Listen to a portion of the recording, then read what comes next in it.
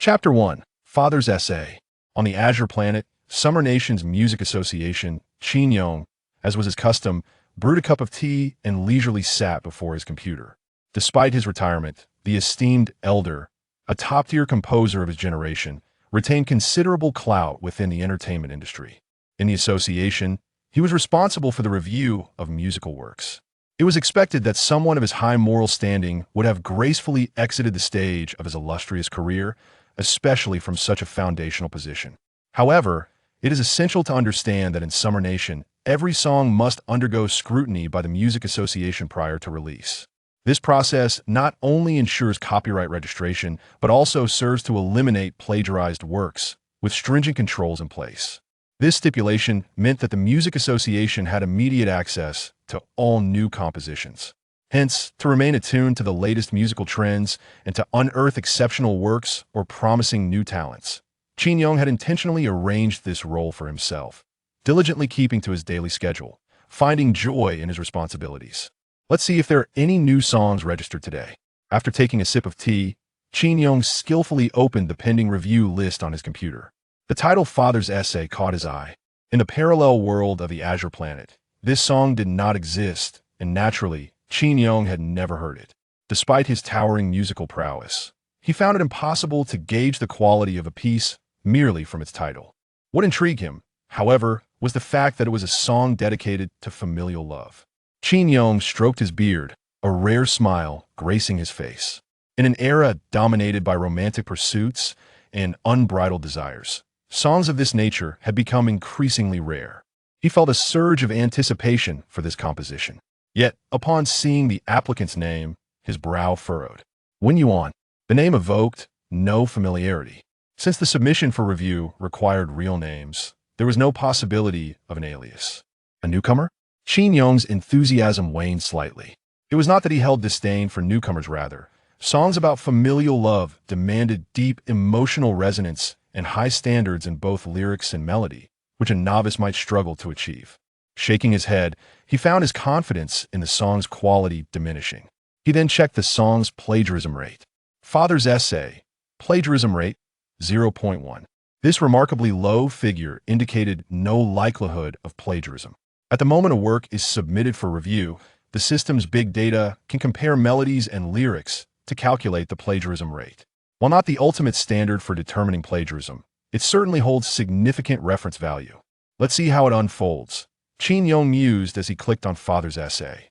The content included lyrics and score, all credited to the same individual. Wen Yuan music, Su Fei, lyrics, Dong Yufang. Both lyrics and music by the same person? Qin Yong nodded subtly. In this day and age, it was exceedingly rare for someone to compose both music and lyrics, especially to a high standard. His gaze shifted downward as he began to examine the lyrics and the musical score. Father's Essay. Music. Wen Yuan Su Fei lyrics. Wen Yuan Dong Yufang in the 8th year of the star calendar. Mending the sewing machine's pedal. Qin Yong's expertise in music enabled him to integrate the lyrics and melody seamlessly.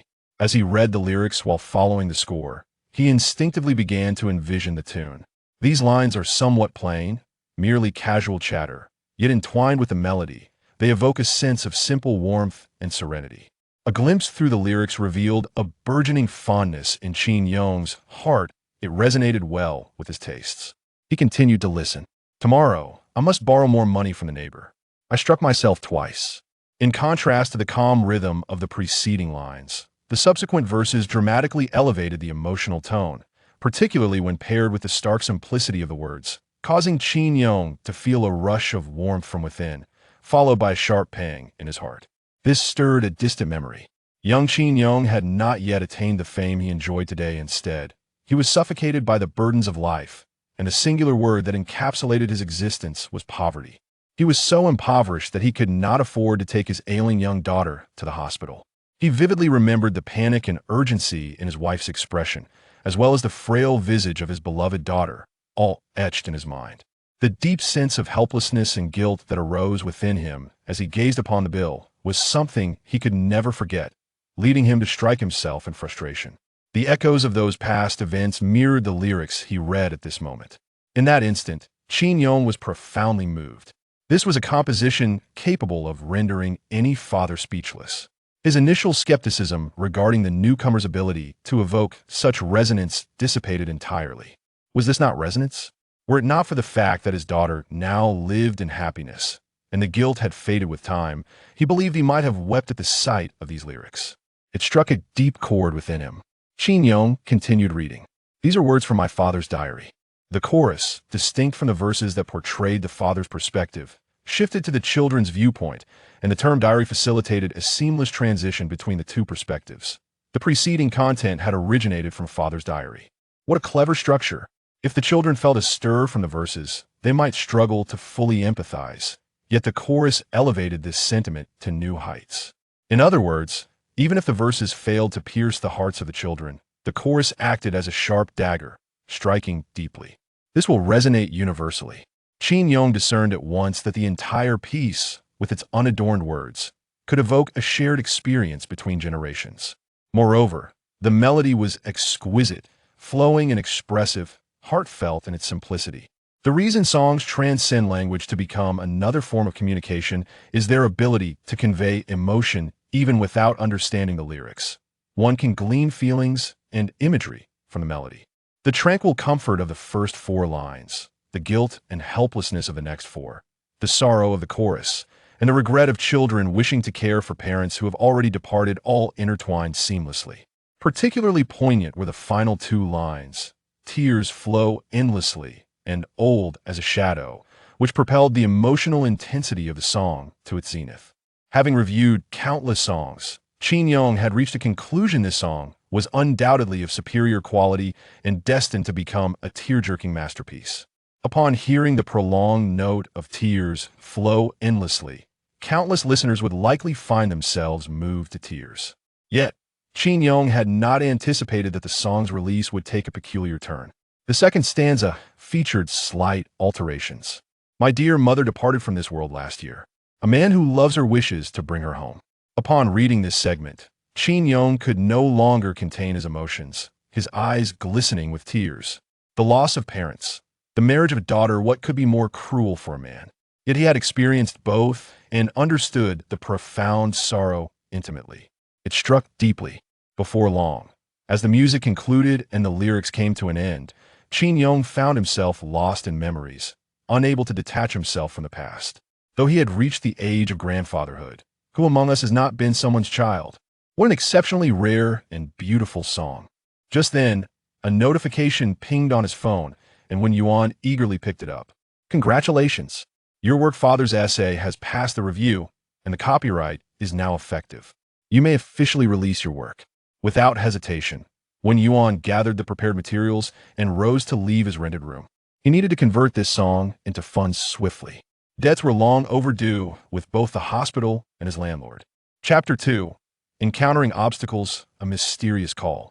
2 years prior, Wen Yuan's parents perished in an earthquake, sacrificing themselves to protect his only sister Wen Yu. However, the catastrophe struck suddenly. Although Wen Yu survived, a rock struck her head, leaving her in a comatose state for the past 2 years. The expenses for a comatose patient in the hospital are exorbitant, far beyond what the newly enrolled Wen Yuan could bear. Subsequently, he bore the immense grief, leaving school to earn a living for his family. Fortunately, the majority of the expenses were borne by the charity organization. Nevertheless, the remaining amount proved difficult for Wen Yuan to sustain, forcing him to toil from dawn till dusk. After 2 years of relentless labor and only 3 to 4 hours of sleep each night, the toll finally manifested a day ago when Wen Yuan succumbed to a sudden death in his rented room, and Wen Yuan, having traversed time, inherited this body. The hospital was burdened with a significant unpaid debt, and the rent had not been settled for 6 months, thanks to the landlord's leniency. Wen Yuan never anticipated that upon his arrival in this new world, he would find himself in such a dire predicament, even having to ponder whether he had sufficient funds to purchase water from a convenience store. Moreover, as a traveler, he found himself devoid of the systems and peculiar advantages often depicted in novels, meaning he had to rely solely on his own capabilities to shoulder this burden. Fortunately, he was a composer. Although he had yet to achieve recognition, the songs from his past life were non-existent here, signifying that he could leverage his entire repertoire from his previous life to establish himself in this world. The pressing matter at hand was to generate income. Reflecting on the tribulations faced by Wen Yuan and Wen Yu, as well as the final letters left by his parents amidst the ruins, he ultimately resolved to present the song Father's Essay. Another motive was the hope that such a song could awaken his unfortunate younger sister. She was still young, remaining in a state of lethargy was not an option. When he was now 10 years old, if she were to wake after a decade or two, would she not emerge an adult? Wen Yuan could not fathom the impact this state of prolonged growth would have on Wen Yu. The song had already passed the review process, and he needed to convert it into money swiftly to alleviate his current plight. The quickest route is to sell the song directly to an entertainment company. While it was possible to sell the song to an artist directly, the timeline for payment would surely be prolonged, and he could not afford to wait. After some contemplation, Wen Yuan made up his mind. Without further ado, he mounted a dilapidated delivery bike and set off for an entertainment company. Having not graduated from university and needing to allocate time to care for his sister at the hospital, he chose to work as a delivery person, a job that provided decent pay and flexible hours. Tianqing Entertainment was a well-known company in the industry, boasting considerable strength. Logically, as a complete newcomer, he should expect to encounter obstacles at such a large firm. Yet Wen Yuan had faith in the quality of Father's Essay. The crucial point was that larger companies typically offered better prices. Arriving at the Tianqing headquarters, Wen Yuan straightened his attire and strode inside. "Sir, may I ask who you are?" A youthful and vibrant receptionist inquired as he approached the front desk. Those who serve as receptionists for major companies naturally possess exceptional professionalism, and the receptionist displayed no sign of disdain upon encountering Wen Yuan's modest appearance, greeting him with a smile. "Hello, does your company accept song submissions?" Wen Yuan got straight to the point. The receptionist appeared momentarily taken aback. A person coming in to sell a song? This was a first for her. Typically, one would send demos and lyrics to the company's email. Companies of Tianxing's stature rarely entertained such direct inquiries, as they primarily relied on contracted composers to create songs. Those who approached to sell songs were often inexperienced amateurs. The receptionist formed a judgment in her mind, but her assessment held little weight. Her role was merely to relay the information accurately. "Please hold on a moment, I will consult with my supervisor." With that, she picked up the phone. "Hello, Director Zhou. We have a gentleman at the front desk wishing to sell a song." The conversation on the other end was inaudible, but the receptionist nodded before handing the phone to Wen Yuan. "Hello, may I ask your name?" "Wen Yuan," he replied, and the voice on the line fell silent for 2 seconds, as if assessing whether the name rang a bell. "Does Mr. Wen Yuan have any notable works?" "Not at the moment, but I brought the lyrics and music sheets. I haven't had the chance to record a demo yet." Wen Yuan recognized that these responses would likely diminish his chances, yet he persisted in seeking an opportunity. "I'm sorry, Mr. Wen Yuan, but our company does not accept songs from amateurs." The rejection was straightforward. "My apologies for intruding." Wen Yuan said little more, returning the phone to the receptionist before turning to leave. Subsequently, he visited the second, third, and fourth companies, but none allowed him to meet anyone beyond the receptionist, as he was met with immediate rejections over the phone. It became clear to Wen Yuan that songs written by newcomers were not even worth a glance from these major corporations. Father's Essay undoubtedly possessed exceptional quality, yet remained a hidden gem, unnoticed by all, which was rather frustrating. However, Wen Yuan did not succumb to despair and resolved to try one last large company, Jinghua Entertainment. If that failed, he would seek out smaller companies the following day. Should that also prove fruitless, he would find a suitable artist to sell the song to. A gem may be covered in dust, but it would eventually be discovered. As Wen Yuan entered Jinghua Entertainment, a particularly noteworthy call reached the office of the composition department manager at Tianqing. The familiar yet distant number sent a shiver down manager Zhou Qingshan's spine, dispelling his midday drowsiness. It was familiar because it belonged to the Music Association, and distant because he could not recall the last time he had received a call from that number. "Is it you, Xiao Zhou?" came the voice of Qin Yao. Few could address him as Xiao Zhou in the city, and Qin was one of them, a senior whom he held in high esteem. "Yes, Qin Lao, what brings you to call?" Zhou Qingshan's demeanor over the phone bore a semblance of deference, as Qin Lao, despite his lower position, embodied the will of the entire association. "I wanted to inquire if your company has someone named Wen Yuan, or if you are acquainted with him." Zhou Qingshan instinctively wanted to reply in a negative, but suddenly recalled the individual who had recently come to sell Song. His name seemed to be Wen Yuan. Not daring to deceive, he answered, "Qin Lao. A gentleman named Wen Yuan just came to our company to sell a song." "Oh." Qin Lao expressed surprise. If father's essay were indeed up for sale, it would likely be fervently sought after. It seemed Wen Yuan was in urgent need of money to come in person to sell a song. Qin Lao quickly grasped the significance of the matter. "I didn't expect you would benefit from this. What price are you asking?" With such quality in a song, especially one of a positive nature, Zhou Qingshan must have been overjoyed at the prospect. Qin Lao casually inquired, never considering that Zhou Qingshan would outright reject Wen Yuan. Had he known Wen Yuan was selling a song, he might have even mustered the audacity to make an offer himself. Regrettably, Qin Lao lamented, Well, Qin Lao, I perceived him to be an amateur without any notable works, so I didn't meet him." A sense of foreboding began to rise within Zhou Qingshan. It was the first time he had seen Qin Lao personally inquire about such a matter. The implications behind this inquiry sent chills down his spine. What was Qin Lao known for?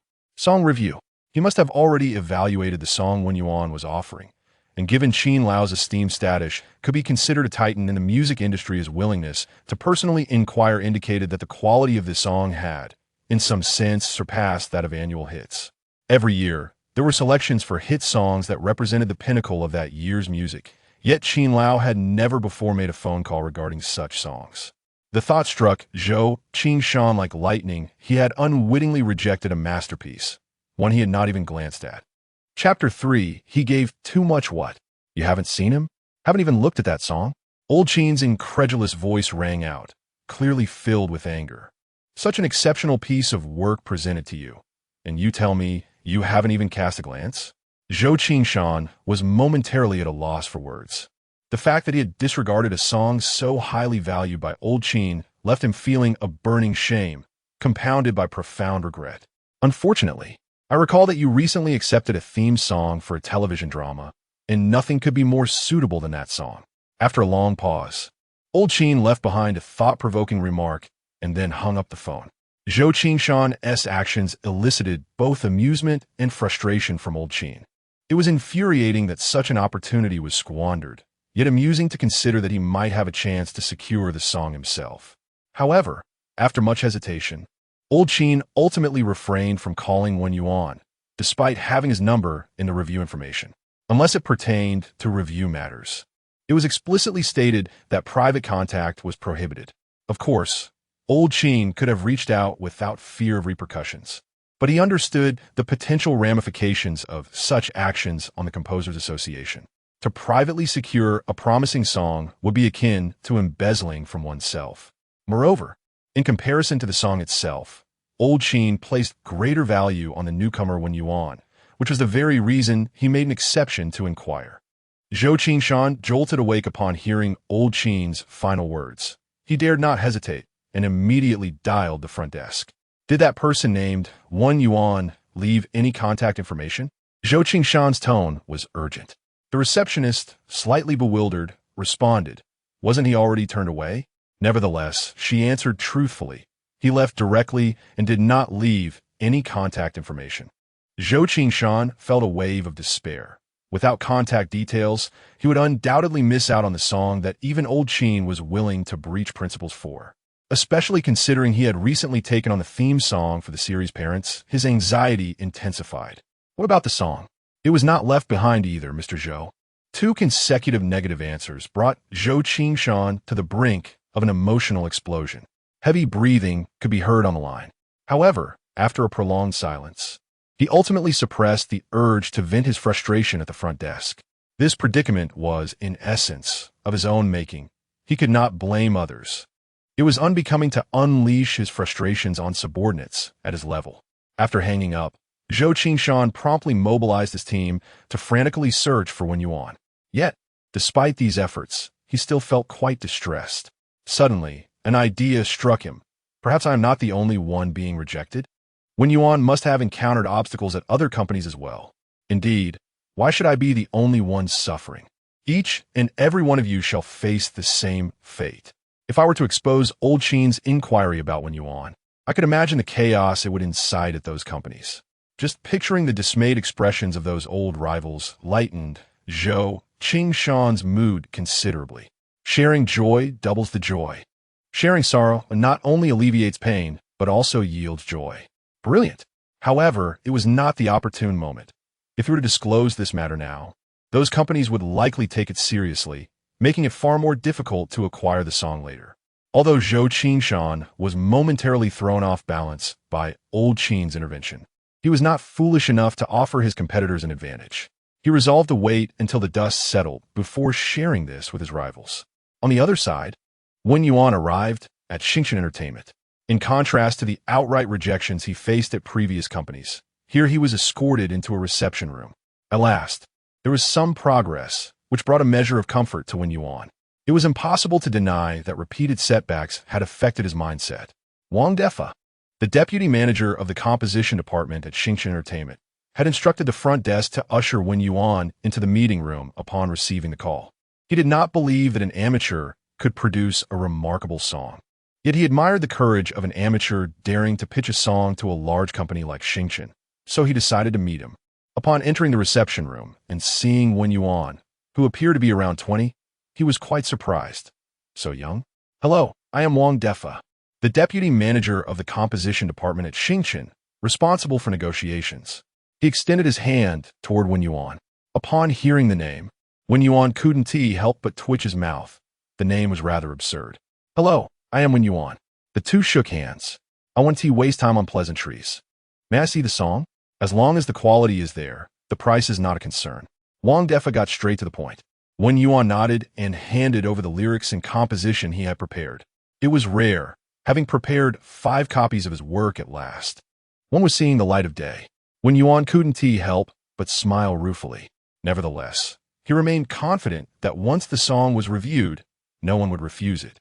Although Wang Defa's musical expertise was not on par with Old Qin's, he was nonetheless a graduate of a prestigious music academy and found it relatively easy to assess the materials. Soon, however, he furrowed his brow, his expression turning serious. It was evident he was deeply engaged, as a father of 2, as well as a son to his own parents. The emotional impact of this song was profound for him. Moreover, it was not a simple addition of feelings. Rather, it intertwined complex emotions, oscillating between guilt towards his children and regret towards his parents. His heart was a tumult of mixed emotions, difficult to articulate. Furthermore, the melody was truly beautiful, surpassing even the works of some established composers. The synergy of lyrics and melody undoubtedly elevated the entire piece. This was undoubtedly a masterpiece. Remarkably, despite the song's somber atmosphere that could bring one to tears by the end, it instilled a profound sense of tranquility within him. This was the best song he had encountered this year. Taking a deep breath, Wang Defa finally spoke, offering high praise. He felt fortunate that he had chosen to meet. Otherwise, he would have regretted missing such an excellent song, likely losing sleep over it. Thank you. Wen Yuan responded politely to the compliment. As for the price, I'm still uncertain. If you don't mind, I have a suggestion. Wang Defa continued. Please go ahead. This song has a high likelihood of being nominated for this year's Golden Melody Awards, with a strong chance of securing a spot, which would increase its value significantly. Wang Defa, candid and straightforward, did not hide the truth from Wen Yuan simply because he was a newcomer. He sincerely advised, however, if sold now, the price would likely just reach 6 figures. Wen Yuan nodded. This was not the world of his previous life.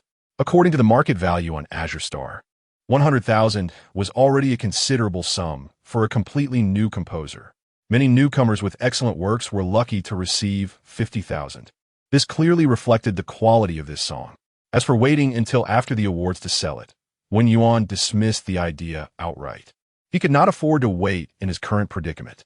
If your company is willing to acquire it, I would like to sign a contract for direct sale. Wen Yuan provided his answer. As long as the copyright is clear, the contract will be fine, but are you sure you don't want to reconsider? Wang Defa attempted to persuade him. Selling the song now seemed rather unwise. I hope to receive payment today. Wen Yuan shook his head. Very well. Seeing the young man so resolute, Wang Defa ceased further persuasion and called for the contract to be prepared. Soon, Assistant Xiao Yu brought in two contracts, one for revenue sharing and one for full copyright transfer. The contract is a revenue sharing agreement, merely granting the rights of usage and operation of the song to us, while you will receive an initial sum and subsequently benefit from the song's royalties. Should you opt for a full copyright transfer, the price would significantly increase. However, you would relinquish all rights to the song, including attribution and usage rights, with no possibility of receiving royalties. Once such a contract is executed, the song would no longer be associated with you. Given the potential for your song to achieve remarkable success, I personally recommend you pursue the revenue sharing agreement. Concerned that Wen Yuan, being a novice, might not fully grasp the intricacies of these contracts, Wang Defa provided a thorough explanation. Are the earnings from the song calculated based on the number of listens and downloads? Wen Yuan inquired. Indeed, Wang Defa affirmed with a nod. Wen Yuan felt a pang of disappointment, as he was acutely aware that while the song might become a hit, the listens and downloads would likely not be substantial. He was resolute in his decision to avoid a full copyright transfer. Then let us proceed with the revenue sharing agreement. Excellent. Due to your status as a newcomer, we can offer you 100,000. That is agreeable. However, I must reiterate my hope for the funds to be transferred today. This amount far exceeded Wen Yuan's expectations, undeniably a princely sum for a novice, leaving him quite content. This is remarkable, Wang Defa. Not only are you straightforward and honest, but your generosity is truly exceptional. Chapter 4. Songwriting on the spot. In truth, Wang Defa had his own considerations. This song was bound to become a sensation, and the profits would undoubtedly be substantial. Firstly, it had the potential to win a Golden Melody Award, thus securing both fame and fortune, a dual benefit that promised no losses. Most importantly, once this song clinched the award, his current position as a subordinate might finally be upgraded to a formal role. The mere thought of this filled Wang Defa with uncontainable excitement. After being oppressed for 3 years, he had unexpectedly found a turning point due to a fortunate decision. Life, indeed, is replete with surprises. Once both parties reached an agreement, the next step was to finalize the contract. After the contract was signed, Wang Defa promptly instructed the finance department to transfer the funds. In no time, a staggering sum of 100,000 arrived, astonishing in its swiftness. Wen Yuan, upon receiving the notification, let out a sigh of relief. By the way, may I ask, do you currently have a job? Just as Wen Yuan was about to take his leave, Wang Defa suddenly called out to him. Not at the moment. Wen Yuan was not concerned about being looked down upon for delivering takeout. In fact, earning a living through one's own efforts is commendable. However, he would likely no longer be delivering takeout, which made him somewhat of an idle drifter at present. I wonder if you might be interested in joining the Xingqian composition department? Hearing that Wen Yuan was unemployed, Wang Defa's interest piqued, and he extended an olive branch. The quality and completeness of the Songfather's prose were sufficient to demonstrate Wen Yuan's creative talent, and he had just noticed Wen Yuan's identity number on the contract. Good heavens, only 19? To compose such high-quality music before turning 20. Such genius must be firmly grasped. Wen Yuan pondered for a moment. Though he had considered this opportunity, he worried that taking on a job would hinder his ability to care for Wen Yu. What is the salary? Wen Yuan suddenly inquired. You rascal, you really are. Wang Defa couldn't help but rub his forehead. This lad seemed to have dollar signs in his eyes. Given the quality of the song, I can offer you a monthly salary of 10,000. This is the base salary. You should know that in our industry, we hardly survive on base salaries alone. Indeed, base salaries are rarely sufficient. If you join Xingqian, I can ensure a 50-50 revenue share for your future songs. Wen Yuan, still a newcomer without resources or collaborating artists, certainly needed a solid foundation to transition into this industry. Moreover, this revenue share was quite generous. Most newcomers typically settle for only 30%, from which they must also pay the fees for the performing artists, leaving them with far less. I find a revenue share agreeable, but I believe the base salary is somewhat low. In reality, 10,000 is quite commendable. It is just that Wen Yuan felt that with an entire library of songs backing him, receiving only 10,000 would be a disservice to the brilliance of the past. Thus, he felt it necessary to negotiate for a higher salary. Whether his desire was for more or for the sake of pride remained uncertain. Wang Defa, instead of feeling angered, was pleased that Wen Yuan was dissatisfied with such generous terms. 10,000 is undoubtedly a fair price for newcomers. Securing a base salary of 5,000 is already quite good, yet Wen Yuan still deemed it insufficient. This indicated either his audaciousness in demanding more or his confidence in justifying a higher rate. Wang Defa understood clearly which category Wen Yuan belonged to. As long as you possess the ability, I shall accommodate your demands. The highest salary I can authorize is 10,000, given that you are still a newcomer. However, if you find this unsatisfactory, there are ways to enhance your compensation. At this point, Wang Defa paused. Please enlighten me, Mr. Wang. You must prove that you possess the capability to earn a higher salary. Wang Defa gazed intently at Wen Yuan. Wen Yuan smiled upon hearing this, fully aware, in truth, I have many songs akin to Father's Prose, some even superior. Wang Defa, however, wore an expression that suggested disbelief, clearly skeptical of Wen Yuan's claims. What a jest! You possess numerous songs of Golden Melody Award quality? Is the award as common as cabbage? If you truly have such a wealth of good songs, why then are you so short on funds? In fact, Wang Defa's expectation of Wen Yuan was to produce merely one song of the caliber of Father's Prose each year, which would justify the privileges he extended. Yet with such lofty claims, Wang Defa began to doubt whether Wen Yuan was truly worthy of such investment. I currently require 2 songs, one concerning chivalrous heroes, themed around wine, gallantry, and elegance, the other centered on cars, with themes of love, automobiles, and melancholy. Whether he was merely boasting or truly possessed such talent, Wang Defa decided to test the waters. Thus, he presented 2 challenges to see if Wen Yuan could indeed deliver. If you can compose songs that align with these themes and match the quality of Father's Prose within a month, I can arrange for a monthly base salary of 50,000. No need for a month. Wen Yuan considered for a moment, then, without further ado, requested paper and pen. He wrote down 2 songs, Do Not Feed the Hero and Heading North. The reason for the momentary pause was due to occasionally struggling to recall lyrics. After all, without a system, he relied solely on his memory. However, this delay was trivial compared to the act of transcribing, and in Wang Defa's eyes, Wen Yuan's ability to compose lyrics and melodies on the spot nearly left him agape. Even though Wen Yuan occasionally paused, he swiftly resumed writing, and in under 10 minutes, both sets of lyrics were completed. The speed was astonishing compared to others who could only produce 1 song a month, often lacking in quality.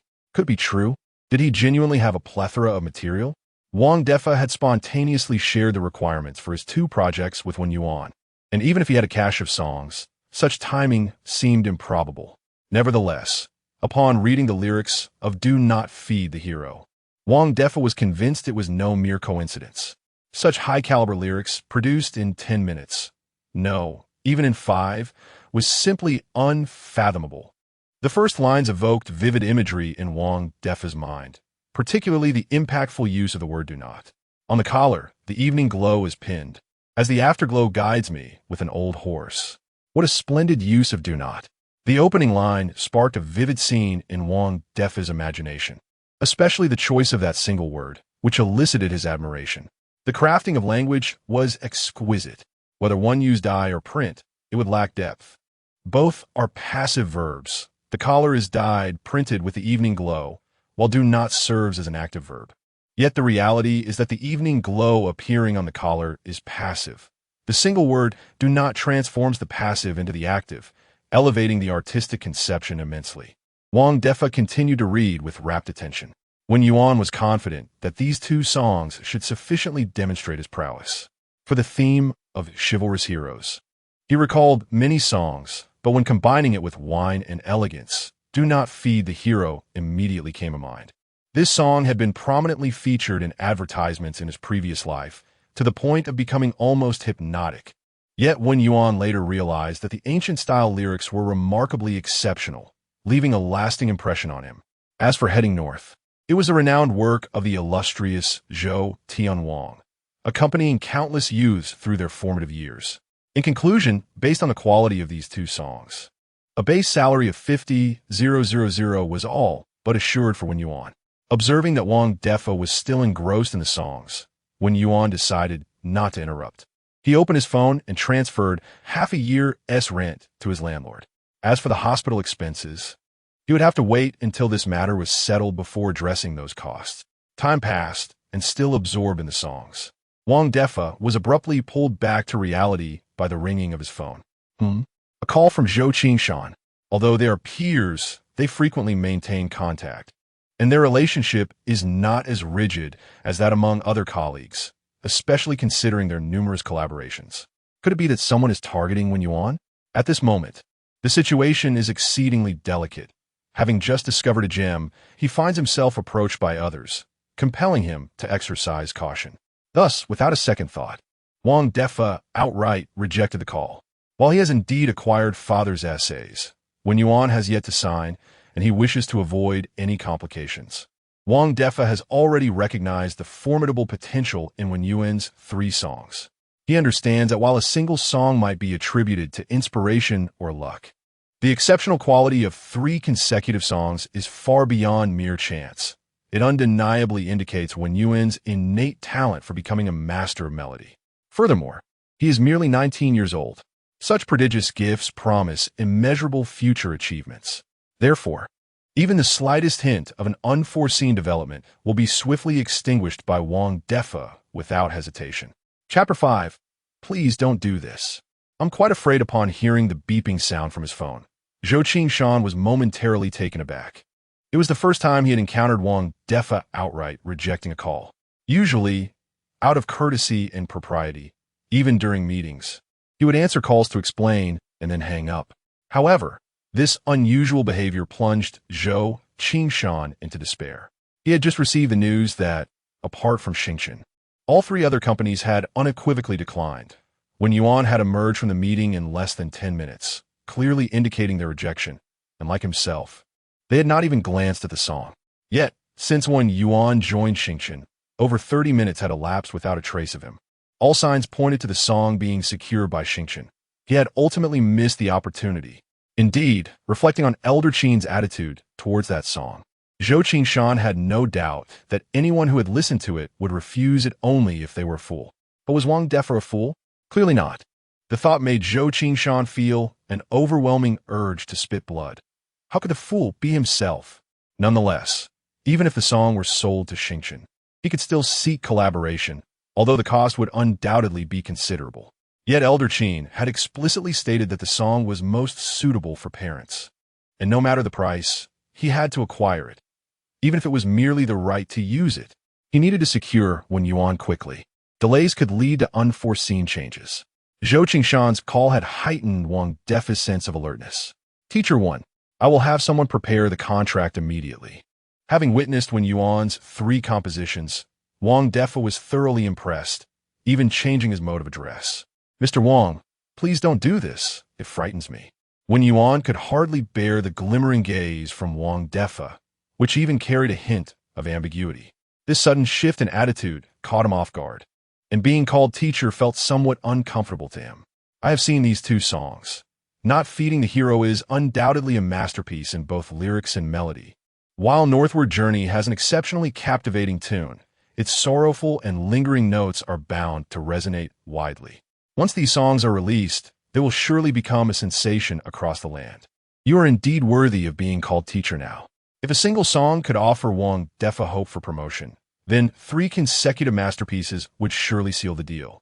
Thus, for this prodigious young talent who held boundless potential for his future, how could he not be treated with utmost respect? You may call me Wen Yuan or Xiao Wen, but please refrain from calling me teacher. Wen Yuan preferred a more casual rapport with people, feeling that excessive formality created an unnecessary distance. All right, Wang Defa nodded. To be honest, he too found the term somewhat jarring, considering their age difference was nearly 2 generations. Since Wen Yuan did not mind, he was pleased to discard the trivialities. The base salary was set at 50,000, with a 50-50 split on profits. Yet all expenses for the singer would be borne by the company. This was the best offer Wang Defa could extend within his authority and was not typically reserved for newcomers. Excellent. As they inscribed the two songs, the terms were elevated further. Wen Yuan felt he had struck gold, and for a newcomer, these conditions were utterly impeccable, leading him to nod decisively. The sooner we sign, the sooner I receive payment. 50,000 a month translates to 1,600 a day, enough to purchase an electric vehicle. Any delay would be detrimental. Before long, Wang Defa's assistant, Xiao Yu, returned with the contract, her expression a mix of astonishment and curiosity as she scrutinized the young talent before her. She found it hard to comprehend what magic this newcomer possessed that warranted such a substantial contract, a document that would typically invoke scrutiny from the board even if Wang Defa himself were to offer it. The contract was prepared.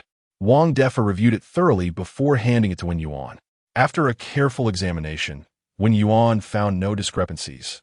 Rather, every detail seemed to cater to his needs. I have one request. Picking up the pen, Wen Yuan suddenly declared, "Do not hesitate. I can accommodate 10 requests if needed." Wang Defa showed no sign of reluctance, seemingly ready to accept whatever Wen Yuan proposed. "My sister is in the hospital and requires my care. I hope to have a degree of flexibility in my work hours. Of course, I won't take up too much time, nor will it affect my responsibilities. Wen Yu was his only family member in this world, so ensuring he had time to care for her was paramount above all else." Wang Defa finally understood why Wen Yuan was so financially constrained. If that were the case, then Wen Yuan's previous display of irrationality regarding money became explicable. "That is certainly not a problem. You may come and go as you please, and feel free to approach me if you encounter any difficulties." Is that even a request? Clearly it was not. If the demands of the parties involved were that simple, he wouldn't have reached his 30s with thinning hair. "Thank you, Mr. Wang." The final words filled Wen Yuan with gratitude as he inscribed his name on the contract. With the contract signed, the matter was settled, and Wang Defa finally relaxed. By the way, not feeding the heroine northward journey have yet to be submitted for registration. Wen Yuan suddenly recalled. "That is not an issue. I will take care of it. Furthermore, I plan to use these two songs for 2 of my projects. The final price may only be determined once the parties finalize their decisions. If you're in urgent need of funds." Wang Defa paused. "I'm not in a hurry for money at the moment." Wen Yuan shook his head, understanding Wang Defa's concern that he might be short on cash. However, the 100,000 was sufficient to alleviate his current predicament, with some left over. "That is good to hear. I intend to commence the formal recording of Father's essay immediately, aiming for an early release. Additionally, we must swiftly produce demos for the other 2 songs. However, we have yet to confirm the singer. As the lyricist and composer, would you be interested in participating in the auditions?" Wang Defa inquired, believing that having the author oversee the process would be beneficial. "Absolutely. I'm also keen to collaborate with several singers." With the rent already sorted and the hospital expenses manageable, Wen Yuan saw no reason to decline. He was eager to observe the singers from Xingchen Entertainment. Eventually, the songs would need voices, and it was prudent to scout for suitable talent in advance. Wang Defa beamed at this, turning to Xiao Yu. "We must act swiftly. Xiao Yu, please print a copy of the singers' profiles and summon all available artists for auditions immediately. Since they were to select collaborative singers, all must be invited. Also, ensure the copyright registration for these 2 handwritten songs, with Wen Yuan as the lyricist and composer." "Handwritten? Did he create them on the spot?" Xiao Yu was astonished. Could someone so young truly compose on site? She accepted the 3 sheets of lyrics and scores, turning to leave. Yet, her curiosity got the better of her, and she began to peruse them. Unbeknownst to her, once she began reading, she became utterly entranced, her eyes quickly moistening with awe and shock. No wonder such a contract was offered. Had she been Wang Defa, she would likely have worried that the contract terms were insufficient. As for accountability, was there truly any need for concern? Once these 3 songs were presented, Wang Defa would undoubtedly possess the confidence to stand firm against the board members. "Oh dear, I missed my stop. I recommend having one of the company's leading singers perform Father's essay. This would enhance our chances for future Golden Melody Awards." After Xiao Yu departed, Wang Defa suggested, "As long as their character and singing ability meet standards, I have no objections."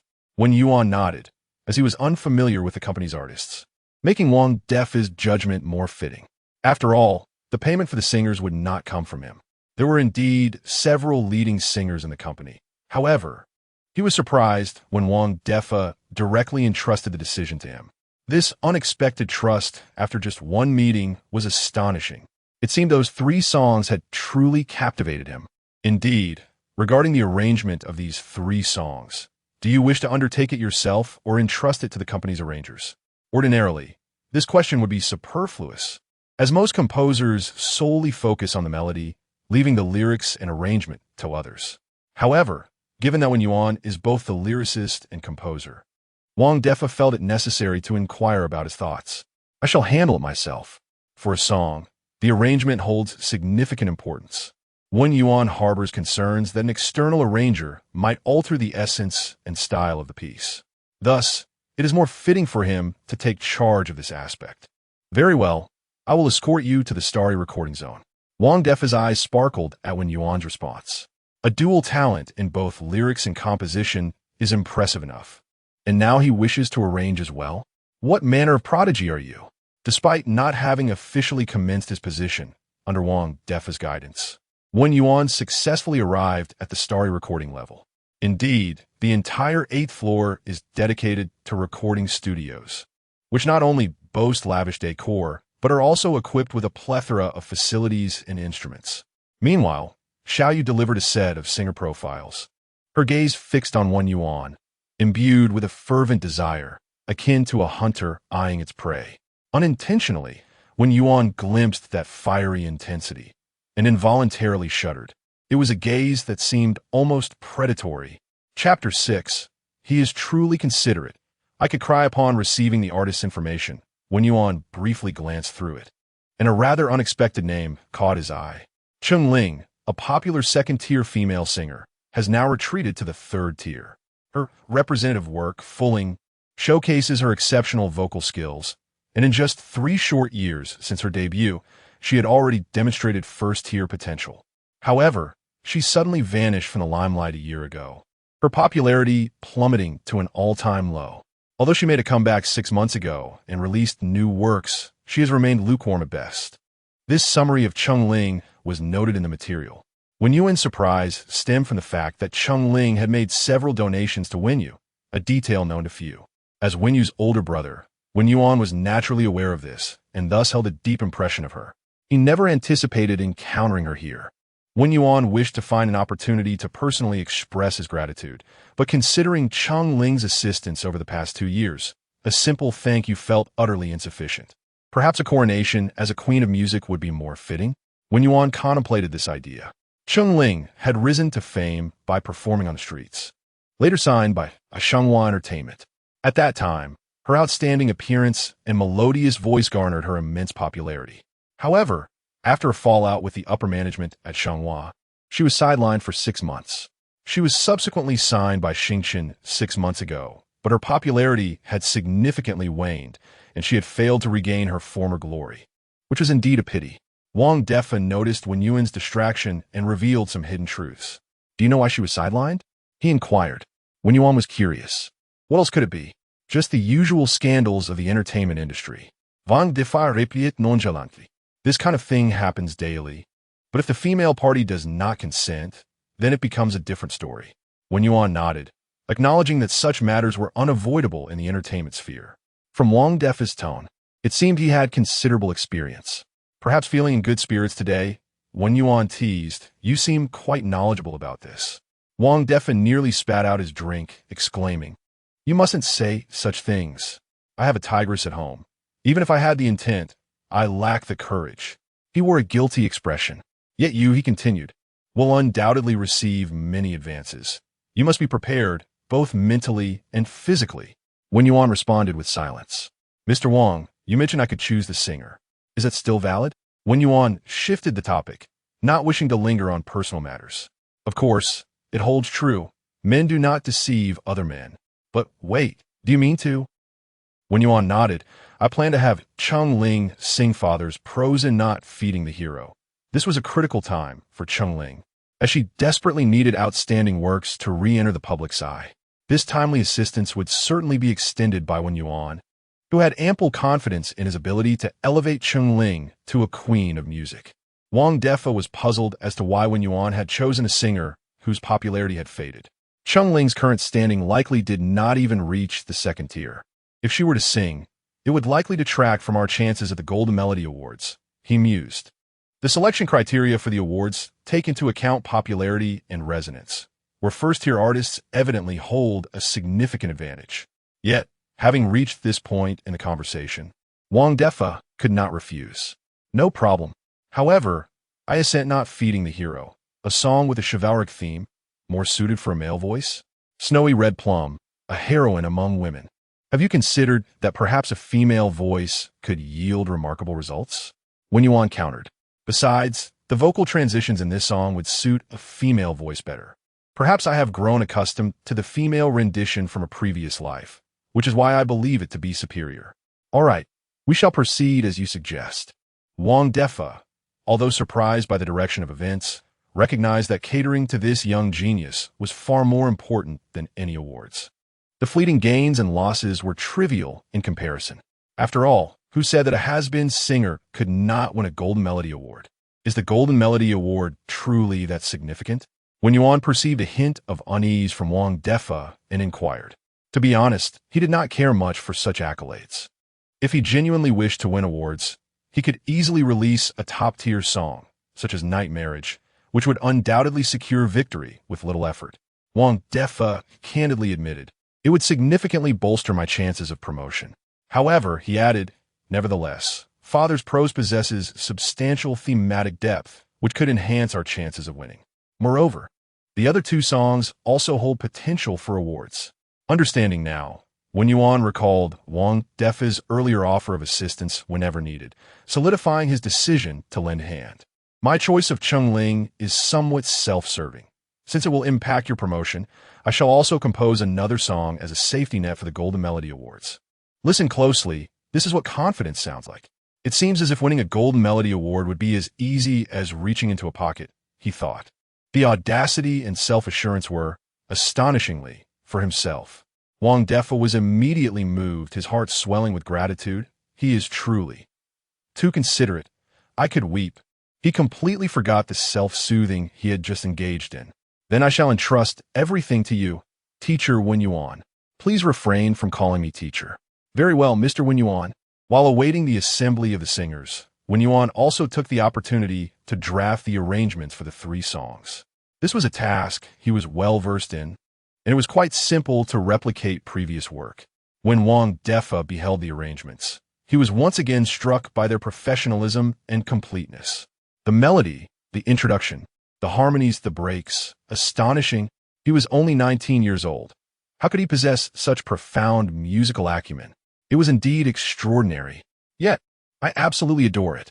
An hour later, all the singers who could make it back to the company had gathered, albeit with a sense of bewilderment, only aware that they were required to audition for a new song. However, the question lingered.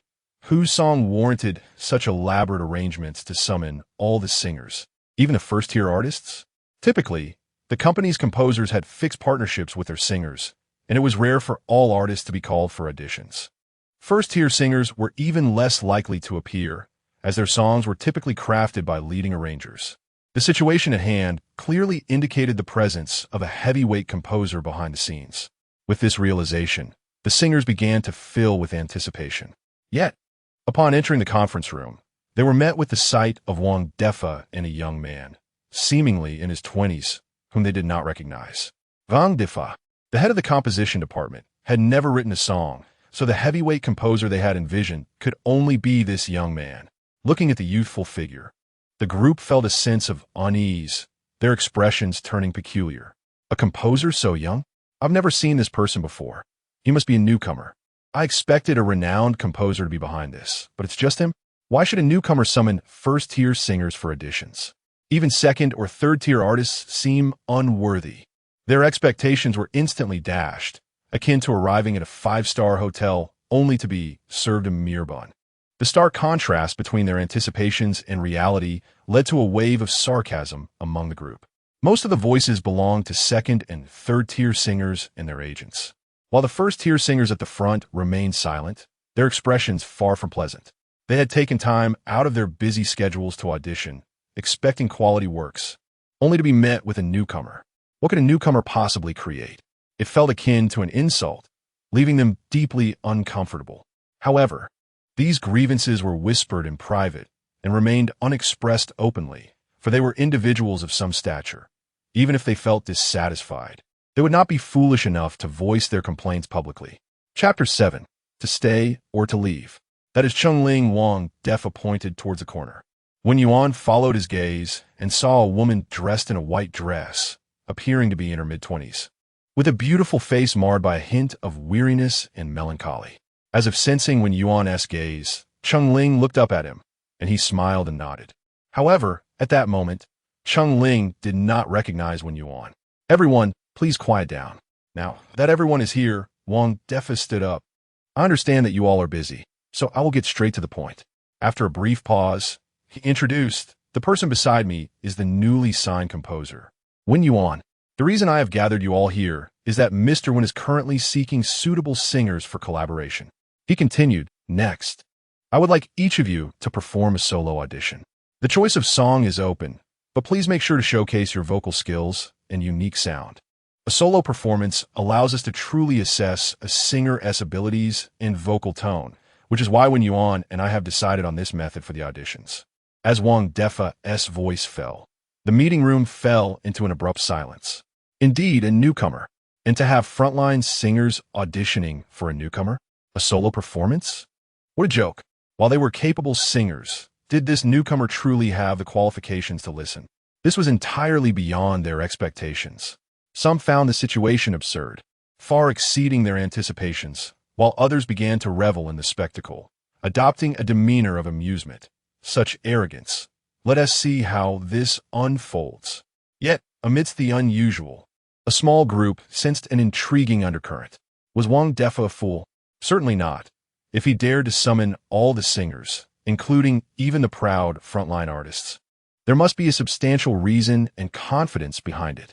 True, Wen Yuan was indeed a newcomer, but was his music as inadequate as presumed? They were not so sure.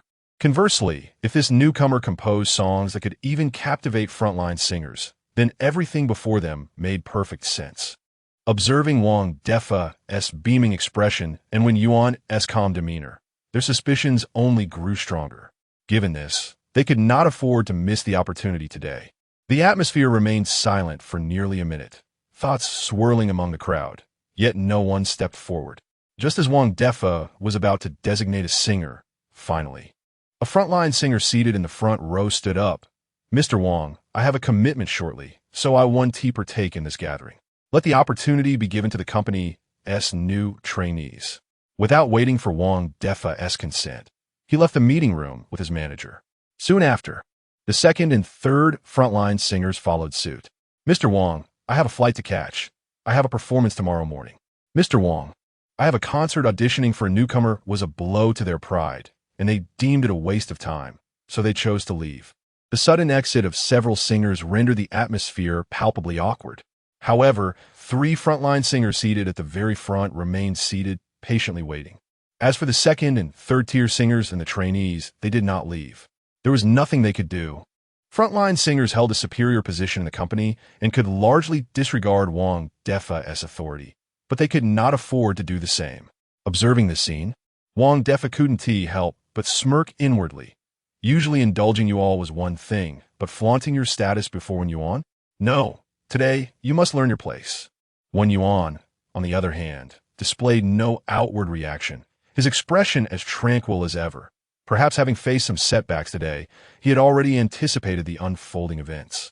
Moreover, relying on the extensive repertoire from his previous life, he had no need for frontline singers to enhance his reputation, rendering their status and popularity irrelevant to him. Just as the few frontline singers reached the door, Xiaoye arrived at the meeting room at the perfect moment. Mr. Wang, the approval for 2 songs has been granted. Although the copyright was applied for under the company's name, the information was all attributed to Wen Yuan, rendering the distinction between personal and company responsibility negligible. Wen Yuan, indeed, was a newcomer. At this point, Wang Defa finally spoke up, seemingly alluding to something, yet maintaining a calm tone. But his songs are not in the slightest inferior to those of masters. What? not inferior to those of masters?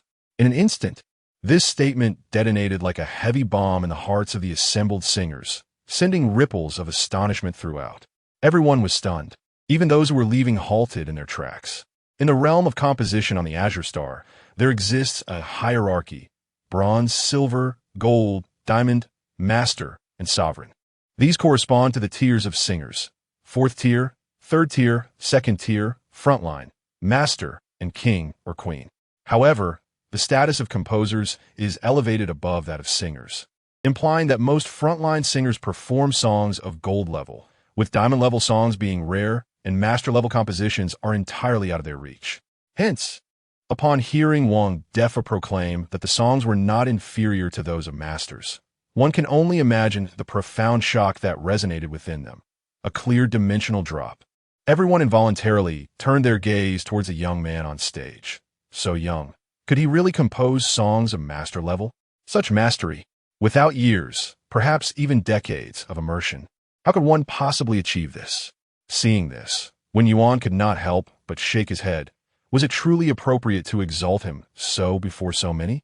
However, Wang Defa had no intention of merely speaking empty words. He directly activated the projector in the meeting room, displaying the lyrics and score of A Journey North on the screen. On Azure Star, once copyright is registered, there is no need to worry about theft or infringement, unless one wishes to exit the entertainment industry. Copyright control is exceedingly stringent, so Wang Defa had no concerns in this regard. I know you may not believe it, so see for yourselves. Wen Yuan felt somewhat helpless regarding Wang Defa's actions. It seemed today a spectacle was firmly set. Yet, he understood Wang Defa's intentions. He was concerned that the departure of these frontline singers would undermine his authority and sought to maintain his dignity while also preventing such occurrences in the future, thus paving the way for himself within the company. This was a well-intentioned gesture, so Wen Yuan did not intervene.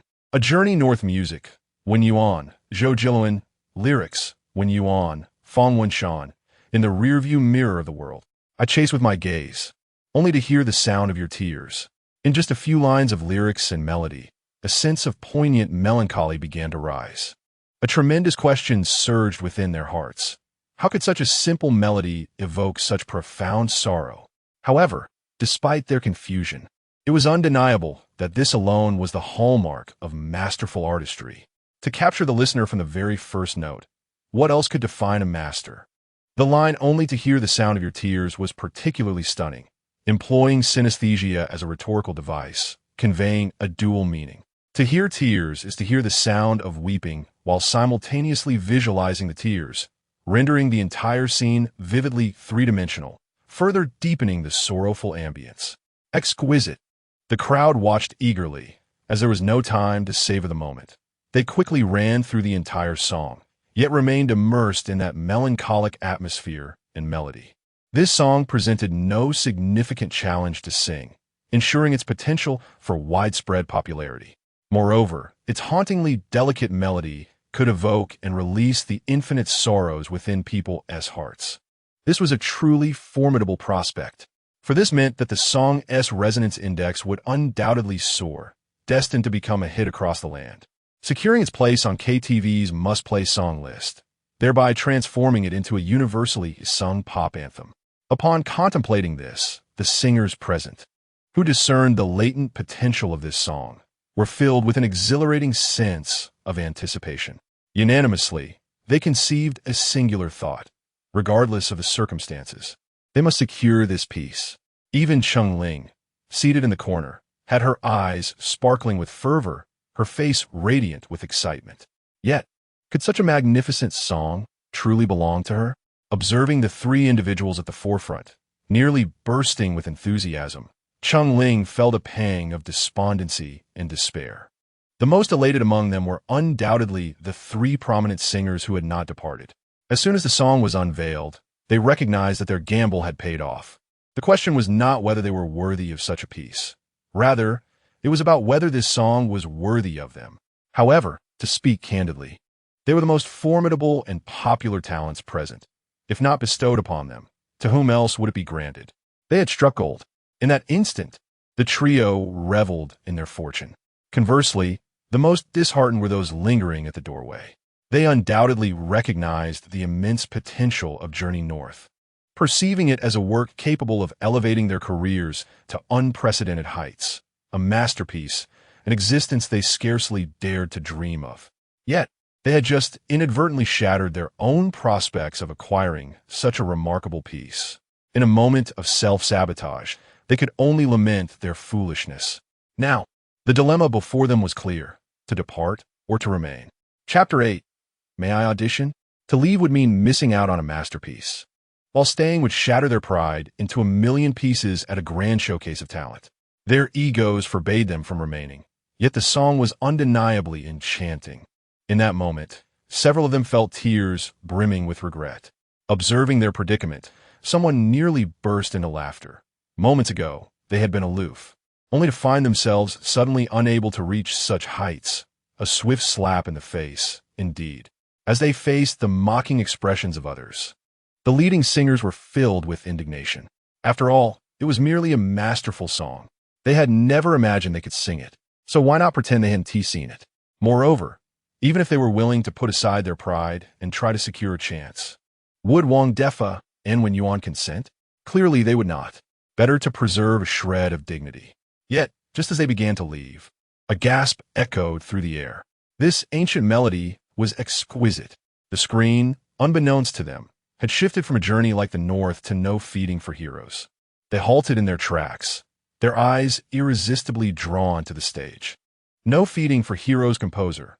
Wen Yuan, Tide, lyricist. Wen Yuan, the evening glow pinned to my collar as I folded flowers towards the south. Indeed, the melody was beautiful, the lyrics enchanting, and the imagery even more splendid. A sense of carefree elegance washed over them, as if they were amidst the rivers and lakes, slashing through the blossoms of the mundane world with swords, accompanied only by wine, embracing the horizon, living freely and unrestrained. The horizon may be distant, yet everywhere can be home. Even a humble abode feels vast. Ask the passerby, whose heart is akin to mine, capable of embracing the sun, moon, mountains, and seas with laughter. Such poetic imagery left the audience increasingly captivated. They had encountered numerous lyrics written in classical prose and poetry, yet none flowed as gracefully and beautifully as this, nor did they possess such profound depth. This ancient melody was undoubtedly a work of genius. At that moment, they were astonished to discover that No Feeding for Heroes was both composed and written by the same person. Such rare and exceptional lyrics were crafted by Wen Yuan, a masterful composer, and simultaneously a masterful lyricist. Could it be so outrageous? Wen Yuan's youthful visage made them feel as if they had squandered 2 or 3 decades of their lives. What a righteous! Should you not learn stealthily? Only then did they comprehend why Wang Defa had made such a grand effort for the audition. This Wen Yuan was truly deserving of it. To be honest, even they, the leading singers, felt unworthy of these 2 songs. Only a masterful artist could embody such qualifications. Ironically, some had dared to flaunt their status before Wen Yuan, bringing shame upon themselves. The audience's ravenous gazes puzzled Wen Yuan. Why did these 2 songs evoke such a reaction?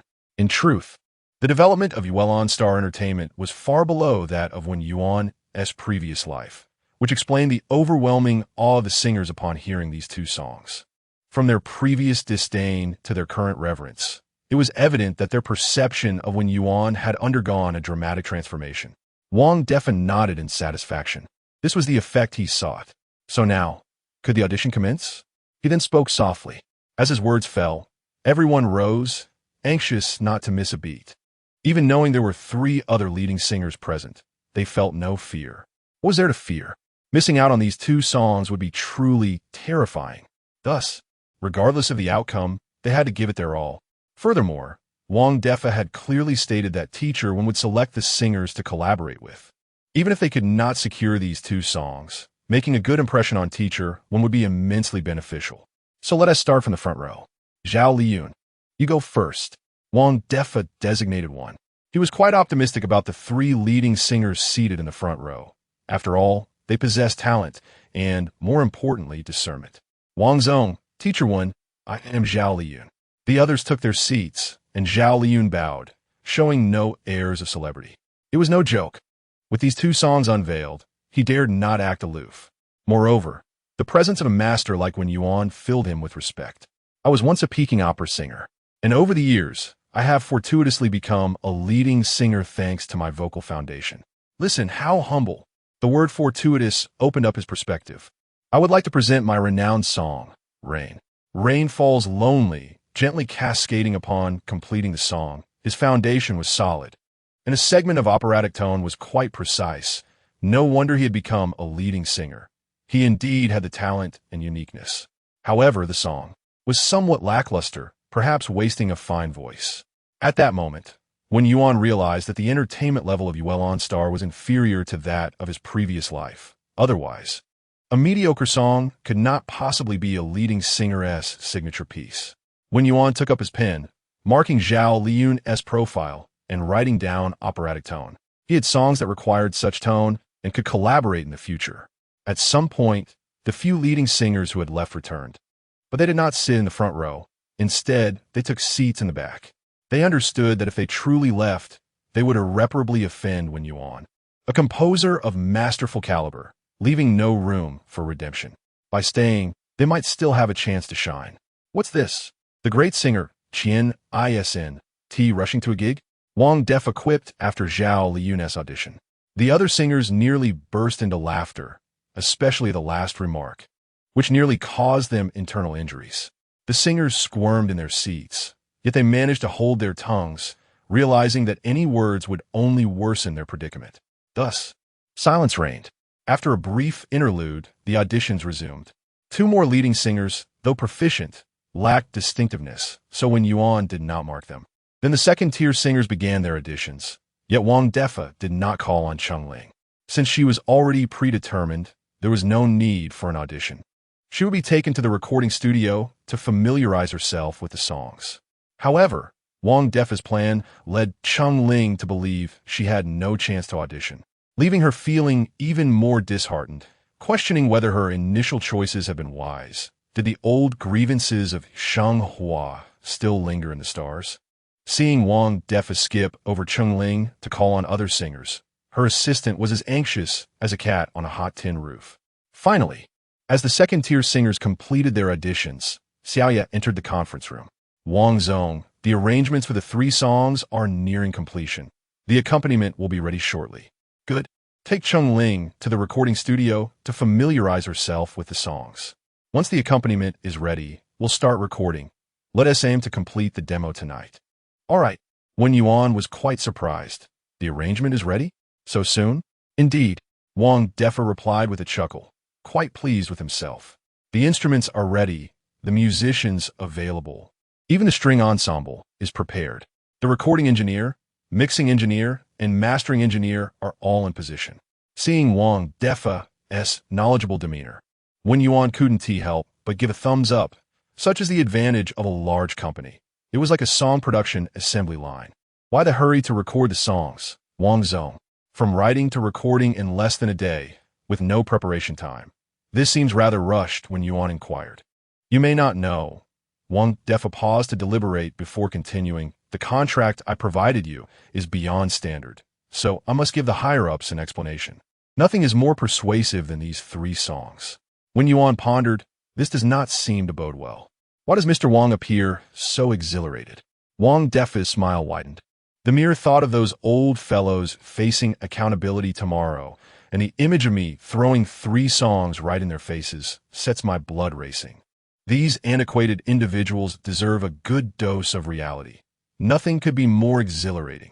For reasons unbeknownst to him, witnessing Wang Defa's smug demeanor ignited a sudden urge in Wen Yuan to deliver a sharp slap. Naturally, all of this hinged on teacher Wen's influence. Seemingly sensing Wen Yuan's mounting agitation, Wang Defa quickly adopted a serious expression, showering him with flattery. Meanwhile, Xiaoyu approached Cheng Ling, saying, Sister Ling, please step outside with me. Indeed, they were not even afforded the opportunity to audition. It seemed they were being outright dismissed. Cheng Ling felt a wave of despair wash over her. Nevertheless, she could not bring herself to abandon hope, for if she could sing even one of those 2 songs, It might not only redeem her, but also elevate her to the forefront. Therefore, she was determined to fight for it, even if it meant a desperate struggle. Xiaoyu, may I have a chance to audition? Sheng Ling's tone was almost pleading. Could you please speak to Mr. Wang and Teacher Wen on my behalf? I'm willing to forego all earnings and shares if only I could sing. Her manager, standing nearby, could only sigh in resignation, unable to articulate his feelings. Upon hearing this, Xiaoyu was left utterly speechless. Chapter 9. The Dogged Pursuer is Myself Audition? What do you mean by audition? The song was meant for you to sing. Xiaoyu was utterly bewildered. This was completely nonsensical. However, upon further reflection, Xiaoyu realized that perhaps Mr. Wang and Teacher Wen had not yet had the opportunity to inform Cheng Ling about this matter. Seeing Cheng Ling's face filled with sorrow and pleading, mixed with a hint of stubbornness, and recalling Cheng Ling's efforts and struggles over the past 6 months, Xiaoyu felt a sudden surge of empathy. As a woman herself, she deeply understood and sympathized with Cheng Ling's predicament, though she had previously lacked the means to assist her.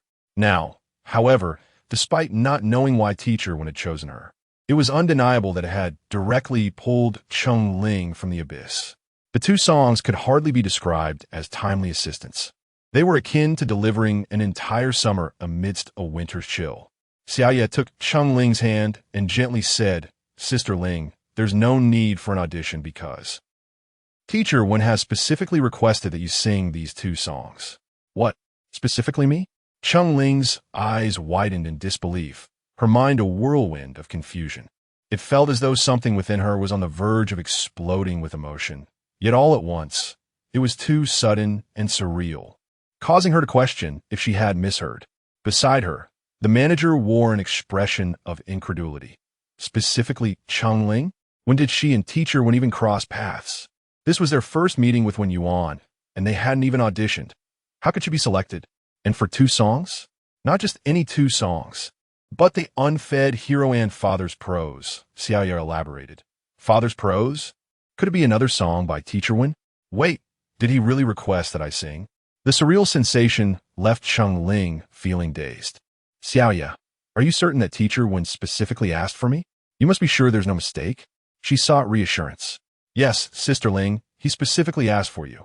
There is no error, Xiaoyu replied earnestly, nodding. With the confirmation, Cheng Ling could no longer contain herself. The pent-up feelings of grievance and joy erupted, and tears streamed down her face. She had just been enduring hell, and in an instant, she found herself in paradise. The overwhelming sense of rebirth filled her with gratitude. In that moment, she felt that all the torment and suffering she had endured over the past year had been worth it. Indeed, it was all worth it. No one had told her if her previous actions had been right or wrong. Perhaps even she herself did not know, but at this moment, it seemed she had found her answer. She was right. Cheng Ling was at a loss for words or actions. All she knew was that her heart was filled with gratitude towards Teacher Wen, a feeling akin to being unable to repay a great debt. For in a sense, he had granted her a new lease on life. Yet, unbeknownst to her, Wen Yuan was equally appreciative, feeling that 2 songs were far from sufficient. All right, Sister Ling. Now is not the time for sentimentality. You must familiarize yourself with the songs immediately. We need to record today. With that, Xiaoyu gently pulled the still bewildered Cheng Ling out of the conference room. Their hushed conversation did not disturb the ongoing auditions. To Wen Yuan's delight, he discovered a male singer whose voice was indistinguishable from that of a female, especially when he sang. It was even more delicate and pure than a woman's voice. This individual's name was Shun Zhou. According to Wang Defa, he had not undergone a voice change for some reason, resulting in his unique vocal quality. However, he had not gained recognition due to the lack of suitable projects after debuting. Wen Yuan recalled a certain singer from his previous life, known by the surname Zhou, with a clear and enchanting voice. He wondered if having Shun Zhou sing those songs might transform him into a siren, creating an extraordinary spectacle. Thus, he marked Shun Zhou's profile, noting the words female voice. The auditions continued. However, the subsequent participants were a mix of newcomers and trainees, their singing abilities varying greatly. Yet, Wen Yuan remained earnest. Vocal skills could be honed, provided one was willing to put in the effort. He placed greater emphasis on distinctiveness, such as Shun Zhou's feminine timbre and Zhao Liyun's theatrical tone, with a robust and comprehensive arrangement backing them. The accompaniments for Father's Prose and the Unfed Hero were swiftly delivered to the recording studio. Meanwhile, Cheng Ling remained engrossed in the two songs. She had already reviewed the Unfed Hero, and Father's Prose had equally left a profound impact on her. Yet, she had no time for reflection. She needed to focus on the details and contemplate how to deliver the songs flawlessly. This was a monumental opportunity that had fallen into her lap, and now that it had, she must cherish it. She could not let Teacher Wen's goodwill go to waste. Although she still did not understand why Wen Yuan had chosen her, ready for a trial recording. From a moment she received the songs to entering the recording studio. It had been less than an hour, but Cheng Ling decided to conduct a trial recording. Only by doing so could she identify any issues promptly and get a demo recorded. For her first song, she chose Father's Prose because its lyrics were far simpler, while the Unfed Hero, being in classical Chinese, would require more time to become familiar with. By the time the last trainee finished their audition, Wen Yuan had still not found a suitable candidate for Journey to the North. Naturally, many could sing the song well, but ever since he discovered Shenzhou, he had been anticipating something special. Unfortunately, no miracle materialist. Let Liang Ming sing Journey to the North, he decided. Liang Ming was also one of the top-tier singers who had opted not to leave, possessing exceptional vocal prowess. If there was no perfect fit, the best singer had to suffice.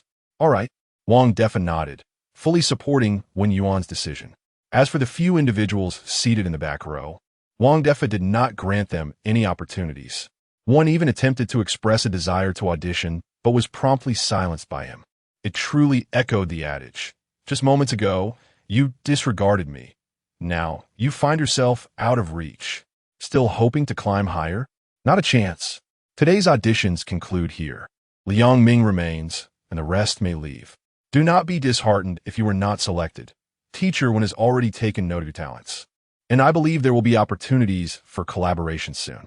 Wang Defa waved his hand, signaling everyone to exit. What a shame, such splendid songs. It was a bit disheartening. If only I had the chance to sing, perhaps I would have soared to great heights. I can only hope for future opportunities to work with Teacher Wen.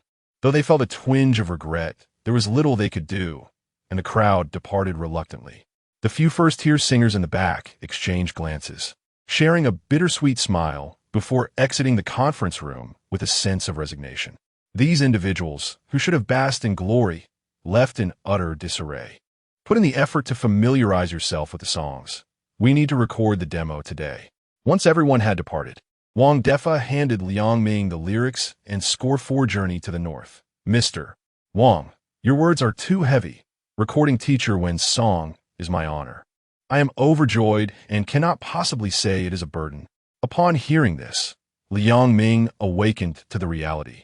Responding to Wang Defa while his gaze remained fixed on the lyrics, his eyes gleaming with excitement. This time, he had truly struck gold. He then turned to Wen Yuan, sincerely stating, "Additionally, Teacher Wen, I do not wish to take a share of the profits for this song. It is my great fortune to sing your masterful work. Should we have the pleasure of collaborating again, I will waive my share." This sentiment and attitude suggested a true superstar. However, it should be noted that Liang Ming was unaware that the contracts Wen Yuan signed did not require the management of the singer's fees. He intended to express his attitude, but inadvertently left Wen Yuan speechless. Wen Yuan thought to himself, "You don't want it? I won't gain a single extra cent. How about you take your share and then cash it out to me?" Yet, he refrained from voicing this thought. Perhaps once he had settled into the company, he could discuss these details with Wang Defa. Indeed, other matters could be flexible, but financial matters must not be taken lightly. Wang Defa furrowed his brow upon observing Wen Yuan, instantly discerning his thoughts. Perhaps tomorrow he could discuss this matter with the sensible ones. It seemed that Wen Yuan had little in the way of hobbies, save for an extraordinary fondness for wealth. Indeed, arrangements must be made. Truthfully, I still prefer the untamed version of you. Why do you appear so docile in front of Teacher Wen? Liang Ming lowered himself entirely before Wen Yuan, adopting an excessively submissive demeanor, resembling nothing less than a sycophant. Is this truly the demeanor expected of a top-tier singer with countless fans? Wang Defa could not resist teasing. Ahem. Liang Ming coughed vigorously. Likewise, Wang. I too prefer your more rebellious nature. Wang Defa. Am I truly the sycophant here? Chapter 10. 3 more songs after the vocal trials concluded, Wen Yuan and Wang Defa entered the recording studio, where Chengling had just completed her initial recording session. The transformation in her demeanor was palpable. She radiated warmth and positivity. Her previous gloom dissipated, replaced by a gentle smile. Thank you, Teacher One, for this opportunity. Chengling expressed her gratitude earnestly upon seeing Wen Yuan. No need for thanks. It is I who should be grateful to you, Wen Yuan replied. Though this simple exchange only deepened Chengling's curiosity about the genius's choice of her. However, now was not the time for reminiscing. They needed to focus on recording the songs. Wen Yuan resolved to find another opportunity to properly thank Chengling later. How you feel about these 2 songs? Are you able to manage them? Wen Yuan inquired as he donned the headphones, preparing for a listen. He needed to select songs that suited Chengling's voice and vocal prowess. The emotional grasp of Father's Prose is quite challenging, Chengling admitted, a hint of embarrassment in her tone. I apologize, Teacher One. During the first recording, I hadn't quite adjusted my emotions, and it may sound a bit odd. Wen Yuan found her statement peculiar. Well, I am curious to know in what way. As the music began to play, the accompaniment, despite being hastily recorded, was fundamentally sound and authentic. Yet, when the vocals entered, his expression turned strange. Chengling's singing was impeccable. Her pitch was flawless, and her tone exceptionally pleasing. She was indeed born to be a singer. However, it was perplexing that a song as heavy as Father's Prose conveyed a sense of excitement and exhilaration instead. It felt utterly absurd. This was not a song about a father and daughter, but rather, it resembled a wedding celebration. Yet, one could not entirely blame Chengling. The sudden influx of happiness was overwhelming, and her struggle to contain it was understandable. It appeared she was aware of this herself. Wen Yuan discerned the reason behind her emotional dissonance. After a long drought, the rain was indeed a shock to the system. Thus, he dismissed the anomaly and praised her, saying, It is indeed quite strange, but your vocal skills are commendable, and your voice is pure. Chengling had anticipated a reprimand, perhaps a few harsh words. Yet Teacher Wen seemed unfazed by such a significant subjective error. He is so gentle.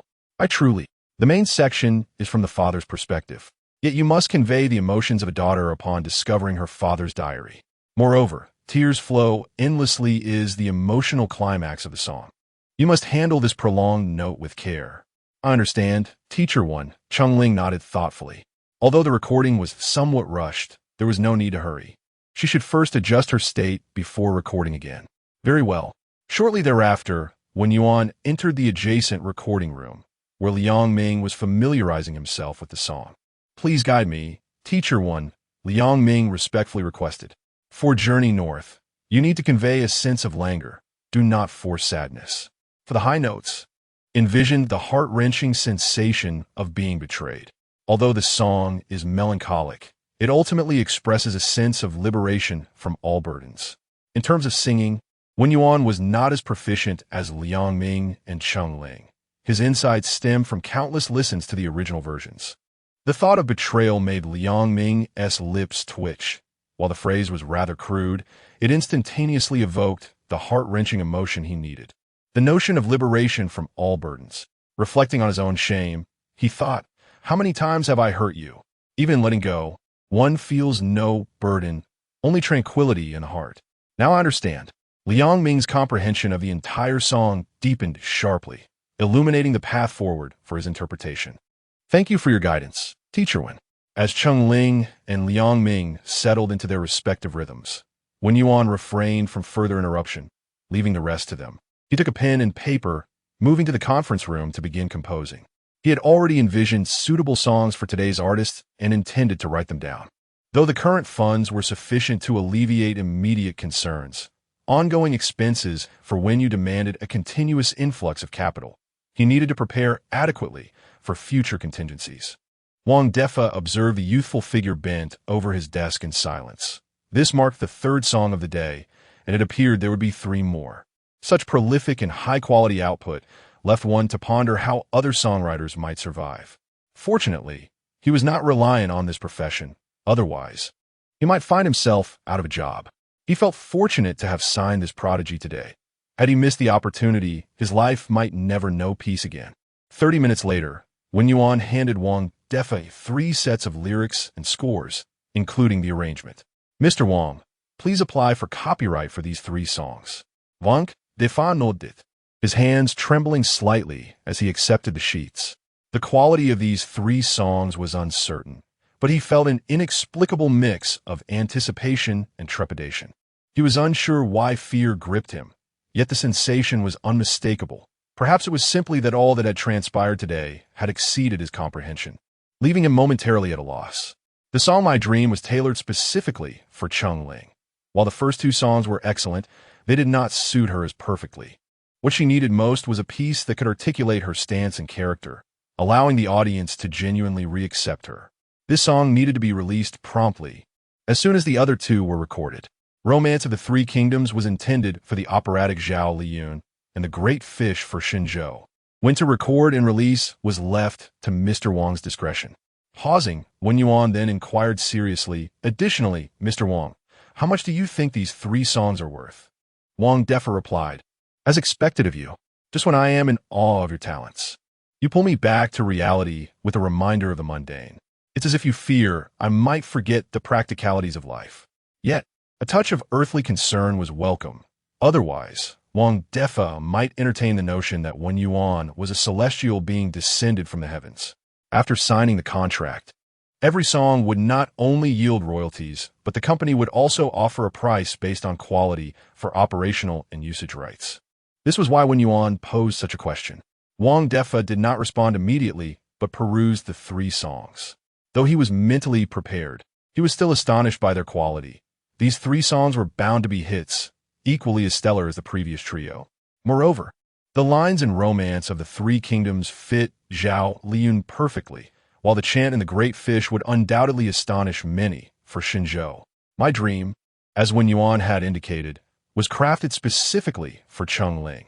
Its lyrics resonated with her experiences, and its inspirational nature paired with a beautiful melody would touch countless hearts.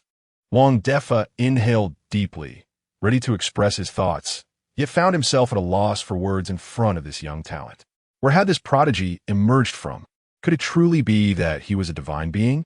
As for these 3 songs, I suggest we wait until after tomorrow's board meeting to set the prices. I can help you negotiate for a better deal, and I believe I may have undervalued Father's Prose. After a moment, Wang Defa finally spoke. "Very well. I shall entrust this matter to you, Mr. Wang." Wen Yuan was taken aback. Could it be that he was to raise the price for Father's Prose? "You need not be so polite. Signing you is a fortune for me, a blessing for the stars, a boon for the singer, and a delight for the audience." Wang Defa heard Wen Yuan's words echo in his mind. "For songs like Father's Prose, I have many. There are even better ones." At this moment, Wang Defa fully believed Wen Yuan was not exaggerating. He truly possessed such talent. The sudden seriousness of Wang Defa left Wen Yuan somewhat taken aback, particularly as he earnestly praised himself. After a considerable pause, Wen Yuan reluctantly remarked, "General Manager Wang, I still find myself more accustomed to your less serious demeanor, or perhaps your rebellious side would suffice. Could you possibly revert to that?" Wang Defa. Chapter 11. The Setting Sun. Mr. Wang, Teacher 1. The demo for Father's Prose has been recorded. Would you like to review it? Shall you enter the conference room, tasked with retrieving songs to transform into an electronic version for approval? And she also brought the latest news. 3 more songs? She gazed at the 3 sheets filled with text and symbols, astonished once again. Strange, why say again? Just a moment ago, there were clearly only 2. However, she quickly realized her faux pas. As an assistant, expressing such subjective feelings in a professional setting was decidedly inappropriate. "I apologize, Mr. Wang. Teacher, when I spoke out of turn," she immediately corrected herself. Wang Defa waved his hand dismissively, showing no signs of reproach. He understood the shock Xiao Yu felt, as even he could hardly contain his astonishment. Wen Yuan, on the other hand, was more nonchalant. "It's fine. Why be so cautious? Little did they know, the rules of a large company were as intricate as those of a royal harem. Xiaoyu took the 3 songs and once again, she missed the elevator. Upon returning to the recording studio, Chengling was already familiarizing herself with the lyrics of Do Not Feed the Hero. Wen Yuan donned his headphones and began to listen. This version of Father's Prose was devoid of emotional issues, and with Chengling's exceptional vocal talent and timbre, it was nothing short of impeccable. No issues here. It can go straight to the mastering engineer. Although it was merely a demo, achieving this standard meant they could even bypass sound correction and let the mastering engineer handle the final product. Such swift production was a testament to Chengling's prowess, bolstering Wen Yuan's confidence in elevating her to stardom. As long as her talent remained unblemished, all else would follow suit. All right, the mastering engineer should be able to process this quickly. I hope to release Father's Prose tonight, although the promotional timeline may be a bit tight, Wang Defa suggested. I won't worry about that. Mr. Wang can arrange it as he sees fit. Truth be told, after living 2 lives, Wen Yuan yearned for a serene existence, akin to gathering chrysanthemums beneath the eastern fence, preferring to avoid excessive worries. Writing songs and earning enough to get by sufficed. Of course, more would always be better. Should the credit be in your name or your stage name? Let's use my stage name. Wen Yuan contemplated briefly before continuing. The setting sun flies alongside the solitary wild goose. The autumn waters blend seamlessly with the endless sky. Let's go with setting Sunday. The evening glow stretches for miles. All things steeped in melancholy. Wen Yuan had a fondness for dusk, although it symbolized the end of day and historically evoked sorrow. It was also the most beautiful moment of the day. The setting sun flies alongside the solitary wild goose. The autumn waters blend seamlessly with the endless sky. What a beautiful sentiment. Wang Defa murmured this line, momentarily lost in the merging of water and sky at dusk, while Chengling beside him looked on in awe. From this point onward, Wen Yuan had little to manage. He trusted Chengling to handle Do Not Feed the Hero on her own, as his singing advice was limited and lacked professionalism. He listened to the demo of Journey North and found no issues, though it lacked the unique flavor characteristic of a certain pop king. Yet, that was unavoidable unless they could find a substitute for King Zhou in Blue Star. Much like Xin Zhou, whose voice bore a striking resemblance to that of his previous life. However, Wen Yuan understood that such matters could not be rushed. Everything must unfold naturally. Mr. Wang, I shall take my leave now. After arriving at Blue Star, Wen Yuan had yet to visit the hospital to see Wen Yu, but with matters settling down, he could finally attend to her. Oh, all right. Rest assured, I will handle the rest. Wang Defa remained absorbed in the grandeur of that line. By 6 in the evening, the official Weibo account of Xingchen Entertainment posted an update. Tonight at 8, Chengling's brand new single Father's Prose will officially launch on the T-Online platform. A father's love is like poetry, warm as spring. Everyone is welcome to listen. Lyrics and music by Setting Sunday. Accompanying this was a childhood photograph of Chengling with her parents and a picturesque image of dusk blending water and sky. Emblazoned with the lines, the setting sun flies alongside the solitary wild goose. The autumn waters blend seamlessly with the endless sky. T-Online Music is the only music platform in Xiaogua, operated by the Music Association. Simultaneously, Wang Defa tagged all members in the company's singer group on Weibo. All members. The new song launches tonight. This is Teacher Wen's debut. You understand what I mean? Understood. Absolutely. Got it. Received. Soon after, whether they were first line or second, third, or fourth line singers, they began to repost and comment on this update. Even those who were not present, though bewildered, joined in the reposting frenzy upon witnessing the momentum. Xingchen Entertainment had a modest fan base of just over 100,000, hardly enough to stir significant waves, but the influence of the 10 first-line singers was formidable, with their combined followers exceeding 100 million. With these 10 on board, Weibo exploded, and countless others followed suit in sharing and commenting. Liangming V. Teacher Setting Sun is about to amaze the world. Zhao Liyun V. Welcome, Teacher Setting Sun. Wang Zihan V. Teacher Setting Sun. I hope to share a moment with you at dusk. Heart emoji. Chengling V. Thank you, Teacher Setting Sun, for Father's Prose. I hope everyone enjoys this song. Thank you. Bose. Even the first-line singers who had previously intended to leave did not miss the chance to comment and repost. Among the comments, one question arose repeatedly. Who is Setting Sun? Why do so many singers support him/her, including many first-line artists? No, this was no mere support. It was a grand display of fandom, the air thick with admiration even through the screen. Ridiculous. My idol is fawning over Setting Sun. Who is Setting Sun? From the information available, all I know is that she is a composer under Xingqian, but I searched extensively and found no trace. Analyzing the attitudes of various singers, she must be a top-tier composer, at least diamond level. Father's Prose? Could it be a work filled with poetic elegance? I can't wait. Chungling has been absent for so long. She's finally making a comeback. True fans report. Get lost. You're a fake fan. Ling Ling has been back for half a year. Setting Sun? I, Zhao Ritian, am not convinced. Zihan Goddess, you are my goddess. Promise me not to fawn. I am the unrivaled keyboard sage. Does Setting Sun dare to face me? Did no one notice that line? The setting sun flies alongside the solitary wild goose. The autumn waters blend seamlessly with the endless sky. How beautiful. Wow, what a divine couplet. An absolute masterpiece. As someone well-versed in classical literature, I pride myself on my knowledge of ancient and modern texts. Yet I cannot conjure a single line that surpasses it. Alas, I am uncultured. A simple wow suffices in this world. As the first-line singers ignited the conversation, comments on Weibo began to proliferate exponentially, propelling Setting Sun and a new song to the trending topics within an hour. 1. The setting sun flies alongside the solitary wild goose. The autumn waters blend seamlessly with the endless sky. 2. Who is Setting Sun? 3. Nearly 100 singers collectively fawning over Setting Sun. Over 1 billion fans heartbroken. 4. Father's Prose. 5. Shocking. First-line singer Wang Zihan falls for Setting Sunday 6. Meanwhile, Wang Defa invested a staggering sum to mobilize the promotional department for Father's Prose, not due to a lack of resources, but because time was of the essence.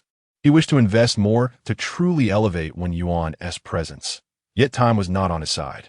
Countless music critics, prominent media figures, and self-media outlets began to write articles, further elevating the hype surrounding the new song and Setting Sun, nearly overwhelming Weibo's servers. Fortunately, engineers promptly intervened to stabilize the system. If Wen Yuan were to know the extravagant amount spent on promotion, he would undoubtedly be heartbroken. Just give me a chance. Wouldn't he be delightful? A timid inquiry arises. Who is teacher Luo Xia? Within the internal group of the stellar singers, those who missed the audition due to unforeseen circumstances couldn't help but express their astonishment at the overwhelming momentum. They only knew that Luo Xia referred to Teacher Wen. But who exactly was Teacher Wen? They had never heard of him. Do not inquire further. It is said he is a master composer. What? A master-level composer? Even several first-line singers who had not returned were left in shock upon hearing this news. No wonder such relentless promotion. No wonder the company's artists are unabashedly fawning. If it were me, I would do the same. Am I too late to return? Had I known it was such a revered figure, I would have rushed back for the audition, disregarding all other engagements, fan meetings, and concerts. What could possibly be more significant than a master composer? Alas, it is too late to lament. A wave of regret swept over the singers. For those who couldn't return for the audition, there would still be opportunities. Just report to me when the time comes. Little did they know, a single remark from Wang Defa reignited their hopes. Wow, this is splendid. Thank you, Mr. Wang. And thank you, Teacher Luo Xia. I will return immediately. As discussions on Weibo reached a fever pitch, a post quietly emerged, subsequently detonating like a nuclear bomb amidst the turbulent waves. The clock struck 7:10 p.m. Qin Yong V. A beautiful line. Luo Xia soars alongside the solitary wild goose. The autumn waters reflect the endless sky. Anticipating Luo Xia's new work, the already overburdened server, upon Qin Lao's announcement, crashed completely. Chapter 12. The Silent Master Qin. Alas. Master Qin has spoken. My goodness, even Master Qin stands in support of Luo Xia. Who exactly is Luo Xia to have stirred such a figure? Master Qin? I, Zhao Ritian. I apologize. I seem to have wandered into the wrong scene. A surge of energy is approaching. I, the humble keyboard immortal, recognize my inferiority and retreat to preserve my dignity. Who is this Master Qin? Have I truly diverged from the world after just 2 hours of not refreshing Weibo? I am equally bewildered. To the two above, do peruse Master Qin's profile.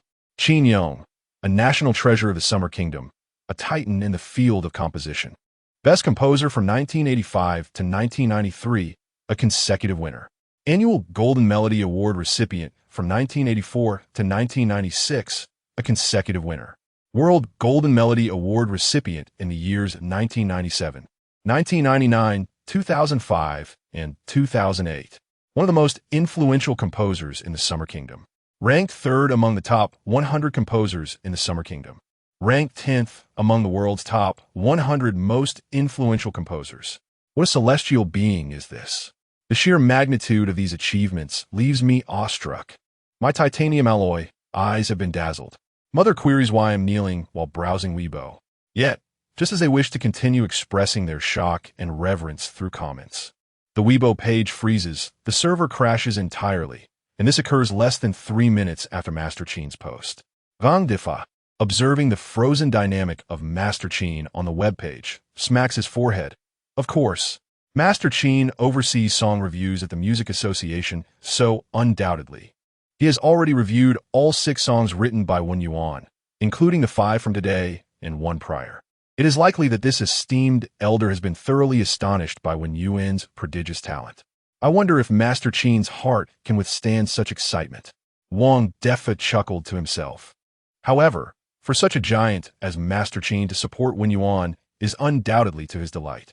Given Master Qin's standing and influence in the Hua Kingdom, a simple expression of expectation bears more significance and efficacy than millions or even billions spent on promotion. Truly, a word worth 1,000 gold. Thus, the scene for Luoxia has been thoroughly set. Wen Yuan's debut is secured. The new songs are assured. Indeed, as Wang Defa surmised, Master Qin was profoundly startled, remaining silent even now. The emergence of Father's prose poem prompted Master Qin to muse, a talent to be cultivated, a remarkable gift. Following this, Journey North and No Feeding the Hero elicited a response of, "This is undoubtedly a genius." Finally, with My Dream, The Great Fish, and Romance of the Three Kingdoms, Master Qin exclaimed, "Where on earth did this prodigy come from?" Gazing at the 6 songs submitted in a single day, Master Qin fell into silence. He is merely 19. How can he compose 6 distinctly styled songs, each with a quality akin to that of a master, and he has penned the lyrics himself? More critically, if Master Qin estimates his own songwriting pace, a master-level song typically takes a year to create, implying that Wen Yuan has been composing since the age of 13. Writing master-level songs at 13, with both lyrics and music originating from the same mind. How absurd. Clearly, if no one else was involved, these 6 songs must have been crafted by Wen Yuan in a remarkably short time. Contemplating this, Master Qin remained silent before his computer for a full 10 minutes. Then, Master Qin noticed a post from Xingqian Entertainment. Luoxia flies alongside the solitary goose. The autumn waters share the same hue as the vast sky. Wen Yuan's artistic name followed suit. Luoxia. Master Qin's literary prowess rivals his musical talent. Yet he questioned whether he could ever conceive such exquisite sentences. In the depths of his mind, no poetic description of scenery surpasses this beauty. Thus, Master Qin fell silent once more. These peculiar occurrences led him to entertain a notion he himself deemed absurd. Could Wen Yuan be the kind of time traveler depicted in novels? It is simply too outrageous. That said, despite his astonishment, Master Qin harbored no jealousy or negative emotions. Instead, he felt only joy and a deep appreciation for talent. The music of the Summer Kingdom has a worthy successor. Perhaps his emergence is the key to breaking the oppressive hold of those musical powerhouses over the years. Master Qin glimpsed a semblance of hope. Eventually, he used his account to publish a post, feeling compelled to declare his stance. As the saying goes, anticipating Luoxia's new work. To others, this may seem a longing for Father's prose poem, but what Master Qin truly yearned for was the prospect of breaking through and the hope it brings. In the managerial office of the Xingqian Composition Department, Zhou Qingshan was the first to see that Weibo post. In an instant, his expression turned ashen. This is the end. Master Qin had previously mentioned that Wen Yuan's song was best suited for parents. So upon the announcement of Father's Prose poem, he immediately recognized it as Wen Yuan's work, as the titles aligned perfectly. Yet he never anticipated Wang Defa's swift action. The song was uploaded on the same day it was received. He granted no opportunity for collaboration. It is crucial to note that the production team for Parents required a brand new, unreleased song for early promotion, if the song were to go live on the Tianlai platform. No matter how exceptional Father's Prose poem might be, collaboration would no longer be possible. Zhou Qingshan had initially planned to approach Xingqian himself for collaboration. Yet now he felt deflated, akin to a punctured balloon slumped on the sofa. This time, he had genuinely missed the opportunity. The regret and bitterness in his heart made Zhou Qingshan feel utterly miserable. Now that matters stood as they did, it was time for them to share in this anguish. Resolving this, Zhou Qingshan picked up his phone and began composing a message. 8 p.m., Ruifeng Hotel, my treat, there will be surprises. He then copied it, sending it to the three heads who had previously rejected Wen Yuan. Be punctual. What surprises await? Could it be that new talents will join? Does Boss Zhou know that one of my singers is releasing a new song today and is preparing a celebration banquet? Zhou Qingshan sneered. You are in for a rude awakening. I will ensure you cry without tears. No more idle chatter. Hurry here, or you'll regret it. At 7:40 p.m., Weibo remained in a state of paralysis, likely unable to recover anytime soon. Nevertheless, the impact of Master Qin's statement continued to ripple outward.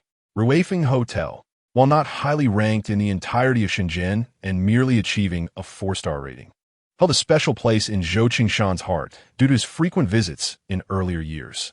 At this moment, within a private room of the hotel, Zhou Qingshan and 3 formally dressed, middle-aged men entered together. Old Zhou, what is the meaning of this? The 3 men exchanged puzzled glances, evidently surprised by the presence of others. Typically, they would meet in pairs due to their business dealings, but it was the first occasion for all 4 to gather. Do not be nervous. Since this concerns everyone present, I have summoned you all. Zhou Qingshan gently swirled his wine glass, a mysterious smile adorning his face. Since we are all here, why is Old Wang or Old Ling absent? Chen Long, the head of Jinghua Entertainment, surveyed the room but failed to spot anyone from Xingqian, prompting his inquiry. If representatives from all 4 top entertainment companies are present, there is no reason the 5th should be absent, right? Old Wang, Gang Difa. Why bring him here? To watch the spectacle? To reveal that Wen Yuan had approached all 4 of our companies first, only for us to look down upon him, allowing him to seize the opportunity? Zhou Qingshan would never stoop to such folly, using his own foolishness to highlight another's brilliance.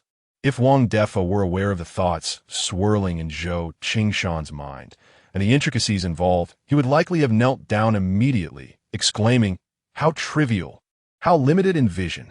Is this truly a bargain? This is an unparalleled fortune.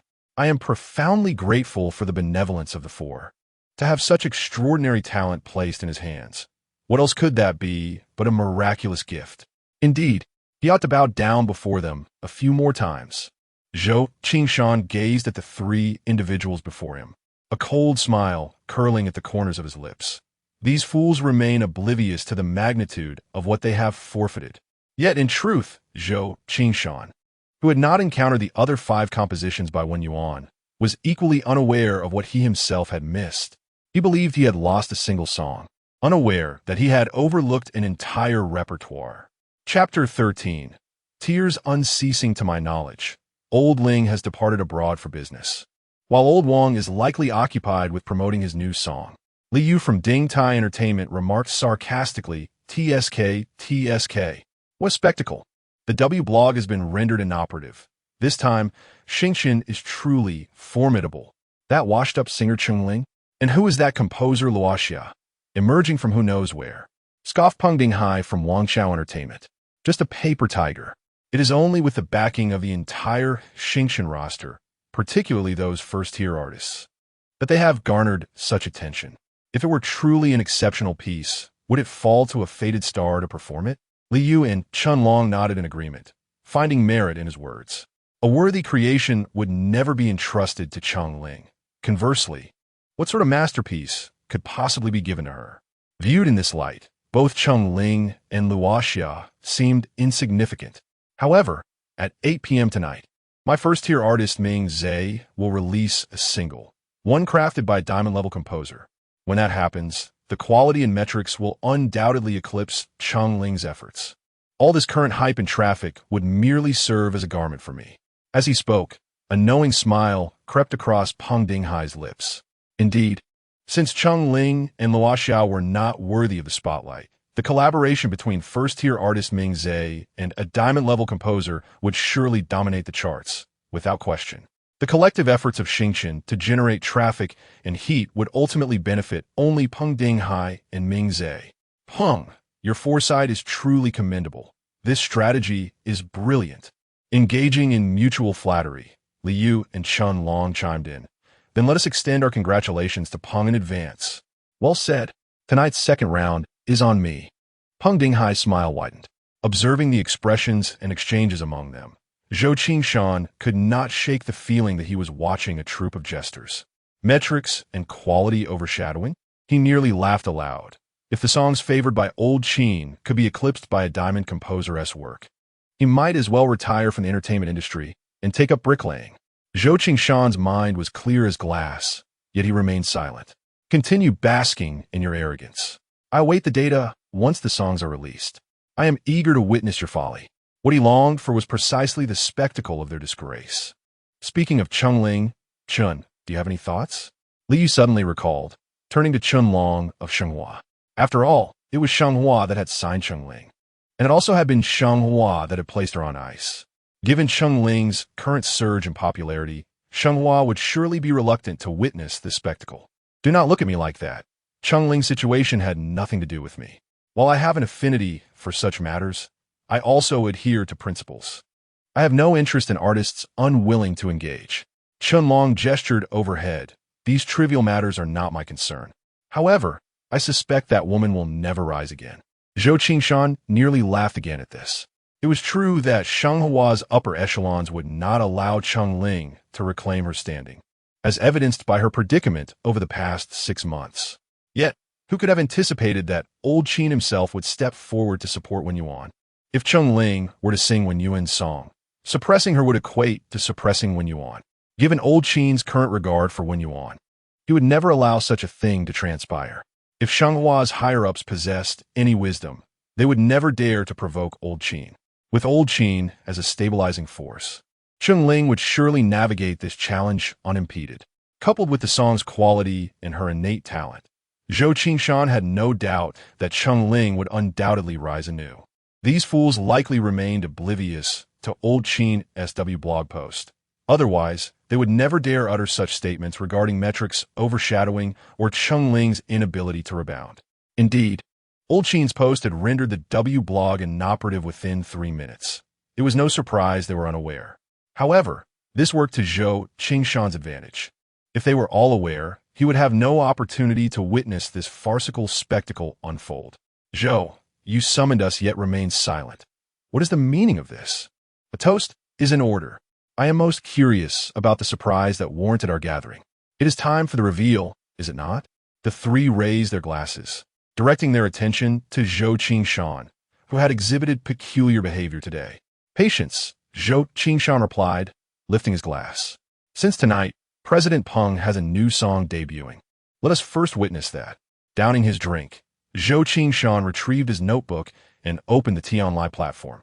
The clock read 7:57 p.m. Both Cheng Ling's and Ming Zhe's new songs were set to launch simultaneously. Well, something must accompany our drinks. Allow me to make a fool of myself before you all. Though he termed it a display of folly, Peng Dinghai's expression revealed no humility. Rather, it brimmed with pride, with the momentum of numerous artists and Xingqian's promotional efforts. Coupled with Old Qin's endorsement, countless netizens awaited the official release of Cheng Ling's new song, eager to discover the nature of Father's prose, and just who this Luoxia truly was. In contrast, Ming Zhe's new song had long been overshadowed by Luoxia's popularity. Aside from fans, it garnered little attention. At last, 8 p.m. arrived, and Father's Prose graced the homepage of the T-Online platform, accompanied by a photograph of Chung Ling with her parents. All those anticipating the song rushed to click play. On the T-Online platform, new songs could be launched in two ways: paid listening or free sampling. Considering Chung Ling's current lack of popularity, Wen Yuan and Wang Defa opted for the second, free option. While this would significantly reduce income, it would attract greater attention. Indeed, upon entering the song, the number of online listeners soared to an astonishing 9 figures. 5,180 individuals were tuned in. This figure sent a shiver down Wang Defa's spine as he sat in his office, startling everyone who had clicked on the song. Over 100 million listeners simultaneously tuned in, and the numbers continue to rise. They had never witnessed such staggering online attendance. It was nothing short of breathtaking. Old Qin truly lived up to his reputation. His influence was terrifying. Wang Defa understood that no amount of effort from Xingqian's artists could achieve such results. All of this was thanks to Old Qin's post. Then, as one, everyone clicked the play button, and Wen Yuan's first song officially resonated across the Azure expanse. Father's Prose composer, Luoxia Su Fei, lyricist, Luoxia Dong Yufeng, performed by Chung Ling. As the prelude began, the strumming of the guitar and the gentle plucking of strings unfolded, enveloping listeners in a serene and soothing melody that instantly brought tranquility. In the year of 84, the harvest is yet to be gathered. The human voice arrived swiftly, unfurling a vivid tapestry of rural life before the audience, even as they remained immersed in the prelude.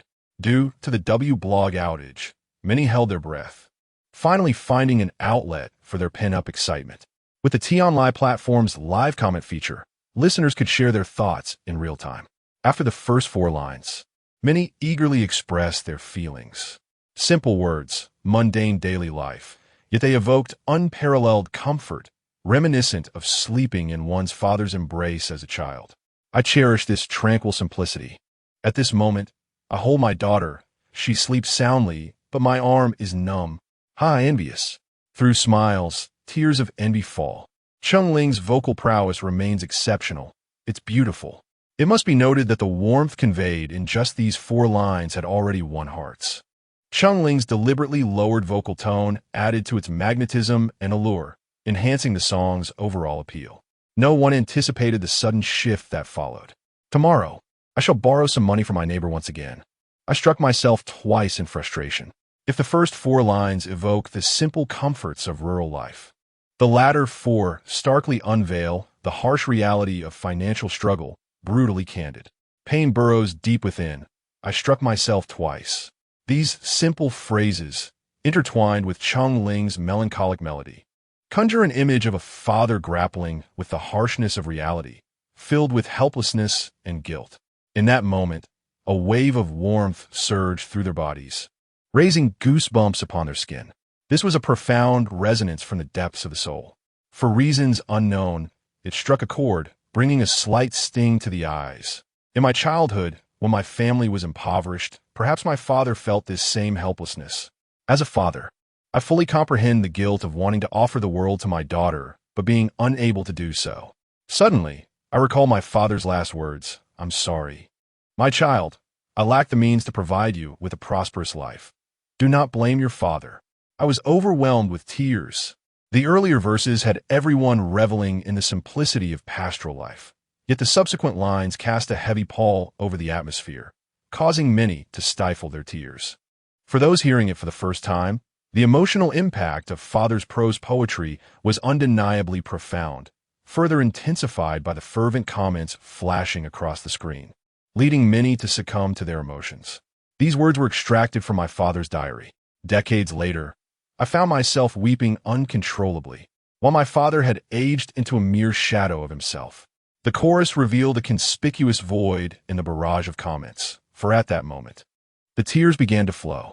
The term diary signified an abrupt shift in perspective, evoking a stronger sense of empathy. In an instant, countless individuals, already on the verge of breaking, shattered completely. It was as if I were seated at an old writing desk, perusing the yellowed pages of my father's diary from decades past, filled with simple yet poignant words. each line imbued with unspoken paternal love. Unbeknownst to me, nearly all eyes began to blur, with some even breaking into sobs. The line, decades later, I found myself weeping uncontrollably, was delivered by Cheng Ling with a slightly wavering, hoarse tone, meticulously crafted in detail, and it was precisely these nuances that obliterated the audience's last defenses. No matter how much one tried to hold back, upon hearing that line, especially the trembling, elongated note, tears inevitably streamed down their cheeks. I do not weep for the heavens or the earth, but today, I weep for my parents, and there is no shame in that. After the chorus concluded, someone sent a comment, and soon a torrent of messages flooded in, relentless as the surging yellow river. We weep for our parents. We have cried. Tears flow unceasingly. Tears flow unceasingly. Tears flow unceasingly. Until the very end of the song, the refrain of tears flowing unceasingly persisted without interruption. Chapter 14. The unjust defeat of Mr. Peng within the confines of a private room at the Ruifeng Hotel. Zhou Qingshan was engrossed in the playback of Ming's new song, delicious and flavorful. However, contrary to the song's title, Zhou found little enjoyment in it. Although the composition was decent, thoughts of elder Qin and father's prose rendered it rather insipid. With only 123 listeners tuning in, the figures paled in comparison to those of established first-tier artists, reflecting a dismal performance. Yet, Peng Dinghai remained unfazed. The spotlight had shifted to Cheng Ling's new release, and he had anticipated Ming's lackluster data. Once the evaluations of both songs were revealed, listeners would inevitably discern the disparity between a truly exceptional song and a mediocre one. At that juncture, Ming's numbers would surely surge, and significantly so. When expectations ran high, only to be met with an unremarkable song, the resultant psychological dissonance would compel listeners to redirect their attention to delicious and flavorful.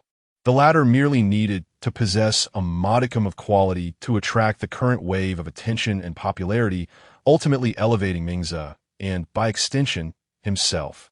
Thus, even in the face of dismal statistics, Peng Dinghai remained unperturbed. Indeed, it was the work of a diamond-level composer. Ming's, as always, was steadfast. As the song concluded, Chen Long and Liu generously lavished praise upon it. Whether their commendations were heartfelt or feigned remained uncertain. However, Zhou Qingshan's remarks were undoubtedly insincere. The collaboration between Ming's and a diamond-level composer was, indeed, extraordinary. In response to the trio's accolades, Peng Dinghai reveled in their admiration. Buoyed by their praise, why not? Listen to Cheng Ling's piece next. My curiosity is piqued. His intentions were unmistakable. He sought to capitalize on the moment to disparage Cheng Ling, thereby further elevating his own stature. With 3 industry peers present, the opportunity to showcase his superiority was too precious to squander. Chen Long and Liu remained noncommittal. Zhou Qingshan, however, smiled genuinely, particularly at the sight of Peng Dinghai's smug demeanor. Little did he realize that father's prose would far exceed his expectations. Since you wish to stumble upon your own downfall, allow me to facilitate it. Without hesitation, Zhou Qingshan initiated the playback of father's prose. No one was more eager than he, for only he understood that this was a song elder Qin was willing to compromise his principles for. Its significance was far more profound than merely expressing support through social media. Simultaneously, he anticipated the splendid expressions of the 3 men, especially Peng Dinghai, upon hearing this masterpiece. When the moment arrived to reveal that this song was indeed the one sold to Wen Yuan today, what a spectacle it would be. Father's Prose. 1, 264. 385 listeners currently engaged. Gasp. The astonishing figures elicited gasps of shock from the 3 men, excluding Peng Dinghai. The online numbers were staggering. Yet, Peng Dinghai's astonishment was no less than theirs. He simply masked it, knowing that revealing his surprise would be akin to slapping himself in the face. With a disdainful snicker, he muttered, "Humph." Without quality to back it up, even the most dazzling numbers are but a fleeting mirage. The trio offered no response, for the prelude had already commenced, accompanied by a torrent of comments. Congratulations on discovering a healing treasure. You call this healing? I'm already in tears. The song is beautiful, but I dare not listen to it a second time. The barrage of comments was overwhelming, with many overlapping one another, rendering them nearly indecipherable. Throughout the 4-minute duration of the song, the comments section remained perpetually filled. From the onset of the first chorus, the comments became remarkably uniform, reflecting countless tears shed. The T-Online platform lacked a one feature, and under the oversight of the Music Association, a coordinated spam attack was implausible. This meant that the myriad of identical comments were individually crafted by viewers, a testament to the song's overwhelming impact. It also affirmed the profound resonance it struck with over 1 billion listeners. If the number of online listeners could be dismissed as a product of hype, then the sheer volume of heartfelt comments undeniably attested to the song's caliber. As the song drew to a close, Zhou Qingshan and the others found their eyes glistening with tears, their expressions grave, clearly moved. Typically, no matter how poignant a song might be, they would refrain from shedding tears. But Father's Prose was a composition that could not be resisted. As men with families, the emotional weight of this song struck them far more profoundly than it would an average listener. Even with their formidable composure, they found themselves unable to contain their emotions. As for Peng Dinghai, not only were his eyes red-rimmed, but his face also flushed crimson, betraying whether he felt embarrassment or sorrow. All four were seasoned veterans of the entertainment industry, their musical appreciation honed to perfection. Once the final note faded, it was abundantly clear without a moment's thought that the two songs were worlds apart in quality. Father's Prose was undeniably a masterpiece. While delicious and flavorful barely scraped the surface of diamond-level quality, an unequivocal case of dimensional suppression. As the saying goes, the disparity in quality and data was a double crushing. However, it was not delicious and flavorful that overshadowed Father's Prose, but rather the latter that utterly eclipsed the former. Chun Long and Li Yu were left in a daze after listening to the song, their shock evident in one another's tearful expressions. What was once touted as Chang Ling's chance at a great song now seemed utterly misplaced. Was this not a remarkable piece? With such quality, even another Mingzi could not hold a candle to it. In that moment, the distinctions between first-tier artists and diamond-level composers became laughable. Peng Dinghai's so-called wedding dress now appeared equally absurd in light of the indisputable quality and data. Chun Long and Li Yu exchanged glances with Peng Dinghai, their eyes betraying a hint of sympathy and pity, while the rest sparkled with schadenfreude. With such quality and data, how can you possibly compete? When quality and metrics overshadow Chun Ling's second performance tonight, will that not serve as your wedding dress? The audacious claims still echoed in their ears. The smugness still lingered in their minds. Yet now Peng Dinghai found himself thoroughly humiliated, truly a laughable turn of events. After listening to the song, he fell into silence. Having initially believed Father's Prose to be an unremarkable piece, little did he know it was a work of mastery. The mere thought of having boasted about eclipsing such a composition made him feel as if he were dying on the spot, embarrassed to the point of wishing to vanish into a black hole. The fallacy of considering a washed-up singer like Chun Ling worthy of such a masterpiece perplexed Peng Dinghai. Yet, regardless of his inability to accept the reality, the truth stood before him. He realized he had indeed suffered a complete defeat. In the face of undeniable quality and data, his meticulously crafted plan had dissolved into nothingness. Observing Chun Long and Li Yu's mocking gazes, he chose silence at this moment. Anything he said would be mere defensiveness, so he opted for feigned ignorance. Meanwhile, Zhou Qingshan, witnessing the varied reactions of the three men, felt an overwhelming sense of satisfaction.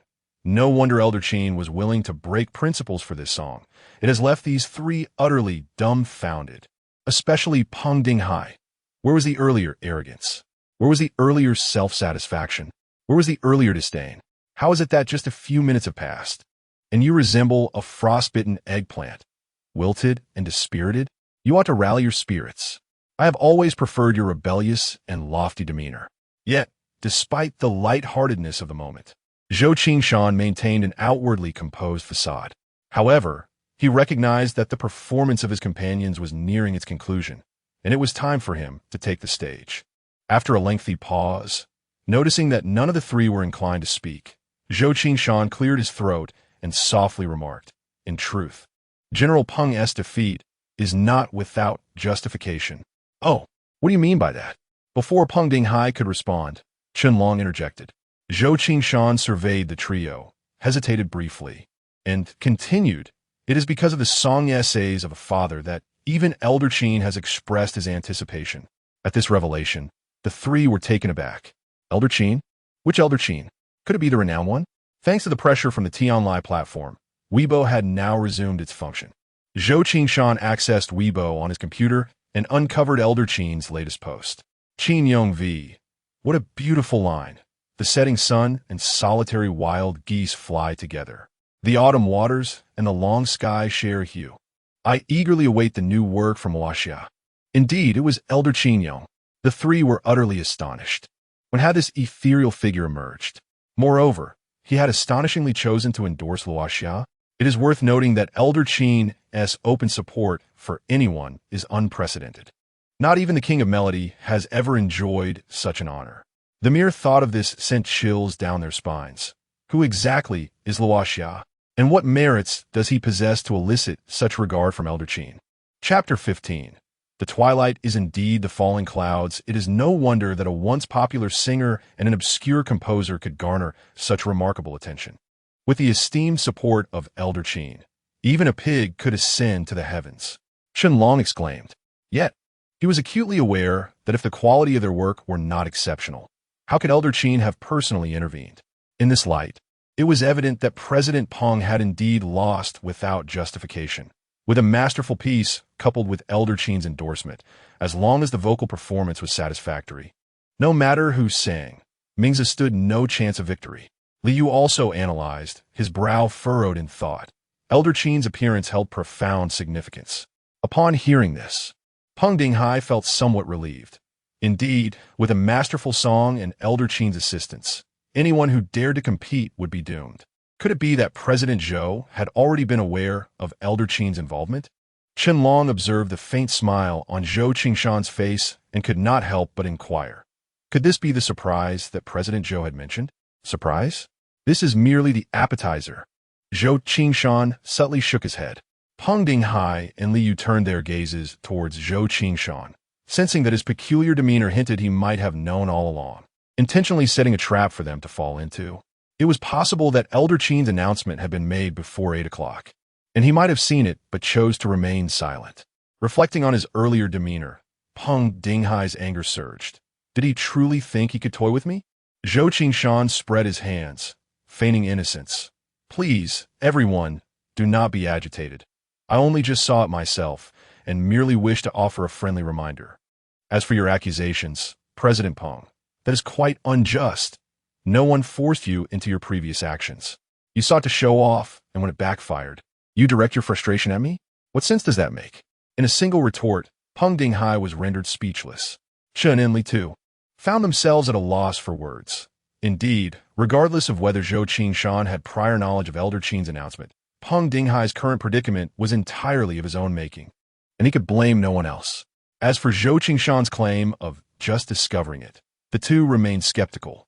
At this juncture, President Zhou, could you please reveal what this surprise truly is?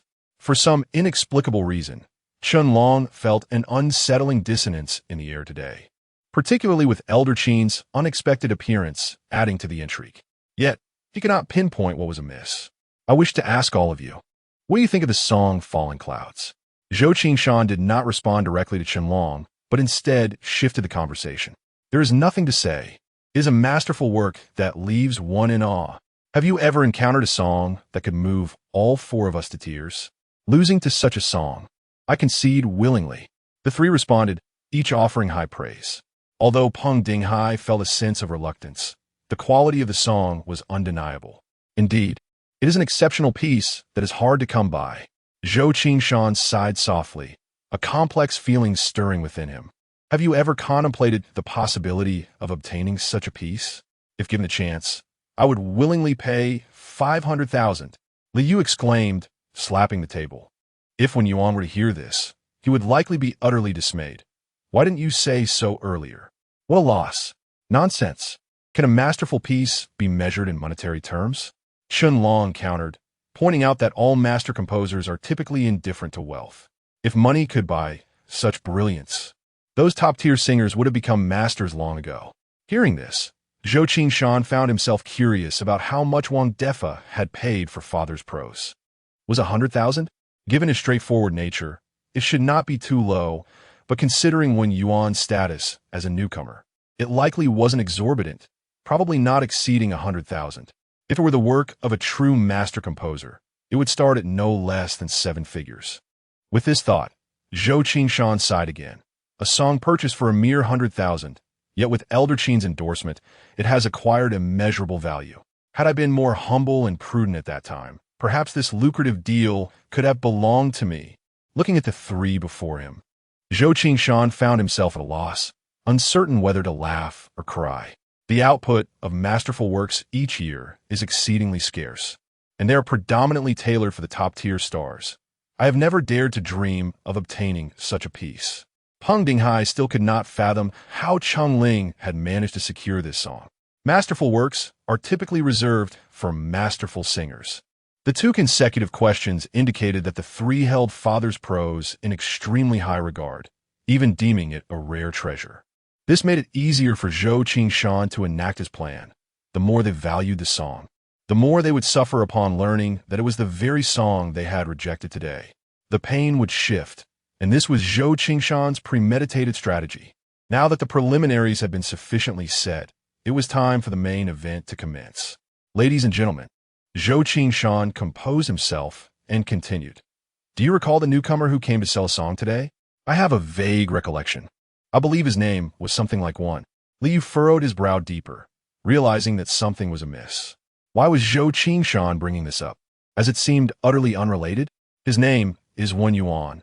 I remember distinctly that he mentioned wanting me to take a look at his song. Yet what could a newcomer possibly compose? I outright rejected him. Peng Dinghai interjected. President Zhou, how did you know that a newcomer came to our company to sell a song? Chun Long, ever the perceptive one, immediately sensed the crux of the matter. At that moment, Liu and Peng Dinghai also came to the realization. How could he possibly know? Is it so difficult to check the personnel entering and exiting the company? Zhou Qingshan neither confirmed nor denied. There was no need for him to do so, as they had engaged in such actions before. I not only know that Wen Yuan came to your company to sell a song, but I also know that you did not even meet him. A newcomer without a representative work? What is there to see? Peng Dinghai scoffed. At our level, do we truly have time to waste on such trivial matters? Under ordinary circumstances, Chun and Li would have wholeheartedly agreed with this sentiment, as they had thought and acted similarly when Wen Yuan had visited earlier. Yet now, with Zhou Qingshan stating things so bluntly, even laying bare some of the underlying tactics, and suddenly bringing up this seemingly irrelevant matter, it evoked a terrifying possibility within their minds. Regrettably, this fleeting possibility vanished as quickly as it had appeared. They could not grasp it, but for a brief moment, it felt as though they had plunged into an icy abyss. Peng Dinghai's words elicited another smile from Zhou Qingshan. President Peng truly lives up to his reputation. How long has it been since I struck a blow? And yet here you are, presenting your face again? Are you so eager for me to strike you again? It seems that unless I leave your face swollen, you will not change your high and mighty, rebellious ways. Taking a small sip, Zhou Qingshan continued in a calm tone. What I wish to convey to you all is that the Wen Yuan is indeed the falling clouds. Or rather, the song you so casually dismissed is titled Father's Prose. As Zhou Qingshan's words hung in the air, the atmosphere became thick with tension. After 3 seconds of absolute silence in the room, it was abruptly shattered by 3 piercing screams akin to that of slaughtered pigs. What? No way. This is impossible. Chapter 16. Is this what you call surprise? The 3 individuals were startled, their expressions filled with disbelief and shock.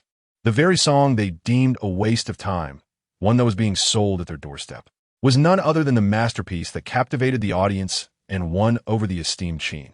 A piece titled Father's Prose? A work of such mastery? What nonsense is this? Such a composition could drive any singer to madness. How could anyone dare to peddle it about?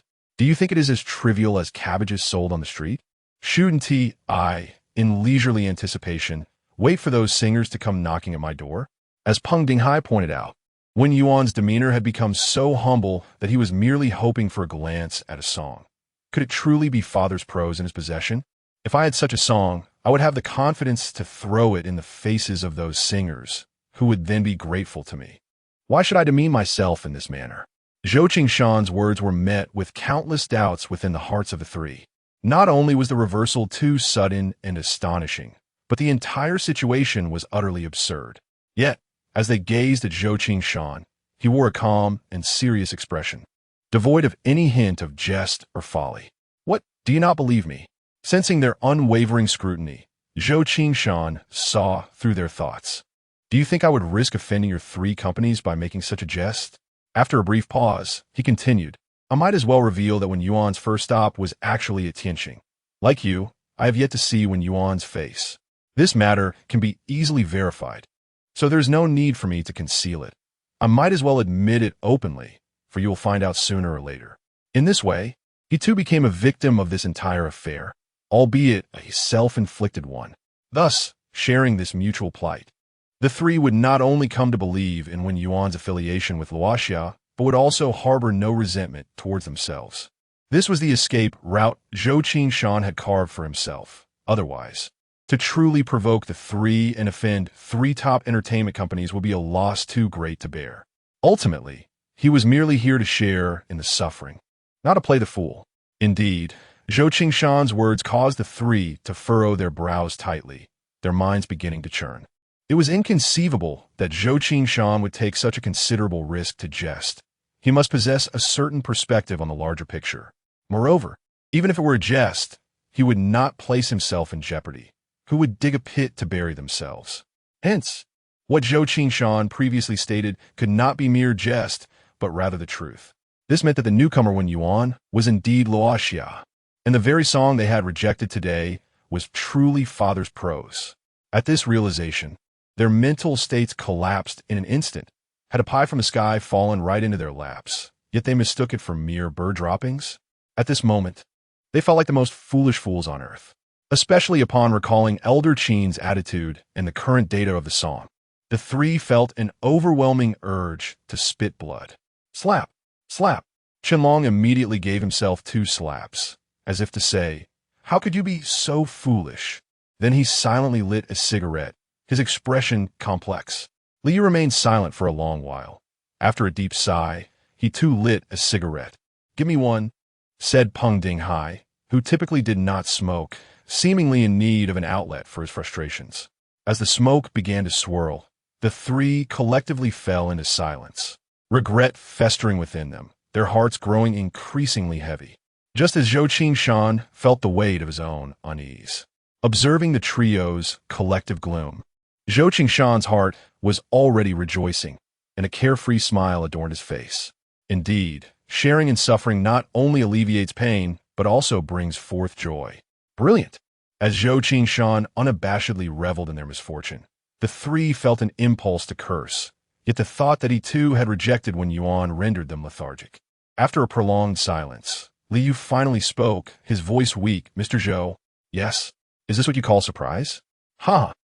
After leaving the stars, Wen Yuan went directly to the hospital where Wen Yu resided. Seizing the opportunity before the staff clocked out, he promptly settled the overdue fees and arranged for Wen Yu to have a private room. Once everything was in order, he resumed the routine he had adhered to for the past 2 years, gently wiping down Wen Yu's body, changing her diaper and clothes, and finally massaging her to prevent muscular atrophy. As he could not afford a caregiver, these tasks had fallen solely upon his shoulders for the past 2 years. After completing these duties, Wen Yuan sat quietly by the bedside, surveying his dear yet pitiable sister. For the previous Wen Yuan was his entire world.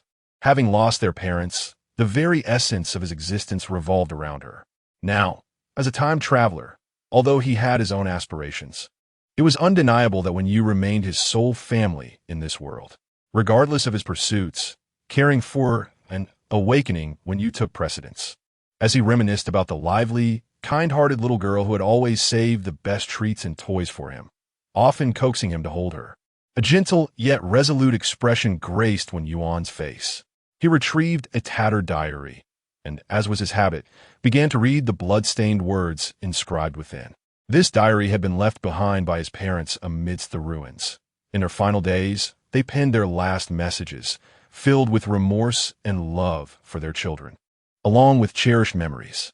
For the past 2 years, Wen Yuan had read this diary to Wen Yu daily, hoping to awaken her with her parents' final love. However, each reading left him in tears, while Wen Yu remained unresponsive. This was the first time the time-traveling Wen Yuan encountered these words, and upon finishing the first paragraph, he had a pause. The weight of the words was too much for him to bear. In that moment, he realized that perhaps Wen Yu was not suited to hear these words, nor the piece father's prose. Setting aside whether a 10-year-old could comprehend them, even if she could, the contents were heavy and sorrowful, clearly unsuitable for someone still in childhood. Perhaps she would be better off with tranquil and light-hearted music. Originally, Wen Yuan had planned to play father's prose for Wen Yu after its release, but at this moment, he changed his mind. Opening the Tianlai platform, Wen Yuan searched for the piano music charts and clicked on the top-ranking piece, Gentle Chime. Gentle Chime composer, Wen Lu performer. Wen Lu must purchase this work to play it. Price, 10 star coins. Wen Yuan, so expensive? He was aware that most musical works on Blue Star required payment. However, he had not anticipated such a steep price. It seemed he would need to adopt a paid model for his own songs in the future, or else he would incur significant losses. After completing the purchase, Gentle Chime began to play on Wen Yuan's battered phone, which had endured numerous drops, resulting in a speaker that produced distorted sounds, barely audible. 3 minutes later, as the final note faded, Wen Yuan shook his head in disappointment. While Wen Lu played quite well, and the piece had some catchy moments, having been accustomed to top-tier piano compositions, he found it rather unremarkable. Was this truly the #1 piece? All signs indicated that Blue Star's musical development was indeed lagging behind. Wen Yuan had lost interest in clicking on the second piece. It appeared he would have to rely on himself. Glancing at the 2 unoccupied beds in the somewhat spacious room, Wen Yuan began to formulate a plan. Chapter 17. Piano Piece. Wendy Hill Ko-ing, the deputy director of the Six People's Hospital in Shenzhen, was still at work at 8:30 in the evening. Engrossed in revising her paper, a message and a link caught her attention. "Mom, you have to listen to this song. It's taken the internet by storm. Everyone is in tears." A sharing link from a music platform followed closely behind.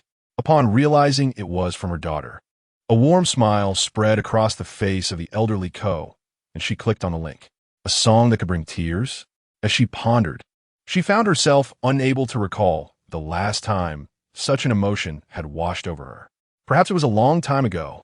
Having dedicated over 40 years to her medical career, she had long grown accustomed to the cycles of life and death. The notion that a song could stir her emotions felt as futile as trying to crush stones with eggshells. As the music began, the melody was enchanting. It had been ages since Ko had encountered such a beautiful tune. However, just as she believed she could face the song with composure, the lyrics in the second part of the refrain, which spoke of a father's remorse, instantaneously awakened a profound sense of guilt towards her daughter that had lingered for years. Her daughter, Ling Lin, had lost her father before she turned 3. In such moments, as a mother, Ko should have been there to support her daughter. Yet the demands of her work left her with little time to spare. For over a decade, she had failed to fulfill even the basic responsibilities of motherhood, let alone those of a single parent. Thus, guilt had been a constant companion, especially since Ling Lin had always been exceptionally understanding, never voicing her grievances, which made Ko feel even more ashamed.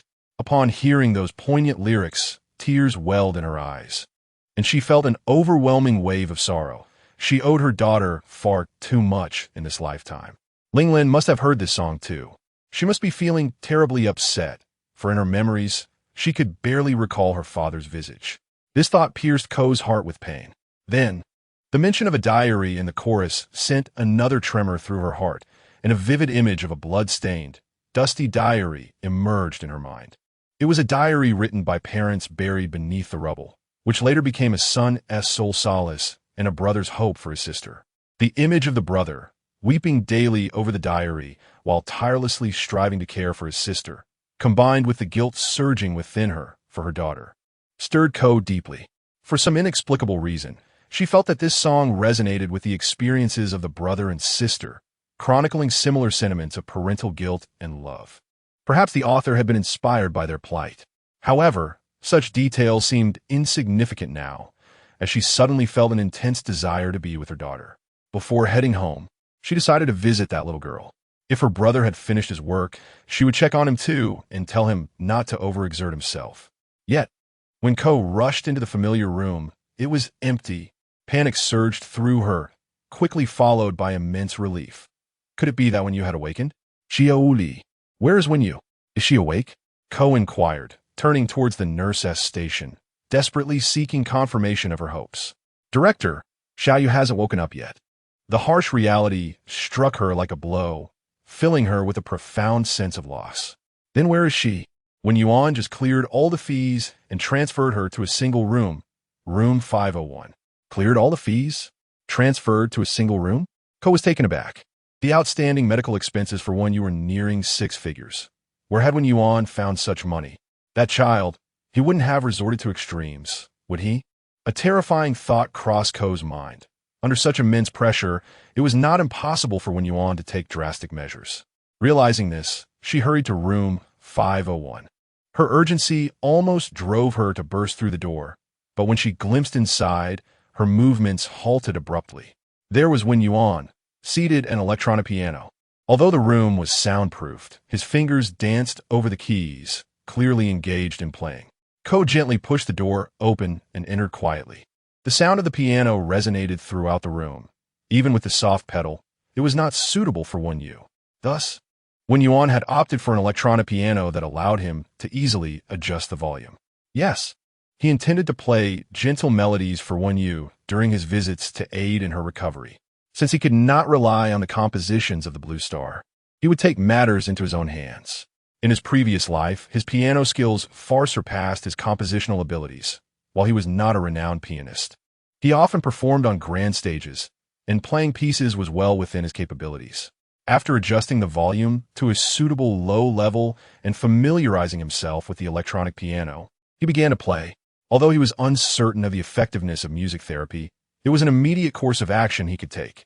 For his first piece, he chose Windy Hill by Yu Cheng. This lively, bright composition possessed a refreshing charm reminiscent of a gentle breeze, making it an ideal choice for Wen Yu. As the first note lingered in the air, Wen Yuan's fingers glided fluidly across the keys. Ko felt as though she had stepped not into a hospital room, but into a vast, rolling meadow. She stood atop a small hill, surrounded by waves of golden wheat.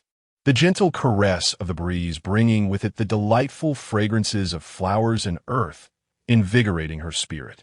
In the distance, she beheld a meandering stream, curling smoke, the hues of dusk, and grazing cattle and sheep. The lilting piano notes enveloped Ko in a serene tableau, calming her once turbulent heart. After approximately 5 minutes, the piece concluded, and Wen Yuan, intending to check on Wen Yu's condition, was startled to discover Ko's unexpected presence in the room. Director, what brings you here? Wen Yuan stood up. Over the past 2 years, he had been able to defer his hospital bills largely due to the efforts of Ko, who visited daily to check on Wen Yu, even assisting when Wen Yuan was overwhelmed. Indeed, Ko had nurtured Wen Yu like a parent, and Wen Yuan held her in deep respect and gratitude. You should have informed me about the room change, Ko chided gently, her tone slightly reproachful, but her expression warm. Realizing she must have visited the previous room and been startled to find Wen Yu absent, Wen Yuan immediately offered his apologies. I didn't have the chance to tell you. I'm sorry for worrying you. Ko dismissed his concern, her demeanor becoming serious. I heard you cleared all the fees. Where did you get such funds? Your future is long. Please do not take any foolish actions. If you encounter difficulties, seek my help. Wen Yuan felt a surge of gratitude. It was only from Ko that he had experienced such familial affection over the years. Understanding her concern, he explained, Director, I earned the money by selling songs. You don't need to worry. For Xiaoyu, I would never act recklessly. Sold songs? When did this child learn to write music? Ko asked, puzzled. Just now. A single piece of music revealed Wen Yuan's exceptional caliber. making it seem quite reasonable that he might also compose songs. I had never noticed your musical talent before, Dinko remarked. Wait a moment. Selling songs. Father's Prose. A sudden thought struck her. The song you were selling, could it be that very piece, Father's Prose? Chapter 18. Gifted Melody. Wen Yuan nodded in acknowledgement. Apart from being a traveler from another world, he felt no need to conceal anything from Dinko. Thus he did not deny it. Have you heard this song? I just listened to a part of it and thought of you, so I came to see. Dinko understood immediately. No wonder the song resonated so deeply with the experiences of the siblings. It was composed by Wen Yuan. The song is splendid. Even I, a person with a heart of stone, was moved. Dinko praised with a smile, not intending to mention how much the song sold for. As long as it was acquired by Wen Yuan through legitimate means, that sufficed. Moreover, it seemed that this song had at least alleviated the pressing troubles of the child. If you are a person with a heart of stone, then there are no kind-hearted individuals in this world. Over the course of 2 years, Wen Yuan regarded Dinko as a benevolent healer. While this statement might be seen as flattery by others, it was his heartfelt truth. Dinko smiled faintly upon hearing this. By the way, what is the name of the piece you just played? The most concerning scenario did not unfold, and Dinko breathed a sigh of relief. Then she recalled the recent melody and inquired. In truth, the impact of that piece on her was profound. Although she did not play the piano, Ling Lin was a pianist, and through exposure, she had heard nearly all renowned compositions. Yet this one was entirely unfamiliar to her. More importantly, no other piece had ever granted her the comfort and tranquility that this one did. Judging solely from that aspect, the piece was undeniably extraordinary. The title of this piece is Hill of the Wind, Wen Yuan replied with a smile. Hill of the Wind. Does it not perfectly evoke the imagery we just witnessed? Hills, grasslands, gentle breezes.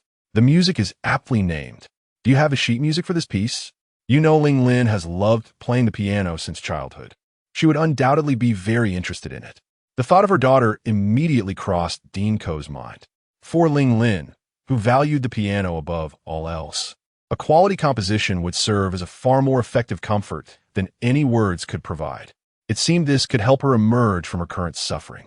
However, Dinko was unaware that this piece had yet to be unveiled and had not even been registered for copyright. It was merely a private performance by Wen Yuan for Wen Yu. Yes, please hold on. Since Dinko expressed interest and wished to share it with her daughter, Wen Yuan was more than willing to oblige. He had yet to determine how to repay Dinko for her assistance over the past 2 years, and this moment presented a perfect opportunity. He took out paper and pen, swiftly writing down the sheet music for Hill of the Wind, but he did not stop there.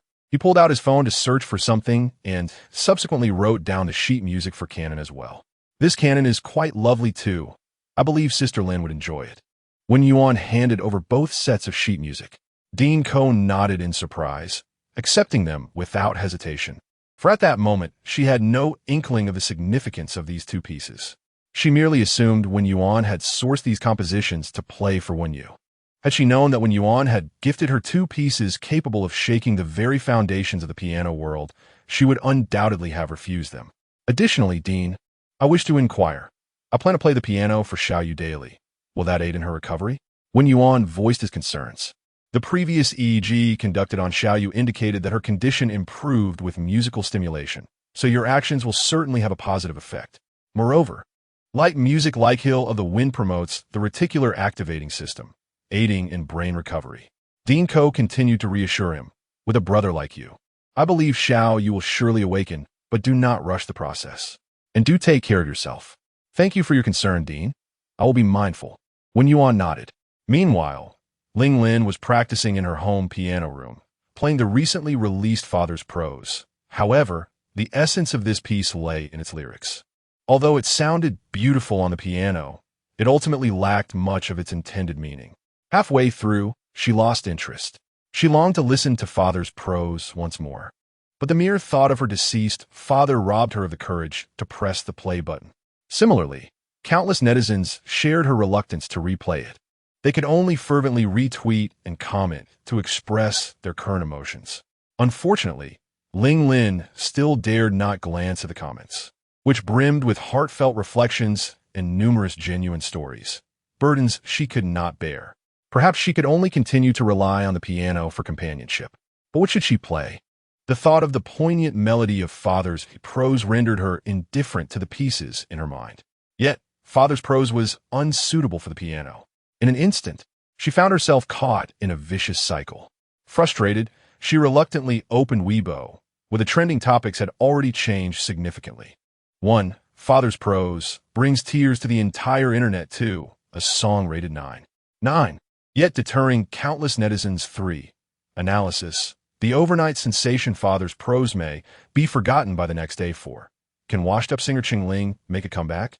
5. Reports suggest Father's prose amassed millions of bullet comments, with nearly 70 expressing tears. 6. A girl shares Father's prose with her best friend, resulting in a fallout. Each headline was eye-catching, yet Ling Lin felt weighed down by her mood, showing no interest in the content. Mom, how is Xiaoyu today? In the end, she sent a message to Dinko. Regarding her mother, she wished to avoid excessive disturbance, as she was often busy with either writing papers or performing surgeries, an unbroken routine for 20 years. However, today, due to the emergence of Father's prose, she wanted to indulge herself. Xiaoyu's condition remains unchanged. Are you feeling very upset? Dinko quickly replied. I miss Dad. Ling Lin pondered for a long time, deleting and rewriting her message before finally sending 3 words. I'm on my way back. I have brought you a surprise. Is it roast duck? I want to. Following a facepalm emoji, the conversation came to an end. Upon returning home, Dinko found Ling Lin curled up on the sofa with a pillow, her eyes bearing clear traces of tears. This sight tugged at Dinko's heart. Where's a roast duck? Ling Lin, not seeing the familiar packaging, muttered. Dinko sighed in exasperation. Why must you always think of food? Look at this instead. As she gently tidied her daughter's disheveled hair, Dinko pulled out 2 sheets of music from her bag. What is this? Ling Lin immediately sat up. Chapter 19. All of this was written by me. Due to the absence of her father and her mother's unwavering dedication to work, Ling Lin grew up accompanied by the piano, showcasing an extraordinary talent. Although she is just in her early 20s, her proficiency has already surpassed the 10th level, reaching a performance standard. She is undoubtedly a true pianist. Thus, upon encountering the melody from the Hill of Wind, she was instantly stirred. What a beautiful piece! Years of musical immersion told her that this was undoubtedly a top-tier composition. Without hesitation, she nearly snatched the score from her mother's hands and hurried to the practice room, observing her daughter's eagerness. Dinko did not scold her, but smiled with satisfaction. Indeed, a piano piece can be more effective than any form of consolation. She discreetly followed Ling Lin into the practice room. Ling Lin sat at the piano, took a deep breath, and began to play according to the score. Listening and playing are 2 entirely distinct experiences. The beautiful melodies emanating from her fingertips brought an unparalleled sense of accomplishment. It was akin to her earlier desire to perform Father's prose, seeking that same fulfillment. Yet without lyrics, no matter how beautifully played, it lost its soul. However, the Hill of Wind was different. Even in the absence of words, its lyrical melodies conjured vivid imagery. The vast expanse, the rising wind, the low grass.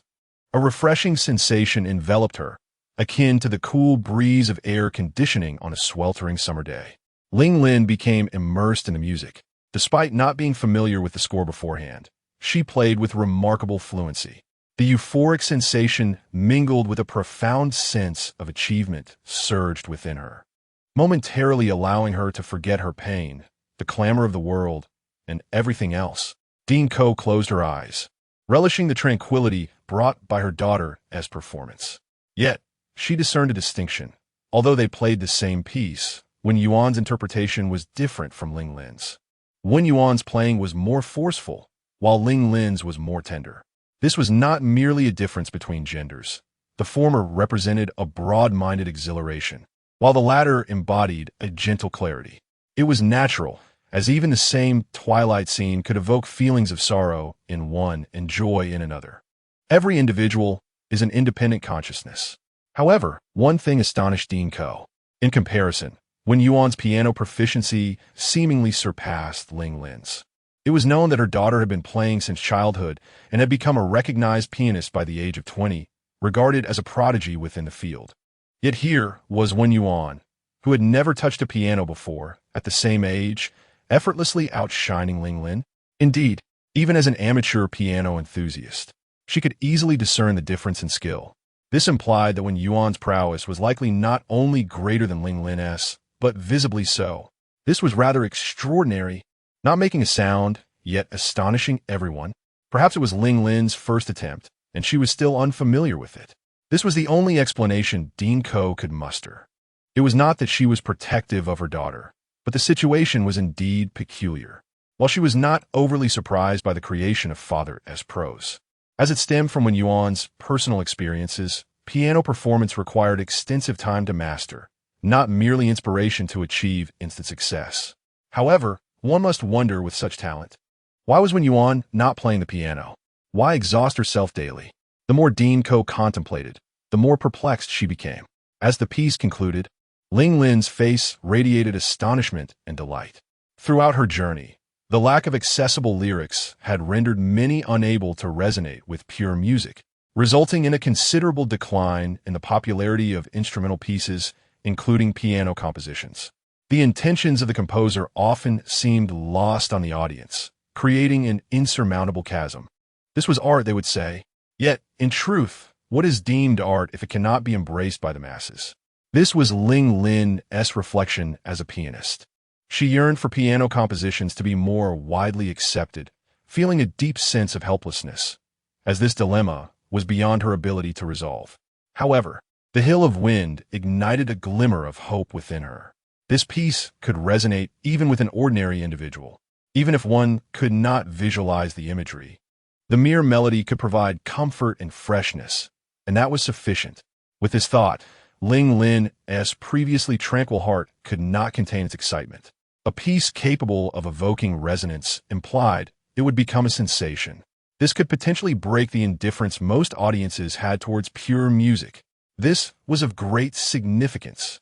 Ling Lin took out her phone and entered the Hill of Wind into Baidu, desperately wanting to ascertain the origins of this masterpiece and whether it had been published. However, the results yielded only information about tourist attractions, utterly unrelated to the piano piece.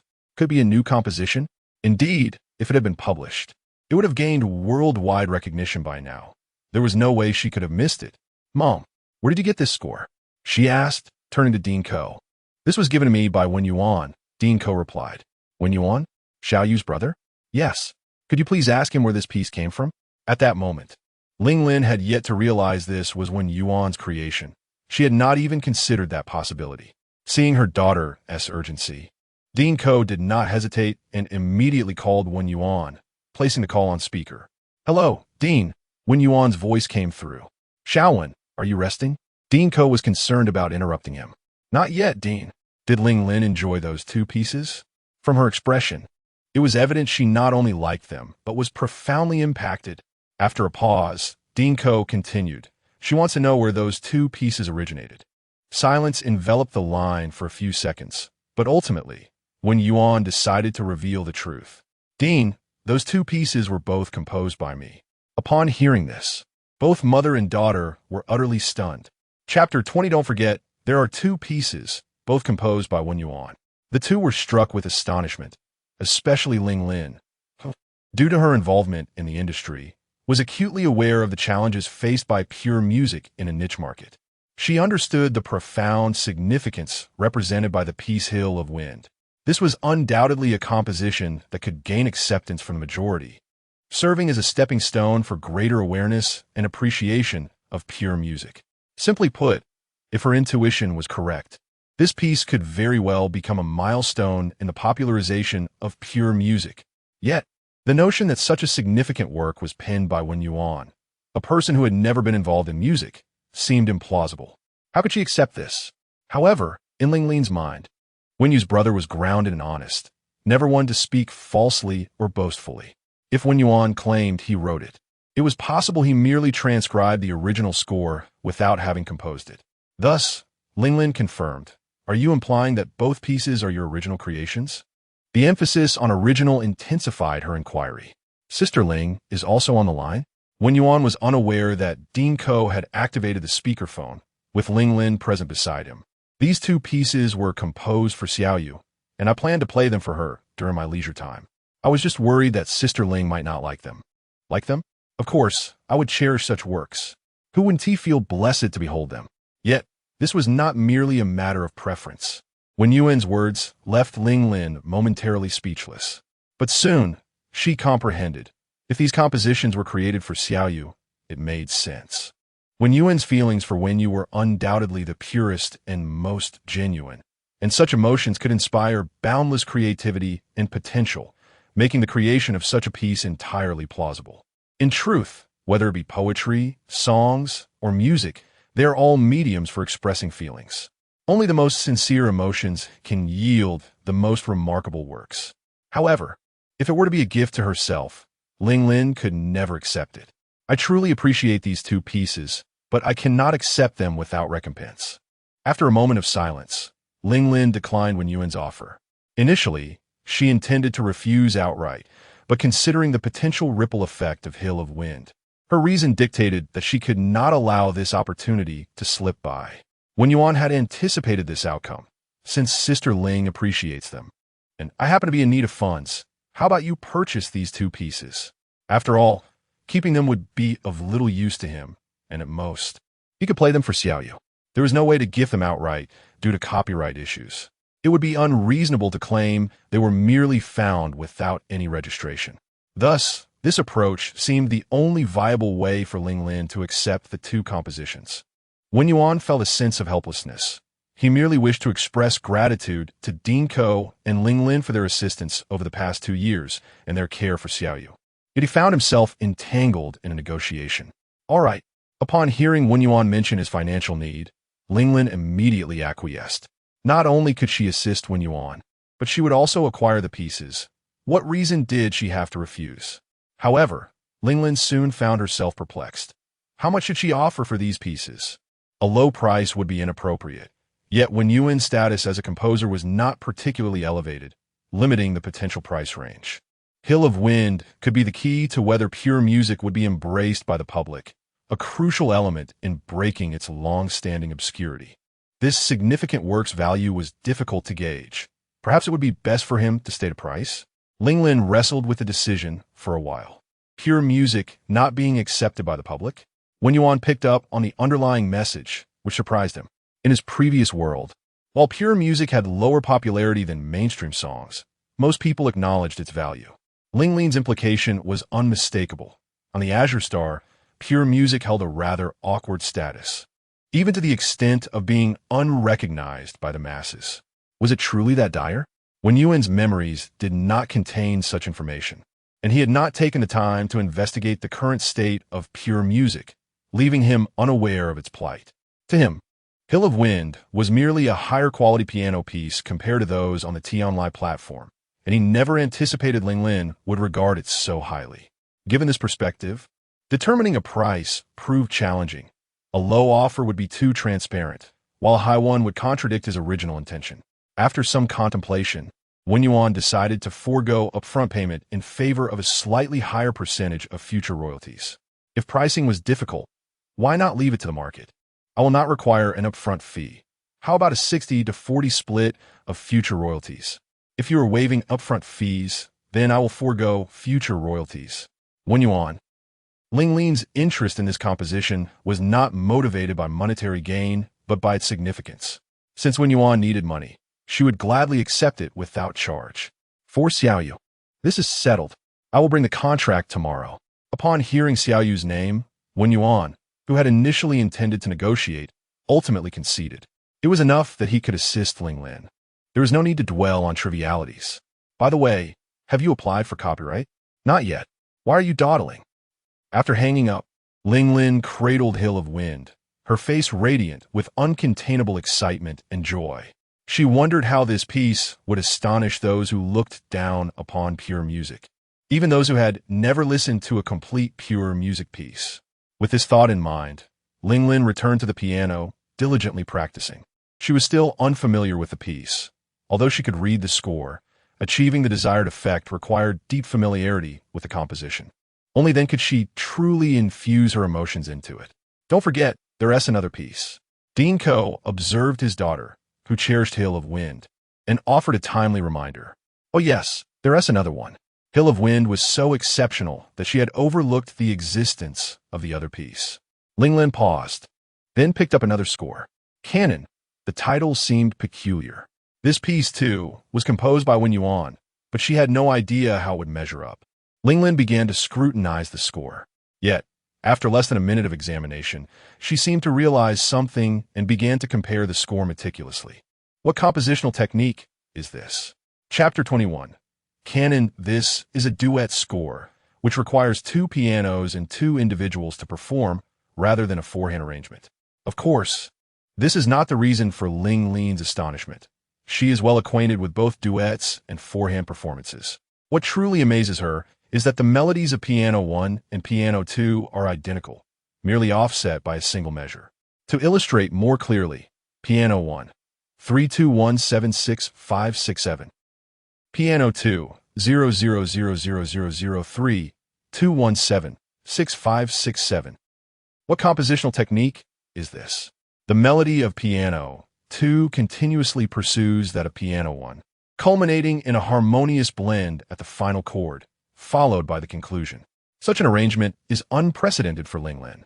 While she can envision the effect of two notes layered together, she finds it difficult to imagine how two displaced yet identical melodies would intertwine and what kind of reaction would arise from a complete rendition. At present, the only judgment she can make is that the melody of this canon is as exquisite as that of the Hill of Wind. Even if played by a single pianist, it would still be remarkably stunning. Thus, she chooses to disregard Piano 2 and begins her solo performance. The imagery evoked by this piece is not particularly strong, yet it imparts to Linglin a sense of subtle sadness intertwined with moments of joy, melancholy, and longing, akin to experiencing the myriad flavors of life while in love. Unsurprisingly, this classical composition is enchanting to play, and the intense, emotional rendering leaves an indelible impression. Perhaps this piece will not be as readily accepted as the Hill of Wind in the short term, but its quality is certainly on par with that of the Hill of Wind. Upon concluding the piece, Linglin finds herself enveloped in a silence that is difficult to articulate. Both the Hill of Wind and canon possess a terrifyingly high quality, far surpassing the works of superficial composers. While it could be said that Wen Yuan's creation of such a masterpiece can be attributed to inspiration without innate talent, even the most abundant inspiration would be in vain. Just as countless individuals have witnessed the horizon where water meets sky for millennia, it was only until today that the phrase "the setting sun" and "solitary wild goose fly together," the autumn waters and endless sky share the same hue emerged. Wen Yuan must undoubtedly be a musical genius. The only aspect that confounds her is that there were no prior indications. It was as if Wen Yuan had suddenly unblocked the meridians of creativity. Shaking her head, Linglin dismissed the chaotic thoughts swirling in her mind. "Mom, I'm stepping out." "At this late hour, where are you going?" "To find my master." Linglin is eager to ascertain the effect of a duet performance of canon. Will it be chaotic, or will it blend together as perfectly as the autumn waters and endless sky? Because there are not two pianos at home and her mother does not play, she thinks of her master, believing he would also be astonished by these two pieces. Your master is already asleep at this hour. In her excitement, she had completely forgotten this detail. After a moment of internal struggle, Linglin ultimately decides against disturbing her master. It is not necessary to have two people for a completed piece. She can simply record two segments and edit them with software. Moreover, since both melodies are identical, she only needs to record one segment. Without further ado, Linglin opens her computer, sets up the recording equipment, and begins to record. Dinko has not left the practice room. It is a rare opportunity to spend time with his daughter, although Linglin appears entirely preoccupied with her own thoughts. A few minutes later, the performance concludes. Linglin then operates the audio processing software, copying, pasting, and delaying the second segment by a measure. Done. The entire process takes less than 10 seconds to complete. Finally, Linglin begins the preview. The clear and melodious sound of the first piano fills the air. This segment has a slow rhythm, yet is quite captivating. As this segment concludes, the second piano begins to repeat this melody, while the first piano has already commenced the second segment. The melodies of the second and first segments begin to overlap. Linglin listens intently, her ears attuned to the sounds. There is no chaos. The two parts harmonize beautifully, akin to the sun and moon illuminating the earth together, with moonlight being, in fact, sunlight. Soon, the two piano parts progress alternately, or rather, the second piano begins to chase the first. As the climax of the piece approaches, there is a slightly urgent yet exquisite high note, with the second piano still trailing by measure, at which point it becomes the accompaniment. Upon the completion of this climactic section by the first piano, the second piano arrives at the peak simultaneously, with the first piano now serving as the accompaniment. This process conveys a remarkable sensation of ebb and flow. Can be played this way? Linglin is astonished. This is her first experience with canon-style music, where two identical melodies complement each other flawlessly. The shock it brings her is unparalleled. Initially, she was uncertain whether such a compositional form was good or bad. But after hearing it for herself, she is utterly captivated. It is simply extraordinary. What a genius Wen Yuan is to conceive such a structure. It is worth noting that this is an entirely new arrangement she has never encountered before, pioneering in the entire Azure realm. This implies that this canon can provide composers with a fresh perspective on creativity. The sensation is akin to saying, "I am not composing. I am merely teaching you how to compose." Were Wen Yuan to learn of Linglin's thoughts, he would likely deny it with a swift triad. I did not. I am not. Do not speak nonsense. However, merely hearing an incomplete version of canon and arriving at the idea of canon-style composition would certainly earn Wen Yuan accolades for his genius. In fact, in her previous life, canon did not refer to a single piece, but rather a compositional technique. Moreover, many popular songs have utilized a similar canon-style chord framework. This is the true reason that canon holds its esteemed status. As an aside, this is why the choice of canon was so fitting. It embodies cyclical music perfectly. If The Hill of Wind is sufficient to astonish listeners of pure music, then a piece like canon could potentially shock the entire music world. Of course, Linglin cannot be certain of this, but she believes there exists such a possibility. What if another segment were added? In her astonishment, her sensitivity to music sparks a sudden idea. Little does she know, this idea is the complete canon. If she were to replace the piano with violins and violas, it would be the essence of authenticity. Linglin copies, pastes again, and delays the third segment by measure. Upon listening again, she discovers that the trio remains harmoniously cohesive, even more complete than the duet. At this moment, Linglin suddenly entertains a rather terrifying thought. Clearly, the trio is the most perfect arrangement. Yet Wen Yuan has chosen to provide her with a duet. Was this intentional? It resembles a teacher demonstrating a sample problem for students, then assigning a homework task. He might not merely be gifting her two pieces, but rather intending to teach her the art of composition. Teaching one to fish is better than giving one a fish. The fish comes with the fishing technique. How clever he is! Linglin is once again taken aback. Even more astonished than Linglin is Elder Qin. Upon seeing canon, he has already begun to delve into the study of its chords, becoming deeply immersed in the process. Chapter 22. A sleepless night this night was destined to be sleepless.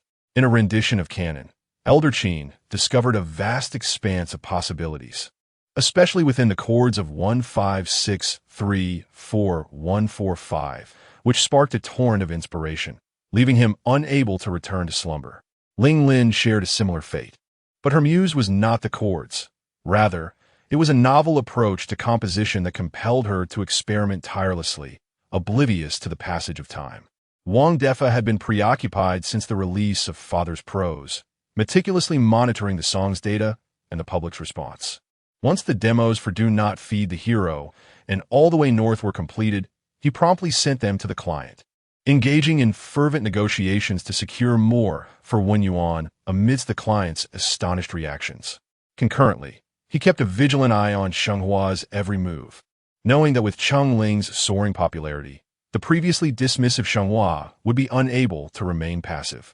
Yet as Father's Prose began to plummet in data, Coupled with Elder Qin's influence, Jinghua ultimately refrained from taking action.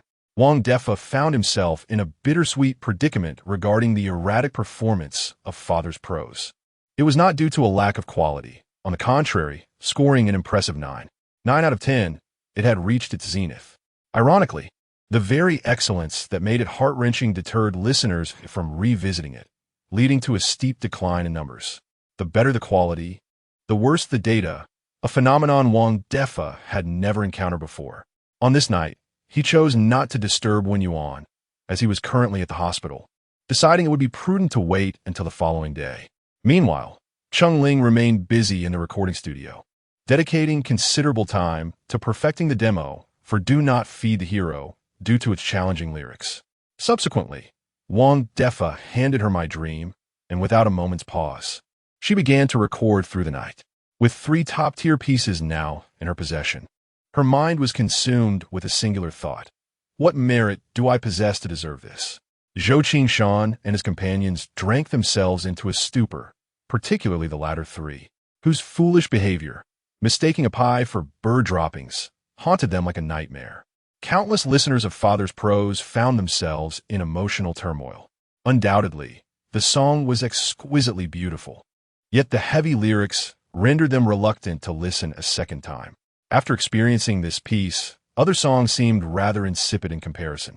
Ultimately, they began venting their feelings in the comments section, even migrating to the comment section of another new song, rich and flavorful, to express their discontent. Cheng Ling's Weibo followers surged from under 500,000 to an astonishing 5 million.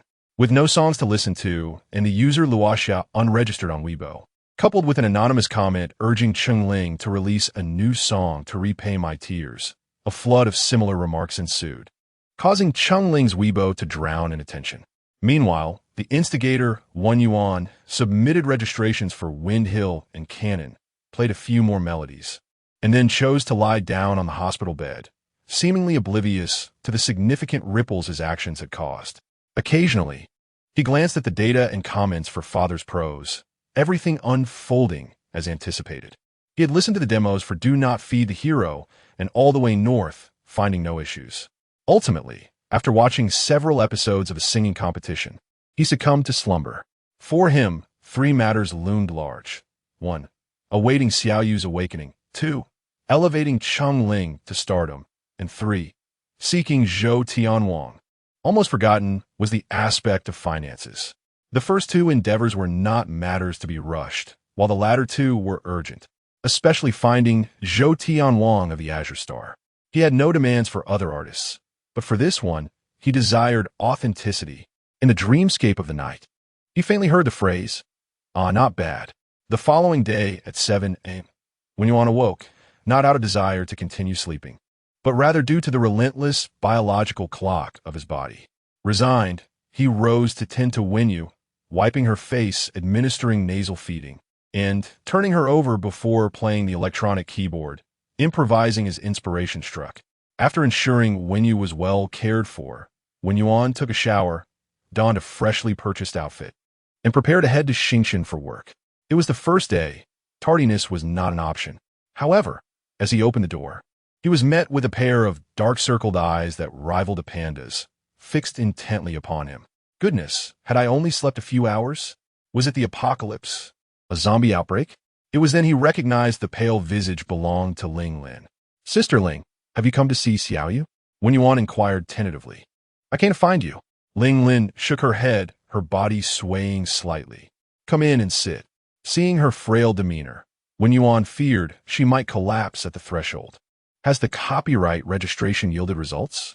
Ling Lin asked upon entering, but as soon as she spoke, she realized the answer, having applied at 9 o'clock the previous night. And now it was merely 8 in the morning. The Music Association's personnel would be off duty. The answer was all too clear. It seemed late nights would have to be a thing of the past. She felt as though she had exhausted her wits. Yet, it has already been approved, Wen Yuan revealed, displaying his phone, which showcased 2 messages confirming the Music Association's approval, time-stamped at 10:01 p.m. the previous night. Ling Lin was momentarily speechless. Who is reviewing at 10 o'clock? Do the people at the Music Association never rest? Unbeknownst to them, Elder Qin had not left his office since the previous day. Nevertheless, this confirmed that Wen Yuan was indeed the legitimate creator of the two pieces. Ling Lin retrieved a pre-prepared contract and handed it to Wen Yuan. No need to rush regarding the contract. Sister Ling, if you don't mind that I've already slept, perhaps I could take a quick nap on the hospital bed? Wen Yuan suggested, noting Ling Lin's evident fatigue and poor state of mind, along with the considerable distance from Director Ko's home, making driving perilous. All right, Ling Lin did not refuse. She had spent the entire night testing a canon-style arrangement, reworking several pieces with remarkable results. But at that moment, she could no longer resist the allure of a bed. However, before succumbing to slumber, she sought clarification. Was this canon truly intended as a means of imparting compositional techniques to me, or was it merely a coincidence? Were you intentional about this canon? Ling Lin inquired, subtly probing. What do you mean by intentional? Wen Yuan feigned ignorance. Sister Ling, you should rest first. We can discuss other matters upon your awakening. Ling Lin scrutinized Wen Yuan, as though attempting to see through him, but he revealed no cracks. She eventually nodded, having arrived at her conclusion. Perhaps it was a coincidence. Perhaps even he himself was unaware of the significance of this cyclical arrangement. With a sense of relief, she collapsed onto the bed. Why does a grown man take 40 minutes to shower? Ling Lin murmured into slumber, whether in a dream or in complaint. Wen Yuan, Chapter 23. The bronze-level composer. Could this piece, canon, be overly ambitious? Observing Ling Lin, who had fallen asleep in an instant, Wen Yuan felt a twinge of concern. The planet Azure did not possess this composition, nor did it have any semblance of such polyphonic music. It was only yesterday, while contemplating which piece to choose, that he conducted a brief search and made this realization. Thus, he composed canon and intentionally left some space for Ling Lin, hoping to inspire her with a fresh perspective on composition. This was the true assistance he wished to offer her, rather than merely presenting two simplistic pieces. It was evident that Ling Lin had discerned this and surmised his intentions. However, Wen Yuan was reluctant to acknowledge it, as Ling Lin should be acutely aware of the impact this piece could wield. It represented an entirely new realm for composition. Should he concede this point, she would undoubtedly view him in a different light, perhaps even as something monstrous. The dynamics of their relationship would shift completely, with her addressing him as Teacher One, akin to how Wang Defa treated him. Wen Yuan felt somewhat troubled, uncertain whether to regard Wang as a superior, a friend, or to put it bluntly, a sycophant. Ultimately, he merely wished to be an ordinary person, especially in the presence of significant individuals like Dean Ko, Ling Lin, and Cheng Ling. Otherwise, the isolation of high status would be unbearable. Thus, he resolved to let this matter remain a beautiful misunderstanding. In contrast, The Hill of Wind did not present such dilemmas. A composition that garnered public recognition could easily be attributed to inspiration, yet a piece that fundamentally disrupted the understanding of all composers? How could one justify that? After covering Ling Lin with a blanket, Wen Yuan departed from the hospital and took a taxi to the Star Building. At 8:50 a.m., Wen Yuan arrived at the base of Star Building, where Wang Defa had already been waiting for some time. Upon seeing Wen Yuan, the formerly serious and aloof figure, who had been welcoming inquiries with an air of authority, broke into a broad smile, even presenting him with breakfast. Look at that. His superior was practically transforming into a sycophant before his eyes. It was a living example of a reverse case study. Here, have a bite. Wang Defa cheerfully offered breakfast, along with the prepared work ID. Wen Yuan did not refuse. He had left home in a hurry and had not had time to procure breakfast, so he was indeed feeling a bit hungry. The ID read, Wen Yuan, Composition Department, Bronze-Level Composer. You must swiftly elevate your composer rank. It is closely tied to your interests, Wang Defa remarked, finding the term bronze somewhat jarring. To elaborate, the Composer Association maintains strict regulations regarding artists' incomes. Different ranks of composers have clearly defined pricing for their works. For instance, a bronze-level composer's work can fetch a maximum of 100,000 for usage rights. Although the quality of your songs far exceeds that of a bronze level, your rank limits you to that amount, Wang Defa explained. Is there such a regulation? Wen Yuan was taken aback. However, upon reflection, he realized it was quite normal. After all, had it not been the same in his previous life? This rule was fundamentally sound. A bronze-level composer's work would hardly sell for more than 100,000.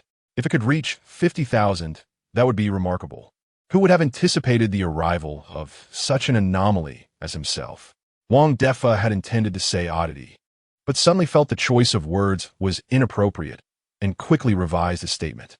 Wen Yuan chose not to comment.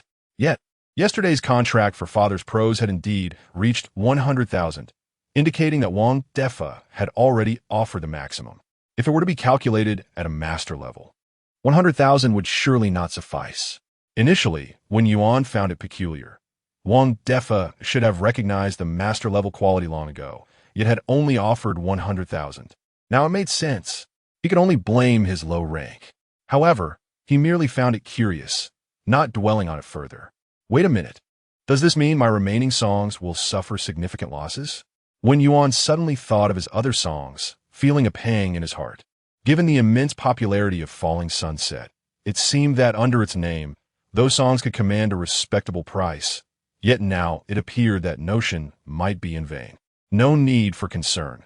The demos for No Feeding the Hero and Journey North were sent to the client last night, and they were exceedingly pleased.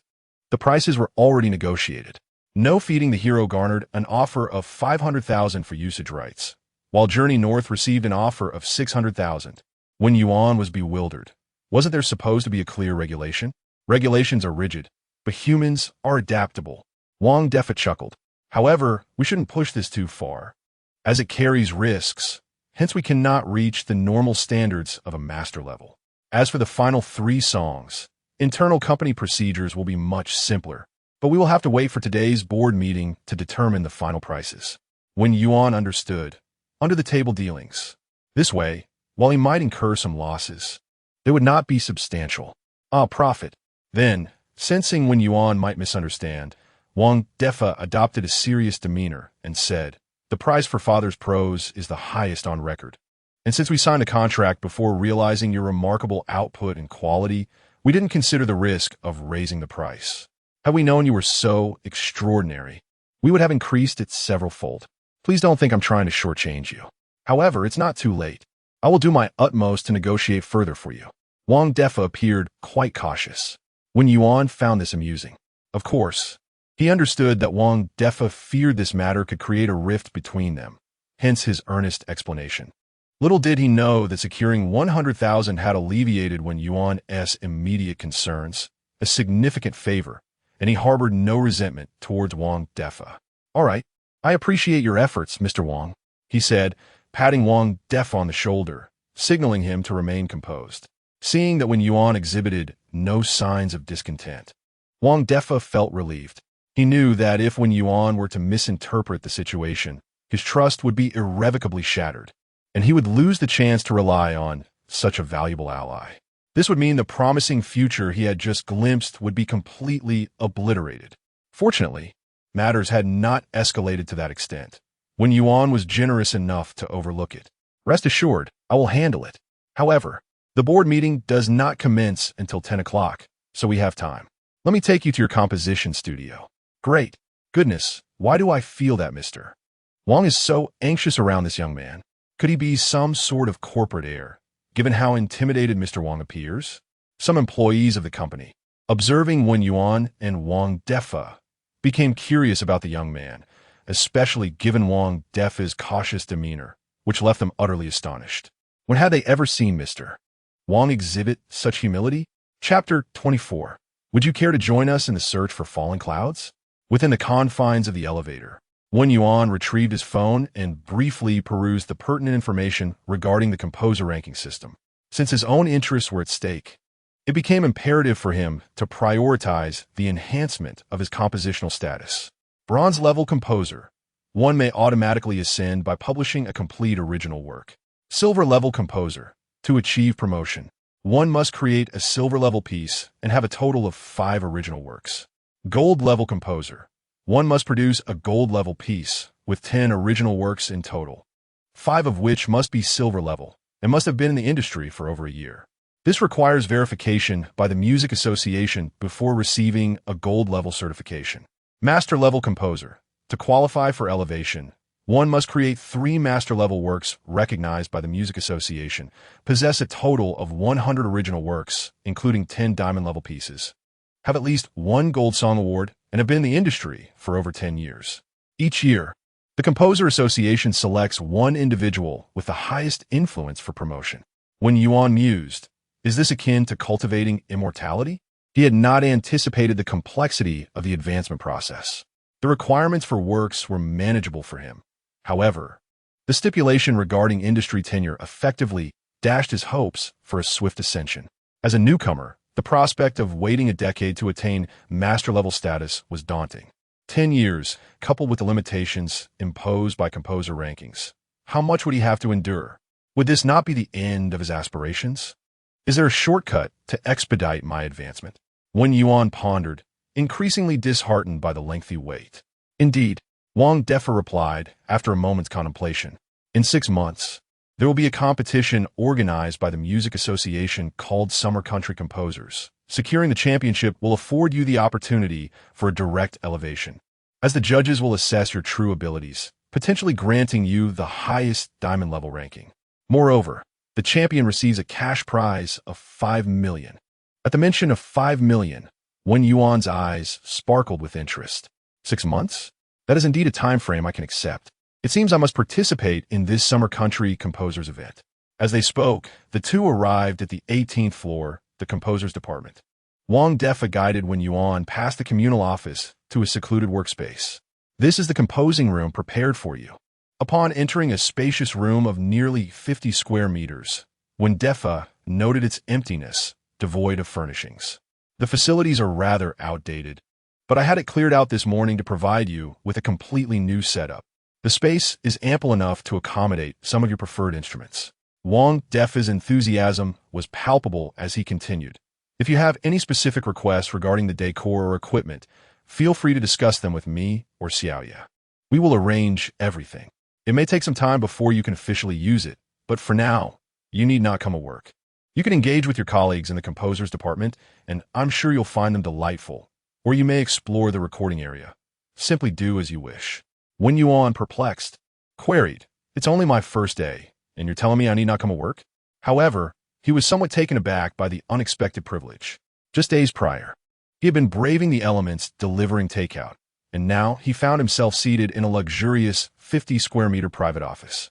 The contrast was indeed striking. Truth be told, he relished the spacious environment. Were it not for Wang Defa's insistence that this was an office, Wen Yuan might have easily mistaken it for a personal sanctuary. These floor-to-ceiling windows. The view is splendidly vibrant. If only a bed could be placed by the window, how delightful that would be. As for the decor and equipment, you may arrange them as you see fit. I have no particular demands." While he might entertain the idea of decorating a bedroom, he certainly did not wish to transform his office into a haven of comfort.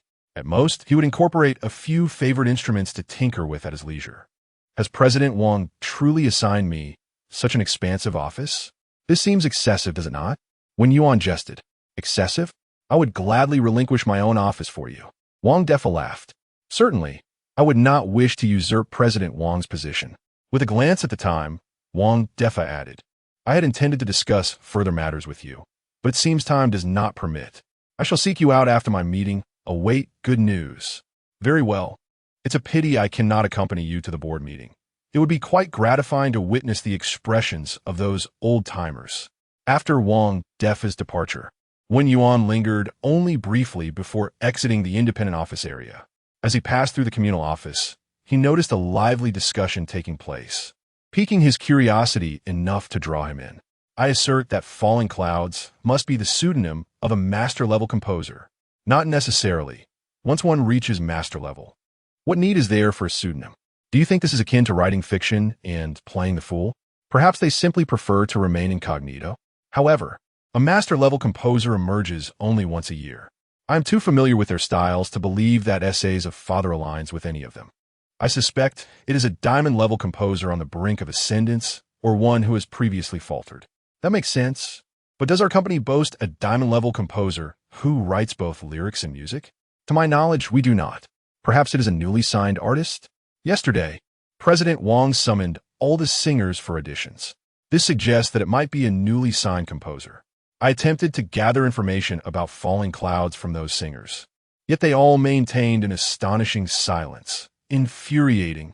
Thus, it can be concluded that Falling Clouds is indeed a newly signed composer, and, at the very least, a Diamond Level one. Do we all concur with this deduction? Referring to the elevation from Diamond Level to Master Level as ascendants, and addressing fellow composers as companions showcase their playful camaraderie. Wen Yuan found himself intrigued and continued to listen attentively. The group fell silent, tacitly agreeing with the conclusion. In light of this, the pool of potential candidates is quite narrow. Let us consider, are there any new faces among us? If so, that might very well be Falling Clouds. As they scanned the room, their gazes ultimately settled upon Wen Yuan, who had only recently taken a seat. They simultaneously recognized this unfamiliar visage and began to scrutinize him, akin to a pack of wolves circling their prey. Having never seen him before, it was evident he was a new addition to the company, which aligned with their hypothesis. However, his youth suggested he could not possibly be a Diamond-level composer, let alone a Master-level one, as his nameplate clearly stated, Bronze-level composer. While his identity matched, his rank did not. Thus, it was reasonable to conclude he could not be Falling Clouds. With that realization, the group diverted their gaze. "Newcomer, are you?" One person greeted warmly. Wen Yuan nodded in acknowledgement. "Congratulations on successfully joining this esteemed family of cultivation. We are all practitioners here, and from this moment forth, we shall serve as your guardians. May you swiftly attain ascendance." To be candid, Wen Yuan found their exuberance rather juvenile, yet he appreciated the lively atmosphere. At that moment, he comprehended why Wang Defa believed he would enjoy his colleagues. They were, after all, a group inclined towards merriment and self-entertainment. "Are you familiar with Falling Clouds?" Wen Yuan nodded once more. "The melody of Falling Clouds has moved souls to tears. Surely, they have touched upon the opportunity for ascendance, or perhaps have already achieved it. We are envious of such a formidable presence in our company. Should we gain their assistance, our paths of cultivation would undoubtedly progress further.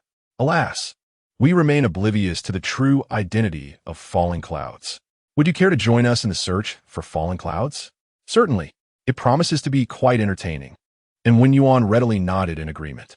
Chapter 25. Wang Defa felt an unprecedented sense of confidence.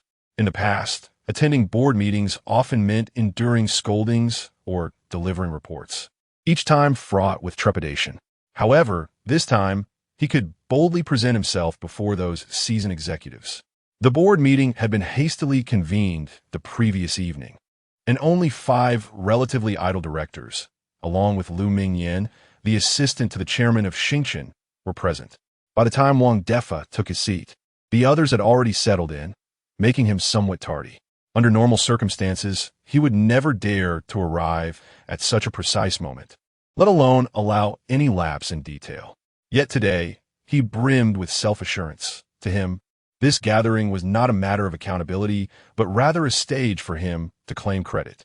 The meeting's primary agenda was to discuss whether Wang Defa, the deputy manager of the composition department, had been negligent in his duties. At precisely 10 o'clock, Lu Mingyan, acting as the meeting's moderator, announced the theme. Wang Defa reclined comfortably in his chair, poised and relaxed as he awaited the proceedings. "Manager Wang, yesterday you offered a contract to a newcomer composer, Wen Yuan, which is typically reserved for Diamond-level composers, explicitly stating that his compensation and revenue share would be adjusted based on his future performance. Please provide the board with a reasonable explanation." As Lu Mingyan finished speaking, Wang Defa adjusted his shirt and rose to address the room. Based on the works presented by Wen Yuan, he possessed the caliber of a master composer, thus justifying the elevated contract terms in accordance with company policy. The additional clauses in the contract were designed to ensure Wen Yuan's long-term association with Xingchen. Wang Defa maintained his composure as he responded fluidly.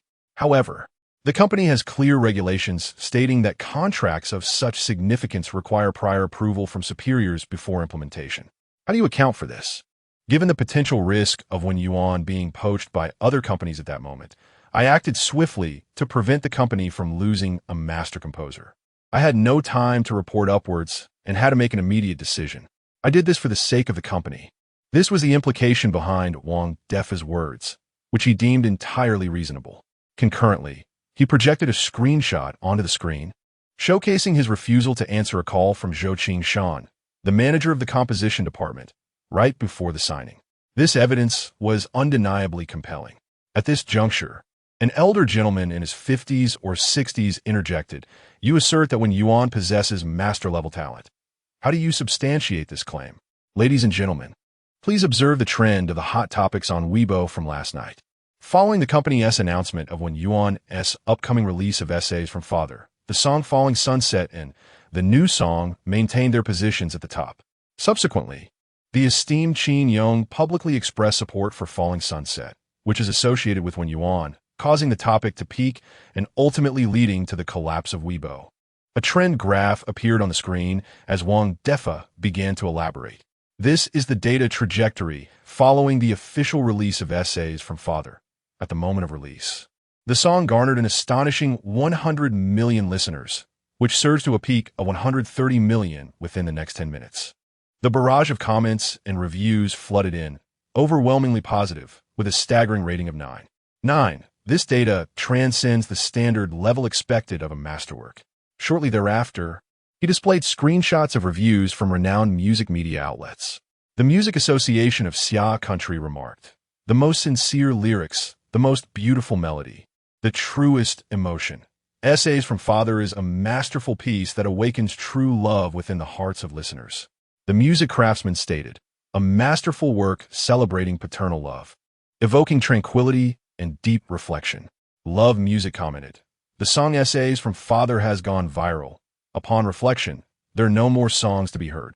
Furthermore, various prominent music media outlets have since weighed in, with even the Music Association acknowledging Essays from Father as a master-level composition.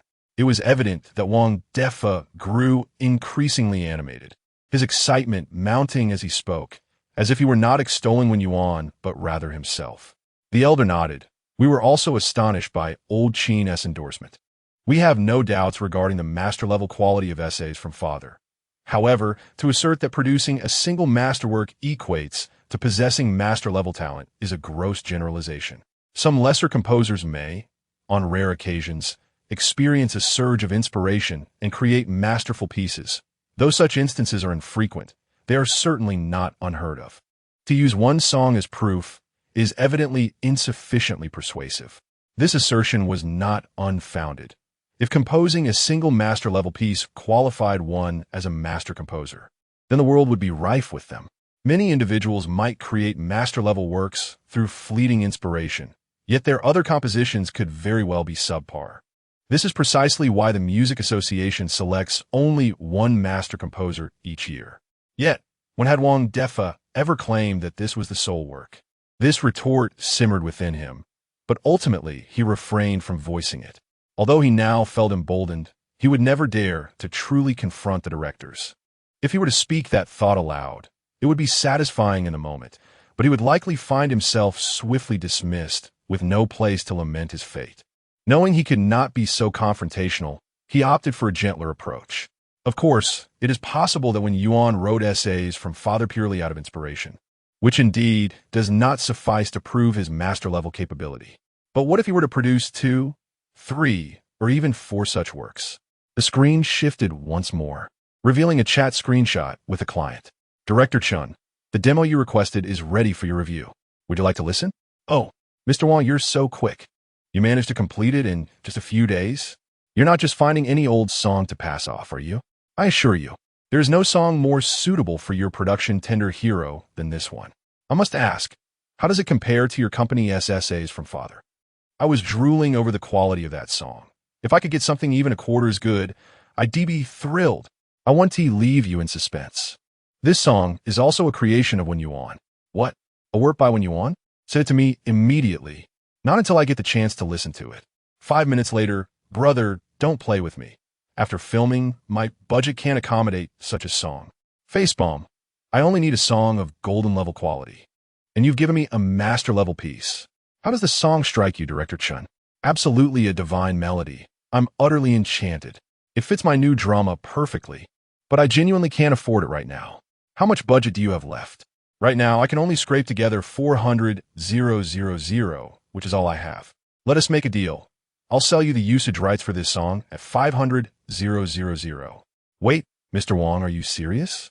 A master-level song for 500,000 usage rights? Of course.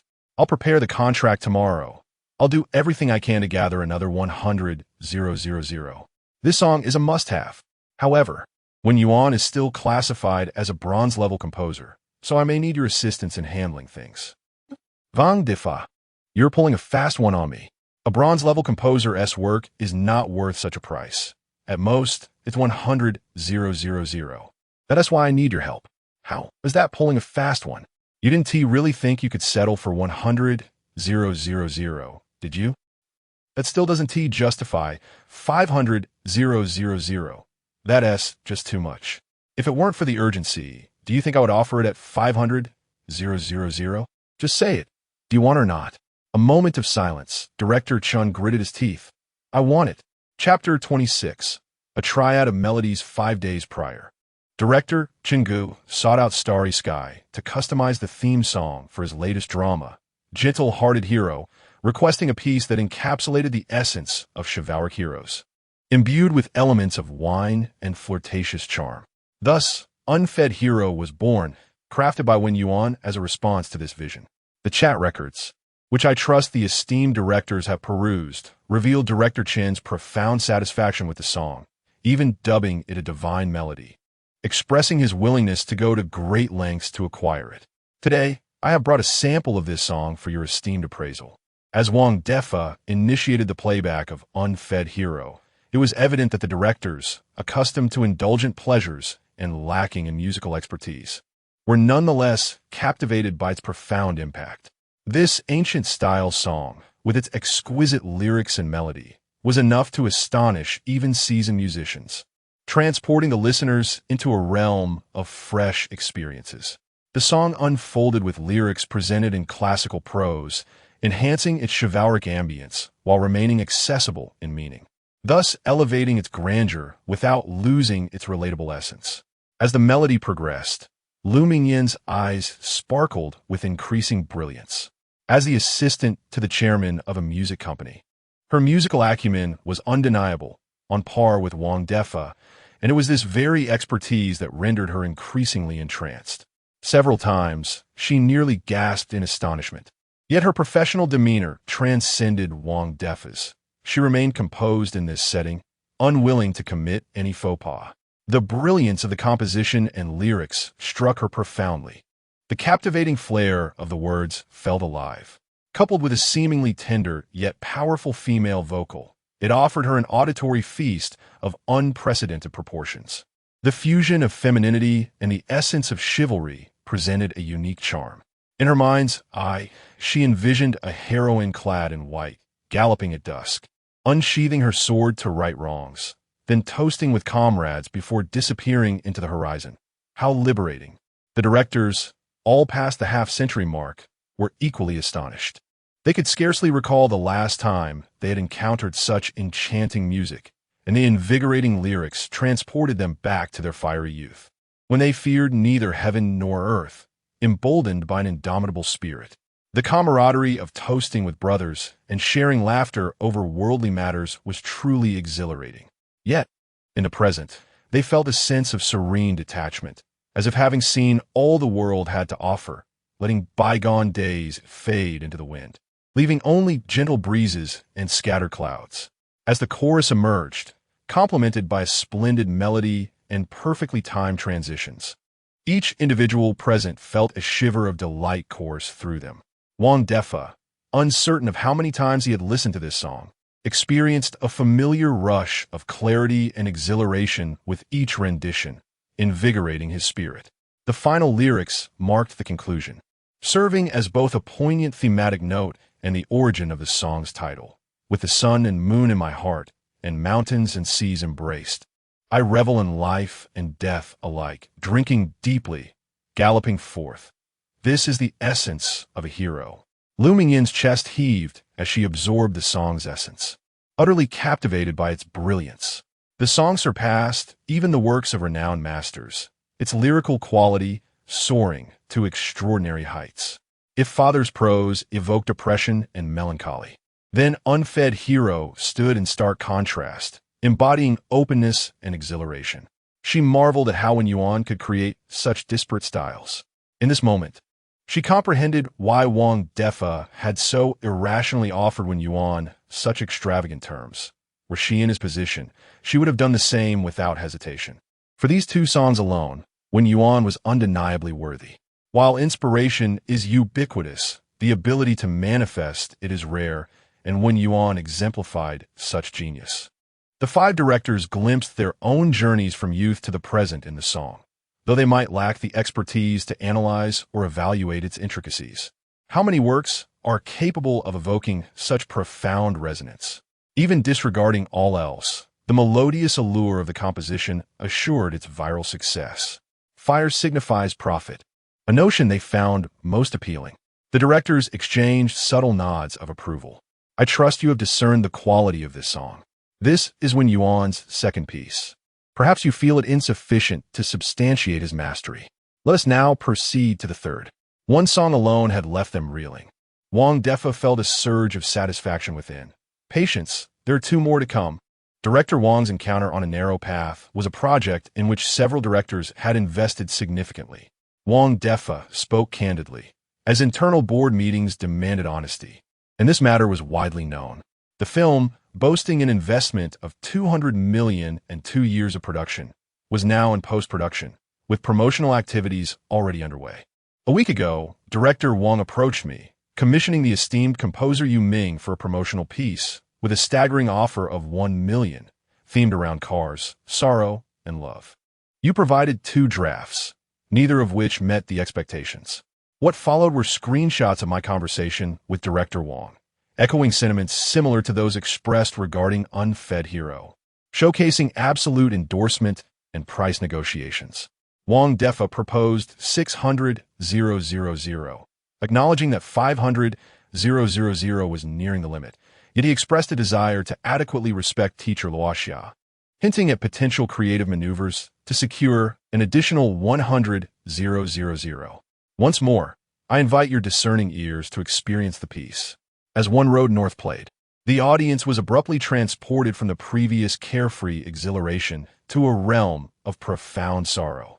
The directors furrowed their brows tightly, while Lu Mingyan's eyes glowed with heightened brilliance. In this moment, she fully grasped the sentiments that Wang Defa and Elder Qin had experienced. What a marvel had emerged from obscurity. 5 minutes later, the last notes of One Road North faded. To ascend to the level of a master composer, one must create 3 complete masterpieces. With the 2 pieces heard today, alongside one already released, Wen Yuan had indeed achieved this benchmark, each demonstrating masterful quality. This was ample evidence of his prowess. Lu Mingyan firmly believed that these 3 masterworks were sufficient to validate Wen Yuan's capabilities and would undoubtedly persuade the board. Yet, Wen Yuan's repertoire did not conclude here. My Dream represents his 4th composition. Chapter 27. Amidst the relentless march forward, let the light refract through tear-drenched pupils, reflecting the rainbow most fervently desired within the heart. Cheng Ling delivered a stunning rendition of this song, for it encapsulated her very essence. In this chaotic world, she surrendered all her dreams to time, confronting pain head-on. Having endured the upheaval of her illustrious life, she found her own reflection in every corner of the lyrics. Just as Wang Defa had told her, this song was tailor-made for her by Wen Yuan. Thus, she seamlessly infused her feelings of grievance, resilience, and strength into the performance, allowing the song to emanate an immense energy that resonated with listeners, empowering them with determination and fortitude. Only in this manner can a song truly be deemed inspirational. Lu Mingyan and several board members found themselves once again in a state of astonishment, but this time not merely due to the song's beauty or its thought-provoking nature. Instead, they were struck by the significance behind Wen Yuan's series of 4 songs. If any lingering doubts remained after the initial 3, My Dream obliterated them entirely, solidifying their recognition of Wen Yuan's masterful prowess. What does it mean to possess a master composer? It signifies an allure that draws the most celebrated artists. as well as a guarantee of immense popularity and acclaim. To put plainly, he is a veritable cash cow. A master composer with creative assurance can single-handedly elevate an entire star enterprise, transforming the competitive landscape into one dominated by a singular entity. The potential for far-reaching influence and significance thrilled the group. While the deep market was not devoid of master composers, indeed, 5 companies boasted such talent. These masters had long since exhausted their creative faculties, their worth reduced to mere reputation. Many composers spend their entire lives striving to reach mastery. Yet here was Wen Yuan, having just signed on, already producing 4 songs of masterful quality. His creative ability was nothing short of extraordinary. Even if he had not yet attained official recognition as a master composer, the quality of his work was such that one could hardly dismiss him as a newcomer. Realization dawned upon them. No wonder Wang Defa's demeanor today was markedly different. It was Wen Yuan and his 4 songs that had bestowed upon him ample confidence. This was no mere accountability. It was a matter of claiming credit. Observing the astonishment and excitement etched upon their faces, it was evident they had fully embraced Wen Yuan's talent. The impact of those 3 songs was undeniable. They compelled even the most skeptical to concede. Wang Defa felt a surge of satisfaction. The quality of these 4 songs spoke volumes. Wen Yuan undeniably possessed masterful skill. Moreover, he had not hesitated to mention that Wen Yuan had 2 additional songs of equal caliber yet to be recorded. What? 2 more? The board members exchanged incredulous glances, grappling with the notion that a newcomer could unveil 6 masterful works within just one day. How many master composers could claim to have achieved such a feat in their lifetime? It seemed utterly preposterous. Elder Qin, responsible for reviewing at the Music Association, had only tweeted in support after witnessing the astonishing compilation of 6 songs, which explained his public endorsement. Everyone assumed it was merely an expression of anticipation for Father's Prose, unaware that it was after witnessing the sheer potential of all 6 songs that he felt compelled to speak out. Thus, the esteemed board members began to grasp why this extraordinary composer had suddenly emerged. So, dear directors, do you still believe I offered him too generous a contract? Accountability was an impossibility. It would never be required again. With such a formidable ally, who would dare question it? Oh, and I almost forgot to mention, Wang Defa continued, Wen Yuan is only 20 this year. Moreover, he composed Not Feeding the Hero NA Journey North in under 10 minutes each after receiving the song requirements. While it may be likely that these were previous works, the precision with which they met the criteria is astounding. Imagine the depth of his repertoire, especially considering the last 3 songs were custom crafted for the artists. The board members were taken aback once more. The prospect of producing 2 masterful songs in 10 minutes seemed implausible. It must be a product of prior work. Yet to select songs that aligned perfectly with the requirements and the artist's styles indicates an astonishingly vast catalog. They dared not imagine the extent of it. However, one thing was certain. The quantity would be substantial. At just 20 years old, possessing masterful talent and an impressive inventory of works, this prodigious star was indeed a treasure for the company. With this realization, it became clear that securing this talent, regardless of the cost, was a worthy investment. Wang Defa had not only avoided blame, but had also achieved significant merit. The board members' breaths quickened, initially furious at Wang Defa for offering a diamond-level contract to a newcomer. They were subsequently astonished by the appearance of Father's Prose, a masterful piece supported by Elder Qin, which sent shockwaves across the internet. However, they believed one song alone did not justify such conditions, especially since it was released for free and subsequently saw a dramatic decline in metrics, yielding minimal profit for the company. Thus, they resolved to convene a board meeting, oblivious to the monumental surprise that awaited them. With such an extraordinary talent in their midst, the future of the company seemed destined for greatness. Following the presentation of Wang Defa's 3 demos and a series of groundbreaking revelations, the conference room fell silent for an entire minute. Then, the elderly director who had spoken earlier finally broke the silence. So, does Manager Wang believe this contract is reasonable? Given Wen Yuan's demonstrated talent and potential, he was deserving of even greater compensation than a diamond-level contract. Of course, is that even a question? Wang Defa replied, incredulous. Surely, these seasoned individuals could not truly be so clueless. You yourself stated that it is not enough. A master composer deserves more than just a diamond contract. The elderly director gazed at Wang Defa, speaking with an air of calm authority. In an instant, Wang Defa's triumphant smile froze. What? The other board members were equally stunned, caught off guard by this unexpected twist. But soon, they regained their composure and began to echo the sentiment. Such a talent clearly warrants more. Yes, knowing Wen Yuan's exceptional gifts and the immeasurable value he brought to the company, why had they only offered a diamond-level contract? Wang Defa was left speechless. Are you serious? Chapter 28.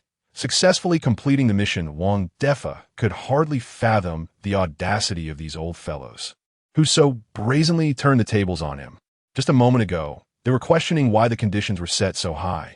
After realizing the terrifying potential of Wen Yuan, they suddenly accused him of offering too low a deal. Truly, one must commend them. Their opportunistic maneuvering was executed with such finesse. With their remarkable ability to change their stance, why not take up roles as Sichuan opera performers? This dramatic reversal left Wang Defa in a fit of rage, almost to the point of laughter. He had intended to confront the directors firmly today, especially after the release of 3 songs, coupled with the praise for Wen Yuan's extraordinary talents, which should undoubtedly justify a diamond-level contract. Had he erred? Not at all. Accountability? Nonsense. They ought to commend him. Yet, according to these old geezers, his actions somehow indicated that a diamond-level contract was unworthy of Wen Yuan. Commend you? Absolutely not. You are mistaken. The fault lies in offering too low a deal. As a result, Wang Defa not only failed to touch their pride, but ended up bruising his own. After painstakingly preparing for hours, the meeting materials turned into a means of self-inflicted humiliation. No matter what he said, he could not accept this outcome. Moreover, while he wished to offer Wen Yuan a master-level contract, could he do so? Would the HR department dare to approve it? It simply made no sense. Ultimately, this was merely a case of these old fellows shamelessly flipping their stance, caring more for their pride than anything else. Where is the divine commentary? Faced with such antics, Wang Defa felt an urge to curse, but the circumstances were beyond his control. Even if he had tenfold courage, he would not dare to utter a word of reproach. However, one could hardly blame Manager Wang. Contracts exceeding the diamond level required the chairman's personal approval.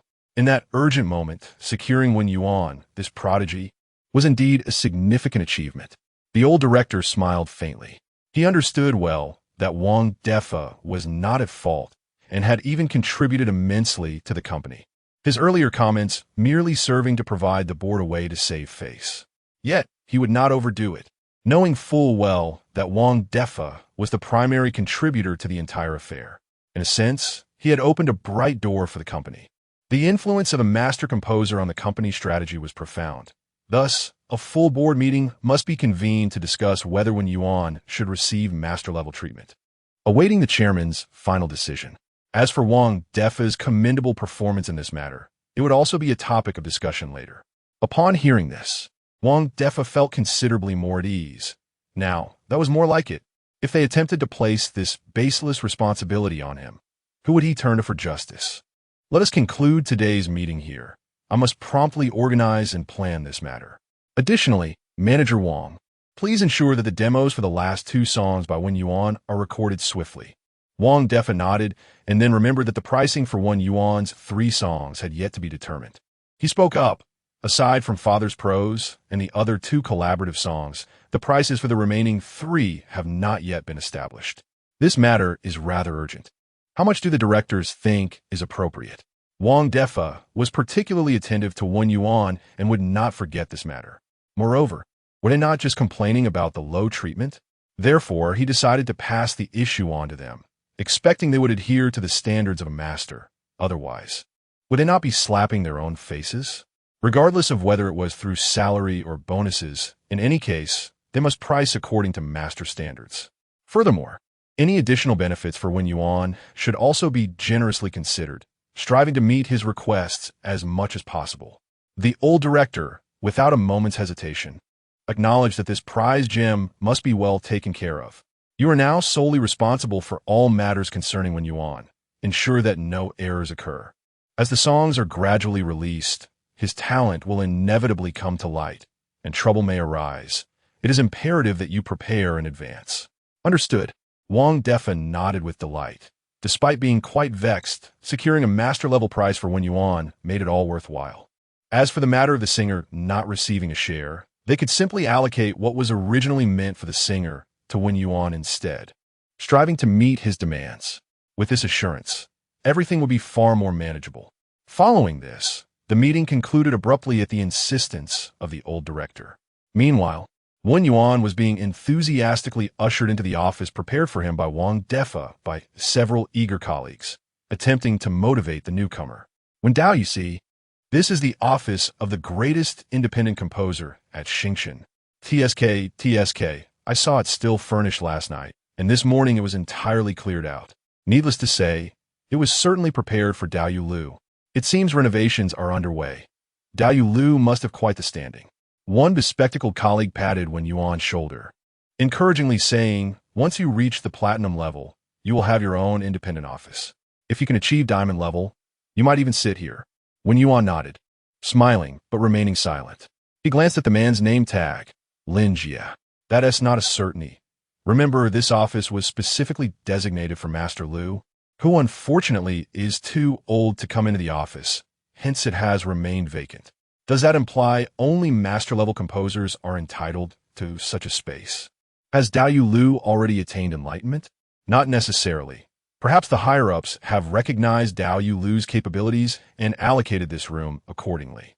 Curiosity piqued when Yuan inquired, if this office belongs to Master Lu, why is it being reassigned? Master Lu has never set foot in the company since his affiliation with Xingchen. Although it is said to belong to him, he has never utilized it. It is likely that the company felt a diamond-level composer deserved a more appropriately appointed space, thus offering this to Dao Lu after refurbishment. Lin Jie replied with palpable envy. Even old Qin is willing to voice support for him. An office is really nothing extraordinary. Then, turning to Wen Yuan, he added, you are still young. As long as you devote yourself to creation, opportunities for enlightenment will surely arise in the future. Do not be overly envious now. In truth, though he spoke of not being envious, his face bore unmistakable signs of longing, and a hint of melancholy shone in his eyes. Noticing this, Wen Yuan asked, is it that I sense a hint of resignation in your words, Lin Dao? It's not merely a matter of giving up. It's genuinely quite challenging. Never mind. I must not let it affect your resolve. In any case, I have little hope left in this lifetime. Wen Yuan nodded, choosing not to dwell further on the matter. Producing a master-level composer annually was indeed a formidable challenge. It was likely that many with master-level abilities could never truly attain enlightenment. Originally, he had been indifferent to this, but now, realizing that levels were tied to income, he felt compelled to strive for it. His name was inconsequential, but he would never relinquish the opportunity for gain. At that moment, a message arrived from Wang Defa. Still at the company? Wen Yuan replied. In the office. Wang Defa responded. Mission accomplished. I'll be there shortly. Chapter 29. A modicum of confidence. Greetings, Mr. Wang. Soon, Wang Defa arrived at the office, greeted warmly by a group of colleagues. Mr. Wang, may I inquire about the identity of the Taoist, known as Luoxia? Could you share any insights? After much discussion with no resolution, someone could not contain their curiosity and asked. Wang Defa glanced at Wen Yuan amidst the crowd, and then surveyed the inquisitive faces around him. Clearly, he had not disclosed his true identity to them, nor did he intend to. All of you are in this field and understand the rules. If he does not wish to be exposed, I am unable to divulge anything further. Upon hearing this, the group felt a twinge of disappointment. Wen Yuan, please accompany me. The two then departed the office. My curiosity about this Luoxia Taoist is growing. His desire for privacy suggests he is a person of modest aspirations. It seems he must be a senior figure. It stands to reason that a young person who does not pursue fame and fortune cannot truly be called young. I plan to bide my time. Since this office is undergoing renovations, Luoxia Taoist will inevitably come to work at the company, and then I shall discover who he truly is. That makes sense. As the group continued their discussion, they gradually left the premises, harboring no suspicion towards the recently departed Wen Yuan. Upon reaching the manager's office, Wang Defa finally shed his guise, donning a pleasing smile as he personally brewed a cup of tea for Wen Yuan. I had anticipated a thrilling meeting today, but it turned into a disaster. Wang Defa lamented with a frown. Oh, how did it turn disastrous? Wen Yuan, intrigued by his shift from confidence to disappointment, inquired. He recalled Wang Defa's earlier exclamation. Nothing was more exhilarating than striking a blow to those old geezers' faces.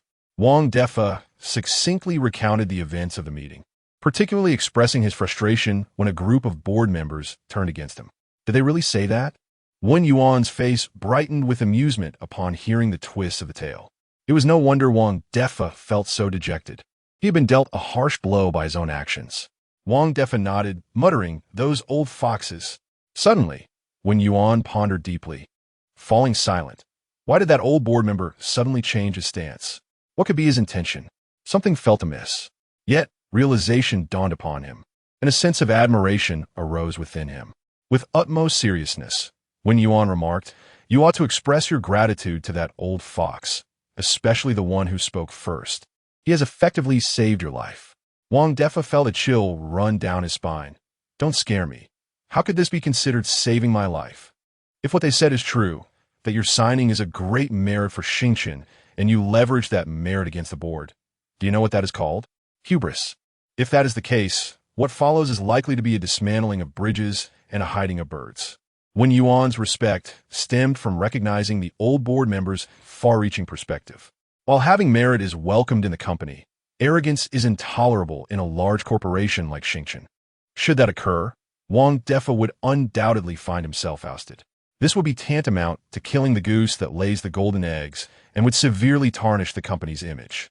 In essence, it would yield no benefit to anyone. The old board member's sudden reversal not only preserved the board's dignity, but also safeguarded Wang Defa, ensuring the company was not pushed to the brink of disaster. It was a masterstroke that accomplished three objectives. Wang Defa quickly grasped the gravity of the situation. Overwhelmed by a sense of horror, perhaps he had felt stifled for too long, and upon encountering Wen Yuan, he had become somewhat unmoored, failing to recognize such a critical blunder that could have led to disaster. Indeed, Wang Defa said, his face etched with concern. Fortunately, things did not escalate to that extent. Otherwise, I would have had nowhere to weep. Surviving a great calamity often brings about great fortune, Wen Yuan consoled, observing Wang Defa's anxious demeanor. At this point, consider it a false alarm. Wang Defa took a deep breath and nodded, realizing he must tread carefully in the future. Otherwise, I might not even know how I met my end. What did the board say about the song pricing? To redirect Wang Defa's focus, Wen Yuan proactively inquired about his matters. It has been confirmed. As long as the quality of the work meets the master level, it will be priced accordingly. Additionally, if the singer opts out of royalties, the amount will be calculated at the normal rate and attributed to you. However, it cannot be given to you directly. It will be treated as salary or bonuses and paid with regular wages, meaning there will be some delay. For externally collaborated songs, the pricing might still be constrained. This is essentially the best outcome. Wang Defa returned to his senses. Though the result was not perfect, Wen Yuan felt immensely satisfied, and despite narrowly escaping a dire situation, Wang Defa felt a sense of relief at Wen Yuan's approval. By the way, the songs not feeding the heroine northward journey will have the contract signed by the client in the afternoon. Additionally, the contracts for the other songs need your attention. Outside of Father's Prose, none of the other song contracts have been finalized. Wen Yuan nodded, recognizing the necessity of the process. He had not been able to attend yesterday, so he planned to address everything today. Now, regarding Cheng Ling, what are your intentions? Wang Defa's inquiry stemmed not from mere curiosity, but from the fact that Cheng Ling was tied to Jinghua, and he needed to understand Wen Yuan's stance to arrange matters early on. I intend to cultivate her into a diva, Wen Yuan replied candidly. What? Even though Wang Defa was aware of Wen Yuan's fondness for her, he had never anticipated such an audacious ambition. Cultivating a diva is no small feat. While he believed in Wen Yuan's capabilities, The most crucial and challenging condition to become a diva is to possess at least one world-class, influential representative work. Such a piece is not something a master-level composer can create. It requires a genius of composition. Do you understand how difficult it is to become a diva? Wang Defa asked, momentarily stunned. I just checked the criteria. 10 master-level works, one world-class influential piece, the title of Best Singer of the Year in Xia Country, the title of First-Tier Artist in Xia Country, and over 10 years in the industry. Wen Yuan outlined the most challenging requirements. Since you are aware, do you possess the confidence? Wang Defa was astonished. I have a modicum of confidence. However, I am uncertain how world-class influence is defined and assessed, Wang Defa replied. What do you mean by a modicum of confidence? Chapter 30. The terrifying price. The concept of world-class influence lacks a precise definition, yet based on past experiences. A song must attain the stature of a chart-topping hit, possessing widespread acclaim and recognition across various nations, while also securing a position within the top 10 of the global music charts for that year, ultimately subject to the scrutiny of the Music Association. Wang Defa could only provide a general idea. The final determination lay solely with the Music Association. However, this gave Wen Yuan a clearer sense of direction. Are you truly serious about transforming Cheng Ling into a queen of pop? Wang Defa confirmed that this was a notion he had not even dared to entertain. Despite the current grandeur of Xingqian, it was merely riding on the coattails of several prominent artists, and the vast company lacked even a single master-level singer, let alone a pop royalty. A glance at the entire Shenzhen market reveals that no reigning pop icons remain active. It is evident that the endeavor of creating a pop queen or king is fraught with challenges. I have already contemplated this yesterday, Wen Yuan declared. If he could not leverage the entire repertoire from his previous life to forge a pop queen in this music underdeveloped world, how could he ever face his ancestors in Jiangdong? The confidence in Wen Yuan's words rendered Wang Defa speechless. He perceived clearly that throughout their conversation, Wen Yuan's gaze never wavered. In fact, it seemed to shimmer with anticipation.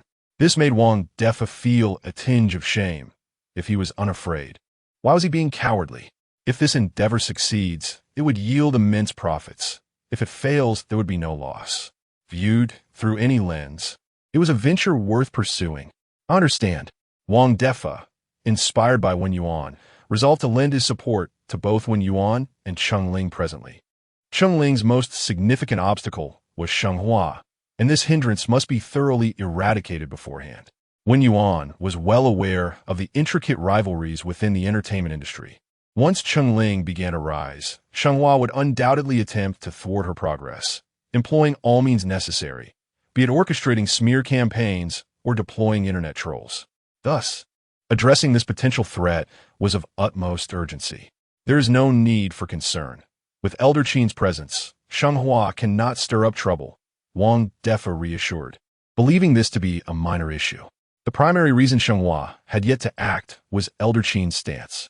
With Elder Qin publicly expressing support for Wen Yuan, should Jinghua choose to intervene, it would signify opposition not only to Elder Qin, but also to the entire Music Association. It was unlikely that Shenghua's upper management would be foolish enough to take such a risk. Wen Yuan furrowed his brow. He had seen Elder Qin's post on Weibo the previous day and was astounded by the elder's remarkable achievements. Having such a prominent figure's backing would indeed make Jinghua cautious. Yet, he remained puzzled as to why Elder Qin chose to support him. Given the events of yesterday, he had not had the time to delve into the matter. Mr. Wang, do you know why Elder Qin made that Weibo post? Wen Yuan inquired. Everyone is astonished by Elder Qin's support for you, and yet you, the party in question, are unaware of the reason. Wang Defa was at a loss for words. However, upon reflection, he realized that Wen Yuan was still new to the circle and might not fully grasp the dynamics. You may not know Elder Qin, but he is familiar with you. Wang Defa elucidated. Elder Qin oversees song reviews within the Music Association. Your 6 songs have likely all received his approval. Perhaps he recognized your talent, prompting him to publicly express his support. Ah, I see, Wen Yuan acknowledged. Nevertheless, even with Elder Qin's backing, he could not afford to be complacent. Relying on others made Wen Yuan uneasy, as it equated to relinquishing control. Although Elder Qin's intervention could eliminate future troubles, What if Jinghua acted while he remained passive? Trusting others was far less reliable than depending on oneself. Are you suggesting we prepare public relations strategies in advance? Wang Defa suddenly grasped the implication. Wen Yuan nodded. That is feasible. Should Jinghua dare to act against Cheng Ling, Xingchen would not hesitate to confront them. When Cheng Ling became a free agent, Xingchen had the confidence to offend Jinghua to sign her, and that confidence remains intact. Wang Defa patted his chest, affirming, "You just focus on your work. Everything else can be entrusted to me." With Mr. Wang's assurance, Wen Yuan felt reassured. The two toasted with tea, finishing half a cup. By the way, I would like to listen to my dream. Wang Defa had mentioned previously that this song was played during a meeting, and since it had already been recorded, Wen Yuan intended to release it that night, provided there were no issues. While Father's prose could be deemed an artistic triumph, it was ultimately a failure in terms of revenue and its impact on Cheng Ling's rise. Thus, seizing the momentum from the success of Falling Sunset and Elder Qin's endorsement, it was imperative to expedite the release of a second song to solidify Cheng Ling's position. Wang Defa wasted no time and opened my dream on his computer. Within 4 minutes, the song concluded, and Wen Yuan discerned a spectrum of emotions from Cheng Ling, particularly her unyielding spirit and determination, which moved him deeply. This is splendid. We shall release this song tonight. Absolutely. Wang Defa understood that the opportunity presented by Elder Qin's influence was rare. Failing to maximize, it would be a waste. Thus, he promptly instructed his assistant, Xiao Yu, to arrange for promotion. Additionally, could the company help me set up a Weibo account for Falling Sunset? Given Falling Sunset's significant popularity, Wen Yuan aimed to capitalize on it. He had attempted to authenticate the account himself, but it appeared he could only apply through the company. That is no problem. I will have Xiao Yu take care of it. Shortly, Xiao Yu arrived at the office with several contracts and confirmed that the Weibo account had been established. These contracts pertain to the next 3 songs, with a total amount of 100,000. This sum will be transferred immediately. As for the remaining portions, they will be disbursed with this month's salary next month. Should you require funds urgently, feel free to approach the finance department for an advance or reach out to me. And the other portions, how much are they? Wen Yuan inquired with curiosity. Wang Defa extended 5 fingers, 1 song. Wen Yuan was instantly taken aback. Wang Defa had just stated that songs reaching master level would be priced accordingly, and a master level song would start at no less than 1 million. This implied that a song would fetch an astounding 5 million. Thus, 3 songs would amount to 15 million. How could he not be astonished? He had never encountered such wealth. Do not be overly excited. This price is relatively modest compared to potential revenue shares, Wang Defa advised. Consider this. If Father's prose were rated at 5-star coins, with a cumulative audience of 300 million, what would that equate to? Of course, if it were a paid model, the numbers would not be as exaggerated, but even having that figure would yield astronomical amounts. Wen Yuan could only respond with silence. Chapter 31. The telepathic connection between Li Yu and Qianlong. Wen Yuan was suddenly reminded of his whimsical thoughts from childhood by Wang Defa's words. With a population of 1 billion across the nation, if each person were to contribute just a single unit, it would amass a staggering 1 billion, a sum that would ensure a life of comfort for him, not just in this lifetime, but in future ones as well. It was only as he matured that he recognized the absurdity of such a notion. Yet now, wasn't this dream inching toward reality? It seemed he would not even need the entirety of Xiaoguo's populace. Even if just 10 million were willing to pay, the revenue would be astonishing.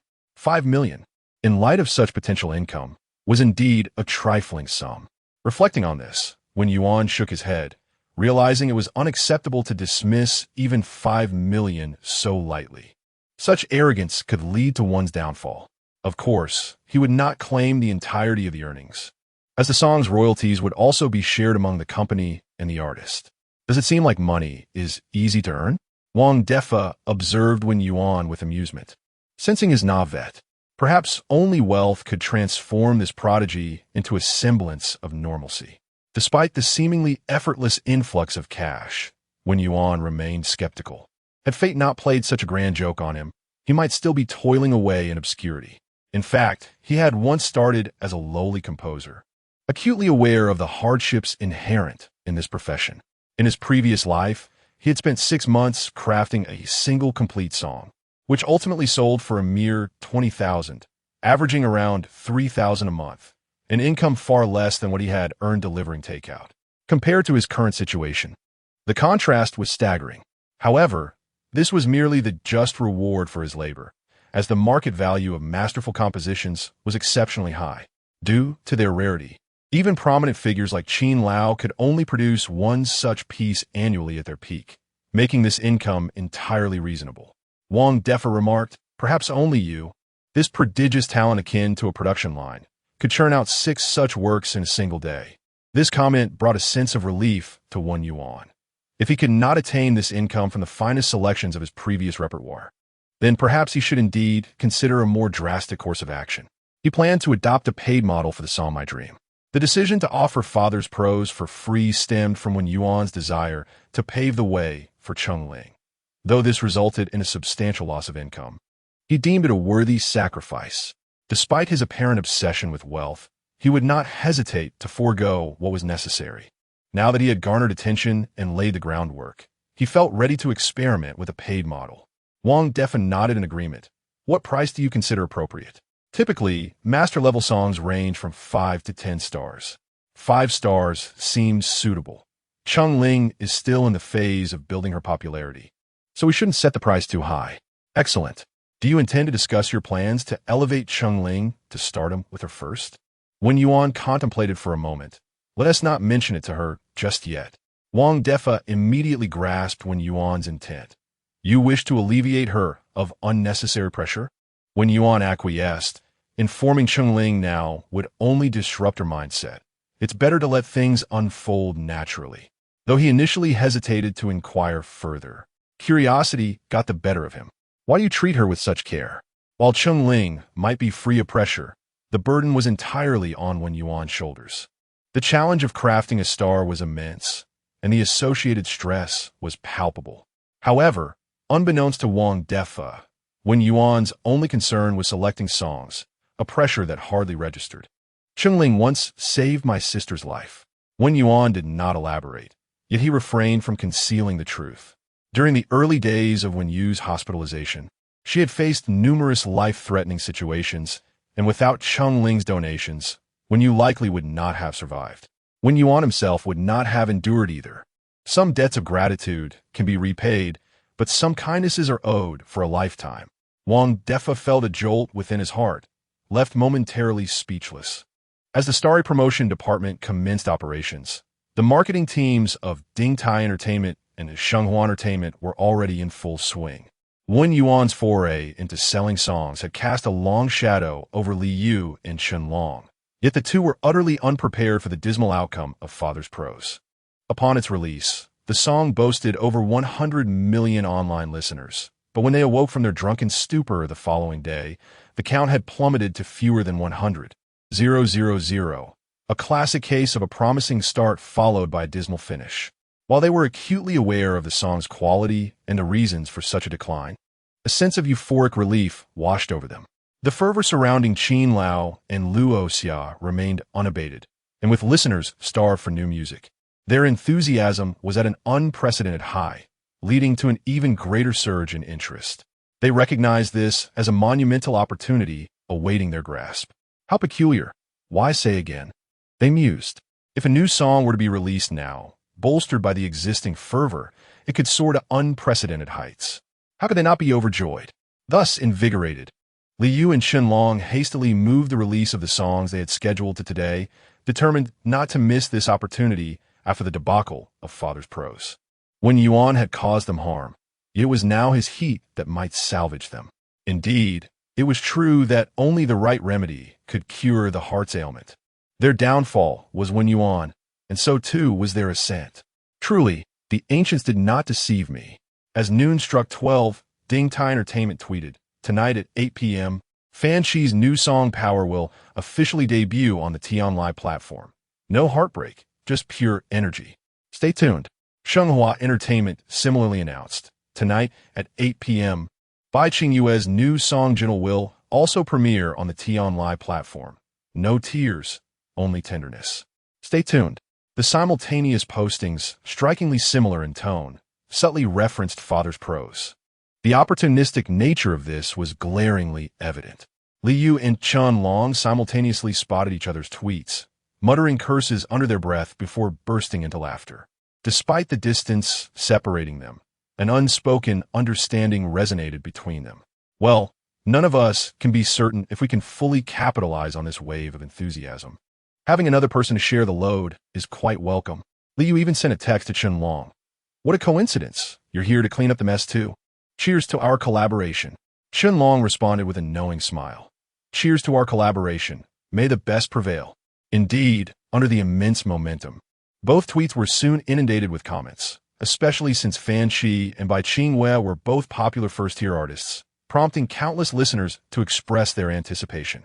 I hope Jin'o Little Yaya can dry my tears. Fan God, give me something upbeat. I need some passion right now. Finally, new music to listen to. After Father's Prose, I am in dire need of something fresh. A multitude of comments reaffirmed the listener's fervor. And witnessing this, Liu and Chun Long could hardly contain their joy. We've secured this wave. It's as solid as it gets. However, mere minutes later, the emergence of two new tweets at 12:10 p.m. extinguished the hope swelling within them. For reasons unknown, the sight of the words Luo Xia sent chills down Liu and Chun Long's spines, leaving them with a sensation akin to plunging into an icy abyss. Chapter 32. Unbelievable. Impossible. Never. At 8 p.m. tonight, the inspirational new work My Dream, produced by Luoxia and performed by Chung Ling, will officially debut on the Tianlai platform. My Dream should not merely linger. We shall forge ahead resolutely on the path of pursuing our aspirations. Stay tuned. Additionally, Luoxia, a composer under Xingqian, has officially joined Weibo. Everyone is welcome to follow and stay updated on Luoxia's latest developments. Liu and Chun Long almost immediately saw this Weibo post. In an instant, the fervent determination that ignited within them was ruthlessly extinguished, leaving them feeling inexplicably cold. Did he not just post yesterday? How could he be posting again today? Is there no need for time to create? Perhaps the events of yesterday, where Zhou Qingshan's actions left a significant shadow over them, caused their hearts to race with unreasoned anxiety. However, moments later, they regained their composure. Wait a minute. Why am I afraid? After all, Wen Yuan is merely a newcomer. Even if he has penned the masterful piece Father's Prose, it is inconceivable that his new song My Dream could also be of masterful caliber. Is it? Can a novice truly produce two masterworks in succession? What a laughable notion. If it is not of masterful quality and is unlikely to even reach diamond level, then what is there to fear? It is utterly unreasonable. Liu, what do you think? Chun Long, do you believe a newcomer can create two masterful pieces consecutively? Liu, I do not believe it. Impossible. Never. Chun Long, then there is nothing to fear. Liu, indeed. The two exchanged views and simultaneously sighed in relief. Naturally, they were concerned about the potential repetition of Peng Dinghai's humiliation from the previous day, but the current situation was entirely different. Firstly, it was unlikely that Qin would make a second appearance, and secondly, the quality of this song could not possibly match that of a masterwork. With these two premises established, everything else was of little concern. What a false alarm. That wretched Zhou Qingshan has left me on edge. Liu Wuzlabia spot bumminly. Subsequently, the two clicked on the link to Luoxia's Weibo page. What greeted their eyes was Luoxia's profile picture, a stunning image of a sunset blending with the sky. Verified.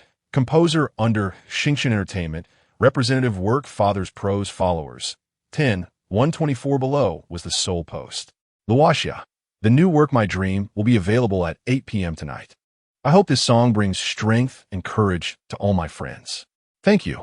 Simultaneously, the follower count and comments beneath the post surged at a visibly rapid pace. Liu, it seems Luoxia is keen to maintain this wave of popularity. Chun Long, if I were him, I would certainly do the same. Liu, but he never anticipated that we would intervene. Chun Long, his vision is too narrow. This isn't an intervention, it's a steal. Liu, you excel in this area of scheming. Chun Long, Liu, nevertheless, the speed at which his follower count is increasing is indeed enviable. Wow.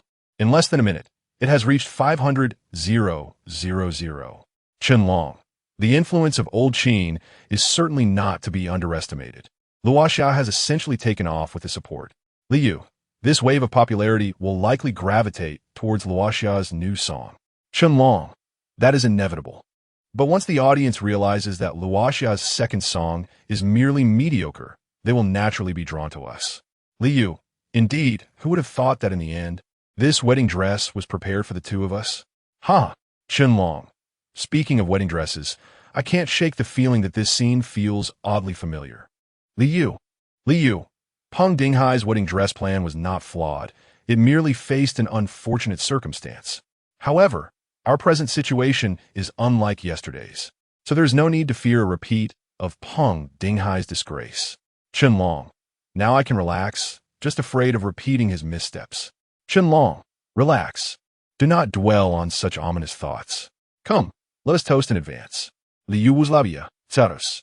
The two continued their banter, a scene reminiscent of the previous day. Yet what outcome awaited them remained uncertain. Meanwhile, the singers of Xingqian began to share Luoxia's Weibo post, but this time, Wang Defa remained silent, as everyone acted with a shared understanding. Liang Ming. An inspirational new song. How will teacher Luoxia astonish us this time? Looking forward. Zhao Liyun. Teacher Luoxia is my source of strength and courage. Shai. Wang Zihan. My dream is to be near teacher Luoxia at dusk. Heart emoji. Cheng Ling and her assistant, having stayed up late the previous night, were yet to make any moves. With the participation of these singers, Luoxia's Weibo followers continued to surge. The listeners, deeply moved by the creator of Father's Prose, began a new wave of emotional outpouring, with comments like "Return my tears" flooding Luoxia's Weibo. In the meantime, Wang Defa, who was dining with Wen Yuan, found the situation both amusing and perplexing. Look at how moved they are. Wen Yuan, having anticipated this outcome, found the crowd endearing. They appeared aggressive, but were merely venting their emotions. Otherwise, they would not have chosen to follow. One cannot help but admire the grandeur of a large company. Xingqian's cafeteria occupied an entire floor, boasting a plethora of options and delectable dishes. Wen Yuan, feeling ravenous, ordered several dishes and began to indulge heartily. It turns out that using one's brain can also lead to a voracious appetite. Wen Yuan was already famished without having accomplished much that morning. Wang Defa, however, showed little interest in the cafeteria food. Instead, he became exceedingly excited upon seeing the pose from Ding Tai and Shenghua, akin to a hunter spotting its prey. To his surprise, Ding Tai and Shenghua also wished to partake in the feast, but they likely miscalculated their ambitions. For Xingqian, it was a banquet, but for them, it would be poison. They could not have imagined that Xingqian would unveil a new song today, let alone one that would also be a masterwork. 2 consecutive masterpieces. Such audacious maneuvers would surely leave Liu and Qianlong in utter astonishment. Wang Defa's excitement grew with each thought. They intended to use Luoxia as a stepping stone, unaware that they themselves were the true stepping stones, much like Mingze. Wen Yuan briefly glanced at the 2 Weibo posts, showing little reaction, remaining indifferent to Wang Defa's enthusiasm. He opened his own profile and refreshed it from time to time. Clearly, witnessing his follower count skyrocket was the true source of amusement. In his past life, he had diligently managed his Weibo and small video accounts, only to meet with failure. Thus, he had never experienced the exhilarating rush of rapid growth.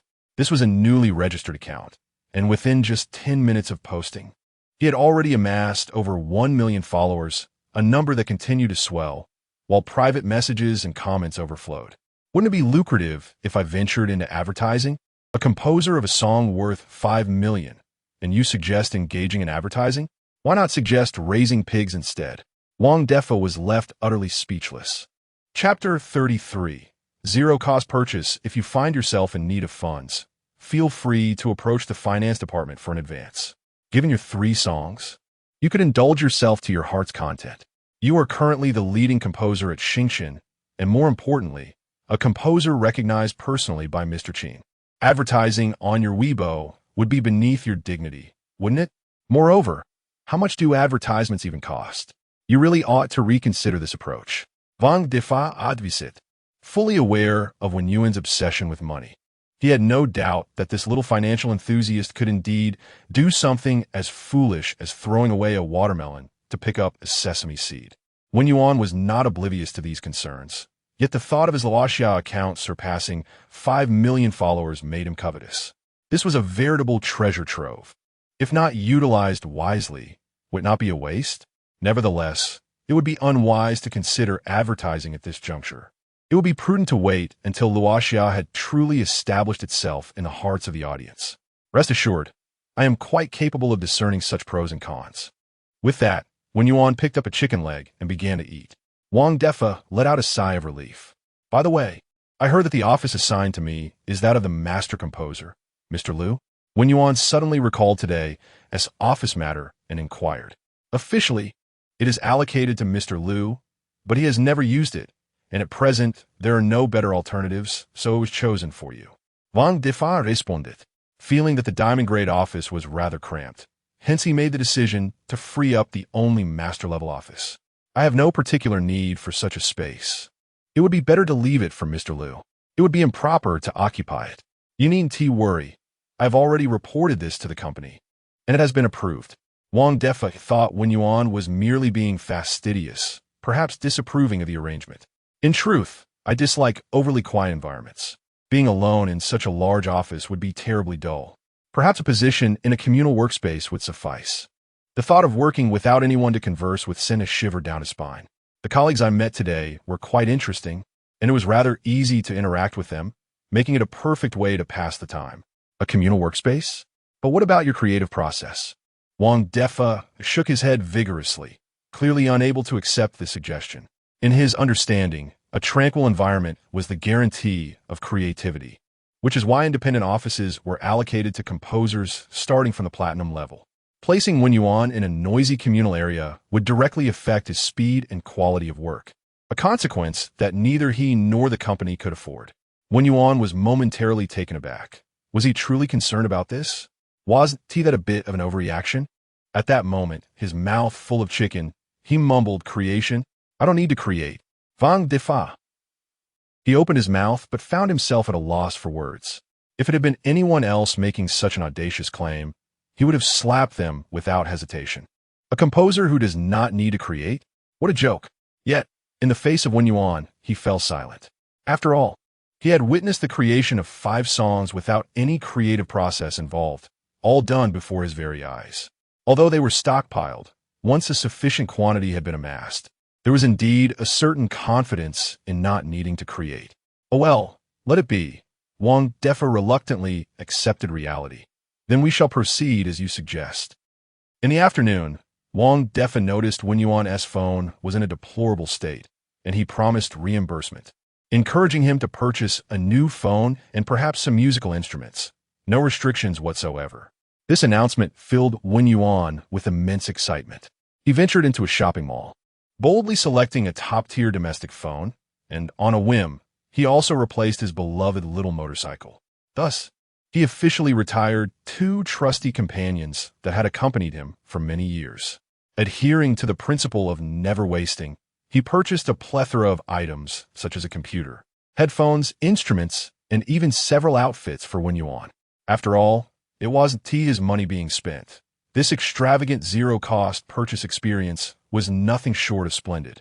Meanwhile, Wang Defa remained at the company, closely monitoring the online sentiment. After a wave of catharsis, Luoxia's Weibo finally returned to a semblance of normalcy.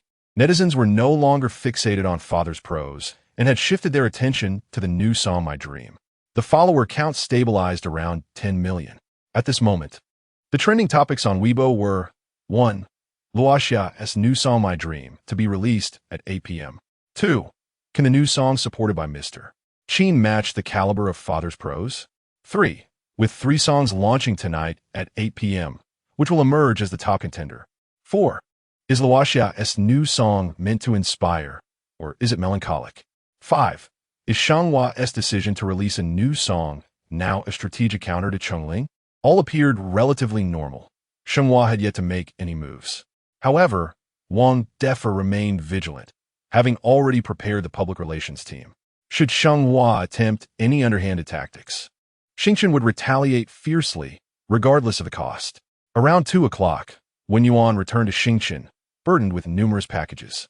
The party purchasing the rights to his 2 songs was set to arrive shortly, prompting him to return early to sign the contract, much to his regret, as he could have otherwise continued shopping until closing time. Here are the receipts. Remember to reimburse them, Mr. Wang. Wen Yuan temporarily placed his belongings in Wang Defa's office and handed over a hefty stack of vouchers. I have calculated everything. The total comes to 1320. What a pity, it's a bit on the low side. However, he lacked further funds for advance payment, having recently received 300,000 and spent nearly all of it, leaving him unable to cover more. Wang Defa was already astounded, gazing at the mountain of shopping bags. He could hardly fathom how Wen Yuan had managed to carry it all back. He had always believed women possessed unimaginable talent and potential when it came to shopping. Yet at this moment, his perception crumbled. Before Wen Yuan, any woman would undoubtedly feel inferior. Impressive as always. Leave the reimbursement matter to Xiaoya. We must head to the conference room, as the client is arriving shortly. All right. Having already discussed the price and details, Wen Yuan essentially went in to sign the contract. Director Wang and Director Chun both attended in person, eager to meet the true face of Luoxia, not only due to Mr. Qin's endorsement, but also because the songs provided had far exceeded their expectations. Their curiosity about this enigmatic figure named Luoxia was palpable. However, upon meeting Wen Yuan, both directors were momentarily rendered speechless. Luoxia was surprisingly youthful. To compose such high-quality songs at this age, one could only be awed by the talent of the younger generation. No wonder Mr. Qin was so impressed. Once the contract was signed, the group discussed the release timing. The 2 directors were clearly eager to ride the current wave of popularity, ultimately deciding to edit the video today and commence promotions tomorrow. After finalizing the contract, Wen Yuan chose not to leave but to remain in the company, quietly awaiting the arrival of 8 p.m. The night promised to be anything but tranquil, laden with unpredictability. Thus he resolved to stay at the office. Chapter 34. The stirring of Jinghua. Once the material needs of individuals have been satisfied, they naturally gravitate towards seeking spiritual fulfillment. This is encapsulated in the ancient adage, when one is well-fed and warm, desires arise. When hungry and cold, the heart turns to theft. The Azure Star is precisely a world abundant in resources, with advancements in material and technology far surpassing those of the past life of Wen Yuan. However, it is in the realm of culture, particularly music, that it has fallen short. This indicates a significant void in the spiritual landscape of the inhabitants of Azure Star. Consequently, after listening to Father's Prose, a phenomenon of song scarcity emerged among numerous listeners, as other songs failed to resonate. Transitioning from simplicity to extravagance is effortless, yet descending from opulence to simplicity proves to be arduous. Thus, a multitude eagerly awaits the release of Luoxia's second song, My Dream. Unlike Li Yu and Chen, they remain unaware that Luoxia is a novice composer. Their sole method of estimating the quality of this new song is by referencing her prior work. With gems already in hand, perhaps My Dream may not reach the heights of its predecessor, but it is unlikely to fall drastically short. Therefore, the audience who experienced Father's Prose harbored immense confidence and anticipation for this new piece. As Chun and Li predicted, following the collision of 3 companies, all the fervor shifted towards Luoxia, with discussions on Weibo predominantly revolving around My Dream. I can hardly contain my excitement for My Dream. Why does time seem to crawl?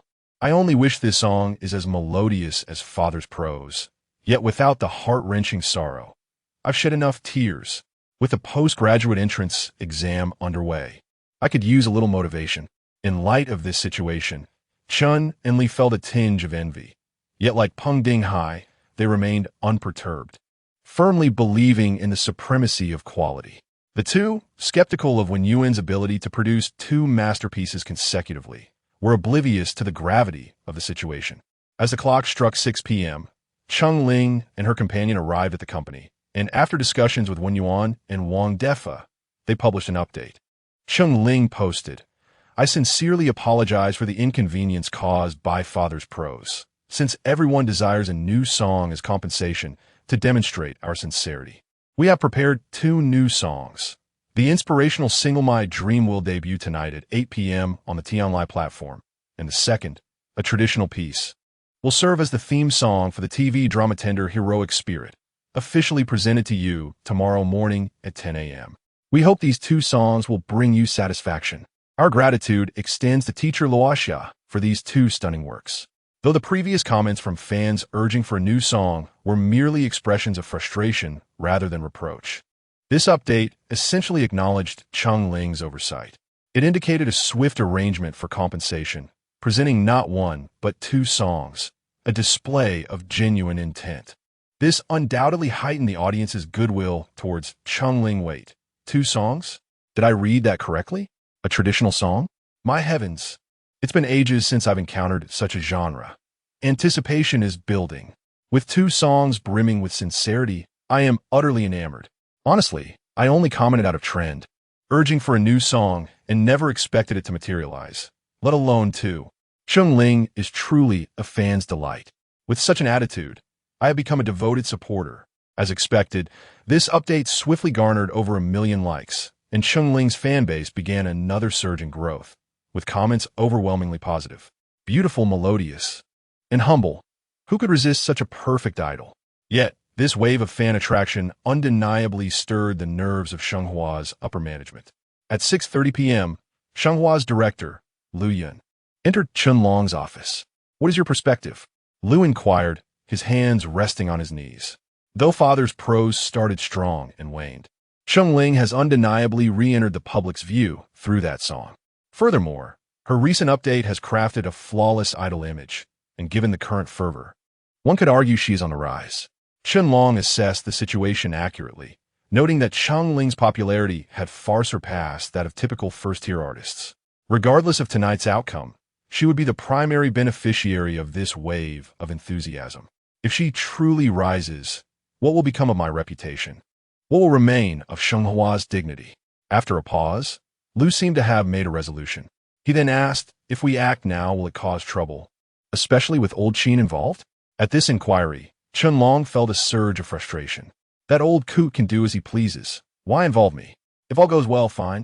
But if something goes awry, I will bear the blame. Though reluctant to engage, he felt he had no choice in front of Wen Yuan. Old Qin had merely supported Wen Yuan's father's prose, likely indifferent to the second or even third song.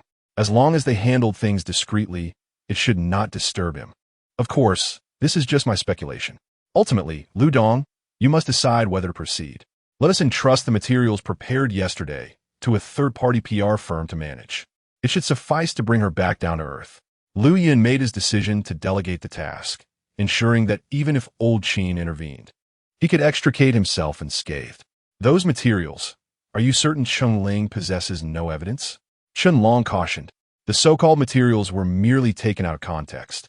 If Chung Ling had comprehensive evidence of her innocence, it would render the information moot. I'm not entirely sure, but even if she does, she wouldn't dare unveil it unless she wished to exit the industry. For someone so passionate about music, that would be an unbearable consequence. Wen Yuan was brimming with confidence. This tactic has proven effective time and again over the past 6 months. Have you ever witnessed her resist? Indeed, Chen Long nodded. Even if evidence existed, should Chung Ling present it, who would ever wish to engage a performer accustomed to gathering evidence? Better to avoid attracting attention than to risk being targeted. Even if she proved her innocence, it might irrevocably jeopardize her career as a singer. Perhaps for the past 6 months, Chung Ling had refrained from speaking out due to this concern, or perhaps she simply lacked any evidence. Well played, Lu Dong. Chen Long offered timely praise. At precisely 7 p.m., an article tarnishing Chung Ling's reputation quietly surfaced on Weibo, accompanied by a brief video. What an audacious display. Chung Ling audaciously refused to sign the contract and left the venue. The video, set at a banquet, captured a portly middle-aged man extending a pen towards Chung Ling, saying, "This contract far exceeds market standards. My intentions are sincere. Please give it some thought." His tone was ingratiating and sycophantic, indicative of submissive posture. This contract is of utmost importance to the company. The staff have toiled for a month to secure it. Please do not let their efforts go to waste, nor disappoint Mr. Shue's goodwill. The speaker remained off camera, while the focus shifted to Cheng Ling, whose expression was as cold as ice, exuding an air of rejection. After hesitating for 2 seconds, she silently grabbed her bag and exited the scene. The video abruptly concluded, like a stone thrown into a still pond. This incident stirred a considerable uproar among the multitude of netizens eagerly awaiting the new song's release. The moment this video was shared, it triggered an immense commotion. Chapter 35. A triple accomplishment. This segment of video has been deliberately edited, omitting the beginning and the process, leaving only an ending. From the superficial information presented, Cheng Ling appears to be utterly flaunting her status. A contract, which her colleagues labored over for a month and holds great significance for the company, was met with indifference from Cheng Ling, despite the party showing earnestness and respect. Her dismissive exit, without so much as a reaction, provoked outrage. It was shocking to realize that Cheng Ling could behave in such a manner, especially after I had regarded her as a paragon of artistry. How infuriating! Who does she think she is, a diva? Even a diva wouldn't dare to be so audacious. Ignoring the company, her colleagues, the clients, and even basic etiquette, Cheng Ling is utterly unworthy of being an artist. My admiration has turned to disdain. I resolutely oppose unethical artists. No wonder she was sidelined by Jinghua. I believe she deserves to be blacklisted across the internet. Yes, a total ban, for anything less would not suffice to quell public outrage. Inspirational new songs? What qualifications does she have to discuss inspiration, merely because of her pretentiousness? It is ludicrous for someone like her to sing motivational songs. As expected, a deluge of anger, calls for boycotts, accusations, and sarcastic comments flooded in. Most netizens lost their composure upon viewing the video. The flawless image of Cheng Ling that had been meticulously crafted through her recent updates crumbled in an instant. Only a small fraction of individuals believed it imprudent to draw conclusions based on an incomplete video, suspecting there might be deeper issues at play. However, faced with the overwhelming majority, they had no choice but to remain silent.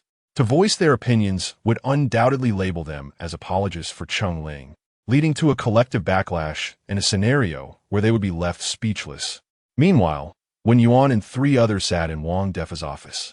The new song was already generating significant buzz, so the number of people monitoring this incident was alarmingly high, as they witnessed their comments section inundated with vitriol.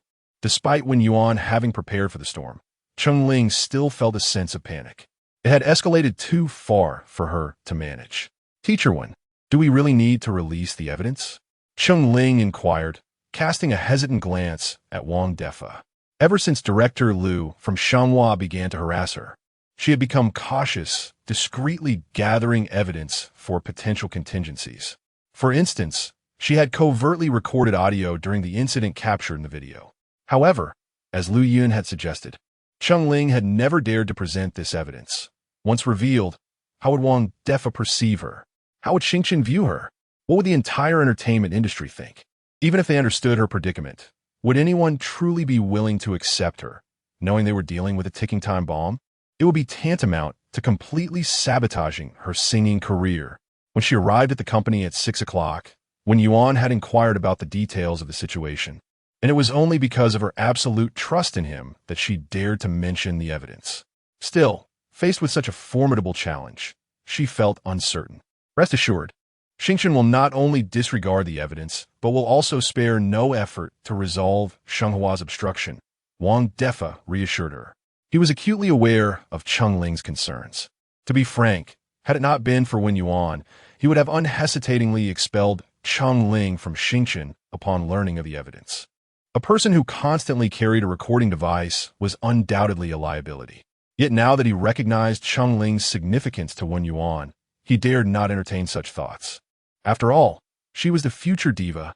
"Release it," Wen Yuan commanded succinctly. "I know your fears, but trust me, even if no one dares to sign you afterward, I will simply start my own company." Cheng Ling was momentarily taken aback by his bold confidence, feeling a sense of security and stability she had never experienced before, as if a gentle hand was cradling her already battered heart, warm and empowering.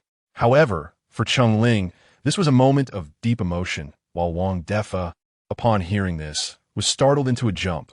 Whoa, please don't, brother. What will I do if you establish your own company? As long as I am here, I guarantee no one will dare to touch Chengling, and even if I'm not around, no one will ever lay a hand on her. He hastily made a solemn promise, his urgency and sincerity leaving Wen Yuan speechless. Chengling's assistant, listening nearby, felt a sense of trepidation. Yet she detected an unusual bond between the two men. It seemed that teacher Wen and director Wang genuinely cared for Chengling regardless. With this assurance, Chengling could finally liberate herself from the nightmare of Jinghua without reservations. Do not be so agitated. I was merely discussing the worst-case scenario, Wen Yuan said, startled by Wang Defa's sudden outburst. Wang Defa then exhaled a sigh of relief. He had nearly been frightened out of his wits. You are my hope for the latter half of my life. How could I not be agitated? So, should we release the evidence now? Wang Defa inquired again. Let us wait a bit longer. Allow the situation to ferment for a while longer. The momentum is still rising. Upon learning that Chengling possessed sufficient evidence, Wen Yuan had already arranged everything, and the update Chengling posted was essentially bait prepared for Jinghua. He aimed to draw them out and resolve this nuisance. Even if it could not be entirely eradicated, at the very least, he wanted to demonstrate a counteroffensive stance. As anticipated, a post that garnered the netizens' goodwill compelled Jinghua to act, and the outcome of their action was that Chengling's popularity surged once more. Being criticized also generated heat, sometimes even more intense than normal engagement, and those currently criticizing her would, upon the revelation of truth, become her staunch supporters. Thus, it was crucial not to act hastily or lose composure. Wen Yuan reassured Chengling, "You must remain calm. Your moment will come." Hearing this explanation, Wang Defa was inexplicably astounded. He had not foreseen this layer of strategy. What an ingenious plan to tackle Chenghua's issues while simultaneously garnering a wave of fans. A true triple accomplishment. However, this operation was not merely a trifecta. One must recognize that my dream had been crafted to shape Chengling's persona. If a dramatic backstory were added to this song, its impact would multiply exponentially. This was Wen Yuan's ultimate goal. In truth, it was a case of achieving 3 feats with a single arrow. Chengling nodded in agreement, feeling a mix of shock and profound gratitude. The sensation of having someone backing her and strategizing on her behalf was truly remarkable. As the clock struck 7:30, the comments on Chengling's Weibo had finally begun to settle somewhat. "Let us take action," Wen Yuan declared. The moment for retaliation had arrived. Chapter 36. The reversal. At this moment, netizens eagerly awaited Chengling's response. Not only the few rational individuals, but also those who had engaged in the commentary were seeking an explanation or perhaps a clever rebuttal. After an extended silence, one could only wonder if she was afraid. If it were me, I would simply vanish. What face would I have to show? To flaunt one's status, yet lack the courage to admit one's faults? Meanwhile, in the office of manager Jinghua, Chun Long and Lu Yun had already poured themselves glasses of red wine. As they faced Chengling's prolonged silence, their conviction grew that she would ultimately not dare to take that step. Old Qin remained silent as well. It seemed this suppression was undoubtedly successful. I had said it before, she would never retaliate. Director Liu was astute. Thus, Chengling's recent rise was crumbling along with her public persona. There would be no chance for her to make a comeback. She would never rise again in this lifetime. Chun Long chuckled in agreement, relishing this outcome. With Chengling's reputation in tatters, her song My Dream, which had yet to be released, could be declared a failure even before its debut. He had harbored some lingering concern, but now it appeared that no unexpected developments would arise. This wave of controversy had ultimately worked in his favor. However, just as the two raised their glasses, before they could even take a second sip, Chengling's Weibo suddenly posted an update. Chengling v. In response to the deliberate defamation against me, I shall no longer remain silent. Below is the complete audio recording of the incident from a certain video. Accompanying this was an audio file. Countless netizens, already waiting on Chengling's Weibo, eagerly clicked to listen to the recording. The initial part contained nothing more than ordinary conversations from the gathering, devoid of any usable information, until the latter portion, Chengling, It's rare for President Shui to take an interest in you. Do not hesitate. Moreover, considering President Shui's current status in the entertainment industry, this matter holds unimaginable benefits for your future career. Aspiring to be a top-tier singer, or even a masterful one, is certainly within reach. Then another voice chimed in, unmistakably that of a portly middle-aged man. You only need to accompany me for one night, and I will ensure your future is bright. And here, he paused for 2 seconds before the video displayed its next segment. This contract exceeds the market's standard levels. I am genuinely sincere. Please consider it. This contract is of utmost importance to our company. Our employees have worked tirelessly for a month to secure this. Do not let their efforts be in vain, nor disappoint President Shui's goodwill. Finally, the sounds of a bag rustling and Cheng Ling's departing footsteps were heard. Some netizens managed to extract the video, playing it side by side, and discovered that the final segments matched perfectly. Thus, countless netizens finally realized that this was not Cheng Ling being arrogant. Rather, it was President Shui attempting to coerce her, the so-called contract merely a moral extortion tactic. They had completely misjudged Cheng Ling.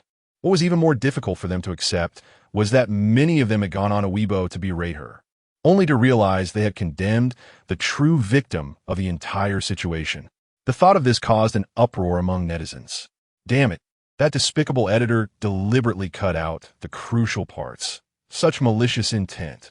No, is simply unforgivable. Those unscrupulous media outlets have turned the truth upside down. What else can they distort? Where's that video editor? I would personally unleash a storm of fury upon them. Oh no, I have wronged Ling Ling. If I were Cheng Ling, I would splash a glass of water in the faces of those 2 scoundrels. Ignoring them would be a courtesy. I felt something was amiss with the video, but I never anticipated such a dramatic reversal. Who is this President Shui? I beseech the experts to analyze. Today, I want to berate him thoroughly. Mistakes should be acknowledged. I will accept my punishment. Cheng Ling, I'm sorry. I must also apologize for my earlier remarks. Cheng Ling, forgive me. In the wake of this revelation, a torrent of apologies flooded the comments section, with netizens expressing remorse for their earlier irrational behavior. As a result, Cheng Ling's Weibo, which had been experiencing a rapid decline in followers, swiftly rebounded and continued to surge, gaining momentum. Starry Entertainment v. Our company has gathered and preserved all evidence of media or individuals defaming our artist Cheng Ling and will immediately initiate legal proceedings. Regardless of the cost, we will resolutely defend Cheng Ling's legal rights. Simultaneously, Starry Entertainment's Weibo released a statement, launching a direct and unhesitating counterattack. Well done. Let us sweep these unscrupulous media outlets away. Lu Yuan and Chen Long listened to the recording and observed the sudden shift in public opinion, their expressions turning grim. Particularly Lu Yuan, whose face darkened. He had never imagined Cheng Ling would choose to fight back so boldly. But what gave her the audacity to release evidence? Did she not care for her future?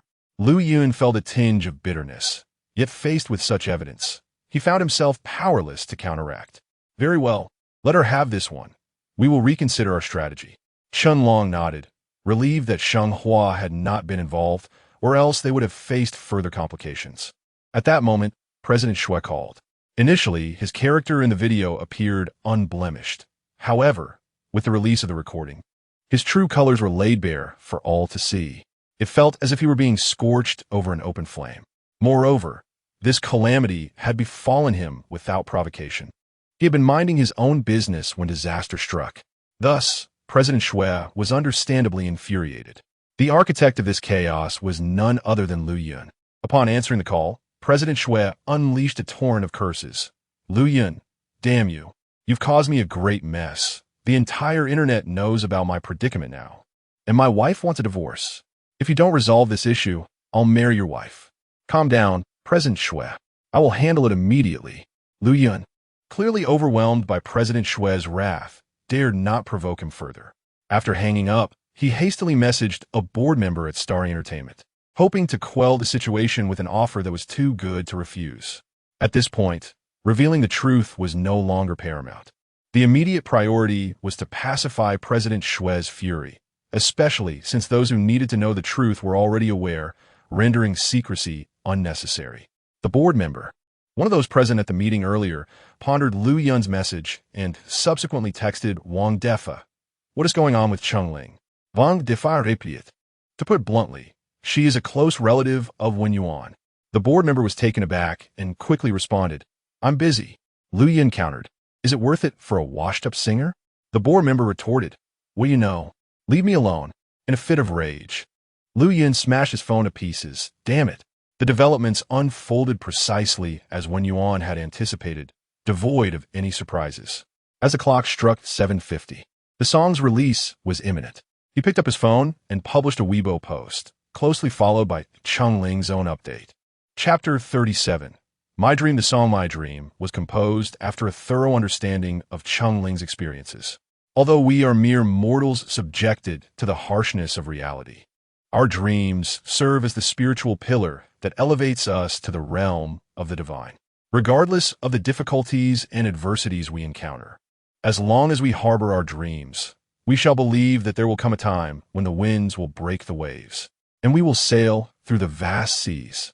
Chengling noted that the recording she recently shared is merely the tip of the iceberg.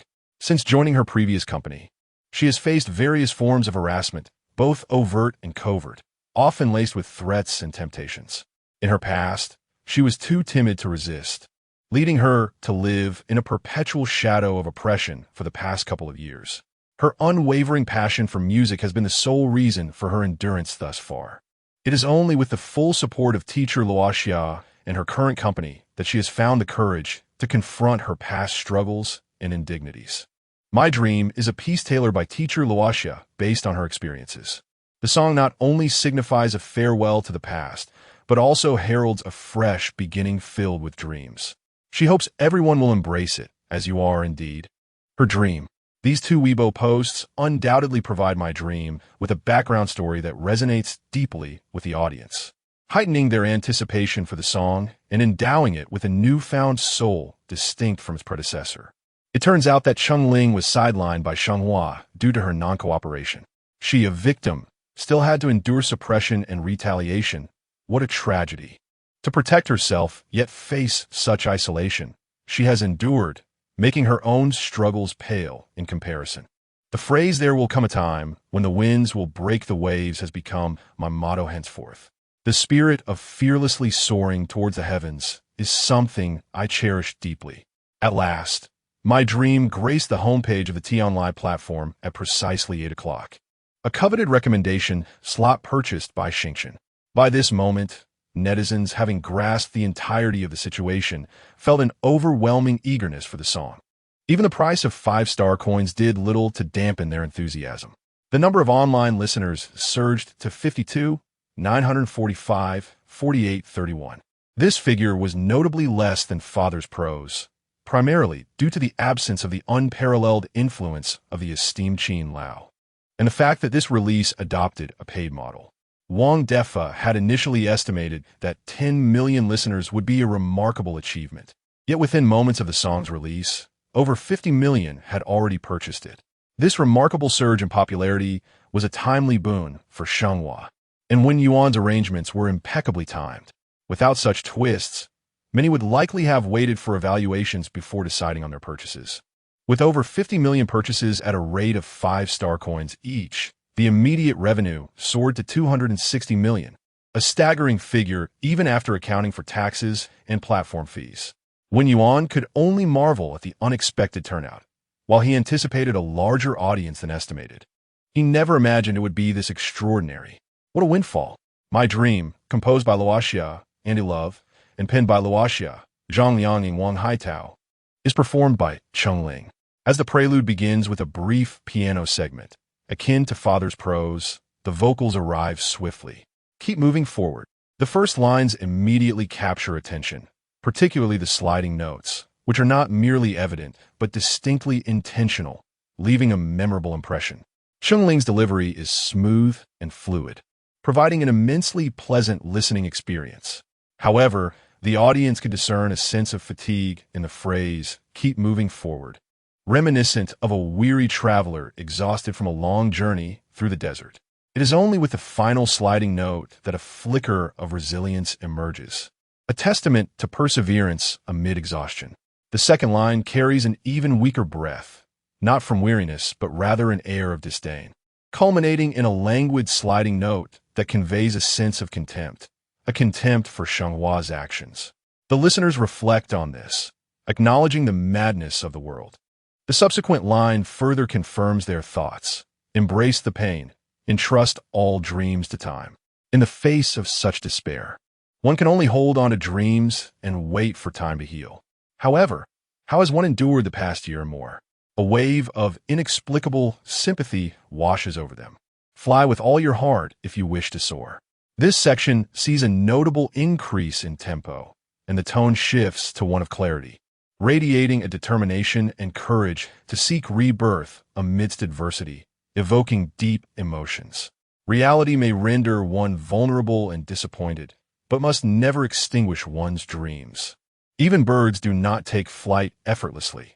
Countless fledglings fall the moment they first spread their wings, yet they continue to yearn for the blue skies and azure seas, even at the cost of their lives.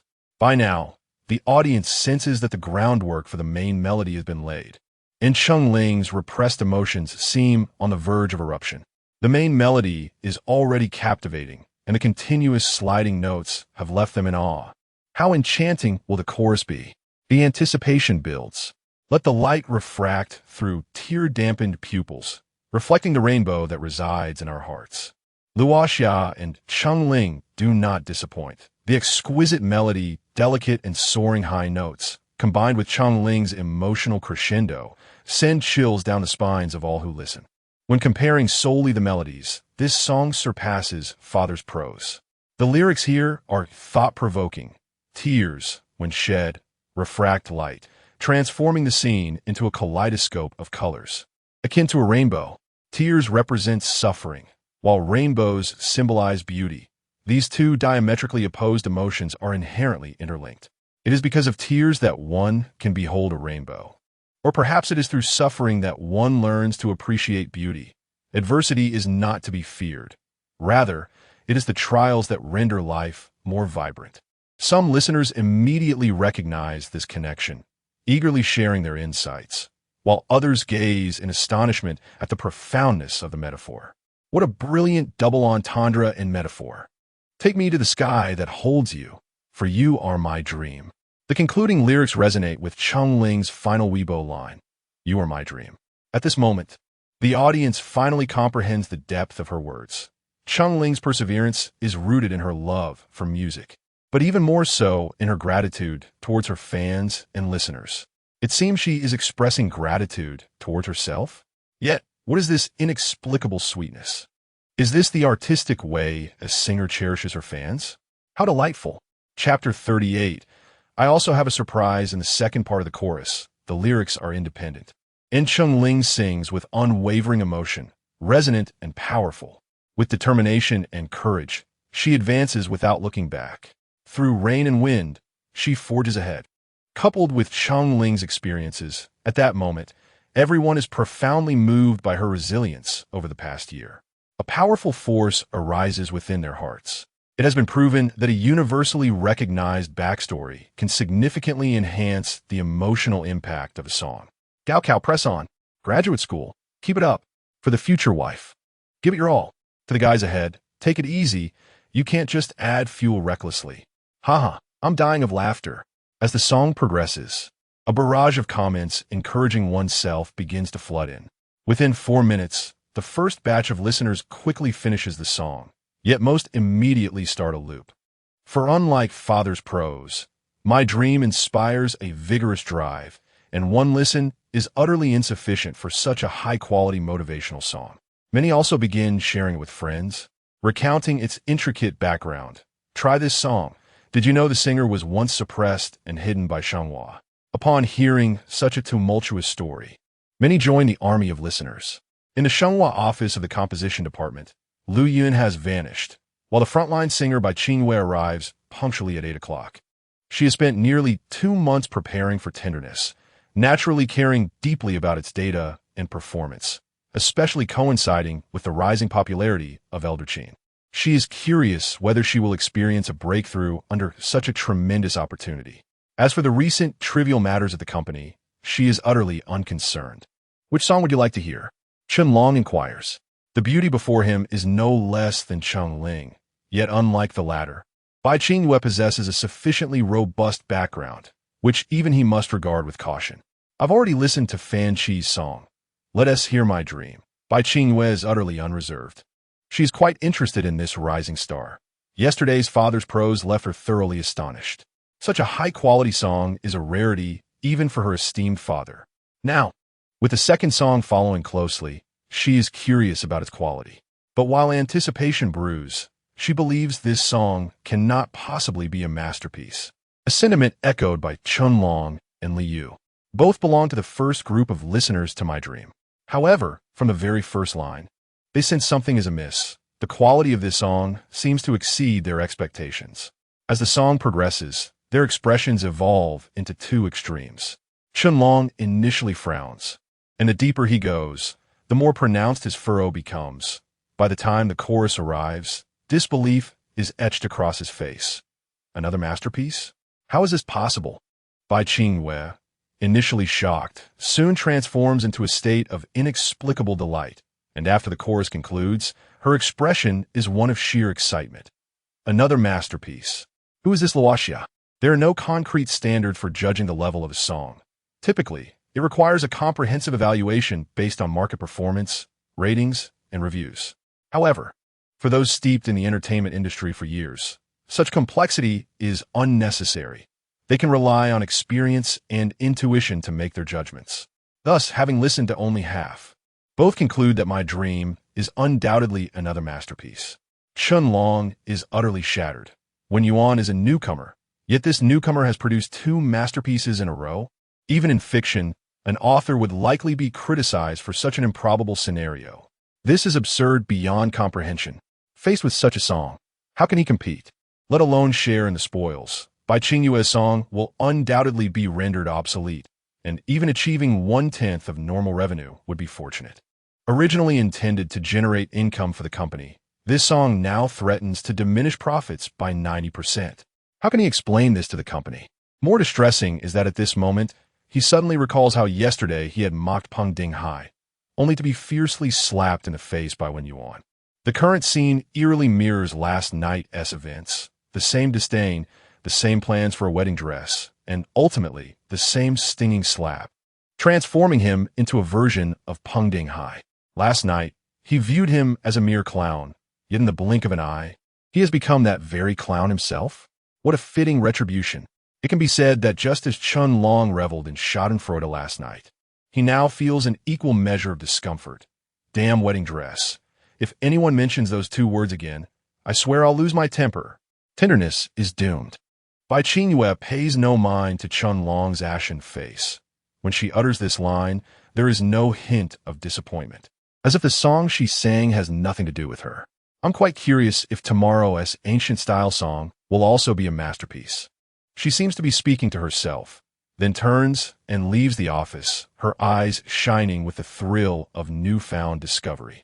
This seemingly casual remark jolts Chun Long upright in a panic, an utterly terrifying thought invading his mind. If tomorrow's ancient-style song is also a masterpiece, then Wen Yuan will have 3 masterpieces to his name, meaning he possesses the capabilities of a master composer. What he had rejected yesterday was not merely a masterpiece, but a master composer. Impossible. How can there be such a young master composer? This is absolutely inconceivable. Chun Long mutters in disbelief, beads of cold sweat forming on his forehead, for no one understands better than him what a young master composer signifies. It is precisely this understanding that drives him to vehemently deny such an absurd possibility. At this moment, Li Yu has also finished listening to my dream, and like Chun Long, his face is devoid of color. He stares blankly at the comments online. The Summer National Music Association states, the frequent sliding notes leave a lasting impression, and the rich yet perfectly calibrated emotional release is moving. My dream imparts strength and courage, vividly embodying the essence of an inspirational song. Luoxia has once again gifted us a masterpiece. The music artisan comments, being in a bind is not frightening. What is frightening is lacking the courage to pursue dreams. If you wish to fly, then fly bravely. Love Music exclaims, hooray! Finally, there is a song worth listening to again. Luoxia's new work has not disappointed us, achieving master-level quality while transmitting positive energy. Upon viewing the song's ratings, even without Elder Qin's influence, it stands at a staggering 9.6. Everything is telling Li Yu that his deepest fears have indeed materialized. He has followed in Peng Dinghai's footsteps. Not only has he been slapped across the face, but his once profitable maneuver has turned into a complete failure. To hell with heartache. It requires a heart remedy. Not only has the illness not been cured, but it has also been compounded. This is not merely an ancient proverb that deceives. This ancient wisdom is exceedingly tyrannical. Just then, once more engulfed in self-doubt and a hint of exasperation, Li Yu receives a message from Peng Dinghai. I also have a surprise. Wen Yuan's second song is also a masterpiece, haha. Even through the screen, he can feel the malicious glee. Get lost. Li Yu immediately replies. If anyone mentions the word surprise again, I swear I'll turn hostile. Qianlong receives the same message, yet he seems to have lost his soul, offering no response to this taunting remark. At this moment, he has come to realize the true gravity of the situation. Chapter 39. A surprise of significant proportions. Please bear with me, These two fools attempted to emulate my art of crafting bridal gowns, yet the song they produced still reached a masterful level. Ultimately, they ended up facing the same fate as I did. Truly, the cycle of karma is relentless, and who can escape the heaven's judgment? From the very outset, Peng Dinghai had been attentively observing the entire affair. After listening to my dream, he erupted into laughter, resembling the sound of a pig, his heart filled with immense satisfaction. The two individuals who had mocked him just yesterday were now treading the same path he had. What a delightful sense of vindication. Thus, even though he had originally harbored strong reservations towards Wen Yuan, he now staunchly sided with him. Well done. Wen Yuan had brought him suffering. Yet it was now Wen Yuan who provided him with relief. Was this not akin to the ancient wisdom that one must treat heartache with the remedy of the heart? Defeat was Wen Yuan, and triumph was Wen Yuan indeed. The ancients did not deceive me. Furthermore, in this very moment, he profoundly resonated with Zhou Qingshan's heartfelt intentions from the previous day, transforming pain into joy. This maneuver was truly remarkable. Consequently, he emulated the same idea, sending a message to Li Yu and Qianlong. Upon receiving the reply, "Get lost," his heart swelled with unparalleled comfort. This sensation was indescribably exquisite. Equally aware of Zhou Qingshan's noble intentions was Qianlong, who now appeared utterly despondent. Although the situation remained inconclusive after contemplating the entire affair, he had arrived at a realization. Wen Yuan truly possessed master-level prowess. A single masterful piece could never elicit a response from Elder Qin. Even two pieces would be implausible. Only three or more, combined with his age of fewer than 30 years, could justify Elder Qin's personal involvement. A prodigy with master-level talent at such a young age was indeed the true reason for Elder Qin's astonishment. Despite Qianlong's internal struggle to accept this revelation, he found the deduction irrefutable. Thus, what he had rejected yesterday was not merely a song, but rather a composer of boundless potential, a genius capable of bestowing limitless wealth and a promising future upon both the company and himself. And now, this genius had presented himself on a silver platter, yet he had turned him away. Contemplating this, Qianlong struck himself twice across the face. Yet the sting on his skin paled in comparison to the anguish and regret that consumed his heart. Missing out on a masterful work was indeed painful. It was not insufferable. However, losing a genius of this caliber was unbearable, and even Jinghua could not withstand such a blow. This was an incalculable loss. But what could he do at this juncture? The opportunity had already been seized by Xingqian. Helpless, he thought of how Wang Defa and Xingqian must be reveling in their triumph. Qianlong lit a cigarette in silence, gazing absently at the brilliant lights beyond the window. Hopefully, there would still be some twist of fate in this matter. However, before that, he would not allow himself to bear this pain alone. They would all share in it. This mindset mirrored Zhou Qingshan's from the previous day. Surely, the three of them had yet to consider this aspect. If that were the case, let me assist you. All of you must brace yourselves for the surprise I have in store. Qianlong composed a message, sending it sequentially to the other three. No, get lost. Speak again, and I will tear your mouth apart. 3 messages arrived in response. Qianlong managed a strained smile, feeling somewhat relieved. At that moment, he finally grasped the true intent behind Zhou Qingshan's surprise. Sharing pain could indeed yield joy. Yet, this anguish felt as if the sky were collapsing. Such a small glimmer of joy was insufficient to lift him from the shadows. Nonetheless, it was better than nothing. Wen Yuan had already produced 2 masterful works, and tomorrow the third would be released. They could ponder why Elder Qin had suddenly emerged. The message had been quite clear. At least for these 3, it was tantamount to revealing the outcome to them directly. He believed they would soon find themselves in as much agony as he was experiencing. Indeed, within half a minute, 3 messages came flooding in. Qianlong, damn your grandmother. Is this what you call surprise? You scoundrel, I nearly had a seizure. I bear you no grudge. So why do you wish to harm me? Qianlong laughed. Though the pain persisted, this joy was tangible, especially as he envisioned the 3 of them wailing like slaughtered pigs, which made him laugh even more wildly. However, this joy was fleeting. After this exchange, all 4 of them, including Qianlong, fell into a state of despondency, unable to come to terms with their predicament. They had dismissed what they thought was mere bird droppings, only to find it was gold. Well, let us set aside the gold. Now, it had transformed into a veritable treasure trove. Who could withstand such a revelation? By now, it was already 9 in the evening, yet Wen Yuan and Cheng Ling remained in the manager's office. Cheng Ling was sifting through the comments on my dream, attempting to respond to as many as possible. However, the sheer volume was overwhelming, yet her radiant smile was a testament to her elated spirit. Lings, keep it up. I believe you can overcome this challenge. Cheng Ling responded. Thank you for your support. I will. This song has bestowed upon me an inexplicable strength. Gratitude to Luoxia and Lingling. Cheng Ling continued. Let us keep pushing forward. No one sails through life effortlessly, yet dreams can empower one to become extraordinarily resilient in adversity. Cheng Ling declared, if there are no smooth sails, then let us brave the winds and waves. I am the unparalleled keyboard master. I could only manage 10 bursts per second, but after listening to this song, I feel I can achieve 100 bursts in a second. Who dares to challenge me? Cheng Ling responded with a simple ellipsis. My dream has surpassed 50 million purchases, and both audience and media reviews have been overwhelmingly positive, with the feedback and comments reflecting an uplifting sentiment. These signs amply demonstrate that my dream has achieved monumental success, particularly in affixing Cheng Ling's name to this song, thus fulfilling its purpose. The smiles on Wen Yuan and Wang Defa's faces were unmistakable. Wang, when can we expect the funds from the platform to arrive? Wen Yuan was most concerned about the income.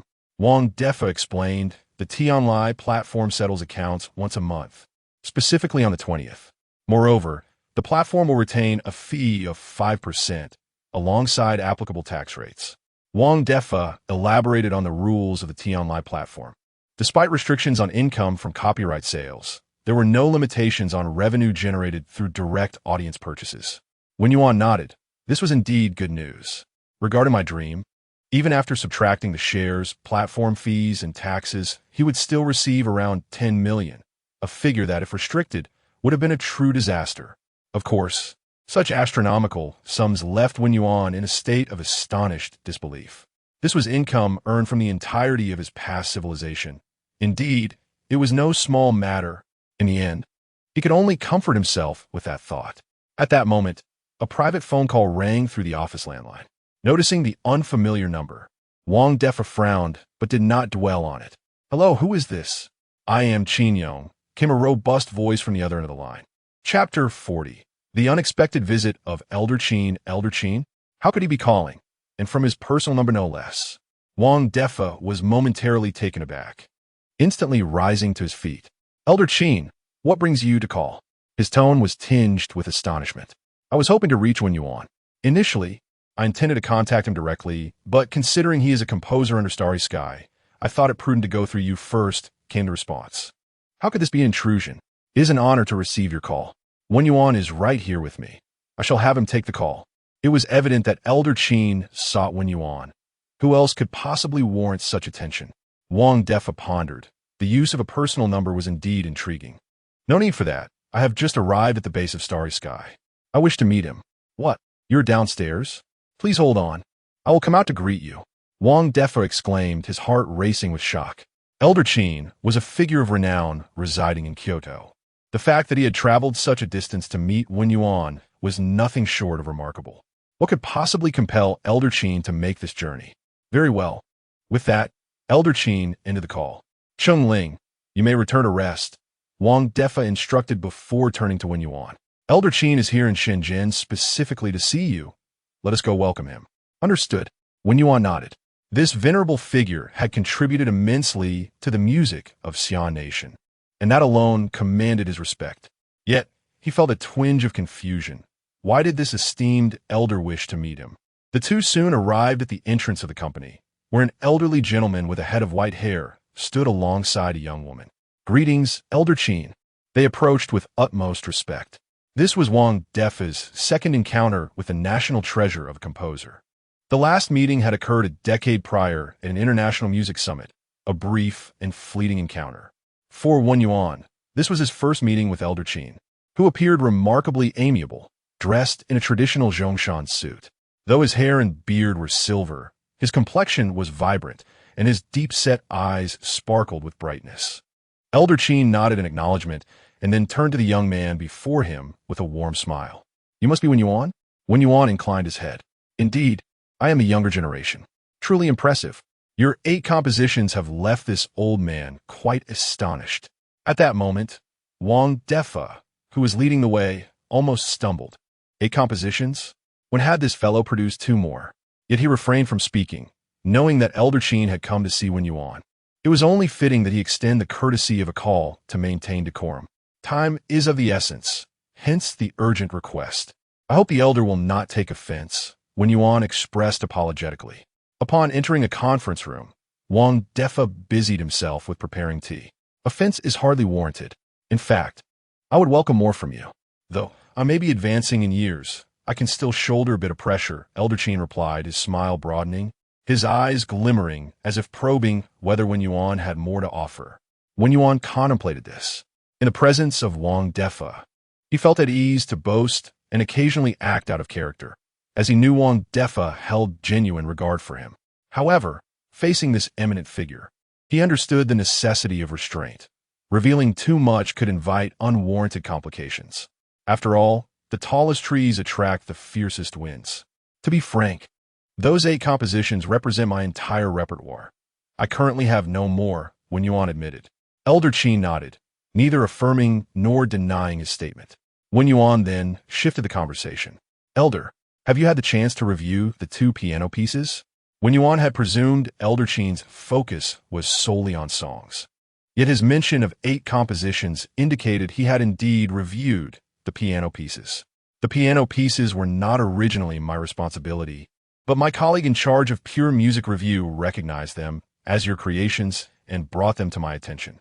That is precisely why I am here today. Elder Qin clarified his purpose, continuing, I wish to acquire the rights for usage and adaptation of canon, though not on an exclusive basis. Wen Yuan's heart raced. Could it be that Elder Qin had swiftly discerned the potential of the canon chords? This piece held 2 capabilities. The cyclic arrangement showcased by Ling Lin and the canon harmony itself. The version submitted for review was a solo rendition, distinct from the duet presented to Ling Lin, meaning Elder Qin's assessment was based on a non-cyclic arrangement. Thus, the only rationale for his interest in purchasing the rights must stem from an appreciation of the canon harmony. In Wen Yuan's past life, nearly 30 of popular songs were structured around the canon harmony, with an additional 40 related to it in some manner. Renowned songs such as Love Confession, Rice Fragrance, Blue and White Porcelain, The Longest Film, Truly Love You, and Glorious Years exemplified this trend. It could be said that this was a set of universal chords, brimming with potential, The astuteness of this elder regarding music surpassed Wen Yuan's imagination. He had identified this critical aspect merely from a review. How could this not astonish him? Of course, that would not pose a problem. However, may I inquire what specifically attracted the elder to this piece? Yet, all of this remained conjecture on Wen Yuan's part. Whether Elder Qin truly valued this aspect remained to be seen. You are unaware? Elder Qin inquired, a hint of surprise in his voice. After a moment's reflection, he understood. Many artists and writers often fail to grasp the value of their creations until years later, sometimes only after their passing, when the world finally recognizes their worth. Feigning ignorance. Wen Yuan shook his head. Elder Qin retrieved a small notebook and a pen from his pocket, inscribing the number 15634145. As he observed the sequence of chords, Wen Yuan silently acknowledged the truth. This elder, steeped in music for years, had indeed discerned the essence. Experience is invaluable, Elder Qin began, stroking his beard as he organized his thoughts before speaking. It has been nearly a decade since I last penned a song, not from lack of desire, but due to a depletion of inspiration, compounded by the frailties of age. Last night, when I encountered canon, I was struck by the beauty of this chord sequence. As you know, every composer has a unique creative process. I prefer to establish the chord progression first, followed by the melody, and finally the lyrics. Upon employing this chord sequence as accompaniment, a torrent of inspiration surged forth, rendering me sleepless with excitement, and after nearly 10 years, I managed to compose a melody that satisfied me. Given my intention to utilize this chord sequence, I felt it only right to offer you a royalty payment, and, in the future, I anticipate making frequent use of it. Thus I have come to procure the rights for usage and adaptation. Chapter 41. The unwilling request of Elder Qin. When Elder Qin spoke these words, he did so without reservation. In fact, in the realm of Blue Star, adaptations, covers, and even the mere use of a few chords require the payment of copyright fees. He himself was no exception, thus there was no need for reticence. However, upon hearing this, Wang Defa was profoundly shocked. A piano piece by Wen Yuan had inspired creative thoughts even in Elder Qin, who had reached the pinnacle of musical mastery. Moreover, it had led him to compose an entirely new work. Wasn't this rather absurd? It was known that Elder Qin had withdrawn from public life nearly a decade ago. Perhaps he had continued to compose during these years, yet the works he produced were ones he himself found unsatisfactory. And now, merely due to this sequence of chords, he had experienced a renaissance? What kind of composition possessed such transformative magic? Countless questions swirled in Wang Defa's mind, and he felt an illusion that Elder Qin was seeking guidance from Wen Yuan. This was not merely absurd, it was utterly preposterous. I must express my gratitude, but this piece is indeed your creation. Did you not perceive the allure of these chords? Elder Qin reiterated. This sequence of chords was a serendipitous discovery for me, and I must admit, I do not fully comprehend its charm. Nevertheless, I am honored to have assisted a senior, Wen Yuan replied humbly, his words meticulously crafted. There is no malice here. A twist is imminent, so partake with ease. Though the mention of serendipity was a display of modesty, his final remark was sincere. Elder Qin felt a twinge of disappointment. He had hoped to engage this author in a meaningful discussion, but it seemed that even Wen Yuan was unaware of its significance, rendering such a discussion unnecessary. I shall not employ this piece directly. Rather, I intend to utilize that sequence of chords. This way, the original work will not generate direct revenue, and we cannot discuss profit sharing. After careful consideration, I propose that you receive 10% of all earnings from any works created using this sequence of chords or its variations, with a usage and adaptation fee of 200,000 in total. What do you think? Elder Qin shifted the conversation to contractual details. Upon hearing this, Wang Defa exchanged excited glances with Wen Yuan. Very well. I leave it to your discretion, Elder. Although many songs from the past employed the canon chords, their melodies differed significantly, and any songs crafted by Elder Qin using the sequence would not overlap with those from previous lives, nor would it impact him adversely. Without such concerns, Wen Yuan readily agreed. He found himself curious about the extent to which this national treasure of a composer would elevate these versatile chords. Additionally, I have an unwelcome request.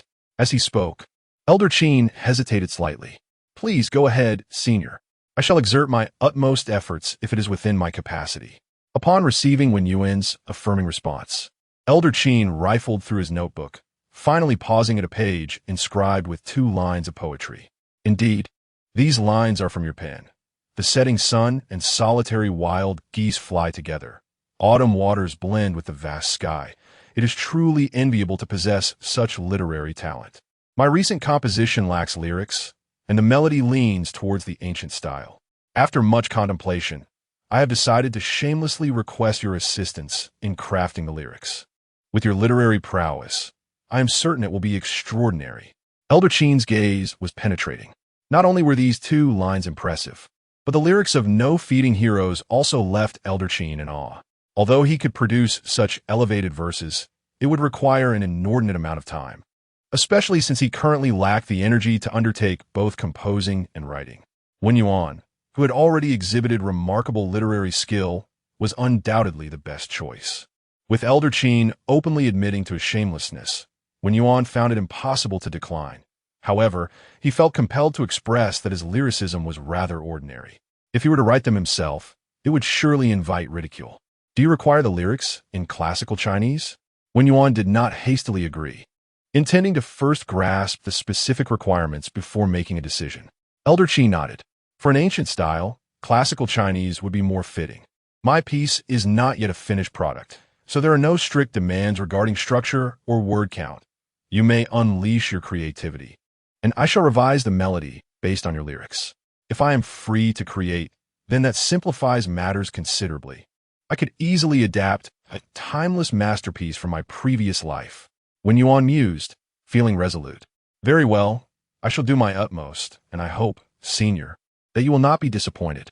Upon hearing Wen Yuan's agreement, Elder Qin's expression brightened, and admiration shone in his eyes. You, my young friend, possess both talent and humility. Do you have a girlfriend? If not, how about becoming my grandson-in-law? With that, Elder Qin gestured towards the young woman beside him. This is my granddaughter, Qinlan. At that moment, Wen Yuan finally noticed her.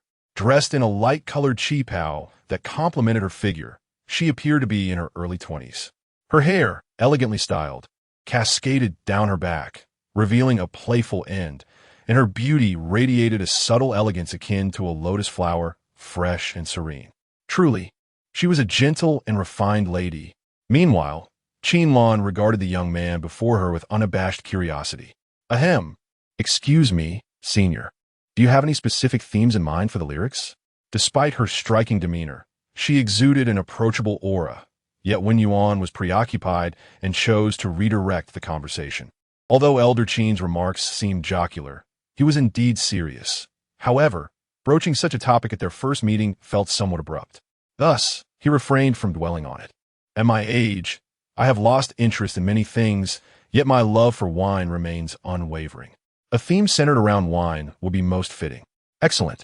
Wen Yuan recalled poems and verses about wine, and soon a suitable piece came to mind. When would you like the lyrics?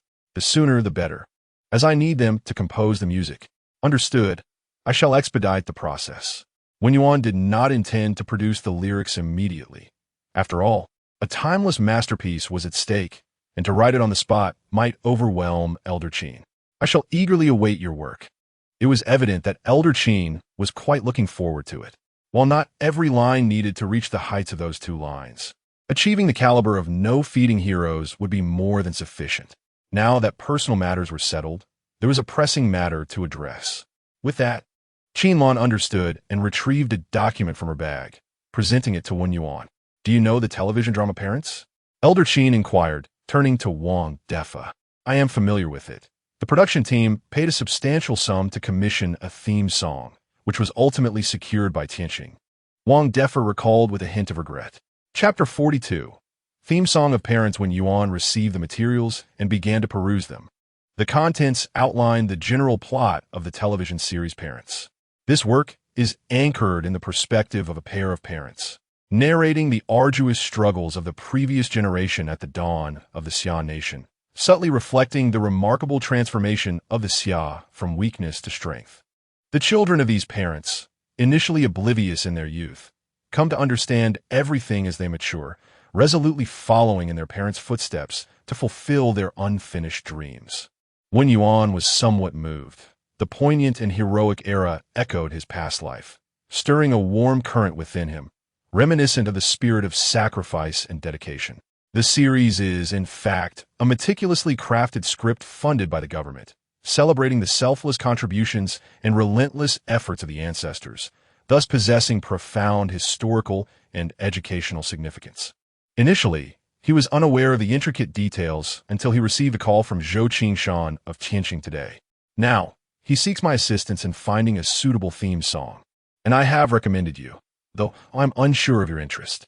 Originally, Elder Qin believed that Father's Essay would be the most fitting theme song for this series, but upon gaining a deeper understanding of the plot, he realized his grave mistake. It is not that Father's Essay lacks excellence. Rather, it is simply unsuitable for parents, as their thematic intentions diverge significantly. I recall that Tianqing acquired this project 2 months ago. Have they truly been unable to compose a suitable song in all this time? Wang Defa could not help but inquire. No, they have even dismissed all the songs they wrote themselves. The significance of this series is immense, and they must treat it with the utmost seriousness, yet they have now exhausted their creative prowess. Wang Defa came to understand that if the quality of the songs produced fell short, they would indeed be unworthy of such a monumental series. Furthermore, with Elder Qin's assistance, he too could not decline. I have accepted the task of composing the theme song. Wen Yuan, without overthinking, agreed immediately, not for any other reason but to pay homage to his predecessors, as he already had a suitable song in mind. Zhou Qingshan rejected you yesterday. Are you truly willing to assist him? Do you not harbor any resentment towards him? Elder Qin inquired, having previously contacted Zhou Qingshan. I have not given it much thought. Wen Yuan's response was not a feigned display of magnanimity. It was simply the truth. The rejection he experienced yesterday was slightly disheartening, yet he did not dwell on it. Elder Qin, upon hearing this, felt an increasing admiration for the young man before him. Indeed, he embodies the principle of repaying kindness with virtue. Zhou Qingshan rejected you? Wang Defa's heart skipped a beat, glancing at Wen Yuan. Before arriving at Xingchen yesterday, I had visited 4 other major companies, but I was rejected without even an audience. Wen Yuan explained, finding nothing to conceal. What? Wang Defa was evidently unaware of this development. Upon learning this news, he was not relieved, but rather broke into a cold sweat. For companies, if any one of them had shown interest in Father's Essay, it would have meant he would have completely missed out on Wen Yuan. The thought of such an outcome was unbearable. This young man is capable of impressing even Elder Qin. Who knows how great his future achievements may be? The thought of missing out sent shivers down his spine. Then, a wave of immense relief washed over him. Thankfully, despite the convoluted path, Wen Yuan ultimately signed with him. What a narrow escape. It seems he must find an opportunity to express his gratitude to those 4 individuals. After all, their unintentional alignment in bringing Wen Yuan to him warranted it. With ample time at hand, there was no need for haste. The significance of parents necessitated a theme song of the highest quality, one that resonated deeply with the essence of the series, which imposed considerable pressure. Do you possess the confidence to undertake this? Elder Qin reminded him. His recommendation of Wen Yuan stemmed not only from the latter's masterful capabilities, but also from a desire to test him. Such an impromptu request surely could not rely on previously prepared works. Would Wen Yuan be able to create a piece that met the high expectations under such pressure? Or perhaps Elder Qin sought to discern the true limits of this exceptionally gifted youth. Wen Yuan nodded firmly, this time without modesty. He had already envisioned the piece he would create, deeming it the most fitting. Since you are confident, I shall rest easy. As for the matters of fees and contracts, I will have Zhou Qingshan handle those. One final matter, I believe you will be immensely interested in. After a brief pause, Elder Qin continued. This year, due to the Olympic Games, the Xi'an Nation Composer Competition will be held a week earlier to avoid clashing with this grand event. This presents a swift opportunity for composers to elevate their status, with this year's champion able to ascend to the master level. Only upon reaching the master level can one truly consider it the beginning of their career. I shall await you at the program. Following this somewhat perplexing statement, Elder Qin departed to catch his flight, though not before Wen Yuan signed the contract for canon. This year's regulations have indeed changed. The highest level previously was Diamond, but I suspect it has been modified specifically for you by Elder Qin. After bidding farewell to Elder Qin, the two men returned to the office, and Wang Defa felt overwhelmed by the many things he now needed to digest, particularly regarding Wen Yuan. He felt compelled to reassess him. Having impressed even Elder Qin, where does this prodigious talent truly stand? However, for Wen Yuan, there was little to digest. His tasks were clear: composing lyrics for Elder Qin, crafting the theme song for parents, and participating in Xian Nation Composer. He had already made significant progress on the first two, while he could adapt to the third as the event approached. What puzzled him most was Elder Qin's remark about a true beginning. "Are you planning to participate in Xian Nation Composer?" Wang Defa inquired, noticing Wen Yuan's momentary distraction. "Absolutely," Wen Yuan replied without hesitation. "Elder Qin has adjusted the rewards to pave the way for my true beginning. I have no reason not to participate. In that case, preparations must commence forthwith." "Preparations? There is nothing to prepare." Wang Defa, "You did not write a song live tonight. Are you perhaps concealing your talents? In truth, do you already possess a suitable piece?" Wang Defa suspected that Wen Yuan's recent humility was quite uncharacteristic. Wen Yuan chose not to respond. Instead, he demonstrated his answer through action. He swiftly took up pen and paper, composing a song score and arrangement. Faced with this all-too-familiar scene, Wang Defa had grown numb. Yet, due to the significance of parents, he was curious whether Wen Yuan could indeed produce a song that met the requirements. "This song is for Cheng Ling. Please ensure the accompaniment is recorded promptly. This time, there is no rush. Allow her ample time to record." Wen Yuan handed the paper to Wang Defa, then added, "Additionally, do not rush to apply for copyright. Let's wait a couple of days before proceeding." Wang Defa eagerly accepted the paper and examined it thoroughly. 10 minutes later, he gradually regained his composure. He could confidently assert that no other song could be more suitable for parents than this one. Its intention and quality were a perfect match for the series. In that moment, his gratitude towards the four individuals deepened significantly. Yes, a genuine, untainted sense of appreciation. Chapter 43. The Wine Invitation, What Happened? "I notice your eyelids twitching," Wen Yuan inquired, suddenly recalling Wang Defa's earlier peculiar behavior. "I'm merely concerned that you might think Old Qin is being stingy with the 10%. Wang Defa replied with a knowing look. To be honest, Wen Yuan did feel that 10% was rather meager, not because he thought Old Qin was miserly, but rather in comparison to his own 55% share. 10% seemed insufficient. He had initially intended to extend a personal favor, but since Old Qin had already spoken, he had no choice but to accept. You may not be aware, but nearly 80% of Old Qin's earnings from all his works have been donated over the years. Without fail, the 10% you are receiving is undoubtedly the highest price Old Qin can offer," Wang Defa elaborated. "Donating 80%? Wen Yuan was taken aback by this figure. It seemed that Old Qin was indeed a venerable figure of both virtue and talent, and Wen Yuan felt a deep respect for him. "I was genuinely worried that you might think 10% was too little. If that were the case, Old Qin might very well be thrown into disarray. Offering you 20% would mean he might have to subsist on nothing but air. If it were any more, it would undermine the steadfast principles he has upheld for years and tarnish his reputation. That's why I was subtly hinting at you," Wang Defa confessed, a hint of fear in his voice, as he realized how embarrassing it would be if the situation escalated to such a degree. "Do you perceive me as someone so avaricious?" Wen Yuan discerned the implication behind Wang Defa's words. Wang Defa laughed, as if he had just heard the most amusing joke in the world. "Not merely greedy, but utterly obsessed with wealth," Wen Yuan remarked.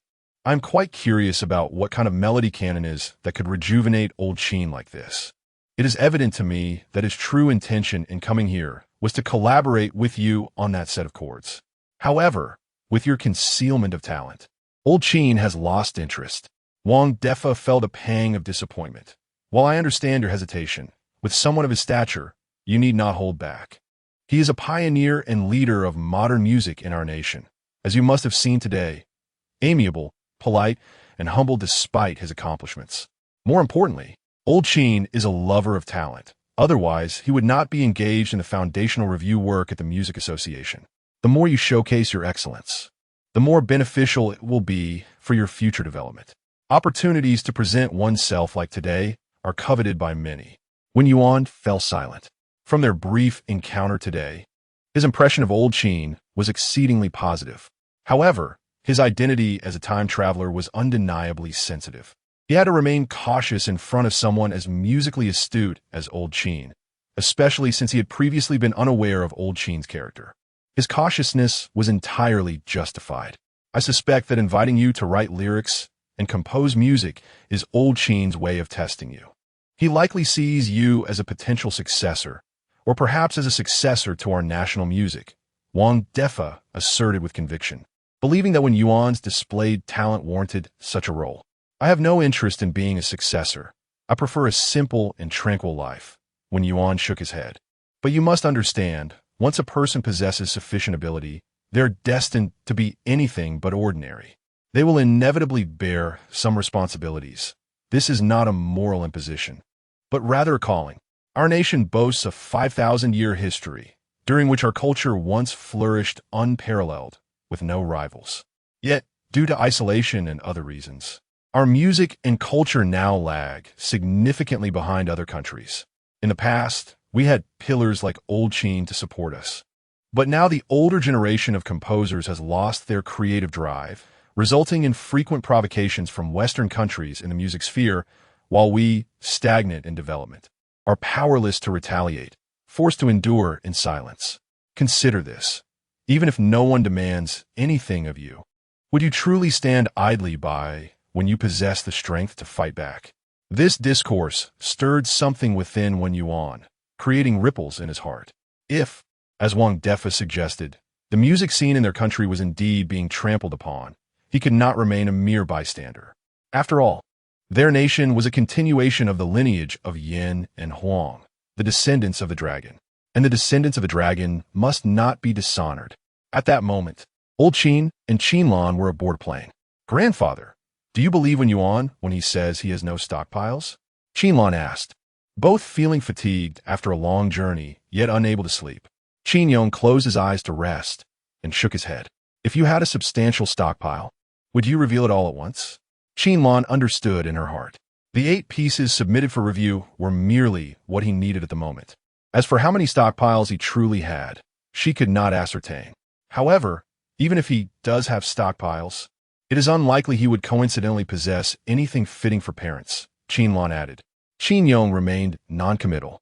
As for that canon chord, does he truly not know? He shook his head again. Based on his reaction to that chord progression, he likely does know. Although his surprise was well concealed, it did not escape my discerning eyes. Having stockpiles indicates his extraordinary creative ability, and the canon chord was intentionally crafted.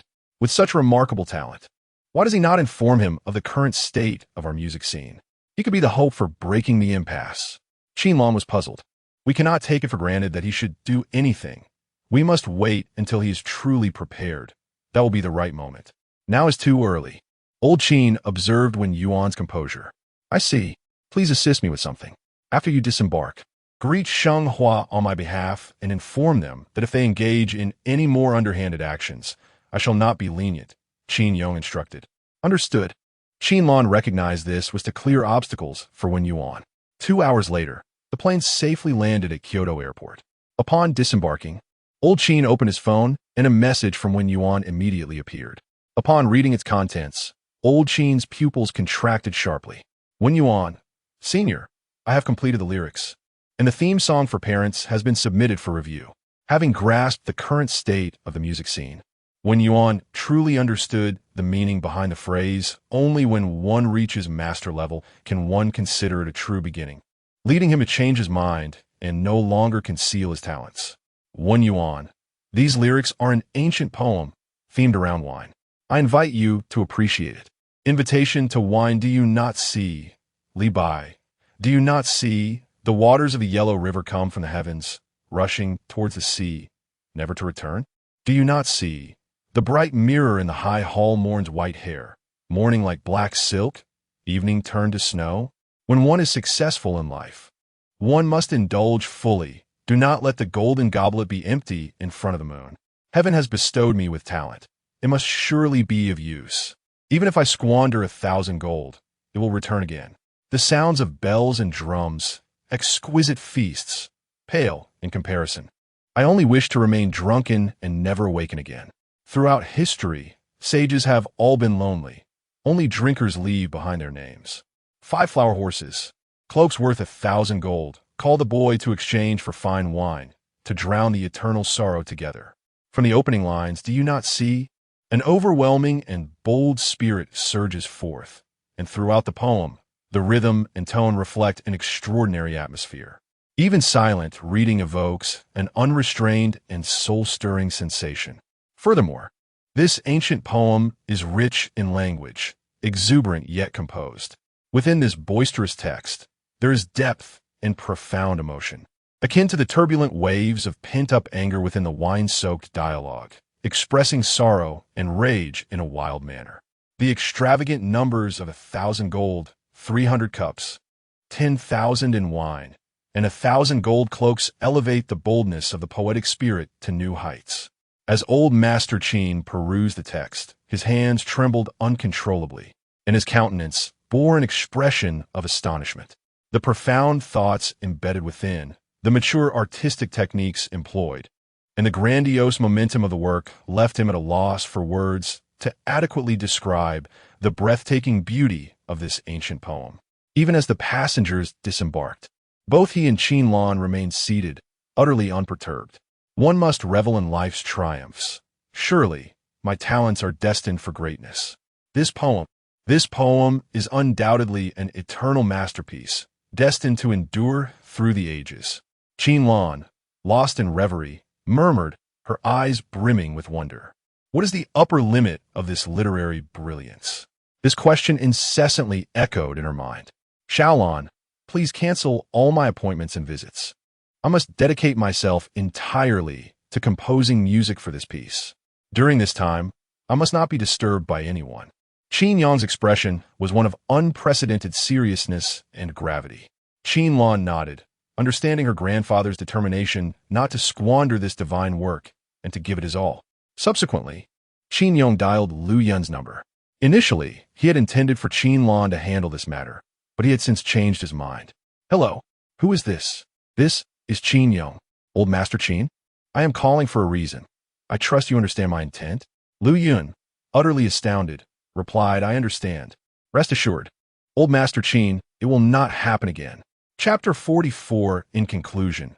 Mourn in peace after disembarking from the plane, Elder Qin and his companion visited the music association. Before entering seclusion, Elder Qin wished to review the theme song that Wen Yuan had penned for parents.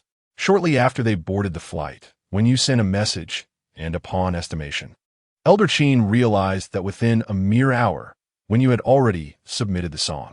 It was evident that this was also a piece from his reserves, and if a pre-composed song could meet the stringent standards of parents, one could only surmise the astonishing volume of Wen Yu's repertoire. 10 minutes later, Elder Qin emerged from the music association. Grandfather, how was the song? Since Qin Lan was not a staff member of the music association and given the confidentiality of the institution, she did not enter. Elder Qin took a deep breath and slowly uttered 4 words, perfectly aligned. Master level? Master level. A moment of silence enveloped the grandfather and grandson. Grandfather, I suddenly feel like having a drink. So do I. One must revel in life's triumphs. Let not the golden goblet face the moon in vain. The two shared a smile. Almost forgot, you're not allowed to drink. Qin Lan. Soon after, they returned home, and Elder Qin began his seclusion, taking along several bottles of fine wine. Zhou Qingshan had just returned home when he received a message from Qin Lan. The theme song for parents has been successfully arranged. You can go to Xingshan to sign the contract tomorrow. You may discuss the specific arrangements amongst yourselves.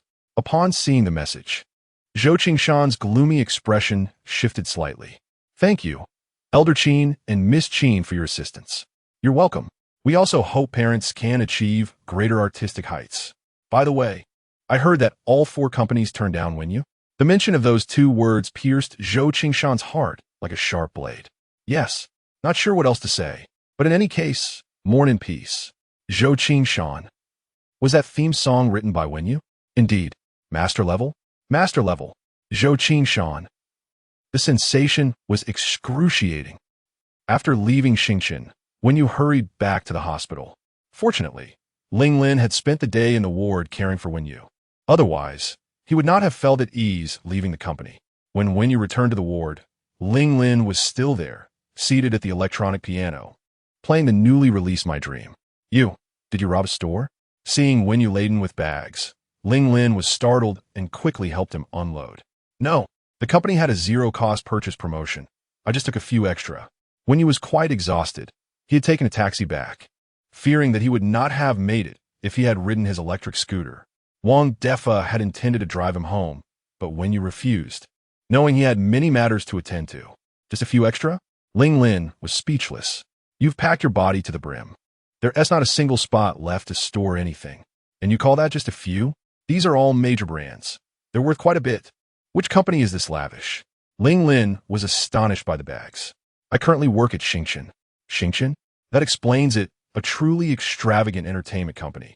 It must be due to those 2 songs that Wen Yu landed a position in such a prestigious company. Wait, Xingqian? Are you saying you work at Xingqian? Ling Lin's interest was piqued. Yes, what's the matter, Ling Jia? Do you know Luoxia? The one who wrote Father's Prose in My Dream? He is also from Xingqian. Now, many were speculating about Luoxia's identity, and since Wen Yu worked at Xingqian, he might know something. Wen Yu found it odd that Director Ko hadn't informed her that he was Luoxia. What news are you curious about regarding Luoxia? He inquired. Just pure curiosity and admiration. Luoxia is currently a sensation online, and his 2 master-level pieces have captivated countless souls, yet there's no information about him available online. Many sleuths are even trying to uncover his true identity. Ling Lin's eyes sparkled. Father's Prose had already left her in awe, and My Dream had turned her into an ardent fan of Luoxia, as she hadn't heard such beautiful and moving works in ages. Admiration? How embarrassing.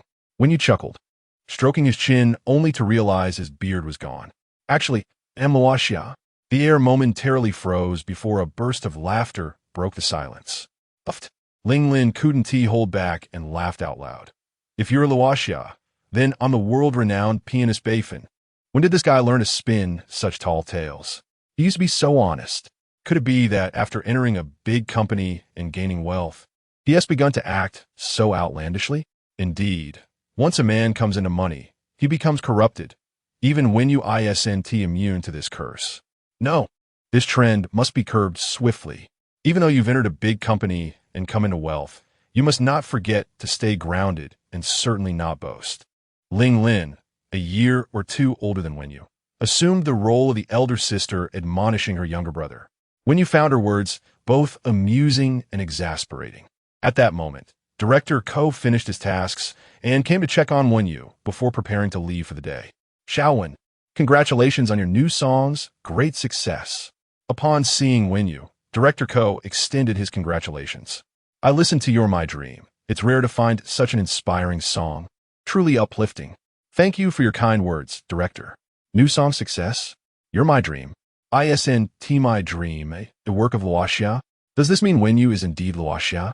The key information provided by Director Ko instantly connected the dots for her.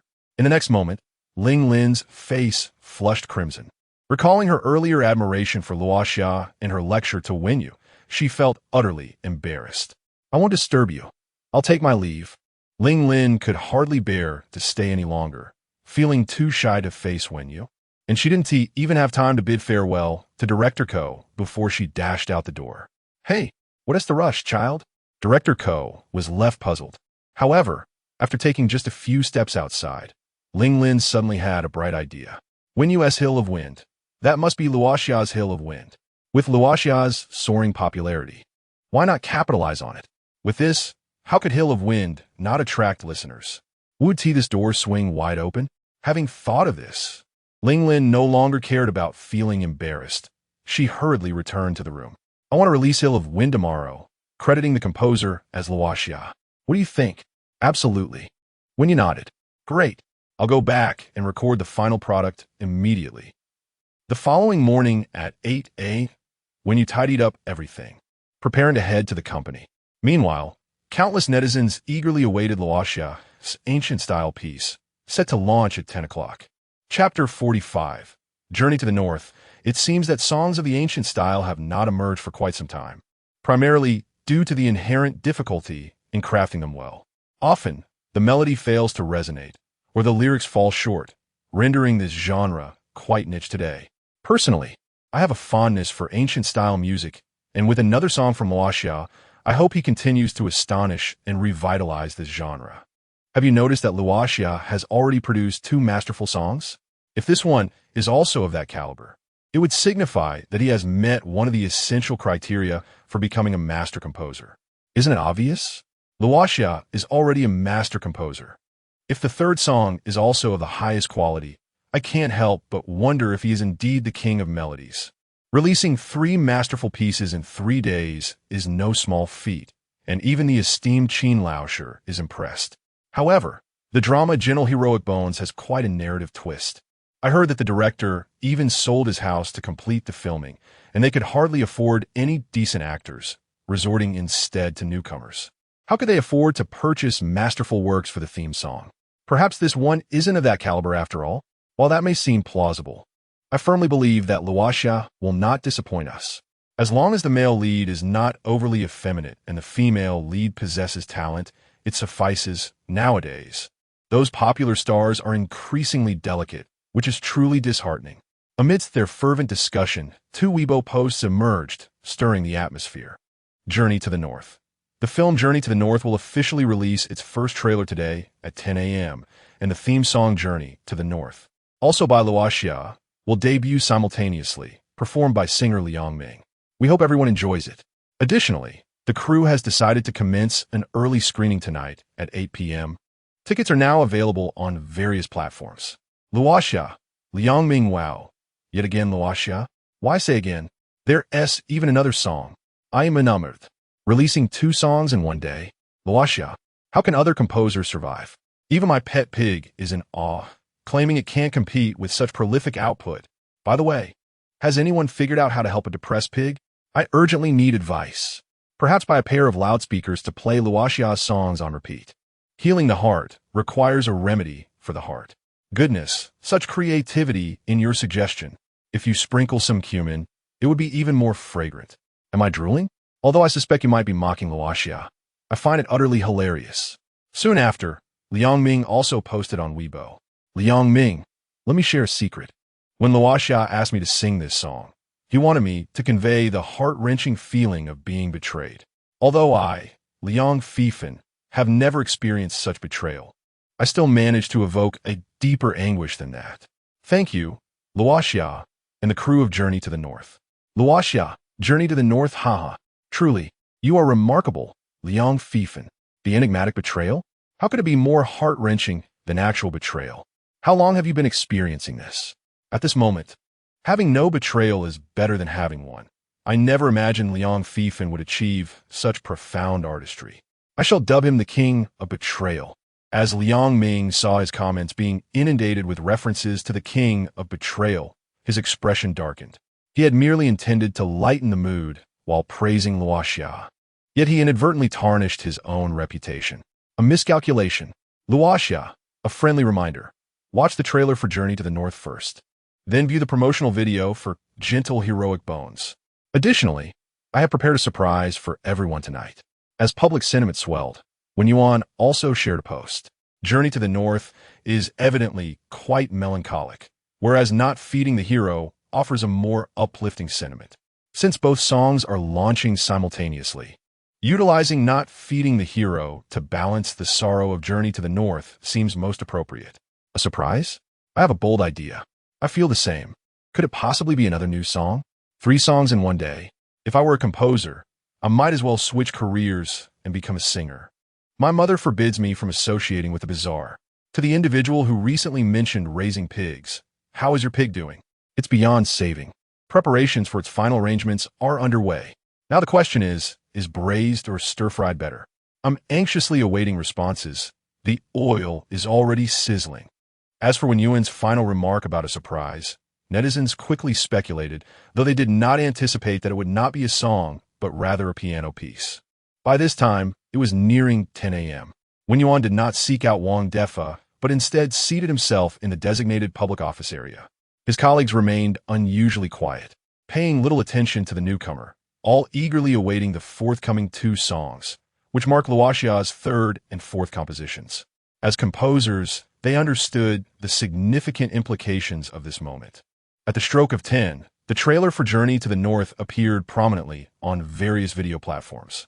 Perhaps due to budget constraints, although Gentle Heroic Bones also launched simultaneously, it was conspicuously absent from the homepage. Nevertheless, Director Chen remained unfazed. With Luoxia's popularity, even without paid promotion, he was confident that audiences would seek it out. As the video began, viewers clicked on Journey to the North. They may not have comprehended the deeper significance of Luoxia's friendly reminder, but they followed it nonetheless. The screen opened to a black background, with only a few lines of text displayed. Journey to the North music. Luoxia, Zhou Jiluan, lyrics. Luoxia, Fong Wenshan, performed by Liang Ming, Zhou Jiluan. Had it not been for the indication in the upper right corner stating trailer for Journey to the North, one might have mistaken this scene for a music video. Clearly, the production team prioritized Luoxia and his music, thereby diminishing the promotional content's prominence. Simultaneously, the roar of an engine drew nearer, underscoring one of the song's themes, which also aligns with the movie's motif, cars. As the song's information faded, the screen brightened to reveal a stylish E86 gracefully drifting through mountain roads. As the engine's roar intensified, the camera drew closer, and when the protagonist's face appeared, drums, bass, and guitar erupted in harmony. The introductory elements were numerous yet harmonious, with the bass and guitar standing out prominently, showcasing the exquisite beauty of instrumental synergy. The male lead rested one hand on his head while gripping the steering wheel with the other. Witnessing this scene, everyone was left in awe. Wow, drifting with one hand and executing 5 consecutive turns? How impressive. It would be even better if he were smoking a cigarette. Chapter 46, Counting Regrets. How many times have I hurt you, Wen Yuan was equally captivated by the video. Yet when he beheld the visage of the male lead, his pupils constricted sharply, prompting him to rise in astonishment. A square face, monolid eyes, and small pupils, was this not the very Zhou Tianwang from his previous life? Though Wen Yuan could not ascertain if it was an exact likeness, the resemblance was at least 90 undeniable, unless one had meticulously studied the finer details. Discerning any differences would be virtually impossible. Filled with exhilaration, Wen Yuan had not anticipated such a swift discovery. He could no longer focus on the video and promptly exited the office. Despite the male lead's enchanting solo performance, viewers caught glimpses of hatred and anguish in his eyes within mere seconds of footage. As the prelude began, the camera shifted to the female lead, capturing her breathtaking glance, followed by her momentarily dazed expression filled with confusion and alarm. The scene reverted to the male lead's face, but he could hardly be described as handsome for more than 3 seconds, for his visage was already streaked with tears. Subsequently, the visuals oscillated between the sweet moments shared by the leads and the heart-wrenching sight of the male lead weeping alone in his car. The stark contrast revealed unfiltered sorrow and torment. As Liang Ming did not appear in the video due to the lack of timely recording, all content stemmed from edited film clips. After a relatively prolonged introduction, Liang Ming's voice finally emerged. The world in the rearview mirror, the farewells grow ever distant. This line left the audience in disbelief. Although they had not seen the film, they were aware that narrow road encounter revolved around racing. In their minds, even if the theme song was not fervent, it should at least possess a brisk tempo. Yet upon hearing this line, they discovered it was in fact a slow ballad. Especially with Liang Ming's languid voice, it felt less like a race and more like pushing an immovable cart. Surprisingly, this astonishment did not evoke negativity. From this moment on, they were enveloped in a profound melancholic sentiment. The world in the rearview mirror did not merely refer to the scenery, but also represented the female lead, signifying how she had once been his entire world. Yet now he must bid farewell. The phrase growing ever distant employed an ABAC structure, resonating melodiously while implying a widening chasm between two hearts. This singular line encapsulated various hints and metaphors, enhanced by the visuals, causing a wave of bittersweet parting to wash over the audience. You turn your back, yet your profile remains beautiful. This line conveyed a sense of reluctance, as if he still cherished the female lead. However, in truth, it was not reluctance at all. The back implies betrayal. Though she remained as beautiful as he once adored, her treachery compelled him to let go, embodying a resolute finality. Few discerned this underlying meaning. Only those with acute perception could glean betrayal from the previous illusion. No wonder the anguish of agreeing how it was so palpable. It was evident that the female lead had betrayed the male lead. I chase you with my gaze, only to hear your tears. This line was masterfully crafted, employing synesthesia to imbue simple words with an abstract quality, creating a vivid imagery. Upon reaching this point, many felt an irresistible urge to sing along, even those who had never trained their vocal skills. This was not only due to the relatively low pitch making it easy to sing, but also because the melody was simple yet remarkably pleasing. Listening to music evokes resonance, stirring similar emotions, while singing allows for the release of those feelings. Especially with such a sorrowful song, mere listening intensifies discomfort, whereas singing it offers catharsis and relief. It is worth noting that All the Way North had always been a KTV favorite in Wen Yuan's previous life, precisely because it served as an excellent outlet for emotional release. You stand in a position separated from me by tears. Finally, after 5 languid lines, Liang Ming's emotions erupted at this moment, the so-called heart-wrenching anguish gaining momentum. The subtle drag on the note following position was not easily detectable. It struck the heart profoundly. The truly lethal blows are rarely direct. They come from hidden barbs. The street scene continued to recede, with the male lead's collapse fragmented outside the window.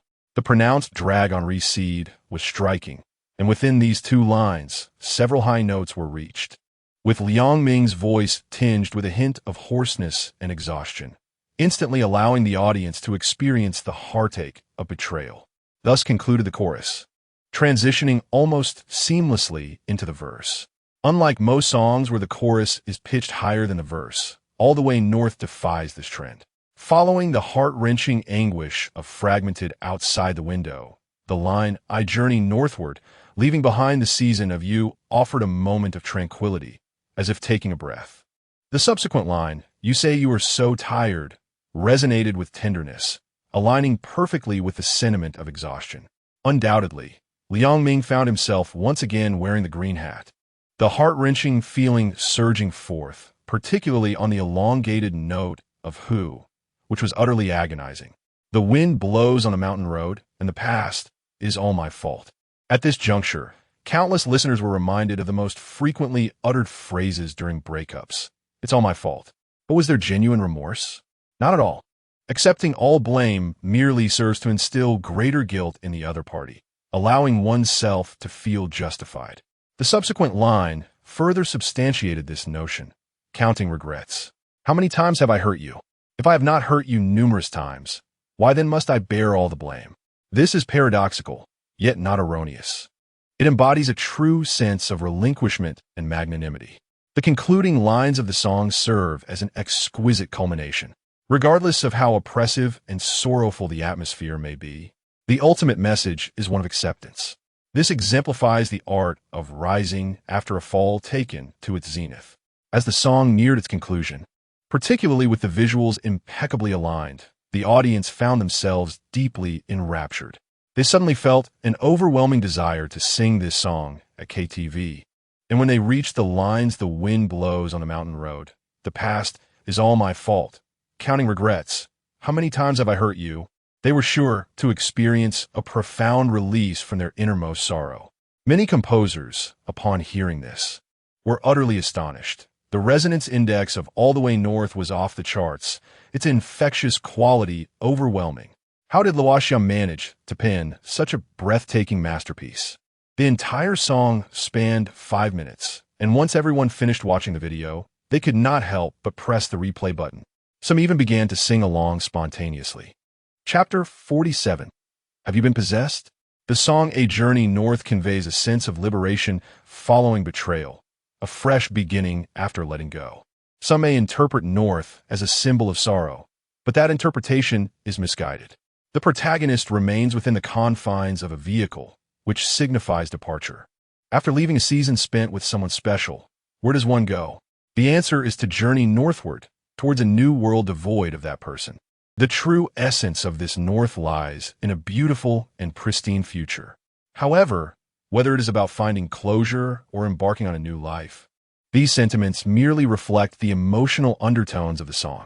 Each individual experiences it differently, shaped by their unique histories. Shen Ming, an ordinary spectator among many, lacks fame, achievement, or wealth. The only noteworthy aspect of his life is a deeply etched romance. He and his girlfriend were together for 4 years since their freshman year, a period filled with countless sweet memories, yet it culminated in heartbreak as they failed to withstand the trials of time. He is even unaware of the reason behind their breakup, which may have been the graduation curse or mere fatigue. One thing is certain, it was not betrayal. After listening to the song, a torrent of memories flooded Shun Ming's mind, piercing his heart with pain. A journey north did not bring him solace or liberation. Instead, years of longing and regret enveloped him in a shroud of endless remorse. Around the steering wheel, his regrets swirled, and even as he accelerated to escape, he could not shake off the sorrow that relentlessly pursued him. Hearing this line, Shun Ming could no longer endure the torment of regret. He took out his phone and dialed a number that was both familiar and foreign. Over the years, he had pressed this sequence of digits countless times, but never had the courage to call. Yet, in this moment, hesitation vanished. The only thing that had restrained him was the trivial pride that often binds couples. But what was that in the face of true regret? The call connected swiftly, but before he could utter a word, the sound of a baby's cry preceded him. Shen Ming was momentarily stunned, as if his voice had been sealed in concrete. The eloquent words he had prepared faded into silence. The courage he had mustered vanished in an instant. He had envisioned countless scenarios for their reunion, yet he never imagined it would unfold in this manner. Some encounters, once missed, may indeed be lost forever. Shen Ming contemplated quietly hanging up, unwilling to intrude further. Just then, a man's voice broke through the silence. "You've worked hard.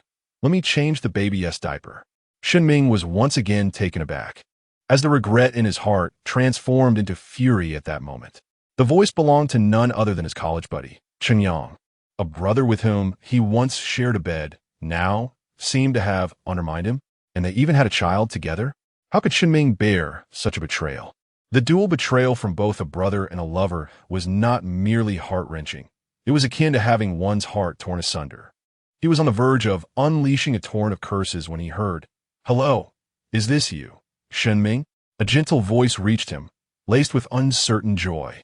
This was the voice he had long yearned for, yet in this instant, it felt like gasoline poured onto the flames of his anger. "You too." However, the words dog couple never left his lips, as his voice faltered again. "Sheng Yang and Lu Xiaoxiao's baby is already a month old. Where have you been all these years?" The gentle voice continued, tinged with a hint of tears and grievance. "Lu Xiaoxiao, wasn't she your close friend?" It turned out the child belonged to them both. Shen Ming's realization hit him like a roller coaster ride, from heaven to hell, then back to heaven. Had he truly been cuckolded by his brother, he might have stormed over to confront Cheng Yang. Thankfully, such a melodramatic scenario did not unfold in his life. Fortune smiled upon him. He had not truly missed out. "What did you just say?" He stammered. Nothing, I miss you both." Such occurrences also transpired among other couples. A journey north may evoke sadness, yet it simultaneously grants them the courage to rekindle their relationships. Of course, this is contingent upon the absence of deep-seated animosity. If betrayal were involved, not even a divine being could mend such a rift. At this moment, Wen Yuan was profoundly disappointed, for although the male lead in Narrow Road encounter bore an uncanny resemblance to King Zhou, his voice was a world apart. Without the essence of voice, what significance does identical appearance hold? It seemed fate played a cruel joke on him. He had seemingly found what he sought, yet remained unfulfilled. From the outset, he had hoped that King Zhou's song would resonate genuinely in the Azure Star, especially with the emergence of Xinzhou, which had nurtured an obsession within him. However, if forced to choose between appearance and voice, he would unhesitatingly opt for the latter. Now that he had found the face, where was the voice? Wen Yuan felt a wave of disinterest wash over him. Forget it, there's no need to rush. I shall leave it to fate. He then proceeded to the manager's office, as Wang Defa had just messaged him that the Tianqing representatives had arrived and he needed to prepare for contract discussions. However, Wang Defa was not in the office, prompting Wen Yuan to call him. Where are the Tianqing people? I'm heading over now. As he spoke, the office door swung open, and Wang Defa walked in, still on the phone. Where are you? I'm about to reach the office. I'll take you there. Upon seeing Wen Yuan, Wang Defa paused. You're in the office? Well, let us go. I was genuinely worried you might get lost. At the moment Wen Yuan opened the door, he caught the latter half of his own words. Wang Defa instinctively attempted to hang up, as they were now face to face and had no need for phone communication. However, Wen Yuan looked at him with profound astonishment. Don't hang up just yet. Wen Yuan wore an expression that suggested he had seen a ghost, causing Wang Defa to shiver involuntarily, even glancing over his shoulder. What is the matter? Have you seen a ghost? Ignoring him, Wen Yuan snatched Wang Defa's phone and exclaimed, Oh wow, not bad. After a brief delay, a voice echoed from Wang Defa's phone speaker. Oh wow, not bad. Following that, Wen Yuan sang a line from the chorus of A Journey North. I journey northward, leaving the season that held you. And the speaker resonated with the melody. Witnessing Wen Yuan's inexplicable behavior and words left Wang Defa equally bewildered. Goodness, are you trying to scare me? Have you been possessed? Chapter 48. Is the King of Heaven actually me? Wen Yuan continued to disregard Wang Defa. At this moment, he was furrowing his brow tightly. Then he hung up the phone and activated the voice recording feature on his device. I journey northward, leaving behind the season spent with you. You said you were so weary that you could no longer love anyone. This time, Wen Yuan sang a few more lines before eagerly playing it back. I journey northward. After listening, Wen Yuan remained silent for a full 2 minutes. Before exhaling deeply and spending another 2 minutes gazing out the window, lost in thought. If it weren't for the signs of life, Wang Defa would likely have called for emergency assistance. It was truly alarming. Ultimately, Wen Yuan accepted the reality. Indeed, from the phone call and the recording, he discovered that his voice was astonishingly similar to that of the King of Heaven. One could hardly say it was merely similar. It was virtually identical. Perhaps the tone and style during normal conversation differed, but the timbre was unmistakably the same, especially when singing, where there was no discernible difference, of course. Disregarding the singing technique. In other words, the King of Heaven, whom Wen Yuan had been desperately searching for these past few days, was none other than himself. Amidst the multitude, seeking him 1,000 times, only to suddenly turn around and find himself amidst the flickering lights? It was utterly preposterous. Wen Yuan's mind raced with countless possibilities, envisioning various scenarios, and preparing himself psychologically in numerous ways, yet he had not anticipated this outcome. Had it not been for the serendipity of the phone call, he might never have uncovered this truth. A person's voice sounds entirely different to oneself than it does to others. One's own perception is a blend of air and bone conduction, while others only hear air conduction. Therefore, Wen Yuan had always feigned ignorance, unable to comprehend how his voice sounded to others. Since he possessed the voice of the King of Heaven, the question arose, should he ascend the stage and continue his illustrious legacy in the Azure realm? How about I become a singer? Wen Yuan turned to Wang Defa and inquired. Wang Defa did not respond immediately. Instead, he felt Wen Yuan's forehead, confirming there was no fever. After a moment of apparent eccentricity, Wen Yuan seemed to return to normal. Perhaps all geniuses exhibit peculiarities of some sort. Wang Defa finally relaxed. He had been genuinely frightened moments earlier. To be honest, based on your recent singing, I think it might be best to reconsider. There is no need to put yourself or the audience through such hardship. Of course, Wang Defa kept this sentiment to himself, taking Wen Yuan's remark as a jest, and half-jokingly teased, if you can produce 50 songs within 10 days, I will help you release an album. This statement struck a chord deep within Wen Yuan's soul, stirring a tempest in his heart. In his previous life, the King of Heaven had also been told something remarkably similar before his first album, and he had fulfilled that challenge, thereby embarking on his legendary journey. The identical words now echoed in Wen Yuan's ears, spoken to him, who possessed an equally identical voice. Was this merely coincidence? Given Wen Yuan's prior experiences with time travel, he firmly believed it was not. He preferred to think of it as a convergence of two timelines, or perhaps a preordained arrangement of destiny. In that moment, he recalled Wang Defa's words. When a person possesses sufficient ability, they're destined to rise above the ordinary. They must bear certain responsibilities, not as a moral burden, but as a mission. Perhaps it should not be called a mission, but rather fate. Fate had orchestrated everything. From this moment onward, beginning with Wang Defa's preordained words, he had embarked on the path of the Heavenly King. Certainly, he could choose to ignore what transpired today, but the current state of the music industry in Xia country made it impossible for him to remain ordinary. If that were the case, then let the storm come with greater ferocity. With this thought, Wen Yuan resolved, from now on, the songs of the King of Heaven would be sung by him alone. His voice combined with that of the King of Heaven would embody the truest essence. What is the general process of the Xia country composer competition? Wen Yuan inquired, once he had regained his composure. The reason for this question was that the competition would likely feature songs by the King of Heaven, perhaps more than one. This would be his first stage. However, due to his busy schedule, he was still unaware of the rules and proceedings. Why the sudden inquiry? Wang Defa wondered, but he succinctly explained, the process of this competition is quite straightforward. The judges provide a prompt. Composers are given a limited time to create works that fit the prompt. And then the production team selects the most suitable singers to perform the pieces. Ultimately, the contestants are eliminated based on the vote counts for their works until a champion emerges. Can't we designate our own singers? Wen Yuan asked further. Unfortunately, no. To ensure fairness, the singers are chosen by the production team, which is essentially the music association. They select singers of comparable skill to perform. So there is no room for doubt. Wang Defa shook his head. If we were to appoint a renowned singer or a superstar, their popularity would overshadow everything, rendering the voting meaningless. What if I wished to sing myself? Wen Yuan posed the critical question, for if he could not perform as himself, it would be impossible to use the King of Heaven's songs. What? Are you really considering singing yourself? Wang Defa exclaimed in surprise. Self-composed and self-performed pieces are permitted by the production team. They even value such versatility as a bonus. However, are you certain that your singing skills are up to par? If you perform, it would not be a bonus, but rather a detriment. Wang Defa was not attempting to discourage Wen Yuan, but rather stating a fact. There is still a week to practice, and I may not necessarily perform in the first episode.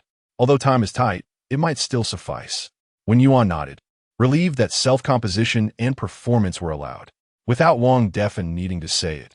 Wen Yuan was aware of his singing limitations, but as long as he was willing to put in the effort, it should not pose an issue. Furthermore, he would undoubtedly find himself bored in the future, so having something to occupy his time would be a welcome endeavor. Please help me find a teacher. I intend to cram for the next week. Wang Defa sighed, fine. As long as he is happy, he can do as he pleases. All right. However, until you are adequately prepared, please do not recklessly take the stage. I can tell that this time, at least Elder Qin has already designated you as the champion. He can enhance the rewards for the champion, but will never interfere with the competition's order or results. Do not let down his good intentions. Understand. Good. Now, let us go handle the contract. Sure. In the conference room, Zhou Qingshan and two other subordinates had been waiting for quite some time.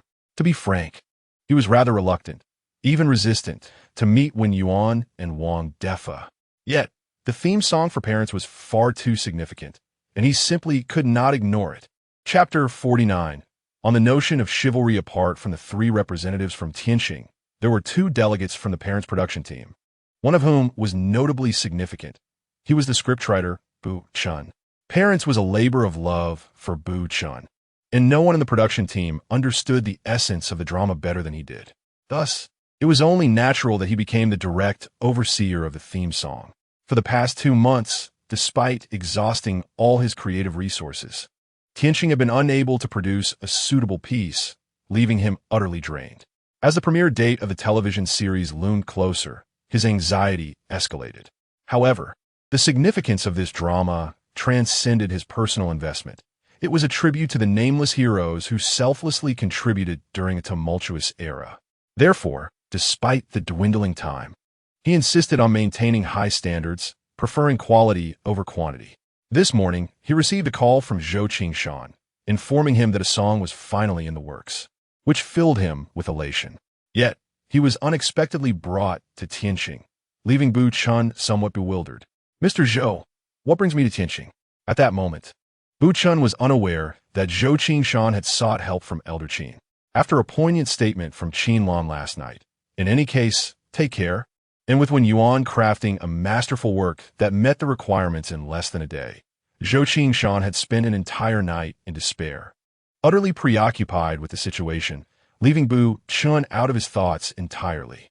Reflecting on the piece that Tianqing had struggled to create for 2 months, he couldn't help but question himself. What had I overlooked? Nonetheless, he recognized the importance of the theme song for parents. And today, he intended to provide Bu Chun with an explanation. Once the contract was finalized, he could resign himself to inaction. Yet, what good would it do to remain passive? With masterful prowess and such a rapid creative pace, what could he possibly offer in comparison? When faced with Bu Chun's inquiries, Zhou Qingshan was reluctant to elaborate further, offering a vague assurance. "You will know soon enough. I promise you a satisfactory response today." The very mention of satisfaction left Zhou Qingshan uncertain whether he was expressing faith in Elder Qin or in Wen Yuan. Bu Chun nodded. "It is imperative. As you are aware, the crew's patience has worn thin after 2 months. If we delay further and miss the promotional window, the wrath of the authorities is something Tianqing cannot endure." Zhou Qingshan understood the stakes. Had it not been for this urgency, he would not have sought Elder Qin's assistance. Arriving far earlier than their scheduled time, when Yuan and the others had yet to arrive, Bu Chun instructed the reception staff to power on the conference room computer and open the promotional video for Narrow Encounter. Having been astonished by the quality of the previous 2 songs by Luo Xia, he thought it wiser to listen to the new song rather than wait idly, hoping for a delightful surprise. To be honest, had time permitted, he might have sought out Luo Xia himself, Bu Chun lamented. Yet, he understood well that songs of such caliber could not be produced in just a day or 2. Even Elder Qin would require a year to compose a masterwork, and a year was a luxury he could not afford. Thus, even in Tianqing, he refrained from placing his hopes on Luo Xia. Zhou Qingshan was taken aback by Bu Chun's words, initially wanting to respond, but as the new song by Wen Yuan was about to play, he quietly exited the conference room with a cigarette in hand. The more exceptional Wen Yuan performed, the more painful it became for him, resolving firmly not to engage with the 2 new songs being released today. Why subject oneself to such torment? The others paid little heed to Zhou Qingshan's departure, as even his subordinates were oblivious to the underlying circumstances, for Zhou Qingshan dared not disclose them. If this matter were to reach the company, it would spell the end of his illustrious standing at Tianqing. 5 minutes later, Journey North concluded with the sound of engines fading into the distance. Wu Chen, not particularly fond of love songs, had long moved past the age of romantic pursuits. However, the enchanting melody and resonant emotions still stirred his heart. In these respects, Luo Xia's artistry was undeniable. And was this not precisely the type of work he sought? Regrettably, he had not encountered such a prodigious talent earlier. The other 3, after listening, stood in stunned silence, their backgrounds and music granting them a deeper appreciation than he. As the video ended, a barrage of comments flooded the screen. "Quick, go listen to Luo Xia's ancient style song. It's divine. I feel utterly euphoric right now. The lyrics are simply breathtaking. I've never encountered such stunning ancient style lyrics." Intrigued, Bu Chun, as a screenwriter, had little expertise in music but possessed a profound appreciation for language. Upon encountering the remarkable ancient style lyrics, he felt compelled to explore further. He had heard ancient style songs before, yet the lyrics often seemed like nonsensical embellishments or forced rhymes that ultimately conveyed nothing meaningful, laughable and frustrating to behold. But what of Luo Xia's ancient-style lyrics? He clicked on the promotional video for Gentle Chivalry. Meanwhile, most netizens had already listened to Journey North several times. And prompted by the comments, they began to shift their focus en masse. With the rising popularity, Gentle Chivalry, without spending a dime on promotions, had surged to the top of the trending searches, closely followed by Narrow Encounter. Ultimately, promotional videos and trailers are merely advertisements. And to occupy the trending searches with 2 advertisements simultaneously was unprecedented. The screen illuminated, revealing a twilight scene where the sky met the water. Not for the Chivalrous, composed by Luo Xia, Tide.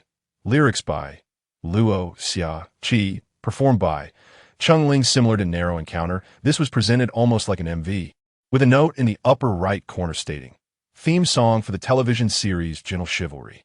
As the subtitles appeared, a melodious sound of the Xiao flute wafted through the air, evoking the essence of the martial world. Following a hollow, resonant sound, the crisp notes of the flute took center stage, accompanied by rhythmic drums, creating an uplifting tempo. After half a minute of prelude, Cheng Ling's voice emerged, gender-neutral yet imbued with a sense of softness intertwined with strength. "On my collar, the evening glow is pinned, the twilight bids farewell as I ride my old horse." Simultaneously, the imagery revealed a young chivalrous figure in his 20s, donned in a conical hat, sword at his side, and dressed in pure white, accompanied by an old horse, his hair billowing in the wind as he gracefully traversed beneath the setting sun. Buchan immediately noted a particular wordplay that struck him profoundly. "No one to send me off, only the twilight to accompany me." Just this line vividly painted the scene of embarking on a journey. Passing through the village, it feels like the blossoms are flying in my hometown. The mere phrase, smoky village, conjured images of peaceful rural life, tranquil and idyllic, as the young chivalrous figure journeyed onward, inevitably evoking thoughts of his beloved hometown. Chapter 50.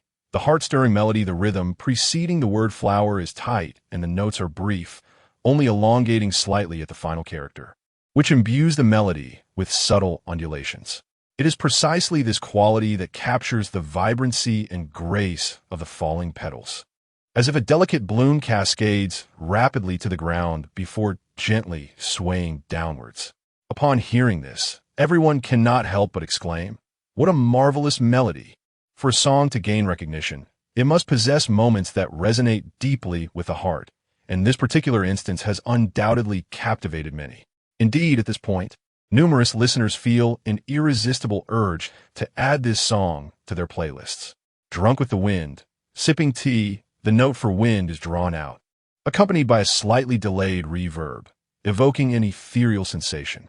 The preceding compactness and this line's leisurely pace create a beautiful rhythm of rise and fall. At this moment, the image of a chivalrous figure reclining on horseback, raising a wine jug and drinking to the heavens, is utterly exhilarating. At the ordinary alley, seeking a tavern, all present are considered old friends. The bottom of the bowl is the end of the world, though they may have met by chance. To drink together is akin to reuniting with a long-lost companion. This line captures the carefree and generous spirit of wandering knights, adapting easily to their surroundings. Upon reading this, Bu Chan silently praises, "How minuscule is the bowl, and how vast the horizon."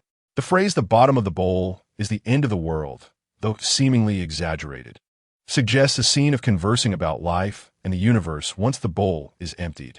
In just 6 words, it vividly depicts the lively atmosphere at the table. Seconds, the distant horizon is home everywhere. My humble abode feels like a grand mansion. This line begins to mirror the melody of the first, further expressing the optimistic spirit of the wandering knight. In matters of ambition, one does not count the quantity. If one possesses 3 parts, one dares to call oneself a knight. At this moment, the youth's mindset yearns to embody the chivalrous spirit, without a heroic title, recounting old stories to cover the cost of wine.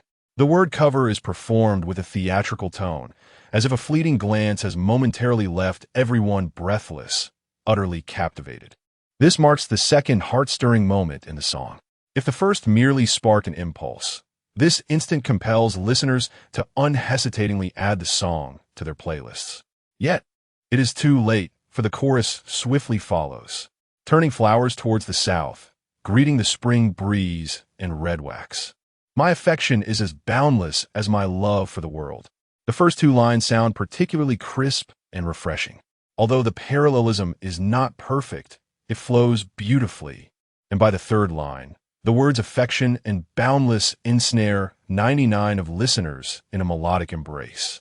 This entire line is the third heart-stirring melody, the most impactful of all. Wow, hearing the chorus sends chills down my spine. I feel the same. Goosebumps are rising, especially the melodic phrasing of affection, which is adored. Some comments echo this sentiment, confirming the emotional resonance of the song. It is not merely the lyrics that connect with listeners, but the melody itself. Of course, the ideal scenario is to achieve harmony between the two. Undoubtedly, Not Feeding Nights is such a song. In this chorus, the spring breeze and red wax symbolize the night's beloved companion, as flowers from the south are gifted to her. Having drunk in the north, confronting the western wind and yellow sands, my indifference is akin to my sword cutting through the peach blossoms. The second chorus mirrors the first, yet conveys an opposing sentiment.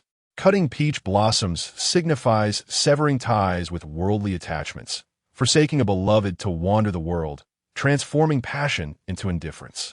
As the majority revel in the song's melody, Buchan begins to scrutinize the lyrics, realizing that the two verses narrate the growth of a night. The first verse depicts the initial entry into the martial world, while the second reflects the achievements of success. Through contrasting imagery, it illustrates the evolving mindset and experiences of a young knight at different stages of his journey. The blade can be grasped, the fist can be wielded, occasionally asking about life and death, only a name, no reply, turning to the clouds to send off a life. The juxtaposition clearly shows the drastic transformation of mentality. In youth, brash and impulsive, wielding blades and fists, determining life and death, while now, he remains composed, turning away with a sweeping gesture, embodying the demeanor of a hidden hero, without a heroic title, weighing old tales to cover the cost of wine. No need for a heroic title. Recounting 2 old stories suffices to cover the cost of wine. The contrast is even more pronounced. In youth, he lacked a heroic title and could only ponder value, presenting suitable old tales to pay for wine. Now, however, there is no need to invoke a heroic title. Merely narrating 2 tales of chivalry suffices. Though both are old tales, their meanings differ vastly, subtly implying the starkly different circumstances he faces at these 2 stages. In matters of ambition, one does not count the quantity.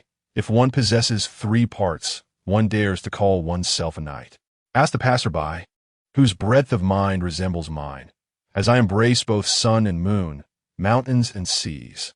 This presents a contrast in mindset. In the final line, a third stage is concealed. Only a madman, not a knight. When a youth becomes a true knight, he no longer wishes to be a knight. He aspires to be a madman, reflecting hopes and expectations for the future. The more Buchan studies, the more astonished he becomes. The lyrics of this song are presented in classical Chinese, not only maintaining consistent rhyme throughout, but also ensuring that no rhyme feels forced. It is noteworthy that achieving this, even in contemporary vernacular, is quite challenging, let alone in classical form. Furthermore, while adhering to rhyme, it guarantees the fluency of the verses, ensuring coherence of meaning and imagery. It is both substantial and emotionally resonant, making it a true masterpiece. Yet this is not the end. The lyrics also weave a cohesive narrative, depicting a young man's journey of growth. Interspersed with witty phrases like the bottom of the bowl is the end of the world and farewell to the evening glow. To unify all these elements is to declare this lyrical composition, in Buchan's view, a divine creation. A composer capable of crafting such profound lyrics is truly remarkable. Buchan Muses. What a pity I never had the opportunity to collaborate with parents. Upon this thought, a sense of regret washes over him. He then glances at the comments, hoping to find like-minded individuals with whom to share this treasure-like discovery. Though I don't fully grasp the words, they carry an air of grandeur. I may not understand the meaning, but I can sense the beauty of these lyrics, paired with an equally enchanting melody. That is enough. What do you know? This is called hazy beauty. Not understanding is precisely the point. I feel the spirit of boldness and freedom. After listening to this song, I suddenly yearn to traverse the world with my keyboard. Hey Zhou, why are you standing at the door? Wang Defa and Wen Yuan enter the conference room, finding Zhou Qingshan gazing blankly at the large screen inside. I wanted to smoke, but couldn't find the smoking area. Zhou Qingshan abruptly returned from the reverie, inspired by the song. Feel free to smoke, I permit it. Wang Defa patted his shoulder, beaming with joy. Chapter 51. What I reject is Wen Yuan. What does it have to do with Luo Xia? In Wang Defa's eyes, Zhou Qingshan is indeed a great benefactor. What's wrong with smoking a cigarette? He is more than willing to give him the green light. If you want to listen to music while smoking, just go inside. Make yourself at home, and don't hesitate. Wang Defa wore a demeanor of warmth and generosity, watching him smile more radiantly than a blooming flower. Zhou Qingshan couldn't help but feel a twinge of disdain, internally cursing the opportunist. Listen to music? I never intended to listen to music. I merely passed by the entrance. Zhou Qingshan had indeed just left, but couldn't resist the curiosity about Luo Xia's new work, so he turned back. However, he could not show this to Wang Defa and Wen Yuan, so he adamantly denied it. Didn't he intend to listen? You were practically drooling over the video just now, yet you remain obstinate. Wang Defa saw through him, but chose not to expose it, only smiling even more. Perhaps to mask his embarrassment, Zhou Qingshan, without further ado, lit a cigarette and looked at the young man beside Wang Defa. This should be Wen Yuan. He was even younger than Zhou Qingshan had imagined. Yet he bore an air of maturity, his skin tanned as if kissed by the sun, exuding a calmness and composure far beyond his peers. He appeared quite handsome, though such charm was insignificant among the readers. This young man was the source of Zhou Qingshan's endless torment. Yet at this moment, he felt no resentment towards him. After all, the current predicament was of his own making, when Yuan had done nothing wrong. Yet, it was precisely for this reason that Zhou Qingshan found it hard to reconcile. Had Wen Yuan directly rejected him, he would not feel the same anguish now. Hello, Luo Xia. Despite his inner resistance, Zhou Qingshan extended his hand to Wen Yuan, not merely out of courtesy, but also because this young man had helped him through his greatest crisis. Out of both sentiment and reason, he felt he should take the initiative. Hello, Mr. Zhou. I've long admired you, Wen Yuan replied, shaking his hand with a faint smile. He bore no grudge against this man who had once rejected him. I must thank you again for your timely assistance, Zhou Qingshan expressed, sincerely grateful nonetheless. Mr. Zhou need not be so courteous. As a citizen of Xia, it is my duty. This response prompted a nod from Zhou Qingshan. The significance of parents was the true reason why Qin Lao and Wen Yuan were willing to help. Otherwise, he would have no face to ask Qin Lao for assistance. After they released their hands, Wang Defa leaned in with a mischievous glint in his eye, asking, Old Zhou, I'm genuinely curious. How do you feel about rejecting Luo Xia now? Wen Yuan had already released 4 songs. It was likely Zhou Qingshan had formed a judgment of his capabilities by now. Wang Defa was eager to know Zhou Qingshan's true feelings at this moment. Zhou Qingshan was momentarily taken aback, and then his face darkened instantly. How could he not perceive Wang Defa's ulterior motives? He merely wished to rub salt into his wounds and derive pleasure from Zhou Qingshan's suffering. Little did he know, Zhou Qingshan had long mastered the art of transforming pain into resilience. After a brief pause, Zhou Qingshan spoke up. What I reject is Wen Yuan. What does it have to do with Luo Xia? His tone was remarkably assertive. With that, he turned and strode directly into the conference room, leaving Wang Defa with a defiant silhouette. I'm indeed suffering, but do you think you can take pleasure in my misfortune? Not a chance. This was Zhou Qingshan's last and only dignity. Wang Defa was momentarily stunned, unable to retort to such a statement. Wen Yuan, however, chuckled softly, suddenly reminded of a saying from his previous life. Capturing Zhou S. What does it have to do with my eldest son? Truly a remarkable parallel. At this moment, Bu Chun was amiably interacting with online users, genuinely friendly without the irony of quotation marks. He shared various insights into the lyrics of Bu Weixia, infused with fervor for the words and admiration for Luo Xia, seeking recognition and resonance from others. much like a struggling author named Jinghua, who wrote novels merely to share songs and sought validation from readers. However, just as Bu Chun was typing furiously, Zhou Qingshan and Wang Defa entered the conference room, accompanied by another youth he did not recognize. The name tag read, Wen Yuan, Composition Department, Bronze Level Composer. The lowest level of composition. The youngest face. Why was such a person here?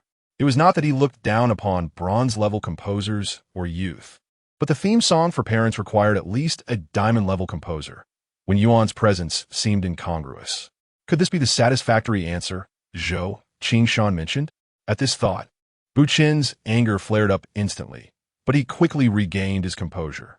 Jumping to conclusions without understanding the situation was the hallmark of villains in novels. And was he a villain? Clearly not. Perhaps Wen Yuan had stumbled in here for some unknown reason. Thus, Bu Chun patiently awaited the unfolding of events, anticipating Zhou Qingshan's response. The few exchanged simple greetings before Wang Defa introduced, Bu Bian, this is the composer of Xing Chun, Wen Yuan. This is the screenwriter of Parents, Bu Chun. Before the two could shake hands, Zhou Qingshan interjected, Wen Yuan is your satisfactory answer. And he is. However, before he could finish saying Luo Xia, he was abruptly interrupted. Upon hearing the first sentence, Bu Chen's fury reignited, and this time it was not a mere 3-alarm fire. It was a 6-alarm blaze. He had traveled a long distance and even waited half an hour, only to be told that the satisfactory answer was a bronze-level composer. He felt utterly mocked. Zhou Qingshan, do you think I have nothing better to do? That theme song is incredibly important. It's one thing if you can't come up with it yourself. But what does bringing in a newcomer as a scapegoat mean? Are you expecting him to take the blame for you? I saw you looking utterly defeated this morning. If you want to throw in the towel, do it far away. I have no time for this. If you truly can't deliver, just pay the penalty fee. Do as you wish, but don't drag me into your mess. His 4 sentences were laden with heavy tones, practically bordering on a tirade, illustrating just how enraged Bu Chun was.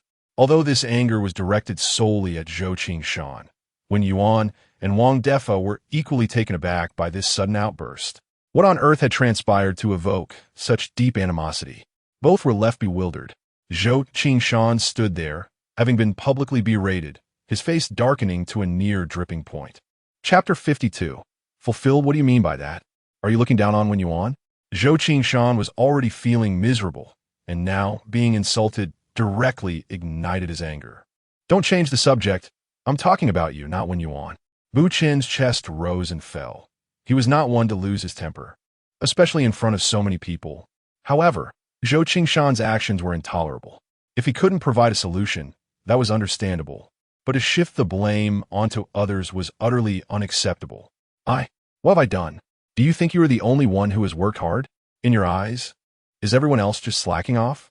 Zhou Qingshan felt an immense sense of injustice. If he hadn't humbly sought help from Old Qin, and if Old Qin hadn't turned to Wen Yuan, would the theme song have found resolution so quickly? Why was he being blamed now? Isn't that the case? Bu Chun retorted. Zhou Qingshan felt he was on the verge of exploding. Wang Defa, sensing the situation was about to escalate, quickly intervened. Gentlemen, let us all calm down. I believe I understand the situation. From what I gathered from Bu Chun earlier, it is clear that Zhou Qingshan has not yet informed him about Luo Xia. Seeing the expressions of both men slightly soften, he continued. In fact, old Zhou sought help from Old Qin, who personally came to Xingchen last night to discuss this matter with Luo Xia, and she has already agreed to take on the theme song. Old Qin? Luo Xia? Bu Chun was taken aback, his face lighting up with joy, only to quickly dim again. Based on Luo Xia's 4 songs, I believe she can produce a work that meets the requirements. But time is simply too short. Wang Defa chuckled. You need not worry about that, Bu Bian, for Luo Xia has already completed the piece. What? Completed it already? Bu Chun was astonished. Just last night, she took on the theme song. And today, it is already done? How can it be so fast? This is songwriting, not copying homework. Well, even if it is done, will it meet the standards? Bu Chun was skeptical. May I listen to the song? After all, it is Luo Xia. I have just expressed admiration for the lyrics of Not Feeding the Hero, so I cannot hastily conclude whether it truly aligns with parents without hearing it first. Unfortunately, we cannot do that at the moment. as time is tight and the first version is still being recorded, but it won't be long. Observing Bu Chen's astonished expression, Wang Defa felt a sense of satisfaction. You see, this is my composer. Impressive, isn't it? No, rather, this is my brother. Ah, the sensation of borrowing authority is delightful. Can I meet Luoxia? If it is inconvenient for her, I will be happy to see the lyrics first. As for the musical score, I wouldn't understand it anyway. Actually, the person before you is Luoxia. Wang Defa pointed at Wen Yuan. What? An inconspicuous bronze-level composer is the renowned Luoxia, and so young? He might not be qualified to judge her 4 songs, but the lyrics truly astonished him. To think such profound lyrics were penned by this young man. This was even harder for him to accept than the rapid creation of the parents' theme song, as he understood the depth of experience required for such elevated writing. Did you know about all this beforehand? Bu Chen took a deep breath and turned to Zhou Qingshan. Zhou Qingshan hesitated before nodding. Why didn't you tell me sooner? Bu Chen felt a surge of frustration. If you had informed me earlier, we wouldn't be in this predicament. Now I've lost all face. I was about to say something, but did you give me a chance to speak? Zhou Qingshan deflected the blame. I'm not talking about just now. I mean, you should have told me last night. Zhou Qingshan fell silent, ultimately casting a resentful glance at Wen Yuan. Feeling that gaze, Wen Yuan's heart sank. Goodness, why did it feel as though Zhou Qingshan was blaming him? It made him feel as though he was somehow responsible for today's events. This was quite unsettling. Well, since the song has already found resolution, I shall not hold it against you. Bu Chen decided not to delve deeper, turning to Wen Yuan with a hint of apology. I hope I haven't offended you today. If so, I sincerely apologize. Not all. Bu Bian need not concern himself with trivial matters. Wen Yuan shook his head. Seeing Wen Yuan's graciousness, Bu Chen felt a sense of relief. Although his anger was directed at Zhou Qingshan, it inevitably cast a shadow on Wen Yuan. If he had truly offended the latter, it would have made for an awkward situation, especially since he now needed Wen Yuan's assistance. The song has indeed been composed, but whether it meets the standards must be confirmed by Bu Bian himself. Wen Yuan continued, emphasizing that this was the crux of the matter today. Wang Defa then projected the lyrics onto the screen. Fulfilled you are the distant road, the light in the fog of the mountains. As Bu Chen could not comprehend a musical score, he could only read through the lyrics. The more he read, the more exhilarated he became. This was a perfect fit for the theme of parents, akin to how the story reveals the grand through the small. The entire lyrics also embody this principle, albeit from a child's perspective. Not a single line mentions parents, yet every word echoes their presence. There are no praises for one's own parents, yet every line exalts them. This aspect immediately alleviated his greatest concern regarding the lyrics. He feared that overly direct expressions would come off as pretentious. After all, who doesn't know that our forebears are great? But does such a statement truly resonate? Clearly not, as audiences have heard too much of that sentiment. This set of lyrics, however, faced none of those issues. Instead, phrases like "I will also see the world you have not seen," "Write the verses you have not penned" reflect the essence beautifully. This set of lyrics perfectly aligns with the theme and exceeds my expectations by far. Originally, Bu Chen intended to craft the lyrics for the theme song himself, but now it seemed entirely unnecessary. Luoxia's work surpassed his own, leaving him in awe. Wen Yuan nodded. Although he felt the lyrics were fitting, he lacked the final authority. Bu Chen's affirmation essentially confirmed the song's place. I am eager to hear the complete song. Merely reading the lyrics evokes limited emotion. The melody will imbue the words with profound impact and potential.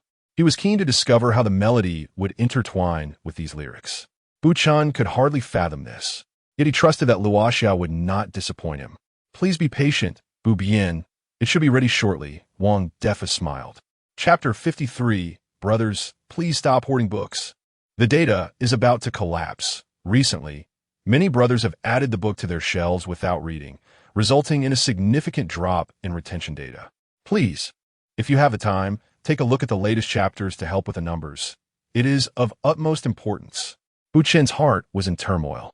On one hand, after 2 months of agony, he felt an unprecedented sense of stability and ease now that the song had finally settled. On the other hand, he was filled with an unbearable itch, eagerly anticipating the complete song. Ultimately, he could only continue to delve into the lyrics to pass the time. Having merely skimmed through the lyrics, he intended to savor them more deeply.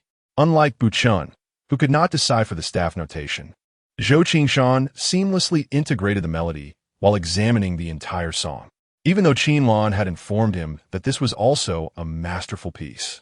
He was still taken aback upon hearing it. Typically, the verse serves as a foundation for the chorus. Both emotionally and melodically, the chorus shines brighter, which is why many people refer to it as the climax. However, this leads to a common issue where many songs' verses sound rather mundane, almost lackluster, and only the choruses evoke genuine feelings. Yet, As You Wish was different. Although the chorus remained the climax of the song, the melody of the verse was equally captivating, compelling listeners from the very first line to add it to their playlists. This was not merely the case for As You Wish, but also for Wen Yuan's first 3 songs, which struck a chord with listeners right from the outset. For a composer, achieving such an effect requires meticulous refinement from the very first melody. While others might polish only the chorus and let the verse languish, Wen Yuan managed to create an impeccable melody throughout the entire song. In essence, Wen Yuan's workload was 2 to 3 times that of other composers. Yet even so, his production cycle remained remarkably negligible. Of course, one could speculate about the possibility of a backlog. However, considering the astonishing quality of the 4 masterful pieces he produced at such a young age, one has to wonder how early he began composing. Thus, no matter how one analyzed the situation, Zhou Qingshan could only arrive at one conclusion. He was undeniably a prodigy, and such a prodigy only filled him with despair and a sense of impotence. There was no way he could compete. It would be impossible for him to ever match up. The only path left before him was clear. If he could not compete, then he must join forces. Resolute, Zhou Qingshan contemplated how to integrate himself into this new alliance when Wang Defa as assistant, Xiao Yu, delivered the first demo. Wu Bian, this is the first version of the demo. The singer may not yet be familiar with the song, so the quality may be lacking. Wang Defa issued a precaution before playing it. It's quite all right. I merely wish to listen to the melody for now. It's already commendable to have a demo recorded so swiftly. I appreciate your hard work. Bu Chun could hardly contain his excitement. It was remarkable that a song from the previous night had produced a demo by this morning. How could he dare ask for more? Wang Defa nodded and began to play. Although Cheng Ling was unfamiliar with the song, she did not sing off-key. The primary issue with this version lay in its emotional depth, which felt somewhat lacking, merely singing for the sake of singing. However, this was due to the tight time frame. 4.5 minutes later, the song concluded. Bu Chun was so overwhelmed with emotion that he found himself momentarily speechless. Indeed, the melody infused the lyrics with an extraordinary vitality and soul. While the words alone were stunning, the addition of melody brought him to tears. A poignant line. The mountains and rivers endure, the fireworks are mundane, yet you gaze upon your desires. This single line encapsulated the unbreakable bonds of heritage and emotion that the people of Xiagu could not relinquish. With such a song backing parents, it undoubtedly injected the very soul into the production. With this song, As You Wish, what more could he desire? Wu Chen digisueli affirmet. When Yuan and Wang Defa exchanged knowing smiles, it appeared that Bu Bian was quite satisfied with the piece, thus solidifying its place in the project. Zhou Qingshan nodded as well, feeling invigorated by the song. What followed was a discussion concerning contracts. Since this project was under Tianxing, a project transfer contract needed to be signed, leading to discussions about pricing. Given that this production was state-sponsored, the highest payment permissible for the composer was limited.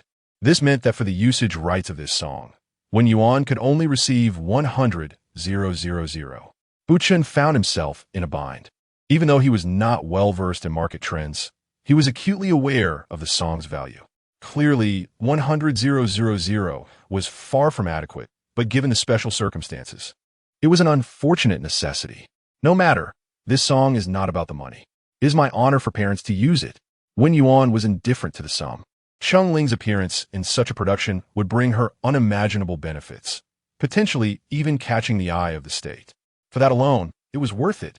However, once the promotional period concluded, the song could still be launched on the Tianlai platform. He believed that this production would undoubtedly elevate the song as popularity, leading to substantial revenue. This could be seen as a form of compensation. As You Wish would elevate parents, and parents would, in turn, uplift As You Wish. A mutual enhancement indeed. Wuchen a planet furtive. Indeed, with the state backing the promotion, the scale of parents would be immense. The influence would likely surpass even that of Qin Lao, and thus the song's revenue would multiply. Wen Yuan nodded in agreement, and regarding this income, the copyright fees seemed less significant. Seeing that Wen Yuan had no objections, Bu Chun sighed in relief.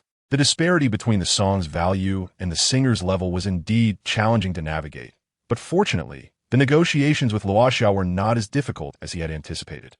Furthermore, the singer would be designated by the state a top-tier artist.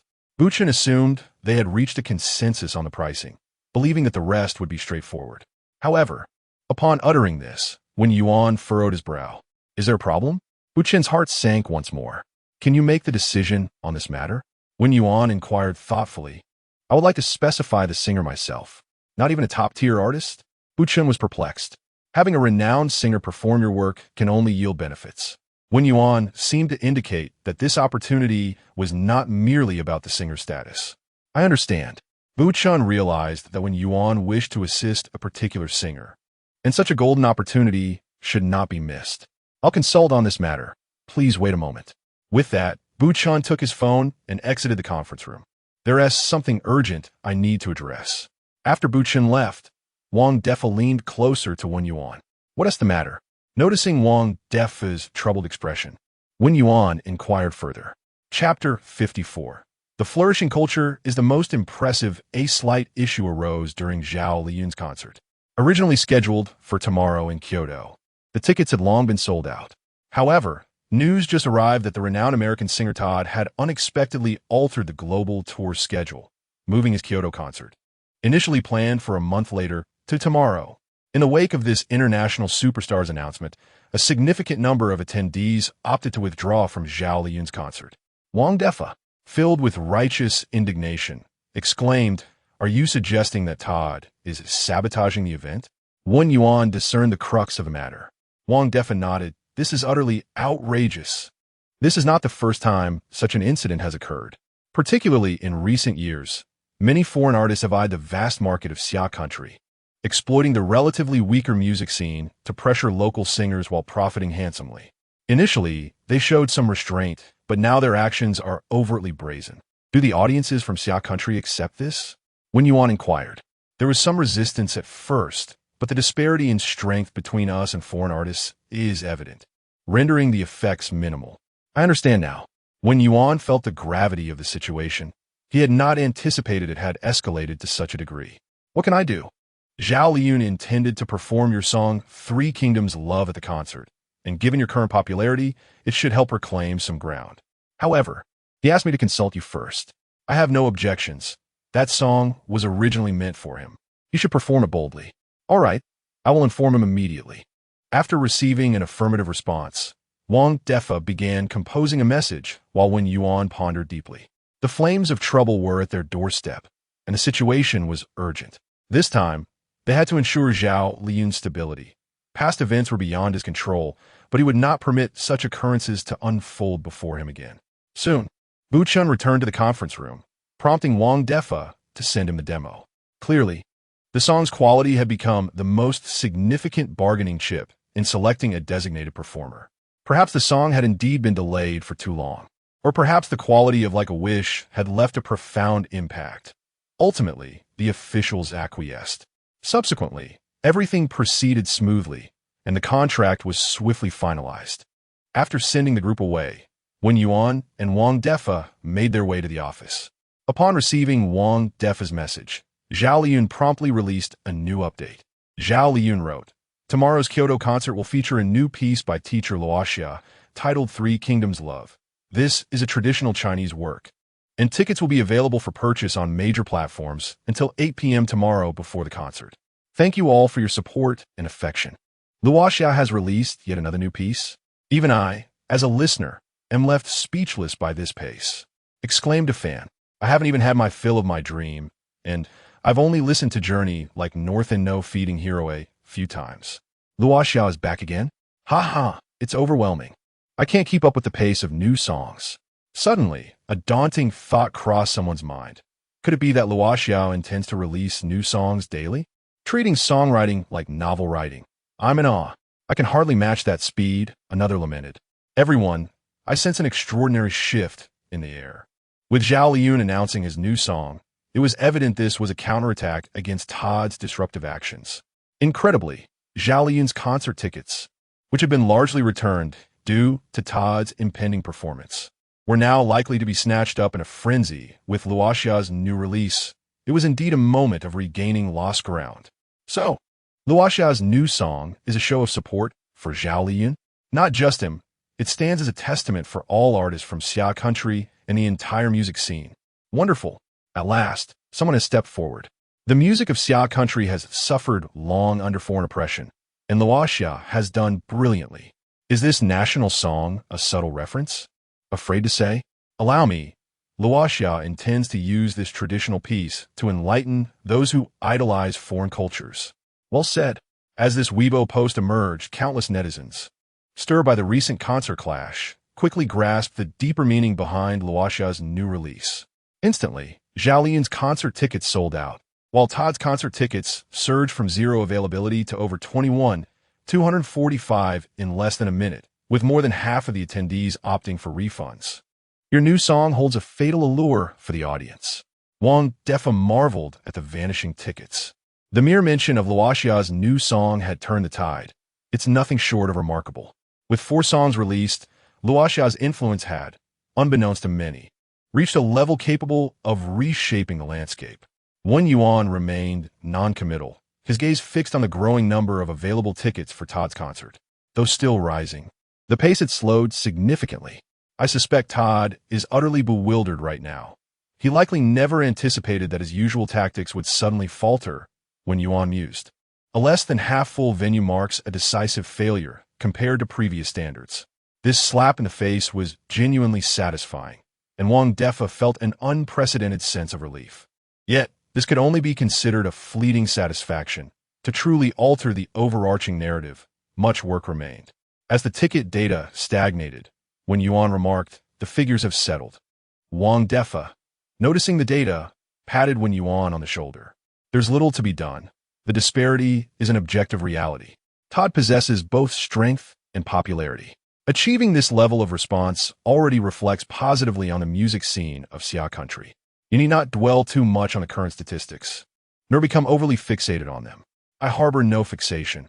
I merely feel that under the long-standing influence of foreign music, many have lost something essential. Wen Yuan replied calmly. Lost what? Wang Defa asked, momentarily taken aback, as if he anticipated a significant revelation from Wen Yuan. Cultural confidence, Wen Yuan stated matter-of-factly. Cultural confidence. Wang Defa equate. Profound realization dawning upon him, as if awakening from a deep slumber. Indeed, the lack of cultural confidence is the root cause of our adulation for foreign cultures. Subsequently, Wen Yuan picked up his phone and composed a Weibo post. Luoxia wrote, "Do not allow foreign music to grow increasingly arrogant. The flourishing culture is the most impressive." As countless netizens fervently debated this incident, an undercurrent of sentiment brewed within them. Upon encountering these words, their emotions ignited, giving rise to a powerful sense of confidence and pride. Pride as citizens of Xia Country, a confidence flowing through their veins, a legacy woven into their souls. The flourishing culture is indeed the most impressive. Chapter 55. Another song for you. The people of Xia Country also refer to themselves as Huaran, for since ancient times, the Huaxia have remained united. The term Hualu is indeed laden with profound significance. It may be interpreted as the popular songs in the Chinese language, or as a cultural tide rooted in the essence of Xia culture. Thus, the phrase Hualu is the most remarkable, transcends mere references to music. It embodies the cultural confidence that has been ingrained in the hearts of the descendants of Huaxia for 5 millennia.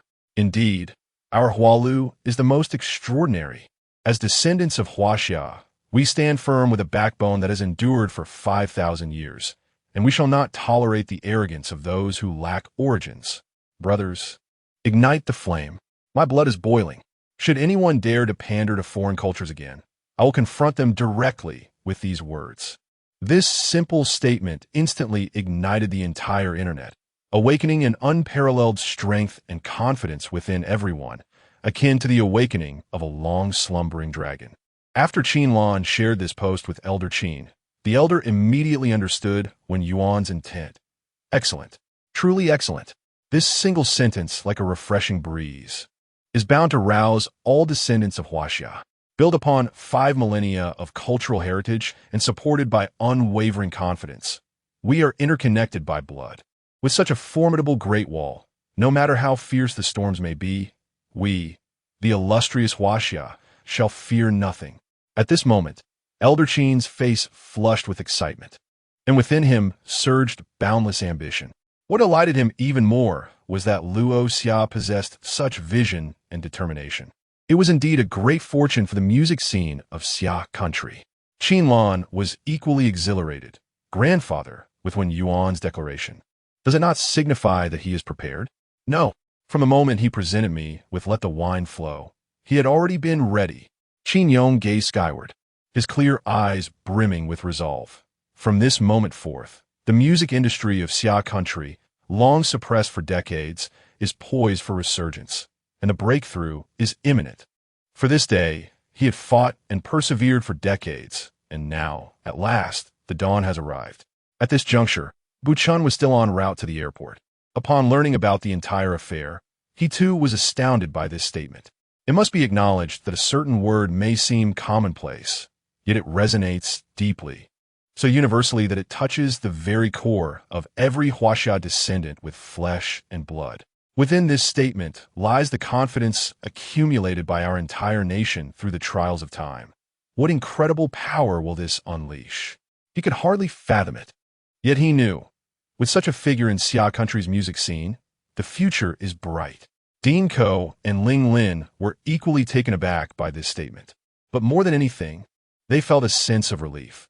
The stubborn youth who once lived in the shadow of calamity seemed to have transformed into a true man of stature. Moreover, even Zhou Qingshan and the others, despite their previous resistance to Wen Yuan, now stood firmly by his side. Undoubtedly, he had avenged the grievances of Xia country's music industry, and notwithstanding the competition among themselves, when faced with a greater cause, they would unite as one. Not only that, but at this moment all Xia country singers, composers, and even more citizens flocked to Luo Xia's post to leave their likes and comments. Hualu is the most remarkable. This was an unprecedented spectacle, as the identical comments showcased the unprecedented cohesion and unity of the people of Xia country. Meanwhile, in a certain server room of a social media platform, a responsible individual was anxiously pacing. Hurry, activate all the newly added servers immediately. If we falter at such a critical moment, we will surely face dire consequences. Thanks to the engineers' tireless efforts, the platform barely managed to withstand the overwhelming surge of traffic. The individual, observing the gradually stabilizing load, couldn't help but feel a rush of adrenaline. Thankfully, we had prepared in advance after the last server upgrade. Otherwise, we would have faced another collapse. One enigma Luo Xia is, she nearly cost me my job. However, glancing at the back-end traffic data, he had to concede. Indeed, Hualu is the most extraordinary. In the office of the composition department at Xingchen, the computer screen displayed the ticket sales data for Todd's concert. Tickets sold, 0. Remaining tickets, 40,000. Your words were simply phenomenal. The tickets vanished in an instant. Todd must be beside himself right now, huh? Vang defa chaklit heartidi. He then checked the social media platform again, noting that Luo Xia's follower count had surpassed 100 million and was still growing rapidly, with likes and shares for that post also exceeding 100 million. This data is terrifying. In my years on this platform, I have never seen such astonishing figures. Goodness, in half an hour, she gained tens of millions of followers. Platform programmers must be astounded, as they can't keep up with her growth. That said, your timely encouragement was simply perfect. Look at these comments. When have the people of Xia country ever been this united? All of this is thanks to you. And I even spotted the presence of various singers and composers. They're starting to regard you as a hero. Wang Defa excitedly summarized some comments. I am no hero. That statement merely served as a reminder. The cultural confidence that has lain dormant in their hearts for so long is innate. An inheritance from 5 millennia of heroic Huaxia people. It is not something I have given them. Wen Yuan countered. If it were that simple to become a hero, then heroism would be far too easy to attain.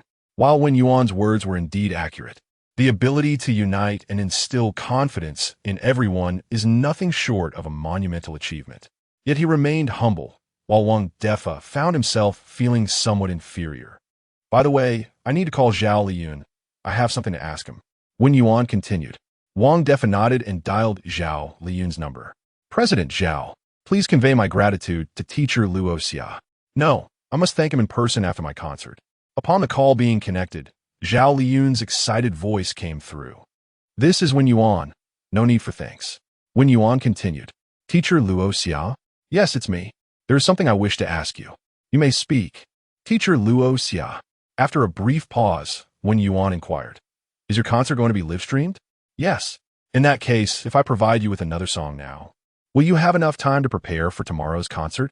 Or do you have confidence in being ready before the concert tomorrow? Zhao Liyun, are you saying you will give me another song for the concert?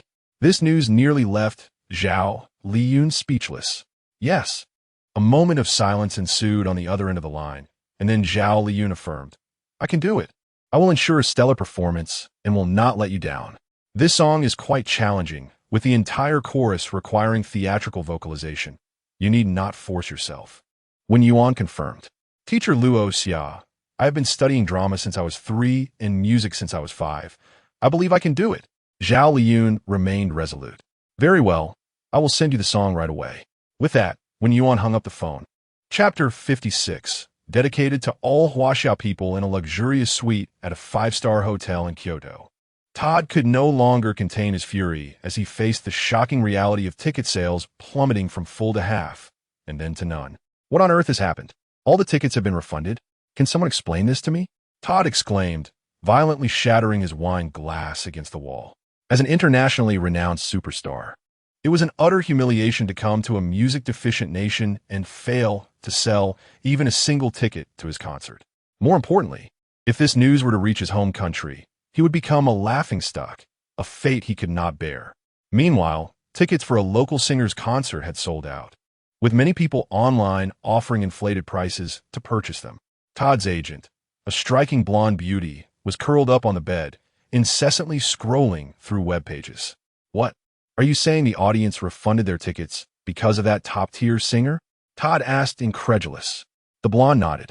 I've listened to his work. His vocal skills are decent, but his songs are unbearable. Are the people of this nation really so foolish as to attend such a concert? Todd clearly found this explanation unacceptable. We had already drawn a significant number of his audience to our concert, but then everything changed because of a single tweet. She pointed to a tweet by Zhao Liyun. To be precise, it was due to the release of the new song by Luoxia. Luoxia? Who is that a composer? Todd mused. In the entirety of Huaxia, the only composers who could provoke his concern were a few esteemed figures like Qin Lao, who had long since retired and lost their creative edge. Thus, he had felt unrestrained in his confidence. Yet, the name Luoxia was entirely unfamiliar to him. I'm not sure. It seems to be a newly emerged composer. The blonde began searching for Luoxia online. Only 4 songs? Todd gazed at the search results in disbelief. To him, a composer with only 4 songs was akin to an insignificant ant. Yet, this ant had not only reversed the situation, but had also left him empty-handed at his concert. It was utterly absurd. He casually clicked on one of the songs, All the Way North, though he could not understand the lyrics. He felt a profound sadness from the very first melody. He listened to the second, third, and fourth songs, and by the time he finished all 4, he was left utterly stunned. When had Huaxia produced a new master composer? Todd stared blankly at the blonde. There were only a handful of master composers in Huaxia capable of creating such work, and he was well aware of them. Yet this individual's style did not resemble any of theirs. The only explanation was that this was indeed a new master composer. However, that was not the crux of the matter. The quality of these 4 songs far exceeded his expectations, even surpassing the works of master composers from the United States. Todd was becoming increasingly bewildered. It was a widely accepted belief that American composers were generally superior to those from Huaxia. So how could this consensus suddenly be challenged? The blonde shook her head. If you ask me, who can I ask? She then retrieved Luoxia's tweet. After this tweet, all our tickets were refunded. Luoxia's tweet read, "Do not let foreign music grow ever more arrogant. Huaxia's music is the most outstanding." Todd's anger erupted upon reading this tweet. Damn it. How can this person be so audacious? Even as a top-tier singer from a musical powerhouse, I would never dare to make such a statement. How does Luoxia presume to do so? What gave him such confidence? Just those 4 songs? He acknowledged that those 4 songs were indeed exceptional. But to disregard the musical prowess of the United States based solely on that was sheer folly. Be careful. Our situation has turned entirely passive. There's an ancient saying in Huaxia, a strong dragon cannot suppress a local snake. We are in Huaxia now, and the people have grown increasingly antagonistic towards us because of this tweet. I suggest we cancel tomorrow's concert and reschedule it for a month later. The blonde, glancing at the comments, felt a sudden wave of helplessness. Under such public scrutiny, any action taken would be futile. We will announce that we have canceled the concert at the last minute, so your position won't seem overly awkward. As for Luoxia, I will gather more information and report back to our country. I believe many composers would be eager to lend their talents. You, as a singer, should refrain from meddling. Todd was reluctant. He had initially intended to belittle Huaxia's music, as he had done in the past, but now he was left thoroughly humiliated. Moreover, Luoxia's words struck him as particularly insulting. Yet, even if he were willing to give away tickets, it seemed no one would attend his concert now. For the time being, he had no choice but to accept this reality. Why did you give Zhao Liyun another new song? After hanging up the phone, Wang Defa could not help but question Wen Yuan. Given the current situation, he found it perplexing. What kind of new song do you think the audience wants to hear now? Wen Yuan inquired. A song that criticizes foreign fads, or one that can elevate cultural confidence. Wang Defa replied after some thought. Indeed, however, Three Kingdoms' love does not fit either category, which is why I plan to give him a more suitable song, Wen Yuan explained. Moreover, to truly awaken cultural confidence, a mere phrase is far from sufficient. Since we have embarked on this journey, we must seize the moment and elevate it further. With that, Wen Yuan took out a piece of paper and began writing the lyrics. Now I understand. Wang Defa finally grasped Wen Yuan's intent. He closely observed Wen Yuan's actions, becoming absorbed in the song. 5 minutes later, send the lyrics and score to Zhao Liyun and record the accompaniment directly since time is of the essence. There won't be enough time for live accompaniment or rehearsals. Additionally, find a group of backing vocalists in advance. Wen Yuan handed the paper to Wang Defa. Understood. Leave it to me. Wang Defa focused intently on the lyrics, realizing that it was indeed a rousing song, with lyrics perfectly suited for the occasion. The chorus was filled with theatrical flair, undoubtedly tailored for Zhao Liyun. Yet, he wondered if Zhao Liyun could handle such a piece. If it fell flat, it would surely be a lifelong regret. After Wang Defa left, Wen Yuan sent out a tweet. Luoxia, besides Three Kingdoms' love, there will be another new song performed live at tomorrow's concert by Zhao Liyun. This song is dedicated to the resilient Huaxia, which has endured for 5,000 years, and to all Huaxia people. I am at a loss for words. What more can I say? Luoxia, I implore you, spare the other composers. Allow them a chance to breathe. I'm even more eager for this song. 2 new songs from Luoxia at a single concert? I can't take it anymore. Is there anyone who can sell me a ticket? I urgently need concert tickets. I will pay any price. I am waiting online. Chapter 57. Is this the concert of Luoxia? Zhao Liyun. For those music lovers who are unable to purchase tickets. Fret not, for this concert will be streamed live across major platforms, such as Tiger and Shark. Additionally, ticket holders should be wary of potential scams. It is disheartening to witness tickets originally priced between hundreds to 2,000 being inflated to tens of thousands, with some even bidding as high as 100,000 for a single ticket. Zhao Liyun promptly shared a post in light of this situation. Remarkably, scalpers were scarce this time, as the event's suddenness left little room for opportunists. Originally overlooked due to Todd's influence, Zhao Liyun's announcement of Luoxia's new song led to an instantaneous sellout of tickets, leaving no time for any reaction. A small portion of those who secured tickets initially considered selling them for a handsome profit, but after Luoxia revealed her second new song, they resolutely decided against it, declaring, "This ticket is immensely precious." Although scalpers were few, they did exist, and Yuan Zhou was among them. Over the years, he had capitalized on his keen insight, and upon the news of Zhao Liyun's ticket refund incident, he sensed an opportunity. Zhao Liyun, being an artist under the Starry Sky label, which also boasts the rising star Luoxia, was the key to Yuan Zhou's gamble. When the first wave of ticket refunds hit, he seized the moment and purchased 50 tickets. Fortunate that this event was not subject to real name registration. Otherwise, acquiring such a quantity would have been a cumbersome task. Following Luoxia's debut of her first new song, the tickets became highly sought after. He realized he had made a prudent gamble, selling each ticket at an average price of 5,000, resulting in a staggering 9-fold profit within mere hours. However, before he could revel in his success, Luoxia announced her second song, leading him to understand that even 5,000 might have been undervalued.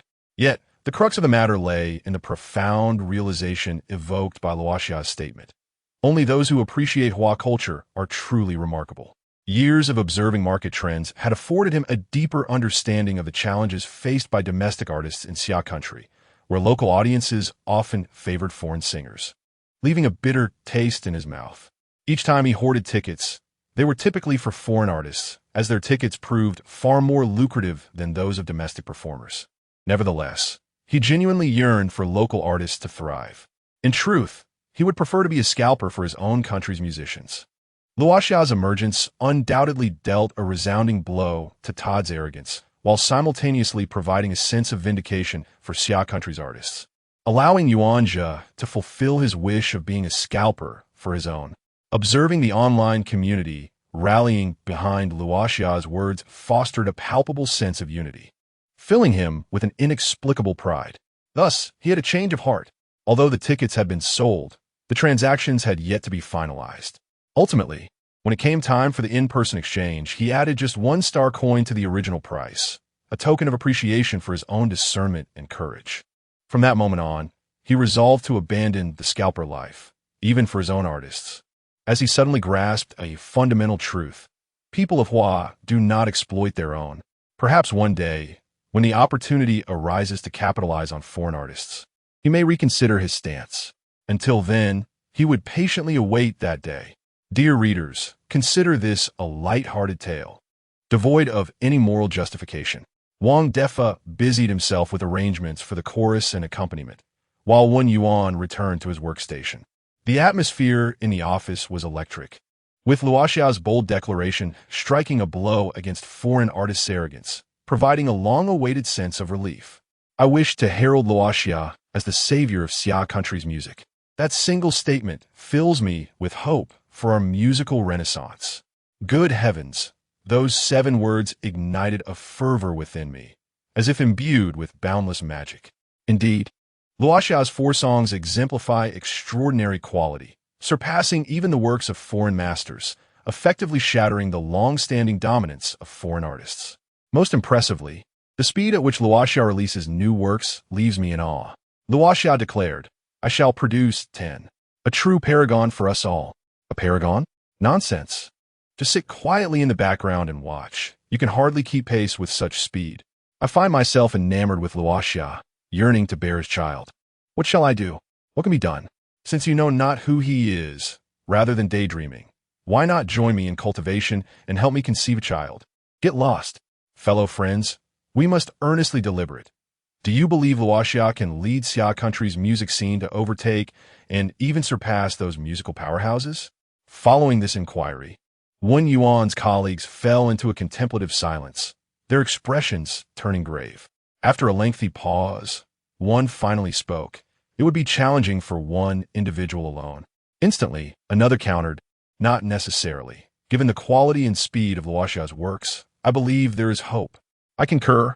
Luoxia's prowess is evident, and his statement reflects a commitment to Xia country's music. At this moment, I feel Luoxia is prepared for the challenge. You make a valid point. In fact, many netizens have already begun to regard Luoxia as a hero. If you ask me, Luoxia is the chosen one sent by the heavens to rescue Xia country's music. Nods of agreement filled the room. Upon hearing this, Wen Yuan was taken aback. Could it be that fate has indeed brought him here to save Xia country's music with an entire repertoire? Uncertain of the answer, he resolved to follow his heart and navigate each step with intention, regardless of the whims of destiny. At the very least, he would live authentically. The rest, he would leave to time. With this thought, Wen Yuan shook his head to dispel such frivolous musings. This gesture seemed to convey an entirely different meaning to those around him. Taoist one, do you perhaps hold a differing opinion or skepticism regarding Luoxia? Someone inquired. The moment those words were spoken, all eyes turned towards him with an intensity that felt almost predatory. In this gathering, everyone was an ardent fan of Luoxia, and to utter a word against him would likely incite their wrath. A swift compliment for Luoxia was in order. Lin Jie, who had spent considerable time with Wen Yuan, leaned in a whisper, "You might want to tread carefully. Wen Yuan, my once ardent fans now appear ready to turn against me. Must I sing praises to break the tension? What a predicament." Wen Yuan could only feel bemusement. Yet, if he did not comply, given the fervor of the crowd, he might find himself unable to leave today. After a moment's pause, Wen Yuan finally spoke. Regardless, Luoxia will give his all. Upon hearing this, the crowd seemed to awaken, nodding and understanding, their gazes softening. Indeed, no matter the outcome, whether or not it is Luoxia, as long as one strives for Xia country's music, they can be deemed a hero. Who says that only those in the limelight are heroes? At 6 p.m., Wen Yuan posted on Weibo, "Luoxia, do not forget the surprise prepared for everyone tonight. The pure instrumental piece Hill of Wind will officially launch on the Heavenly Sound platform at 8 p.m. It is a piano lullaby, hoping to soothe your insomnia. Ling Lin, has Luoxia released a new song again? The person upstairs is rather foolish. It was already announced this morning. It's not a song, but pure instrumental music. A lullaby. Does he intend to treat me like a baby? His tenderness is simply overwhelming. I could weep. 2 songs in the morning, 1 piece in the evening, and 2 more tomorrow. It's an absolute delight. May I timidly inquire if there will be any on the day after tomorrow?" Luoxia shook his head in response, saying, "I can't write anymore. How about you take the pen and write?" Haha. Generally, pure instrumental music is priced quite steeply, starting at 10-star coins, which is undeniably akin to digging one's own grave. It is already a niche market, and with such a high barrier to entry, it is no wonder that few are willing to listen. After discussions between Wen Yuan and Ling Lin, the piece titled Hill of the Wind was ultimately released for free. Although this meant that the prospect of receiving full royalties became a mere illusion, Wen Yuan was unconcerned, as his income had long surpassed his expenditure capacity. Moreover, making it free would encourage more people to explore pure instrumental music, which is crucial for its promotion. With Luoxia's influence and the dual advantage of free access, by 8 p.m., Hill of the Wind boasted an astonishing 50 million listeners online.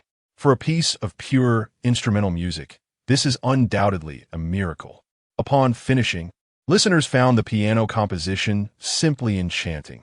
The gentle caress of a breeze could instantly bring about a sense of inner tranquility. It's no wonder it is referred to as a lullaby by Luoxia. Listening to Hill of the Wind feels as if one is lying on a warm, breezy meadow under a sky filled with stars, forgetting the clamor of the world, relinquishing worries, and drifting into a serene slumber. I actually fell asleep while listening. Who is typing? Am I sleepwalking? I never expected pure instrumental music to be so captivating. I am utterly in love.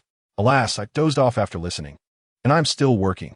Call your boss to listen together, and then you can both doze off without him noticing. The term lullaby undoubtedly adds immense practical value to this piece. Meanwhile, at 8 p.m., the film Narrow Encounter commenced its preview. Yet the ultimate separation of the male and female leads left viewers feeling despondent, especially the female lead's betrayal, which was particularly hard to swallow. Friends who felt disheartened after the preview should promptly listen to Luoxia's Hill of the Wind. I feel much better now. Upon seeing this topic, countless individuals began to follow suit. Indeed, it is quite soothing.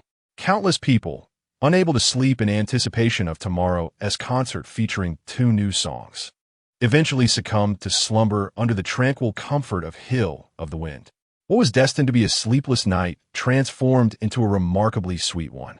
The following day, under the guidance of his vocal instructor, Wen Yuan began to enhance his singing skills. Meanwhile, countless others eagerly awaited the live broadcast of tonight's concert, eager to discover how Luoxia's songs, crafted for Huaxia and its people, would astonish them. Their excitement began to stir within them. Finally, the clock struck 7 p.m., and various platforms commenced the live broadcast. However, the concert had yet to begin, with the screen displaying the scene of audiences gradually entering. The sun had set, casting a gentle twilight. Countless glowing sticks and wristbands illuminated the area, creating a vibrant and warm atmosphere. Naturally, nearly everyone possessed a glowing placard or wore a headband with luminous letters. All these signs bore the same name, Luoxia. Is this Luoxia's concert? Countless such comments floated across the live streaming platform. One could only ponder the psychological shadow cast upon Zhao Liyun. Zhao Liyun, did I just host a fake concert? Haha, I can hardly contain my laughter. Chapter 58. Boundless territories. As dusk gradually descended, the audience began to take their seats, soon filling all 40,000 spots to capacity, a testament to the overwhelming success of a prominent singer's performance. The crowd buzzed with excitement, illuminating the venue with a myriad of glowing props, creating a dazzling spectacle akin to a vibrant sea of light, with waves of luminescence rising and falling, a truly breathtaking sight. The venue resonated with the melodies of Hill of Wind, as 8 speakers positioned around the space delivered a gentle breeze, calming the palpable restlessness of the audience. The camera panned to a young lady adorned with a glow-in-the-dark sign bearing Zhao Liyun's name, clearly an anomaly amidst the crowd. "Excuse me, beautiful. Did you perhaps wander in the wrong scene?" quipped the host from the Tiger Live platform, eliciting laughter from viewers at home. "Huh, Zhao Liyun, a warning letter from my lawyer," exclaimed the young lady. "Isn't this Zhao Liyun's concert?" she replied, her expression turning to one of utter confusion as she glanced at the sign. Upon reading Zhao Liyun, her eyes rolled in disbelief. Those unscrupulous merchants. No wonder everyone has been staring at me like I'm a monster. I can't believe I fell for their trick and wore this. I intended to wear Falling Sunset, yet they made me don a Zhao Liyun sign instead. Her cheeks puffed in frustration, adding to her undeniable charm. "Huh, Zhao Liyun. I finally spot my name, and it's because someone got swindled?" The irony was not lost on him as he felt a wave of mock dismay. Nevertheless, the young lady decided to wear the Zhao Liyun sign with pride. "No matter with this sign, I am the most dazzling one here." Her audacity was commendable, showcasing an admirable spirit. "Actually, you all have wandered into the wrong scene," she declared. "As long as I remain unembarrassed, the awkwardness falls upon you." As the clock struck 7:40, Zhao Liyun ascended the main stage clad in a pristine white hanfu, exuding simplicity and elegance. Accompanying him was a delightful troupe of young girls, around 10 years of age, also dressed in hanfu, predominantly in shades of red and yellow. These were the children's choir arranged by Wang Defa in advance. Once they took their positions, they instantly captivated the audience's attention. Were they to perform a duet? Or perhaps a choral arrangement? Regardless, the prospect of harmony would undoubtedly eclipse any solo performance, promising an explosive start to the show. Zhao Liyun stood at the center of the stage, gazing out at the sea of 40,000 faces, illuminated by countless lights. Surrounded by such grandeur, he felt a mix of emotions. Yet, negativity eluded him. He knew that without teacher Falling Sunset, he might not have even graced the stage today. To perform 2 of teacher Falling Sunset songs was a tremendous honor, especially the first dedicated to all the children of the Huaxia nation, a momentous milestone in his career, laden with profound significance. Gratitude and exhilaration filled his heart. Amidst the crowd, he spotted his name in the front row, uncertain if it was the only one. It was the only one he could see, held by an adorable young lady. He pondered how she would feel upon discovering that she was wearing his name out of misfortune. At 7:50, the enormous screen on the main stage abruptly went dark. After a brief pause, the words Hua Flow is the most remarkable illuminated the screen, igniting an eruption of cheers from the audience. Hua Flow, Hua Flow, Hua Flow. The crowd of 40,000 roared in exhilaration, the sound waves reverberating through the very foundation of the stage. Simultaneously, the live-stream chat overflowed with the same two characters. In that moment, it felt as though they had returned to the unity of the previous day. Minutes later, at Zhao Liyun's signal, the uproar gradually subsided. "Welcome to the Falling Sunset concert," Zhao Liyun said with a broad smile, prompting a wave of laughter to ripple through the crowd. His self-awareness was commendable. "Well said. Let me take it back to speak," he added with a playful tone. Following the merriment, Zhao Liyun continued, "I know what you all are eagerly anticipating, and I wouldn't dare embarrass myself by presenting my own work. Therefore, the first song today will be a new piece from Teacher Falling Sunset." The audience erupted in deafening cheers at this announcement. The debut of a new song from Falling Sunset was sure to be explosive. This song was composed by Teacher Falling Sunset for the Grand Huaxia, a tribute to the resilient spirit of the Huaxia people.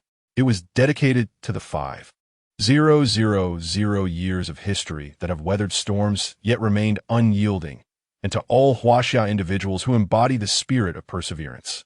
As the introduction concluded, the roar of 40,000 voices surged anew, even more intense, sweeping across like an unstoppable force, reminiscent of the indomitable Huaxia nation. Huaxia, Huaxia, Huaxia. This fervent cheer ceased abruptly as a young girl stepped onto the central stage, for they all knew the song was about to commence. The screen displayed the song information: Boundless Territories music, Falling Sunset, Lu Yinjia. Lyrics, Falling Sunset, Li Shu. Bright spotlights illuminated the young girl, casting light upon the entire choir. Following a nearly imperceptible prelude, she raised her microphone, her sweet, delicate, and resonant voice piercing through the air, harmonizing beautifully with the choir.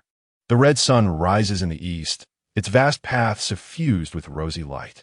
How fortunate am I to be born in your embrace, with a lineage flowing through my veins. We share joy and fortune, standing tall with our spines unyielding. Our nation, boundless in its kindness, carries a faith that endures through the ages. Every audience member, whether present or watching from afar, felt an overwhelming sensation wash over them, a stirring from the depths of their souls, as warmth surged through their bodies, a manifestation of the mighty spirit of Huaxia. With the red sun in the east, I carry the lineage flowing through my spine. Each word resonated deeply, stirring emotions within every listener. For those hearing this song for the first time, the melody and lyrics held unimaginable power, not merely from the song itself, but from the awakening of the Huaxia spirit within their hearts. This power could reach the sun, fill the seas, move mountains, and mend the heavens. It could endure through generations and remain steadfast amidst turmoil, transcending the passage of time. If the great dragon within their hearts had stirred yesterday, it now soared into the skies, exuding an aura of strength and thunderous might. In this moment, cultural confidence and pride in being Huaxiao reached an unprecedented height. How fortunate am I to be born in your embrace. To be a Huaxiao person, what a profound blessing it is. As everyone remained entranced by the profound impact of the performance, Zhao Liyun's voice emerged, deep and heartfelt. To paint the heavens is to capture but a fragment of the sun and moon's eternal dance. To depict the earth is to illustrate just a corner of the mountains and rivers' tranquility. Only Huaxia shines with brilliance as the path unfolds in full bloom. Following this line, a wave of confidence and pride erupted from Zhao Liyun's remarkable voice. The red sun rises in the east, its vast path suffused with rosy light. Chapter 59. A grand scene of social mortification. As the chorus commenced, Zhao Liyun instantaneously transformed into the leading female role of a Peking opera. His mellifluous voice, imbued with rich operatic resonance, flowed with exquisite fluidity and poignant grace. The abrupt transition from a deep male voice to a bright female timbre undoubtedly delivered an immense auditory shock to the audience. Coupled with the precise enunciation of the Peking dialect, This moment left countless spectators utterly astounded. Moreover, the meticulous pairing of melody and lyrics was not without intention. The opening line of the chorus, "The red sun rises in the east," contains 7 melodic notes, yet comprises only 6 words. This is not a concession, but rather a deliberate choice.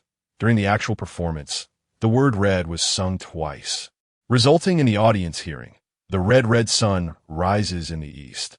This significantly enhanced the artistic quality and auditory pleasure of the phrase, much to the audience's delight. A similar artistic nuance was evident in another line, "How fortunate I am to be born in your embrace." The standard phrasing should be, "How fortunate I am to be born in your embrace." Yet during the performance, it was rendered as, "How fortunate I am to be born in your embrace." Such unconventional phrasing, which often involves the deliberate dissection of complete phrases, is common in the song, and this sense of fragmentation greatly amplifies the emotional resonance and stunning impact of the lyrics. Naturally, this presents a minor challenge for those attempting to sing along, as adapting to this fragmentation requires repeated listening, evoking a certain degree of discomfort for perfectionists. However, the audience at this moment was wholly engrossed in the enchanting melodies presented by Zhao Liyun, with no thought of singing along. This segment of the chorus was performed solely by Zhao Liyun without harmony, yet the audience was still stirred to their very cores. Brothers and sisters, this is truly exhilarating. The opening is explosive. I am overwhelmed with emotion. I feel as though a mighty dragon is soaring within me. United in hardship, sharing blessings, we stand tall. This is the essence of the Chinese people. Our nation's vast expanse, boundless for eternity. Our nation's vast expanse. On the live streaming platform, our nation's vast expanse began to flood the screen, a torrent of comments cascading like the waters of the Yangtze River. Those present at the venue felt an unprecedented sense of connection, further intensified by the presence of 40,000 brothers and sisters around them, creating a profound resonance in their hearts. Upon the conclusion of this chorus, the second verse swiftly followed, although the lyrics mirrored those of the first verse. The previously subdued harmony group reemerged. The harmony serves to embellish and enrich the main melody, enhancing the song's emotional depth and dimensionality, with the full harmony group's effect being particularly pronounced. As time flows, brick by brick, the years stain the red walls, sighing over decay and prosperity. Each flower and tree bears witness to the vicissitudes of life. Following this, the harmonious voices emerged, and as the vibrant childlike voices chimed in, a wave of goosebumps swept through the crowd. Across the vast lands, my heart longs for my homeland. Only China shines. The path is ablaze. After these 2 lines, the third chorus arrived, and this time, Zhao Liyun's voice became notably more textured and rich, enhanced by the entire harmony group. In this moment, Zhao Liyun and the harmony group began to sing in unison, although he remained the primary vocalist. The harmony melded seamlessly with his voice, creating an evocative and stirring atmosphere amplified by the 8-part harmony. The red sun rises in the east, its grand path awash with brilliance. How fortunate I am to be born in your embrace, carrying a lineage of flowing blood. United in hardship, sharing blessings, we stand tall. Our nation's vast expanse, with benevolence, an unquenchable faith that endures for millennia. Identical lyrics, the same melody, the same artist, yet with the inclusion of the harmony group, there emerged an explosive power and emotional gravitas that elevated the auditory experience to new heights. For the audience, who had awakened to the spirit of China, this was undoubtedly a profound moment of impact. As this segment commenced, the majority could no longer restrain themselves, tears of pride and fervor brimming in their eyes. The red sun rises in the east, its grand path awash with brilliance.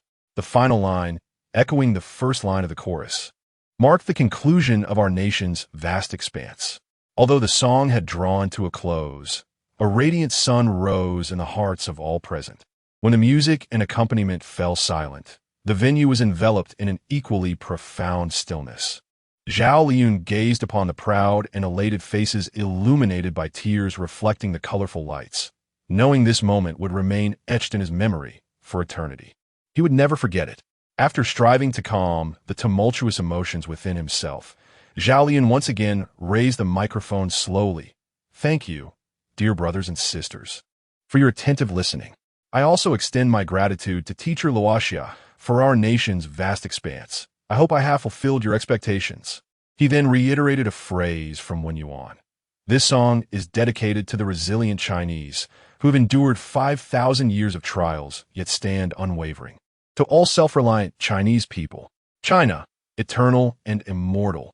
With the utterance of these words, a deafening applause erupted from the audience, followed by a wave of fervent cheers. At this moment, they harbored a multitude of sentiments, and this singular phrase encapsulated their collective emotions, becoming the perfect vessel for their heartfelt expressions. China, eternal and immortal. China, eternal and immortal. China, eternal and immortal. Their voices reverberated through the abyss, their spirits soaring to the heavens, shaking the very foundations of time, resonating on and on. As the harmony group and Zhao Liyan exited the stage amidst the resounding cheers, they too yearned to join in this fervent celebration. Yet the concert must continue. Backstage, the manager, flushed with excitement, approached Zhao Liyan. Though there were minor imperfections, you performed exceptionally well. Just listen to that roar. It feels like a giant drum beating against my heart, nearly shattering it.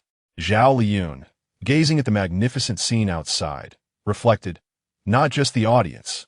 Even I felt as if my soul was about to transcend while singing. The manager, filled with enthusiasm, added, this rendition of our nation's vast expanse is undoubtedly the pinnacle of your entire career as a singer, and its significance will be inscribed in history. You have truly turned misfortune into fortune this time. All credit goes to Teacher Luoxia. Zhao Liyan remained grounded. This is my first time singing a song by Teacher Luoxia. Unless you are a singer, you can hardly imagine the shock of performing his work. At times, I even felt as though he were a divine being descended from the heavens. He then shook his head. Let us not dwell on that. You wouldn't understand. I need to prepare to return to the stage. The manager. The subsequent songs were all Zhao Liyan's signature pieces, with our nation's vast expanse preceding them. The audience appeared less enthusiastic about these songs, yet they still anticipated Teacher Luoxia's second new song, Romance of the Three Kingdoms.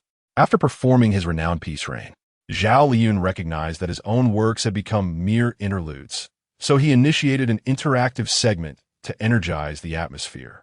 Next, I will invite the audience to request songs. Undoubtedly, the most radiant lady in the audience was the first to be selected by Zhao Liyan, not for any other reason than that she alone bore his name. Upon seeing herself on the big screen, the lady instantly beamed. Indeed, I am the most dazzling star of the night. Once on stage, Zhao Liyan displayed his self-awareness. It is truly rare to see a fan of mine at Teacher Luoxia's concert. As the crowd caught sight of the name Zhao Liyan on the lady's sign, they burst into laughter, fully grasping the situation. The lady, unperturbed, seized a microphone and boldly declared, Liyan, while I admire you greatly, I must clarify that I am actually a fan of Teacher Luoxia. This sign was merely a result of a marketing ploy. Zhao Liyan. Uninformed spectators were momentarily taken aback, only to burst into laughter shortly thereafter. Ha! Miss, I believe you may have misunderstood. I heard the sound of Zhao Liyan's heart shattering. Ha ha! Zhao Liyan retorted, leave now, I no longer wish to see you. It was a grand spectacle of social embarrassment. Chapter 60. The hyperbolic loop. Zhao Liyan's heart truly shattered. You are my sole fan. And now you tell me you've been deceived? The last shred of solace I had was merely an illusion. The critical point was that this was a live broadcast. He had no idea how many eyes were watching, and to exaggerate, it felt like a national embarrassment. As a frontline singer, couldn't I be afforded even a modicum of dignity? At that moment, Zhao Liyan stood frozen at the center of the stage.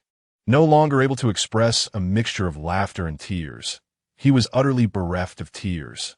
However, having experienced countless grand occasions, he quickly managed a faint smile in the face of such awkwardness. At this moment, I must clarify. To be honest, I'm also a fan of Teacher Luoxia. With the release of Wanjing, we are all his fans. Since we cannot compete, Let us join in. This statement not only paid homage to Wen Yuan, but also alleviated some of the tension, enlivening the atmosphere. I betray myself. Ha! The clever Zhao Liyun. I am with you all. Allies, do not harm me. As he spoke, with the release of Wanjing, we are all fans of Luoxia. He recalled a frequent saying of Zhao Liyun. Teacher Luoxia is destined to astonish the world. At this moment, he deeply resonated with those words. In fact, from the very first song, Luoxia had already captivated the audience. Once he successfully redirected the audience's attention, Zhao Liyun returned to the main topic and inquired, this young lady, "Which song would you like to hear?" "I want to hear Song Wu Yan." The young lady replied without hesitation. The audience erupted in applause. This answer was undoubtedly in line with their expectations.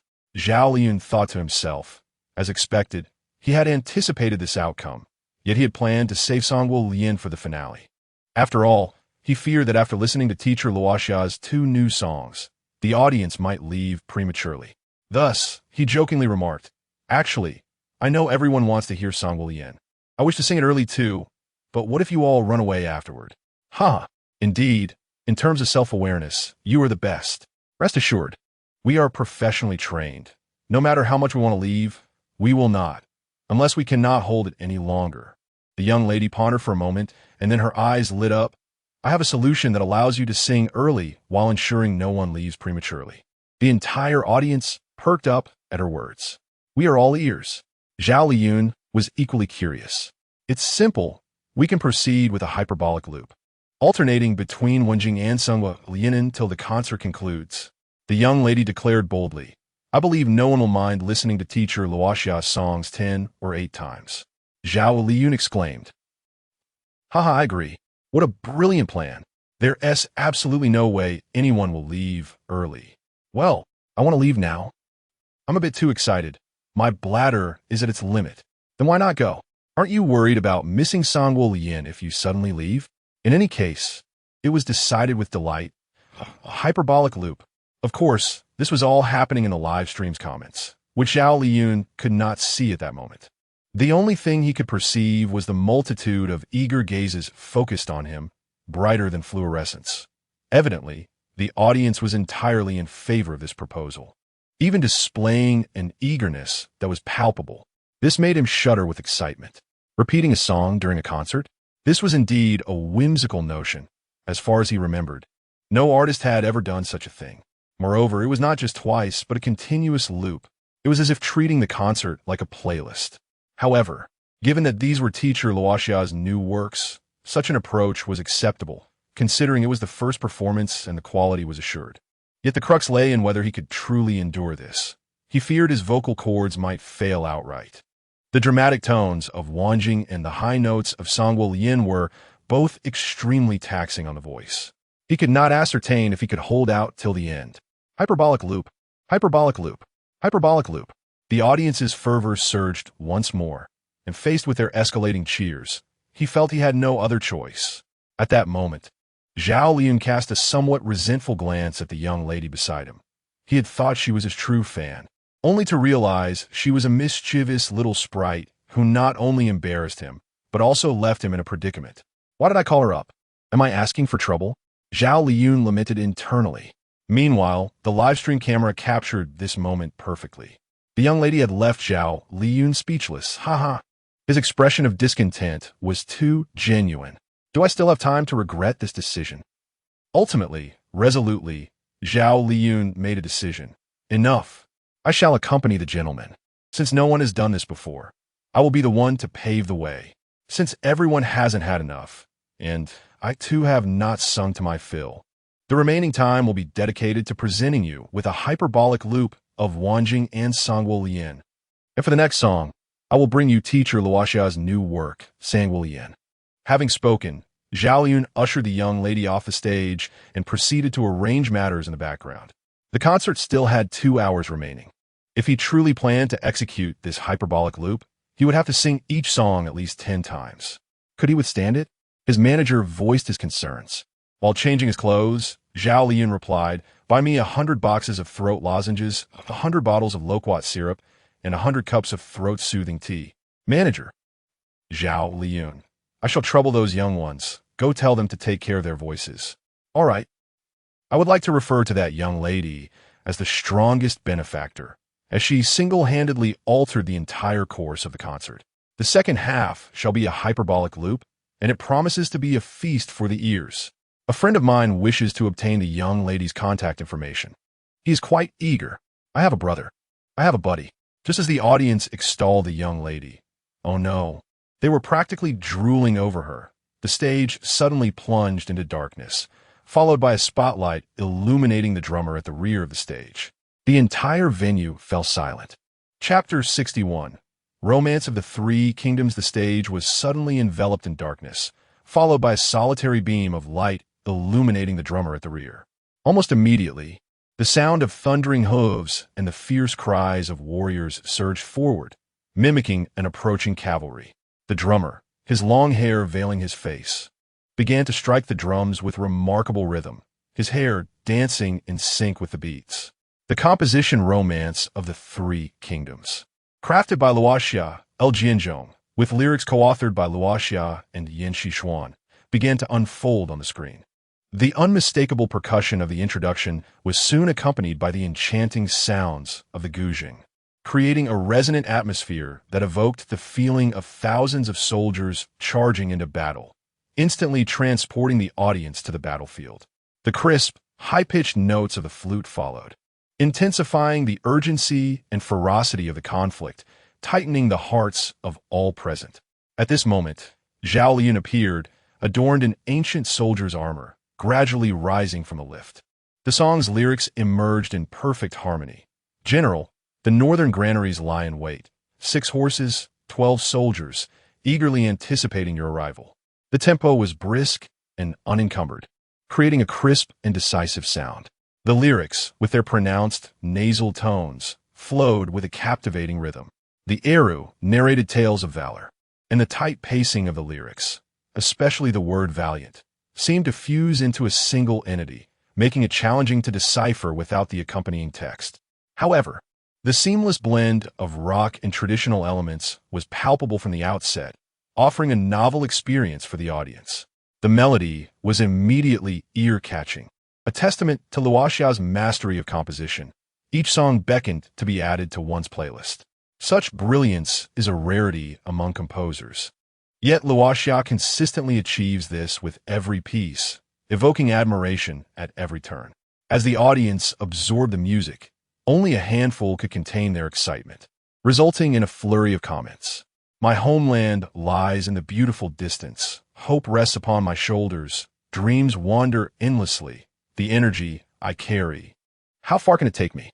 The second verse mirrored the melody of the first, and many found themselves humming along, envisioning how effortlessly the catchy tune and accessible lyrics would flow when sung aloud, just as the audience felt confident in their ability to sing along.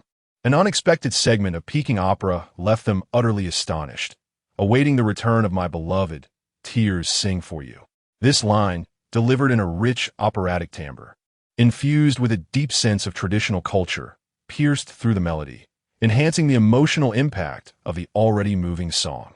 It was as if a breathtakingly beautiful woman appeared amidst a sea of flowers, her presence elevating the aesthetic experience to extraordinary heights. Yet, the song's challenges did not end there. The arrival of the chorus left some eager singers in despair due to its demanding high notes. On the day I drift away from you, blue rain falls before my eyes, proud tears refuse to abandon my sight. Particularly the final line, with the sustained high notes, sent shivers down the audience's spines. What was even more astonishing was that this was all performed in a natural voice. Just moments ago, they had thought the song was easily singable. Now they questioned their own courage. Liang Jingru, I seem to have wandered into the wrong scene. Indeed, it was the courage bestowed by Liang Fifan that had led them to this moment. I can't sing it. I can only manage the verses, one lamented. The chorus is beyond me. The Peking opera interlude echoed. I hear you wish to sing my song? A playful concern for Zhao Lian's ability to sustain the performance lingered in the air. The song continued. On the day I drift away from you, gray dreams sleep beside me. I should have grown accustomed to nights without you, facing them with courage. Once again, the audience felt the electrifying impact of those high notes, particularly the sustained note on night, sending tingles down their spines. Zhao Liyun's solid vocal foundation, honed from years of training, enabled him to execute the song in its original key, a feat rarely achieved even by the original singer, Tank, during live performances. After the final note, the seamless transition to the instrumental left an exquisite impression, particularly the drums, which beautifully replaced the vocals, evoking awe at the harmony of sound. At the Battle of Chibi, we lost 70,000 brothers. The second verse soon followed, employing the word lost with remarkable precision. While it denotes death, it is a colloquialism often avoided in lyrics, as it can come across as trite. Yet here, it poignantly captures the perspective of a lowly soldier, reflecting the desensitization to death that ancient warriors faced amidst years of conflict, underscoring the brutality of war. The subsequent mention of 70,000 serves as a powerful representation of this theme. Though the word may seem jarring, it did not detract from the overall experience. The audience merely paused momentarily before moving on. The most anticipated moment remained that singular breathtaking line of Peking opera, followed by the soaring chorus. Awaiting the return of my beloved, tears sing for you. The second Peking opera verse retained its original essence, with the words awaiting and tears striking a deep chord within the listeners. The lyrics of Romance of the Three Kingdoms conveyed a sense of melancholy and desolation. Yet the fusion of rock and traditional elements, coupled with a brisk tempo, diluted this sentiment, rendering it difficult to discern between joy and sorrow. Nevertheless, the enchanting melody and the striking operatic line captivated the audience, leaving them yearning for more. As the performance concluded amidst prolonged applause, Zhao Liyun bowed and expressed gratitude for Luoxia's work, Romance of the Three Kingdoms, and for the audience's attentive listening. At that moment, he felt a slight strain in his throat. Although he had successfully navigated the high notes, the aftermath was still daunting. He pondered hastily about soothing his voice backstage, uncertain if provisions had been secured. As these thoughts crossed his mind, someone in the crowd shouted, "Once more!" Soon, the entire audience joined in unison, clamoring for an encore. Upon hearing this, Zhao Liyun felt a rush of warmth in his throat, nearly stumbling as he adjusted his stance. "You can't possibly want me to sing again right after that." Performing the chorus of Romance of the Three Kingdoms in its entirety was a tall order. Even for him, he could manage it, but to sing continuously would be quite a challenge. "Another round? Come on, take the mic, you all sing." He jested, yet secretly wished to hear the song once more. The next piece was likely Wan Jing, a number he adored for its harmonies and Peking opera elements. Meanwhile, Wen Yuan sat in the conference room, the grand screen broadcasting the entire concert live. Indeed, it had been executed flawlessly. Following Romance of the Three Kingdoms, Wen Yuan nodded in approval, acknowledging Zhao Liyun's solid vocal foundation. These two songs suited him exceptionally well. Observing Wen Yuan's slightly hoarse voice, Wang Defa furrowed his brow. "Zhao Liyun's voice remains intact.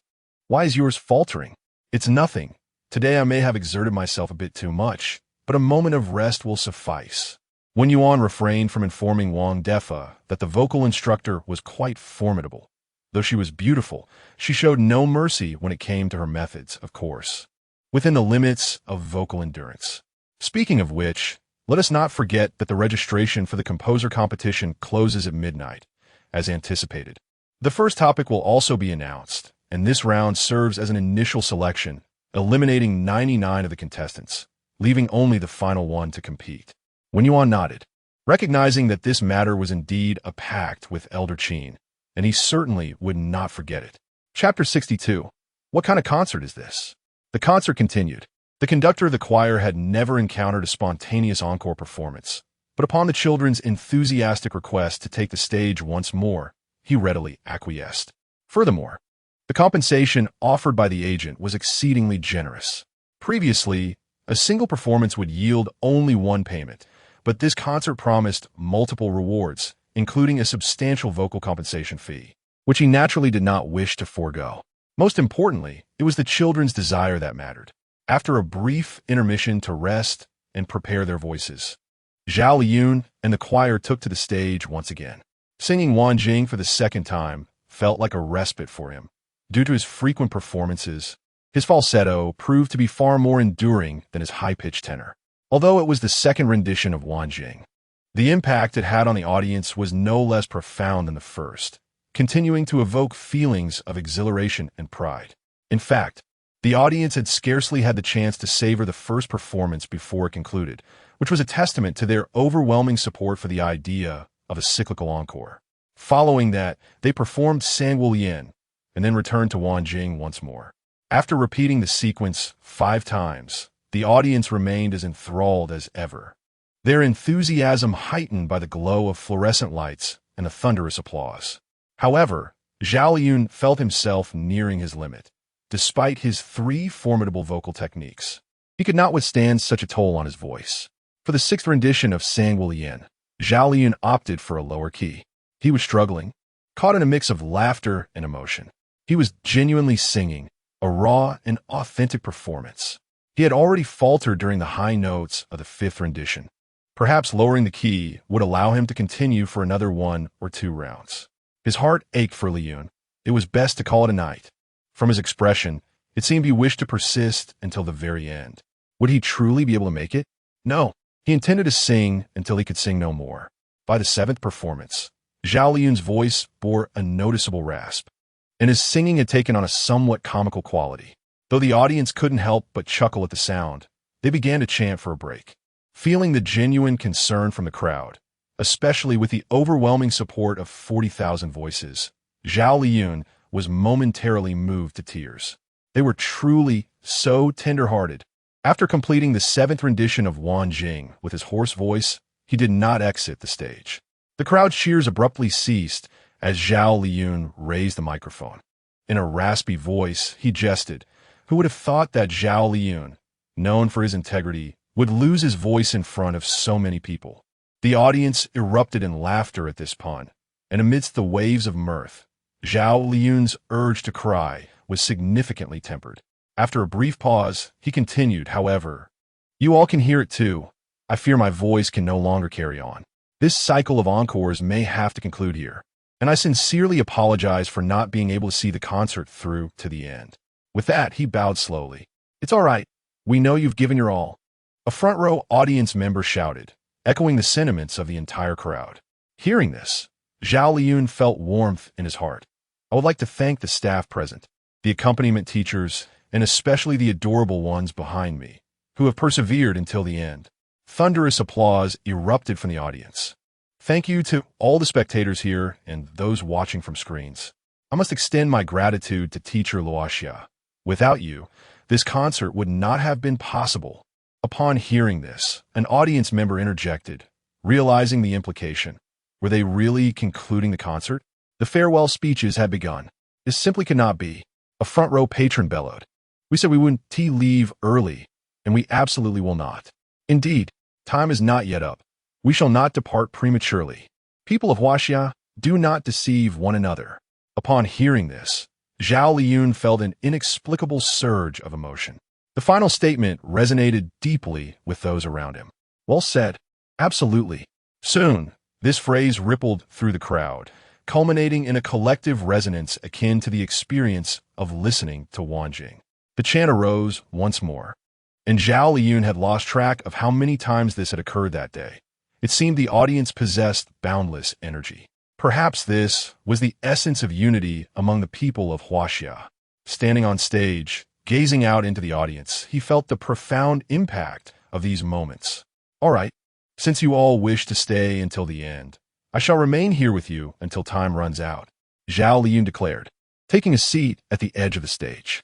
"Great, we will wait together for the conclusion," responded the audience in the front row. However, there was still half an hour left until the concert's end. It was indeed peculiar for the performer to refrain from singing while the audience listened in silence. Yet the atmosphere was remarkably warm. A memorable scene. I would call it the most unconventional concert in history.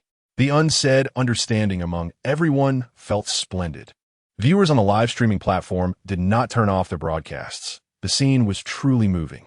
Just as Zhao Liyun and the audience prepared to wait for half an hour, he caught a glimpse of a certain young lady with an eye-catching Zhao Liyan hat, energetically waving at him. seemingly wanting to convey something. Upon witnessing this, Zhao Liyun's heart instinctively resisted. It was not that he bore any grievance against the young lady. Her suggestion was indeed commendable, but he could not ascertain whether she had concocted another whimsical idea to ensnare him. Perhaps it was best to let it be. Watching the sunset from the stage felt quite nice. Yet, the young lady, with the audience's assistance, approached Zhao Liyun, bowing politely. "I have a suggestion." Zhao Liyun's heart tightened at her words. Surely, she was about to create some mischief. However, in front of the audience, he could not refuse. So he cautiously handed her the microphone. Rather than idly waiting, it would be better to introduce another segment. Everyone nodded in agreement. There was nothing wrong with that statement.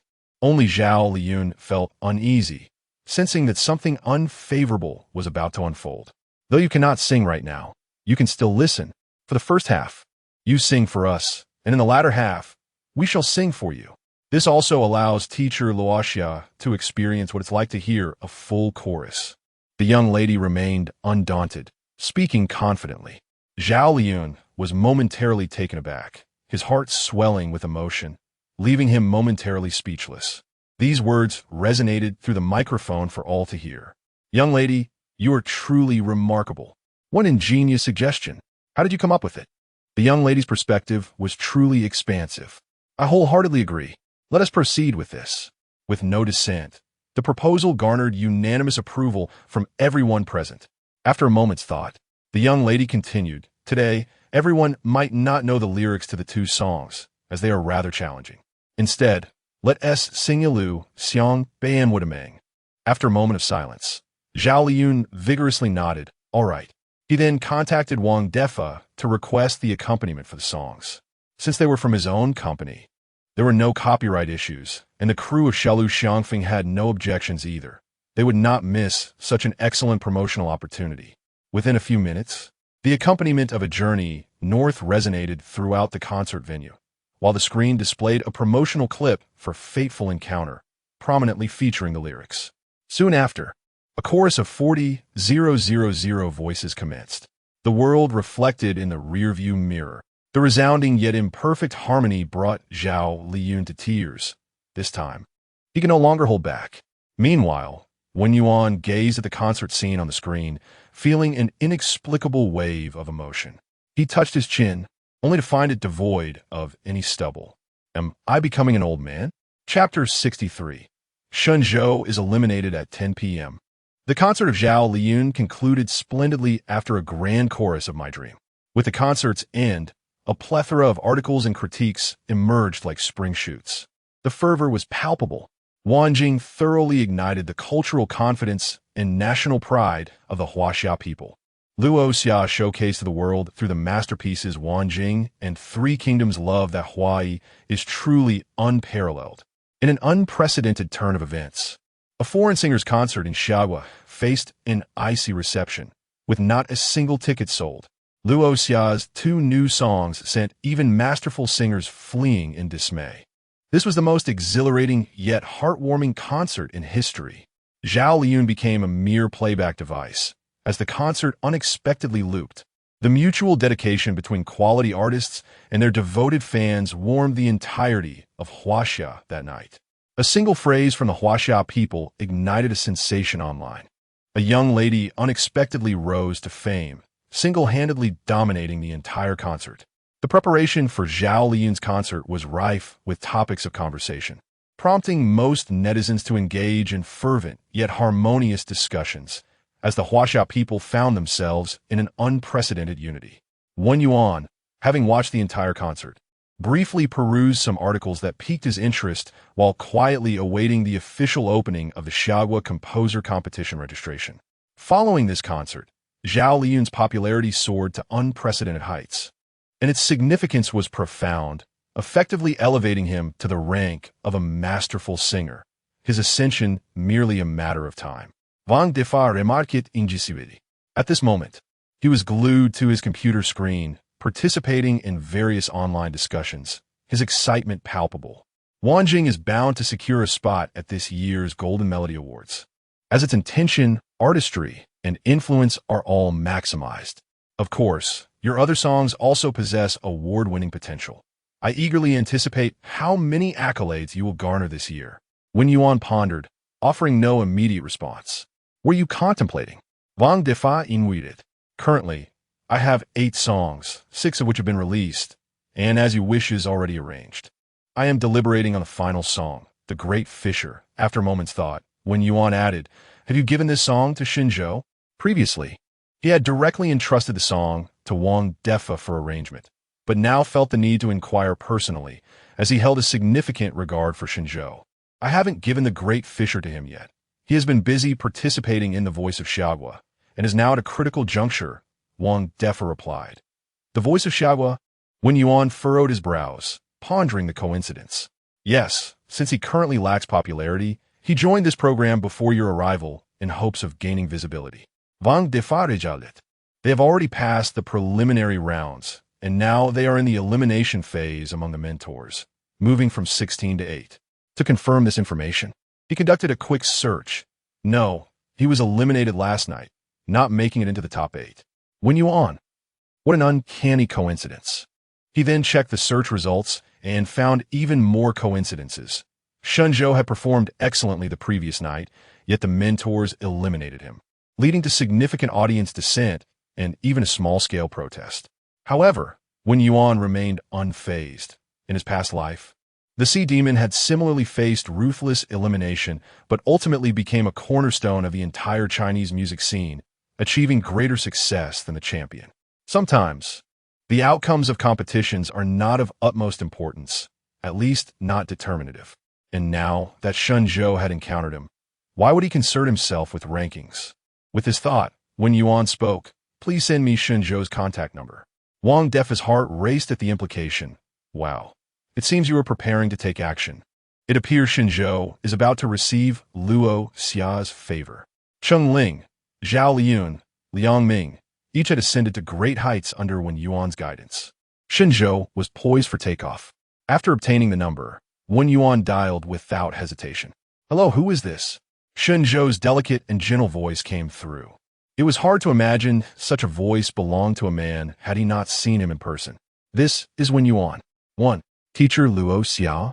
Xinzhou exclaimed in astonishment, his voice rising in pitch. Indeed, it's me. Do you have time tomorrow? Please come to the company.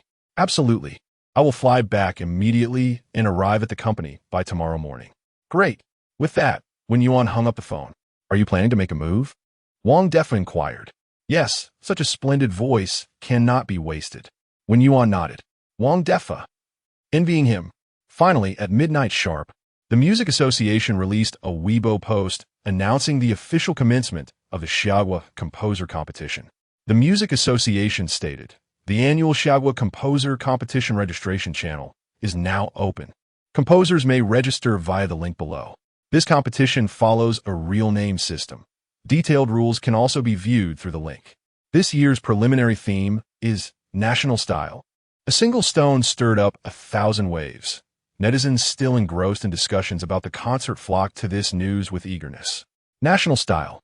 I suspect the person who set this theme was influenced by Luo Xia's 2 songs tonight. Indeed, Wanjing and Three Kingdoms Love both embody the national style. The timing and theme are too conspicuous. The Music Association is poised to capitalize on this momentum and elevate the national style. I wonder if Luo Xia will participate. It would be delightful if he did. Surely, he wouldn't be eligible? Luo Xia is not even within the required ranks. A user noted, only composers below platinum can participate, and Luo Xia is at least at the master level. How could he enter? I truly hope Luo Xia participates. It will mean new songs to enjoy. Wen Yuan clicked the link and reviewed the competition rules.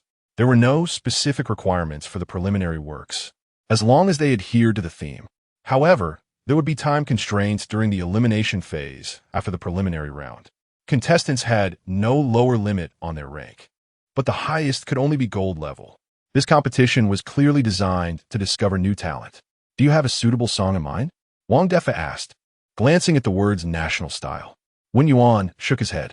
Haha, I never expected there would come a time when you'd be drained of ideas. Wang Defa chuckled. Wen Yuan had already prepared several national style songs, and seeing him shake his head, Wang Defa assumed he had exhausted his stock. However, in the next moment, he realized how profoundly mistaken he was. Drained? Not at all. There are too many national-style songs. I just haven't decided which one to use. Wen Yuan shook his head again. Wang Defa's smile instantly froze. I have been fooled again. Chapter 64. Do not hoard books. Come and watch Shun Zhou create a scene. After a brief understanding of the competition rules, Wen Yuan immediately began to fill out the registration information. Due to the requirement of real name registration, he could not participate in the competition under the name of Luoxia. His identity as a composer had already been registered by the company, so upon entering his name and identification number, his composer level and other information automatically appeared. However, after selecting the option for self-performance, he still needed to fill in the singer's information himself: singer level, representative works, award history. It was fairly simple. Wen Yuan filled in none for everything. He then submitted the application and awaited approval. As for the works, an electronic version could be submitted without needing to go through the Music Association for review, as the production team was essentially the Music Association, with the latest submission deadline being 4 days later. If he was not performing himself, there was no need to visit the production team for the first round of auditions. Only a select few who passed the auditions would need to prepare for the second elimination round, starting from the second song, where they would be under the supervision of the production team, required to produce works that met specific criteria within a stipulated time frame.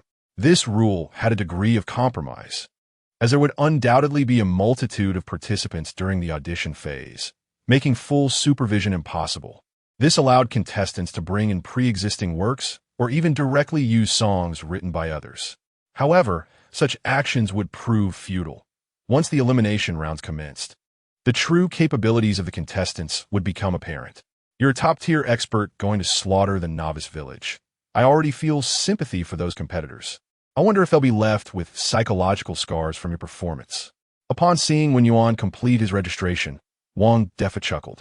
I'm not going to slaughter the novice village. I'm going to win the championship. Wen Yuan had little interest in such matters. Whether you like it or not, if you want to win, there will be casualties. Wen Yuan could sense that Wang Defa was beginning to get carried away again and felt the need to remind him, you must remember, there are always greater heights and greater talents beyond your view. Maintain a sense of reverence. Wang Defa posed, appering contemplative. It seemed the reminder had some effect, much to Wen Yuan's relief. However, Wang Defa soon pulled out a pen, his expression one of treasure found. This line is bound to go viral. I must jot it down. Great. It's as if I hadn't said anything at all. Wen Yuan sighed in exasperation. Forget it. I can't be bothered with him. He then began to check his Weibo private messages. At this point, he had amassed nearly 150 million followers, and his private messages had long since exploded. Great Luoxia. Is there a new song coming tomorrow? This was the most common inquiry among the latest messages. Wen Yuan sifted through the messages, specifically looking for those with collaboration intentions. However, he found nothing suitable for Great Fish. Weren't you saying there were many projects seeking my collaboration? Do you have any materials? Please compile them for me. You said you turned them all down, right? My email and phone have been bombarded these past few days, and I haven't even organized the materials yet. Wang Defa put away his notebook. Are you looking for projects suitable for Great Fish? Wen Yuan nodded. This song was more suitable for a movie or TV series. Releasing it as a single would be somewhat wasteful. He relied on the songs from his past life to establish his footing in Azure Star. While it was a personal desire, it did not mean he would squander the wisdom embodied in those songs. Finding a new home for these songs where they could continue to shine was the best outcome. Don't worry about this. Focus on preparing for the composer competition. I will handle the filtering. All right. After dealing with these matters, Wen Yuan prepared to leave work and return to the hospital. He had initially thought that being a composer meant a 9-to-5 job, perhaps even skipping shifts, but who would have thought he would end up working late into the night? As he passed by the public office area, Wen Yuan noticed that many of his colleagues had not left, and it was already nearing 1 a.m. Goodness, are these people truly cultivating? After listening to their conversations, he discovered that many had also signed up for the composer competition and were burning the midnight oil preparing audition songs. Lin Jie wore a distressed expression, his desk piled high with crumpled paper. Wen Yuan could not help but ask, what is wrong? I had prepared many songs in advance for this composer competition, including one with a national style. Lin Jie, with dark circles under his eyes, looked disheartened. That should be a good thing. Why the long face? Wen Yuan was puzzled. I've been listening to great Luoxia's songs these past few days, and just now I looked at the audition theme and pulled out that song. To my horror, what I once thought was decent suddenly feels like trash. Lin Jie clasped his head in despair, his expression one of anguish. It's like finding a stash of cash hidden for years, only to discover it has been chewed to bits by rats. Can you understand this pain? Lin Jie's metaphor was so vivid that Wen Yuan nearly burst into laughter. Why do you compare yourself to him? Do you think I want that? After listening to so many of his songs, my ears have been spoiled, and I can't go back. Lin Jie's head sank deeper, his hair a disheveled mess. You don't understand. For the past hour, I felt like I've been living in his shadow. Wen Yuan was on the verge of laughter again, as the moment reminded him of a certain movie. How can you still find it funny? Though he managed to hold back. That brief sound was still caught by Lin Jie. Look around this office. Who isn't tormented to death by Luoxia? How can you be so heartless? Indeed, upon closer inspection, Wen Yuan noticed that everyone appeared dejected, clearly under the shadow of Luoxia. You didn't forget to register, did you? Lin Jie asked, noticing that Wen Yuan seemed unaffected by Luoxia's influence. I've already registered, Wen Yuan replied. Lin Jie sighed heavily, gesturing for Wen Yuan to sit down. In that case, let us face the terror of being dominated by great Luoxia together. No, I really need to clock out now, Wen Yuan said with a twinge of guilt. If these people discovered he was Luoxia, they might very well devour him alive. This is not a place to linger. Go on. I suspect I can only sleep tonight with Hill of Wind. Lin Jie did not try to stop him, speaking almost instinctively. Suddenly, he froze. Hill of Wind? Isn't that also a work by Luoxia? Lin Jie instantly collapsed. A devil. This is simply an omnipresent devil. Wen Yuan, on the other hand, had already slipped away. Look at you. How many people have you inadvertently harmed?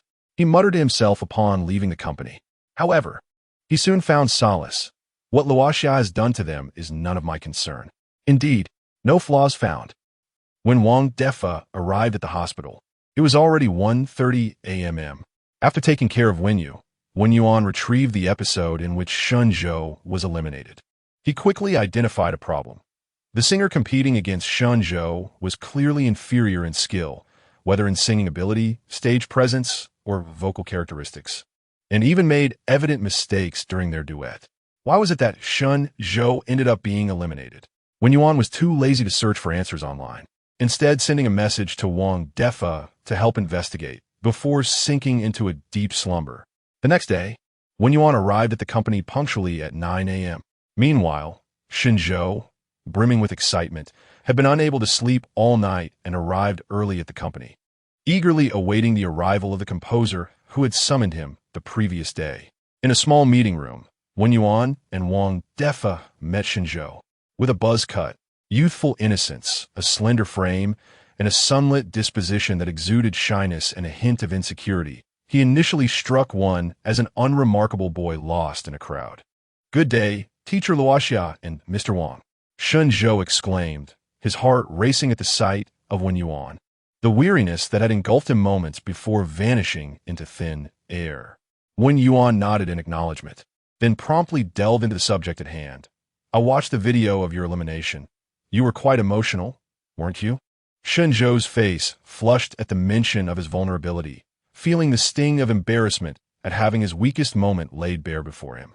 Reluctantly, he admitted, "What can I say? I was outperformed." Outperformed? Is that truly your belief? Wen Yuan gazed at him intently. Shun Zhou opened his mouth to respond, but ultimately bowed his head in silence. There is no one else here. You need not bear any burdens in my presence. Share your most genuine thoughts with me, Wen Yuan urged, his tone imbued with an almost magnetic force. After a prolonged internal struggle, Shun Zhou finally spoke. If I were genuinely outmatched, I would accept it without complaint and would not have cried on sight. But in reality, Chun-Li was the weakest in our group, and he made significant mistakes. I refuse to accept his elimination. It feels unjust. The phrase unjust resonated with Wen Yuan, who perceived the frustration and helplessness in Shenzhou's eyes. He was relieved by Shenzhou's response, fearing that the boy might succumb to despair. If you were truly outclassed, I would have no words. However, the truth is that Chun-Li eliminated you through underhanded means. Wen Yuan softened his tone, revealing the truth that Wang Defa had disclosed to him earlier that morning. Shenzhou was not surprised. He had anticipated this revelation, yet felt powerless to change the outcome. Since you are unwilling to accept this, I offer you an opportunity to prove yourself anew. Wen Yuan continued. An opportunity? Shenzhou pondered in astonishment. The situation seemed irrevocable. What chance did he have? To disrupt the event? Do you dare? Disrupt the event? Shenzhou was left in a state of shock. Chapter 65. Ruthless and unyielding. Observing Shenzhou in a state of bewilderment for quite some time, Wang Defa, standing nearby, could no longer contain his frustration. Do you not understand? Wen Yuan is here to assist you. What a foolish child. Wang Defa's bluntness jolted Shenzhou awake. His restless night had been fueled by a fervent desire for this illustrious mentor to elevate him. With his wish now within reach, he had no reason to hesitate. Thus, Shenzhou resolutely declared, Teacher Luo Xia, I am willing to prove myself anew. Excellent. You need not concern yourself with anything else for now. Go take a rest. And when you awaken, seek me out. Wen Yuan nodded affirmatively. Thank you, Teacher Luo Xia, and thank you, General Wang. Shenzhou bowed deeply in gratitude. This morning, I organized the collaboration materials and selected 2 options that barely align with the great fish, Wang Defa remarked as they entered the office. After a brief review, Wen Yuan shook his head. These are only marginally relevant. Let us not rush. We shall wait for something truly suitable. Are you planning for Shenzhou to use the great fish to make a spectacle? Wang Defa inquired. The great fish is not a song meant for such theatrics. I have something far more fitting, Wen Yuan replied, sending an electronic version of a previously prepared song to Wang Defa. Wang Defa was somewhat at a loss for words. Since when did songs fall into categories of spectacle? He listened to the song and, rather than being astonished, he frowned deeply. Are you certain this song is intended for a spectacle? It strikes me as rather ordinary. I cannot fathom how this is your selection. Wen Yuan pondered silently. It appears Wang Defa has grown discerning. Nonetheless, he considered this an opportunity to enlighten him. When Shenzhou finally performed, he would grasp the true impact of this seemingly mundane song. You will understand in due time. Wen Yuan teased, then continued.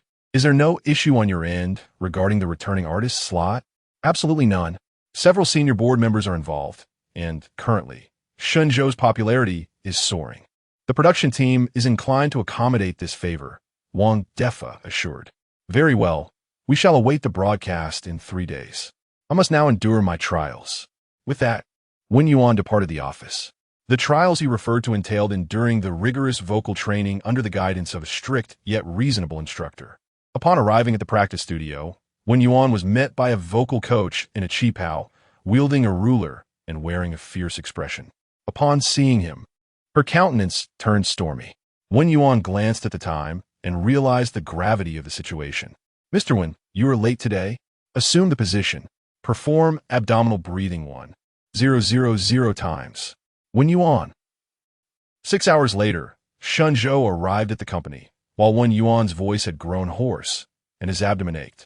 In 3 days, during the Summer Country Good Song Competition, you will take the stage as a returning artist and perform this song, Wen Yuan stated, handing him a handwritten lyric sheet adorned with annotations.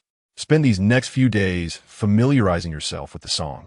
The more breathtaking your rendition, the more you will validate yourself and create a profound impact. Ultimately, how you choose to make that impact rests upon you. With that, Wen Yuan took his leave. Shenzhou gazed dazedly at the lyric sheet, his heart swelling with excitement. He sensed that this song would astound everyone. Filled with gratitude, he deeply bowed towards Wen Yuan's departing figure before eagerly immersing himself in the song. He resolved to seize this opportunity with unwavering determination. Otherwise, he would carry the weight of regret for a lifetime. Luo Xiavi. There will be no new songs for the next 3 days. Tonight at 8 p.m., Wanjing in Three Kingdoms Love will be released on the Tianlai platform. As for new songs, We shall see in 3 days. Luo Xia. Is my creative well truly dry? How could it be? I've only been absent for 3 days. Luo Xia's daily updates had seemingly met their demise. During these 3 days, Cheng Ling successfully recorded Rian, achieving perfection in her work. The parents' production team, receiving the song, began to work overtime on video editing. Eager to initiate promotion, Wanjing was released for free, while Three Kingdoms Love garnered impressive data, with nearly 60 million purchases at a price of 5-star coins. For Wen Yuan, this translated to a substantial financial windfall, with commissions exceeding 100 million. Meanwhile, Wen Yuan continued to hone his vocal skills under the demanding gaze of his instructor. However, he occasionally checked in on Xinzhou, who was undoubtedly a diligent worker. Every time Wen Yuan visited, he found Xinzhou engrossed in practice. As time progressed, Xinzhou's mastery of the song blossomed. Interestingly, netizens daily posted countdowns for new songs beneath Luo Xia's Weibo. On the eve of the new program, Summer Country Good Voice released the list of returning artists, with Xinzhou prominently featured. Yet, this announcement failed to create a significant stir, and no one connected the show with Luo Xia's new song. 3 days later, after conducting a final assessment, Xinzhou set forth for Kyoto. He did not disappoint Wen Yuan. He had fully mastered the song. At 6 in the evening, Wen Yuan and Wang Defa sat before a massive screen, awaiting the broadcast of a new episode of Summer Country Good Voice. Why does it seem that every time I visit Xinzhou, he deliberately avoids me? Wang Defa mused, his curiosity piqued by Wen Yuan's assertion that he would understand in time. I specifically instructed him to prepare a surprise for you. His familiarization process held little intrigue. Wen Yuan explained, very well. I am eager to witness how an ordinary song transforms into a surprise. Wang Defa remarked, filled with anticipation. At 7 in the evening, Wen Yuan released a teaser. Luo Xia V. Tonight's new song will be performed by Xinzhou on Summer Country Good Voice. I trust it will not disappoint. 3 days. I have waited 3 long years. Do you know how I have endured this time? Finally, the moment had come. Who is Xinzhou? The returning artist for tonight's Summer Country Good Voice, who had only recently been eliminated. This teaser post would undoubtedly generate immense traffic for Summer Country Good Voice, yet for them, this influx could prove disastrous. At that moment, Wang Defa observed with a cold smile. Indeed, Wen Yuan calmly acknowledged, as audiences were left in awe by Xinzhou's performance. Their attention would inevitably shift towards him, and the injustices he faced would finally be brought to light. The production team would soon find themselves confronting a wave of public outrage, an outcome they could ill afford. One cannot deny the ruthlessness of your strategy. Upon learning of Wen Yuan's plan a day prior, Wang Defa had been so taken aback that words escaped him. Indeed, you are well aware of how shocking the information you uncovered was. My approach has been remarkably lenient. Wang Defa concurred, fully aware that had he possessed concrete evidence, he would have reported the matter to the Music Association long ago. The pressure of public opinion was indeed a merciful restraint. Chapter 66, Dalabung Ba, Come Witness the Divine Live Performance. A post by Luo Xia on Weibo propelled the voice of Xia Country directly onto the trending list, with new songs and Xinzhou generating unprecedented excitement for the show. Elimination? Returning artists? I sense an unusual undertone here. Is Luo Xia fiercely defending her protege? Just like Zhao Liyun. It certainly feels that way. I have been paying attention to Xinzhou from the very beginning. He is a remarkably unique artist.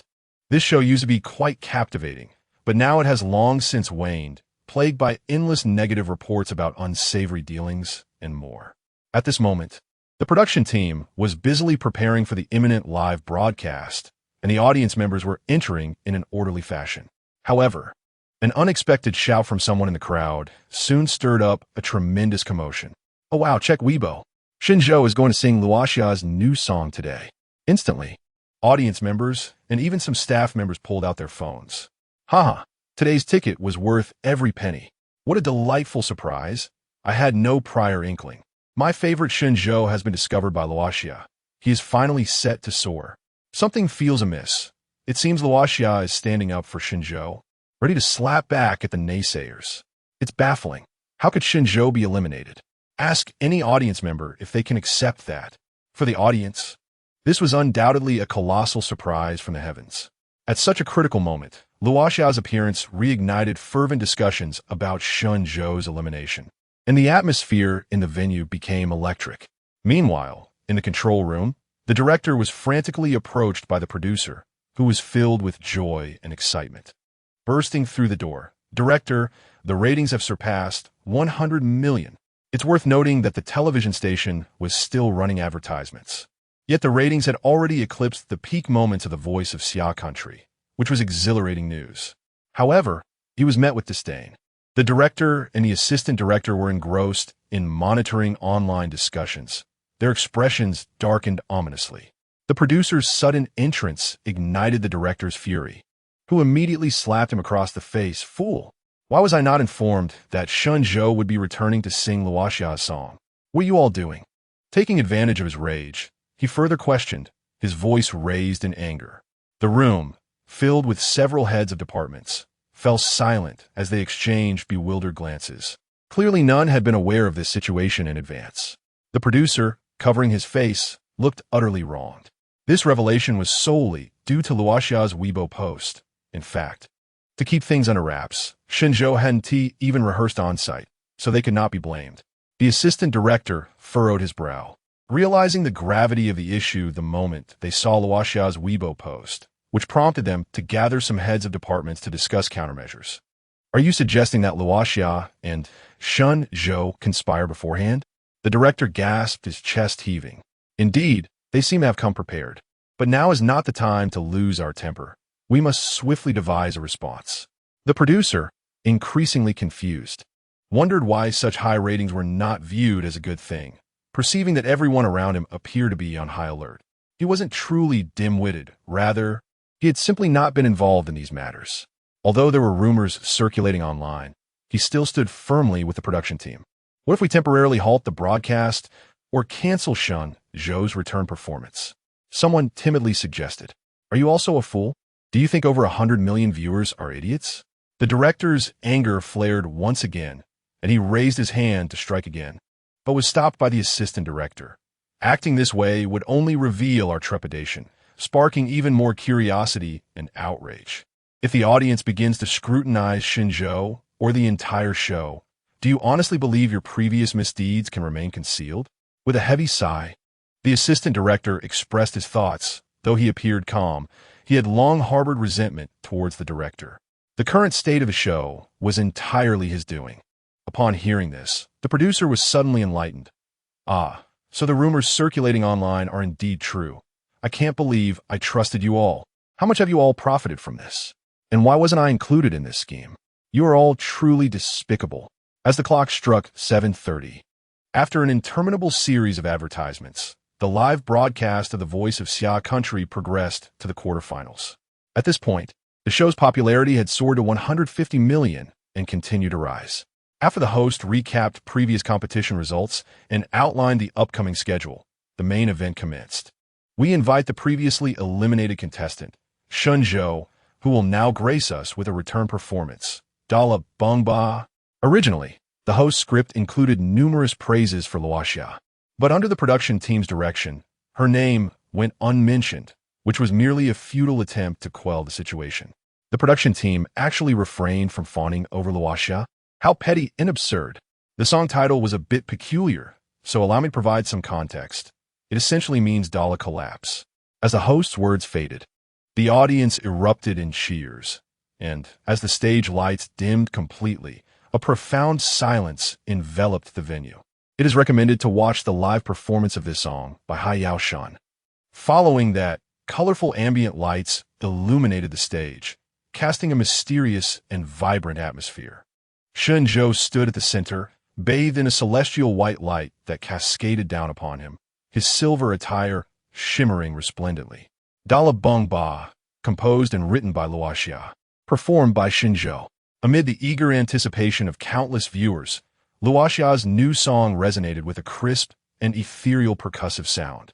However, merely 2 notes in, Shun Zhou's voice followed suit. It was a melodic chant, more accurately described as a classical vocal performance. The audience observed closely. A slender man stood on stage. Yet the voice that filled the air was a delicate, soaring soprano. What on earth is happening here? Most of the audience, unfamiliar with Xinzhou, flooded the live stream with question marks, which quickly inundated the entire comment section. The fusion of a man, classical music, and a soprano voice left them in a state of bewilderment, grappling with their shattered perceptions. Following a powerful soprano note, the voice gradually descended in a silky resonance, and a lively prelude with an anime flair transported the listeners into a fantastical realm. This instrumental interlude was brief, and soon Xinzhou raised the microphone once more.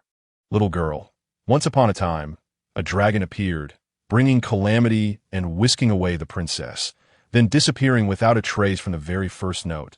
The audience was entranced, including those who were well acquainted with Xinzhou. They were all left slack-jawed, many with their eyes nearly popping out. Xinzhou produced an impeccable childlike voice, innocent and pure, reminiscent of a yellow oriole. Particularly, the way he delivered disappeared with a subtle elongation made the playful essence of the little girl's character come alive. But how could a grown man produce such an exquisite childlike voice? This was utterly beyond comprehension. All the audience members found themselves in a second wave of astonishment, this time facing a collapse of their understanding. Little girl, the kingdom is perilous. Who is the bravest in the world? A valiant hero arrives, boldly proclaiming, "Who in the world is the most courageous?" This line left everyone dumbstruck, as if they could envision a little girl tilting her head, staring with wide, watery eyes, innocently questioning them, pure and whimsical. The audience was momentarily stunned, their scalps tingling with anticipation. The young man declared, "I shall wield the finest sword, scale the tallest mountain, and venture into the deepest forest to bring the princess back before you." In the next moment, Xinzhou's voice underwent a remarkable transformation. He instantly embodied a youthful spirit, exuding confidence and determination, shedding his boyish tone for a more magnetic and radiant timbre. This shift was not merely an alteration in age, but a metamorphosis in gender, transitioning from a young girl to a young man. The audience was taken aback by this sudden change in atmosphere. The stark contrast in voices left them in a state of awe. This marked the third wave of astonishment, a rare auditory experience where one person portrayed two distinct characters. But was it merely two roles? The young girl remarked. The king was exceedingly pleased and eagerly inquired of his name. The young man pondered for a moment and responded. The audience shivered at the richness of his voice, especially as it emerged from a man's lips, resonating deeply within their souls. At this point, the verse concluded, leading seamlessly into the chorus, leaving the audience unaware of Xinzhou's breath control. The young man proclaimed, "Your Majesty, my name is Dalibangba ben Bedibidu by Luong." The elongated and peculiar name was so convoluted that even those who read the lyrics could scarcely retain it, though it melded beautifully with the catchy melody of the chorus. Immediately thereafter, a third character unexpectedly emerged. The king demanded, "Repeat that." His voice was powerful, yet the phrase was delivered so swiftly that the crowd barely had time to react. The young man repeated, "Dalibangba, Wong." The king queried, "Is it Dalibangba, Wong?" This time, the audience heard it with remarkable clarity. A middle-aged man's deep, magnetic voice resonated with charm. While it is rare for one performer to take on two roles, to embody three is truly unprecedented in the realm of music on this Azure planet. One singer, one song, three characters, three distinct voices. In that moment, everyone marveled. Is it truly possible to sing in such a manner?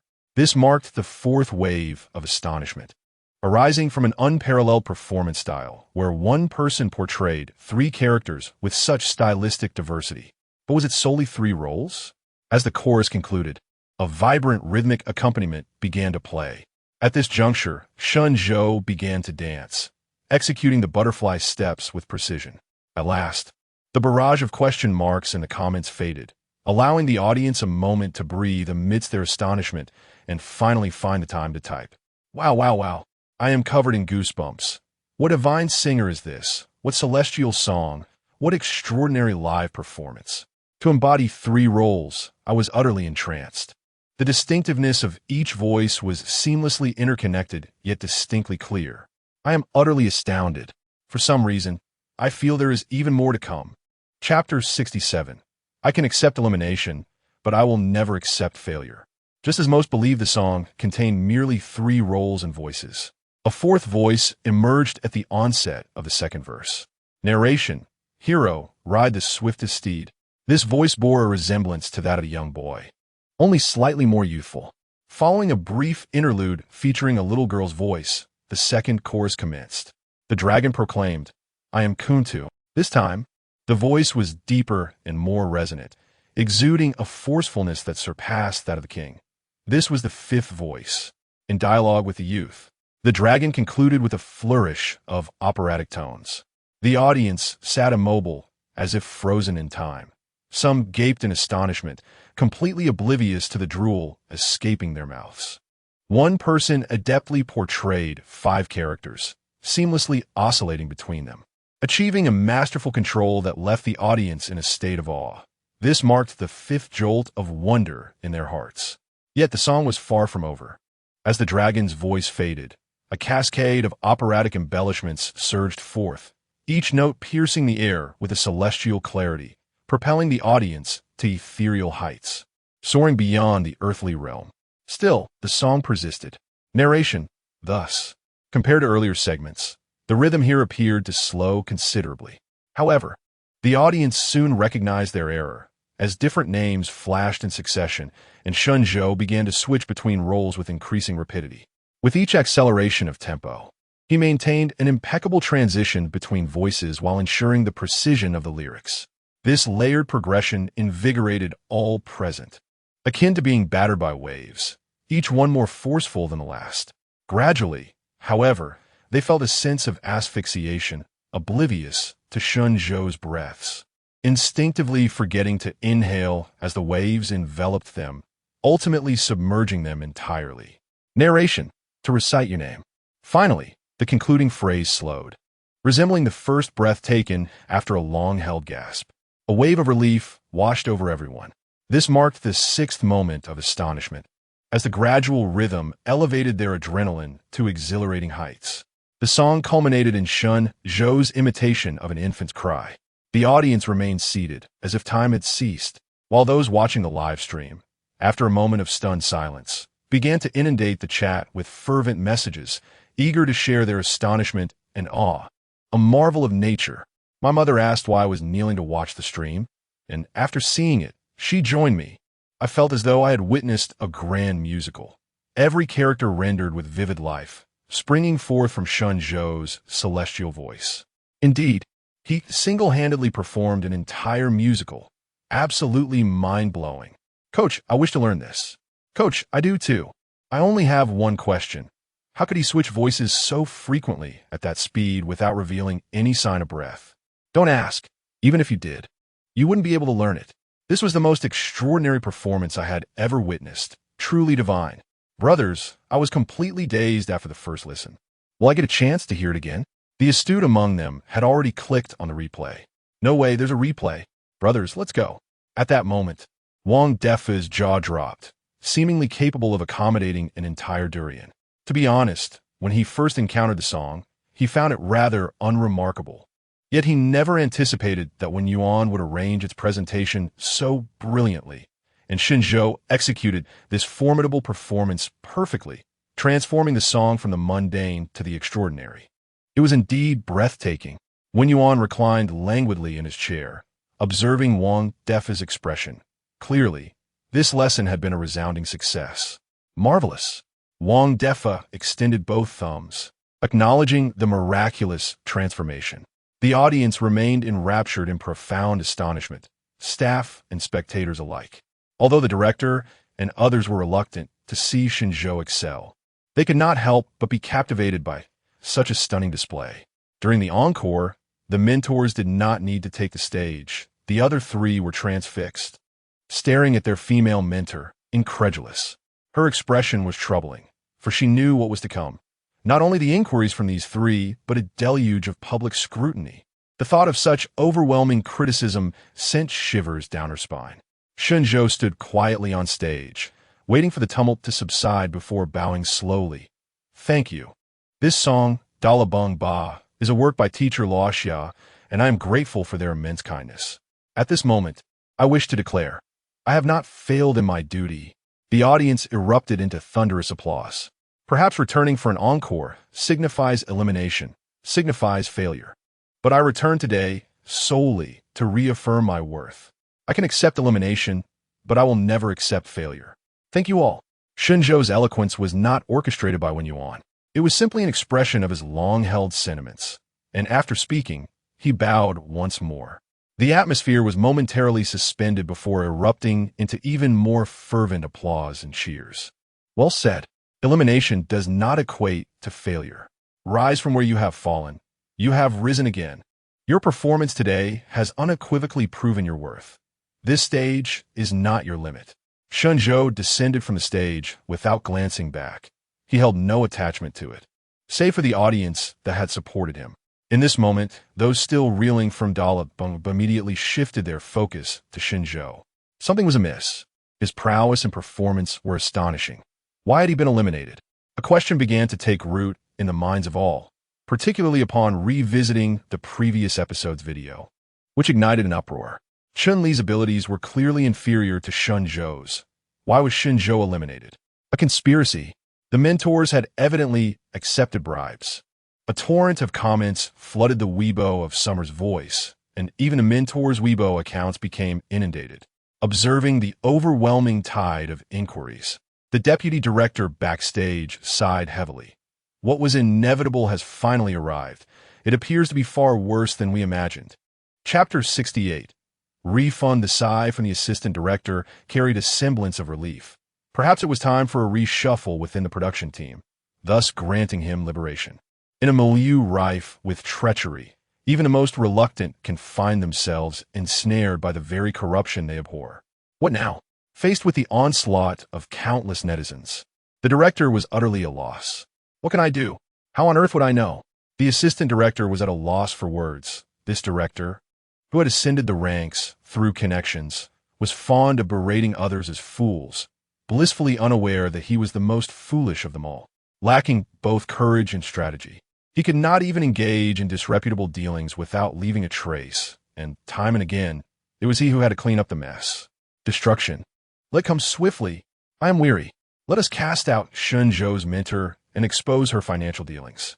Admitting the oversight of the production team while promising a serious investigation, followed by a heartfelt invitation for Shenzhou to return to the competition. Despite 1,000 internal hesitations, the assistant director found himself compelled to continue devising plans. The director may be a fool, but he has a powerful father. Such obsequiousness, even to the point of self-mutilation, left the production team with little dignity. No show had ever groveled in such a manner. The director, unwilling to concede, acknowledged that Luo Xia was talented, yet could not fathom allowing a mere scholar to bring the entire production team to its knees. He simply could not accept the idea of being backed by capital. Where, then, is my dignity? The assistant director's ire flared at this, wishing to slap some sense into him. The flames of discontent were already licking at our heels. And you speak to me of dignity? If we do not humble ourselves, it will not merely be a matter of self-mutilation. This is the least damaging yet most effective course of action. You decide for yourself. With that, the assistant director exited the room, having reached the limits of his patience. Remaining would only risk him committing unspeakable acts. The public discourse continued to intensify. The program's reputation had long been tarnished.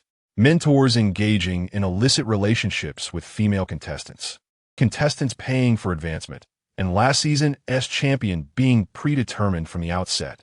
Shenzhou's departure from the show was, in fact, a blessing. This stage was unworthy of him. Chun-Li, the heir of the Chen group, was a man of means. The corruption was evident. The production team had perfected the art of buying rankings.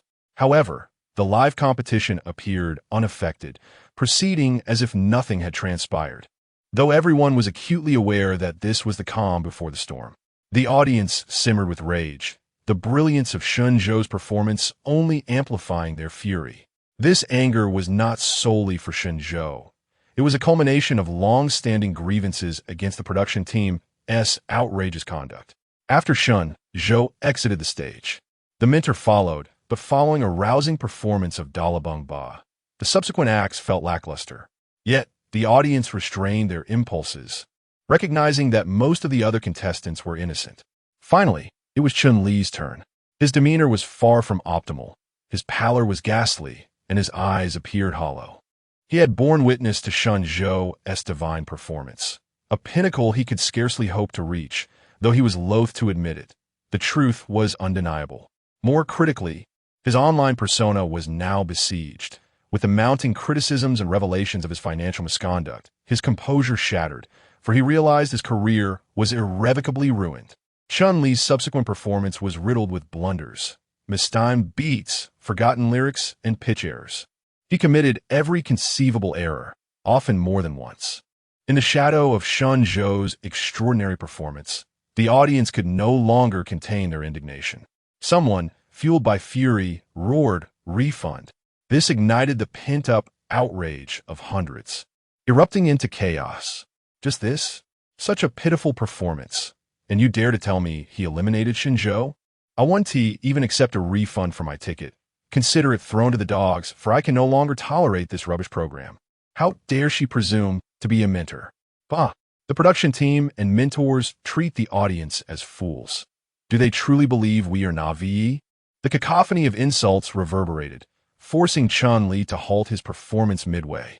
As one patron stormed out, others followed suit, cursing loudly and leaving behind torn tickets. The venue in shambles. Within minutes, the audience had vacated entirely.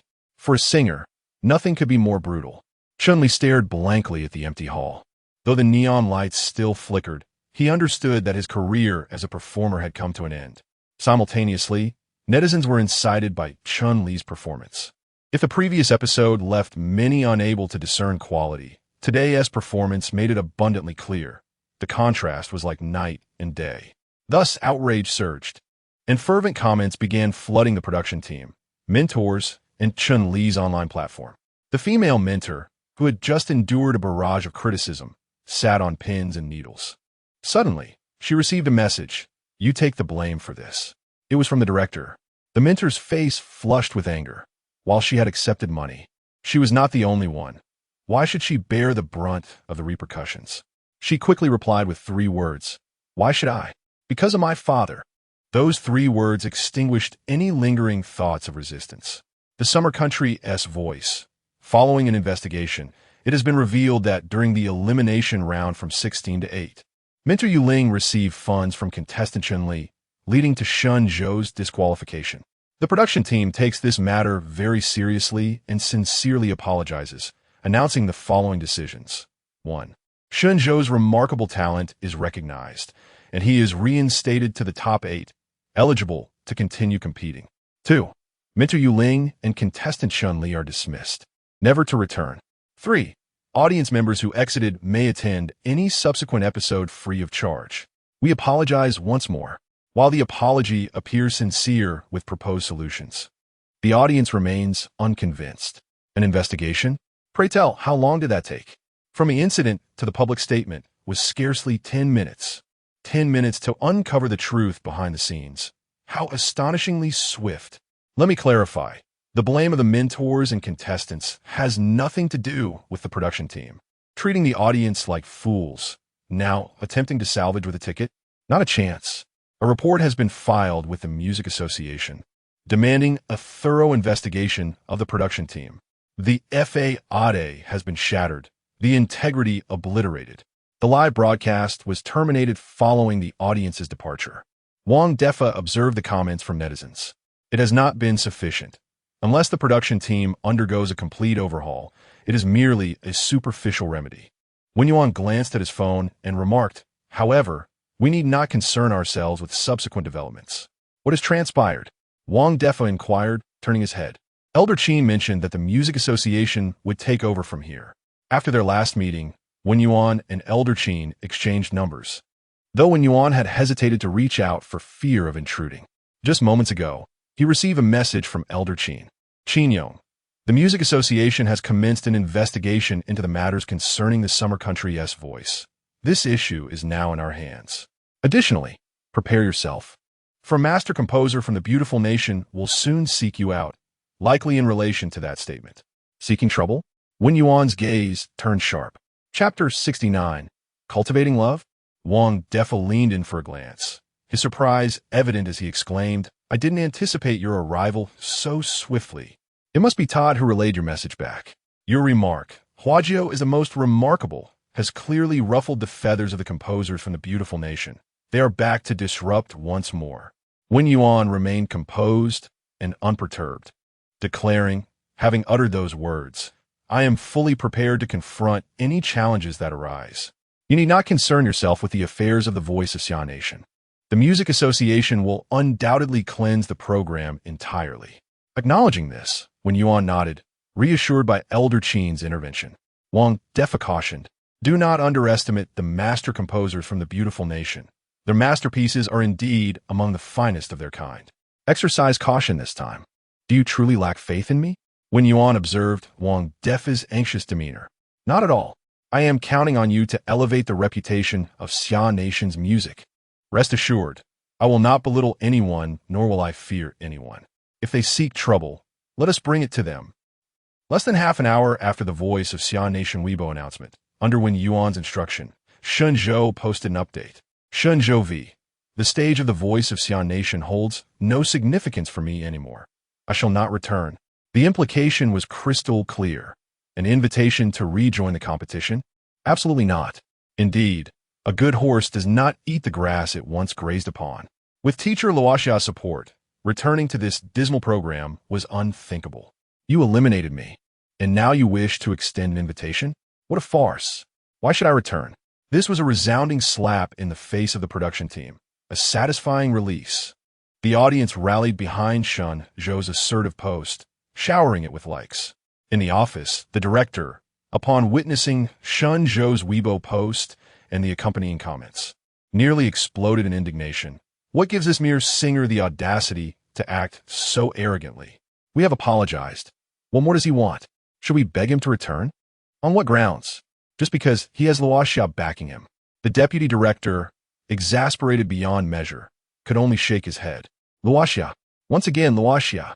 Does he believe he can operate unchecked? He opened his mouth to retort, but ultimately remained silent, recognizing that some truths might elude him for a lifetime. He was oblivious to the fact that the fault lay with him. What would it serve to argue further? Watching the continued vitriol in the comments, he realized the production team's Weibo post had fallen flat, and the fate of the voice of Xia Nation was destined for desolation, stripped of credibility and reputation, leading to its inevitable demise. Yet, he felt powerless. He had done all he could and could only resign himself to fate. At 8:30 p.m., the Music Association posted, "We urge all netizens to remain rational and composed. If you cannot control your anger, please tune in to Win Hill on the T-Online platform. The association has received reports and has commenced an investigation into the entire production team of The Voice of Xia Nation, and we shall show no leniency until the investigation concludes. This program will be suspended indefinitely. We ask for your patience as we work towards a satisfactory resolution, restoring clarity to Xia Nation's music. Bravo! Support the Music Association and call for the abolition of the Voice of Xia Nation." With the Music Association stepping in, I feel reassured. I'm off to listen to Windhill. Those with sense have already turned to the replay of Dala Bang Ba. This post was undoubtedly a source of great relief, calming the frenzied Weibo discussions. The director slumped onto the sofa, terror etched on his face. It's over. Why did we provoke the Music Association? Such a colossal entity. Even my esteemed father could not confront them directly. No one answered him. He awaited a furious call from his father, a stain on his life that would be impossible to erase. Meanwhile, the deputy director trembled with excitement, having glimpsed a glimmer of hope. The intervention of the Music Association would surely cleanse the production team. A pivotal moment for salvaging the program's reputation and the only chance for its resurgence.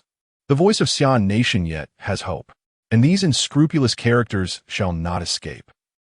At the headquarters of Xingqian, Wen Yuan, who had ceased to follow this matter, prepared to leave for the day, but made his customary visit to Lin Jie. Tomorrow is the deadline for song submissions. Is your song ready? Should be. About done? In truth, Wen Yuan had yet to finalize which song to use. Although his vocal skills had improved remarkably of late.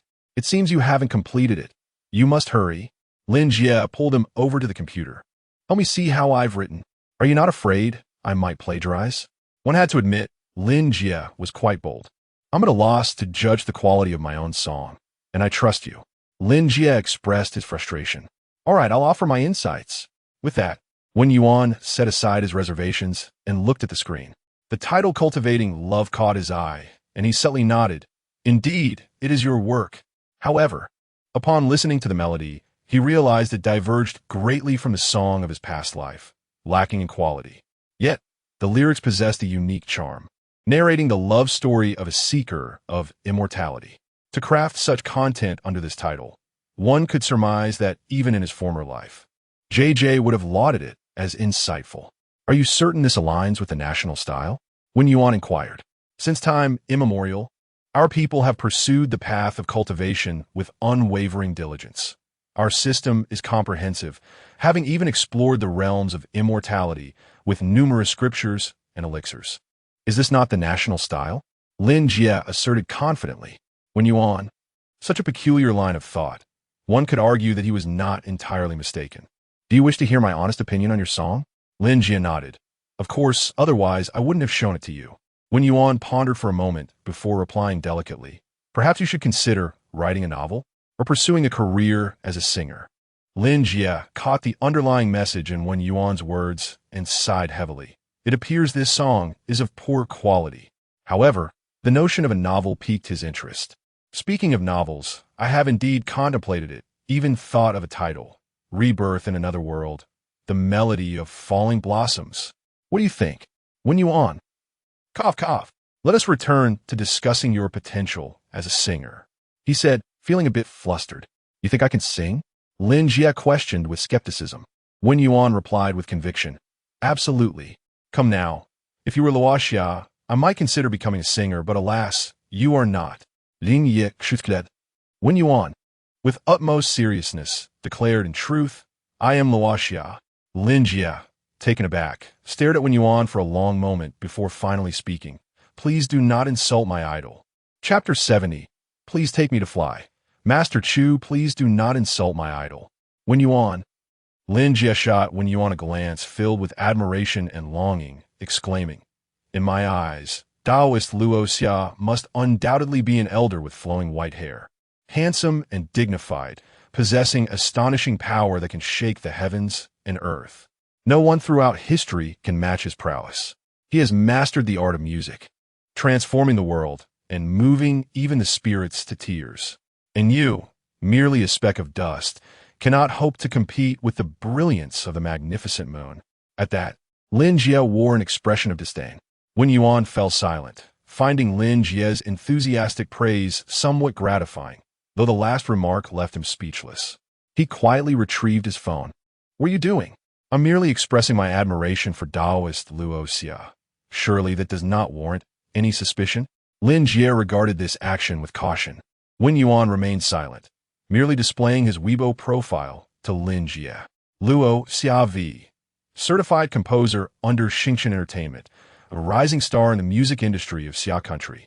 Representative works. Followers. 1, 754, 611, 211. The extensive follower count, reaching 9 digits, combined with the verified ID, caused Lin Jie's pupils to constrict and his complexion to pale, as if his heart had momentarily ceased to beat. In the next instant, the previously quiet office erupted with a shriek akin to that of a slaughtered pig. What? The horrified exclamation echoed like thunder, startling everyone in the office, their souls seemingly escaping their bodies. All eyes turned towards Lin Jie, some confused, others angry, and some curious. Yet Lin Jie remained unfazed, his gaping mouth producing incoherent sounds, struggling to form a complete thought. Wen Yuan is actually Luo Xia, and Luo Xia is merely a 20-year-old bronze-level composer. Was this just taken too far? He was so shocked that even his hair seemed to tremble. Lin Jie snatched Wen Yuan's phone and began frantically searching for any evidence of forgery. Countless replies, likes, and private messages confirmed the truth of it all. Lin Jie felt as if he had been struck by a bolt of joy from the heavens. Luo Xia had invited him to be a singer. This was surely a moment to soar. Now, are you interested in becoming a singer? Wen Yuan reclaimed his phone, smiling softly. Lin Jie gazed deeply at Wen Yuan and promptly opened a registration link for the composer competition on his computer. You have not submitted your work. You may cancel your participation at any time. A prompt appeared on the page alongside a cancellation button. Without hesitation, Lin Jie clicked to cancel, then rose, bowing deeply in a seamless motion. Please take me to fly. Master Chu, a composer? Whoever wishes to be one may do so. Clinging to Luo Xia's coattails is far more appealing. Wen Yuan nodded, recognizing Lin Jie as quick response and resolute attitude as indicative of a master-level initiative. He then helped Lin Jie to his feet. Let us remain as we always have. Consider me a friend without the need for formalities. Lin Jie paused, then nodded, all right. At the moment when Wen Yuan's identity as Luo Xia was revealed, Lin Jie nearly regarded him as a deity. He found himself at a loss for how to face Wen Yuan, yet was taken aback by his continued gentleness and calm demeanor. I have a question. Ling Ye stammered. Speak. Wen Yuan replied with a smile. Why are you so incredible? Countless questions swirled in his mind, yet he could distill them all into this singular inquiry. Because I am Luo Xia. Wen Yuan provided an answer that was not truly an answer. Lin Jie, could you perhaps give me an autograph? Wen Yuan did not refuse this request, as it seemed the first time anyone had asked him for such a thing. After signing, he suddenly realized he had yet to assess Lin Jie's singing ability. Though his voice bore a striking resemblance, having spent so long as a composer, it likely wouldn't be exceptional. Find a time to record a sample for me. I'd like to hear how you sing. Great. Lin Jie nodded enthusiastically, understanding that Luo Xia intended to write a song for him. He was ready to soar. Wen Yuan then prepared to leave. I have matters to attend to. I must take my leave. Do I need to keep your identity a secret? Lin Jie inquired before Wen Yuan departed, eager to share this astonishing secret with his colleagues. Let us keep it confidential. Wen Yuan had initially not given it much thought, but upon realizing that his colleagues lived in his shadow, he deemed it necessary to conceal the truth, lest they devour him whole. I understand. Lin Jie felt no disappointment. Excitement and exhilaration filled his heart. Wait. I'll see you off. No need. Mr. Wang is already waiting downstairs. Ling Ye. My friends, I have entirely emerged from the shadow of Taoist Luo Xia. I cannot face the terror of Luo Xia with you all anymore. After Wen Yuan left, Lin Jie felt invigorated and empowered. Though he could not disclose Luo Xia's true identity, he could share his current joy. Only moments ago, he had been engulfed in the endless shadow of Luo Xia. In the blink of an eye, he had clung to Luo Xia's coattails. The sensation of such a dramatic shift from hell to paradise was simply exquisite. Lin Jie, what on earth are you doing? What nonsense were you just spouting? You nearly scared the life out of me. How did you break free from the shadow? Please share. I can't take it anymore. Upon hearing the critical question, Lin Jie smiled. It's simple. I withdrew from the composer competition and am preparing to debut as a singer. Everyone was momentarily stunned, then erupted into laughter. Huh, so you quit being a composer to escape Luo Xia? What a pity. Another victim of Luo Xia's madness. Take him away. Take him away. He is beyond saving. Facing the mirthful crowd, Lin Jie smiled calmly, knowing that due to the need for secrecy regarding Luo Xia's identity, he could not clarify the situation. Never mind. You wouldn't understand, and I hold no grudge against you. One day, when I stand on stage, I shall return to slap these faces. Indeed, a gentleman's slap is worth waiting 10 years for. Ha! The laughter grew even louder. The following day, Wang Defa arrived early to pick up Wen Yuan at the hospital entrance. The board members have returned. A full board meeting is to be held today, and you must attend. I'm attending the board meeting? Wen Yuan was perplexed. Yes, this meeting primarily concerns the distribution of shares. You are about to become a shareholder of Xingqian. Wang Defa said enviously, given your status and influence, it seems shares are the only way to retain you. Otherwise, who knows, you might just establish your own domain. Wen Yuan understood, his eyes lighting up. By your estimation, how many shares can the company offer? I cannot say. Hopefully as many as possible. Wen Yuan's eyes sparkled even brighter at this prospect, thinking to himself, if that is the case, I shall not hold back. The two quickly arrived at the company, but simultaneously, a comment appeared on Luo Xia's Weibo. This comment originated from the post of Hua Lu is the most impressive, and its content was in English. When translated, it read, Pei. This statement is nothing more than an incompetent and arrogant boast.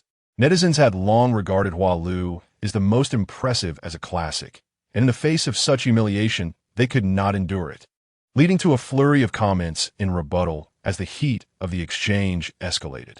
Chapter 71. A challenge across the air upon arriving at the company. Wen Yuan swiftly discovered the provocative post on Weibo. Trouble had arrived at the doorstep.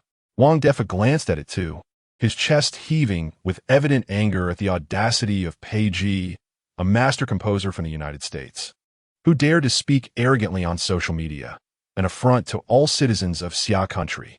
Wen Yuan smirked coldly and sent out a 5-word reply. This is merely the boast of the incompetent and arrogant.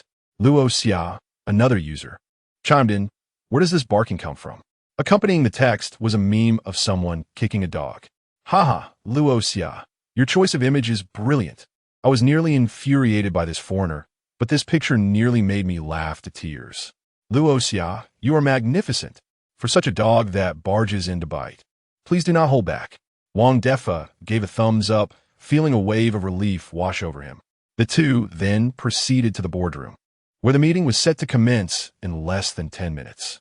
The board members were arriving in droves, and Wen Yuan remained focused on Weibo, realizing that Pei would not simply post a few words and leave. This was merely their first skirmish.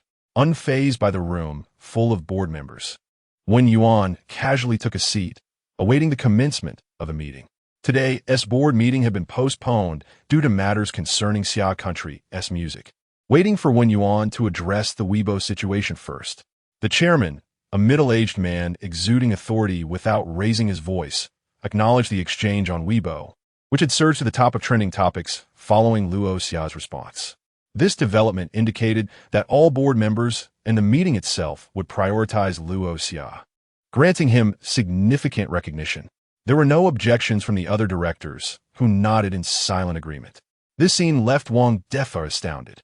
It was evident that the higher-ups regarded Wen Yuan as more vital than he had initially perceived. Thank you, Chairman, and thank you all. Wen Yuan expressed his gratitude with a nod, maintaining decorum. He then turned to Wang Defa and inquired, what do you know about Pei? While Weibo's replies could be whimsical, Wen Yuan would never underestimate an adversary in a direct confrontation. Pei, a revered composer from the United States, had been a prominent figure for many years, now in his 50s, yet still vibrant and creative within the music industry. He had won 5 world-class song awards and boasted a significant reputation in the United States, with over 600 compositions to his name. Wang Defa remained silent as the chairman provided a detailed introduction. Wen Yuan nodded, not delving deeper into the subject. Will there be pressure? The chairman inquired, showing concern. Not particularly, Wen Yuan replied honestly, contemplating how to retaliate effectively against these foreigners. The chairman's expression softened with an inexplicable smile, and the other directors nodded in acknowledgement of Wen Yuan's composure and temperament. Like the attendees, countless netizens eagerly awaited the second clash between Luo Xia and Pei. Although their reactions were somewhat delayed, they soon recognized that this was more than just a duel between two individuals. It was a confrontation between Xia Country's music and that of a musical superpower. I just listened to Pei's song. His level is quite high. I wonder if Luo Xia can withstand it. You're boosting his confidence while undermining your own. No, there's genuine concern. Pei indeed possesses exceptional musical talent, and the stakes are high, making it quite natural to feel anxious. However, I have faith in Luo Xia. He will not disappoint us. 10 minutes after Luo Xia's reply, Pei finally responded, Luo Xia, Let us not engage in mere verbal sparring. Do you dare to partake in a PK? Choose a theme song project from a third country, and we shall co-write.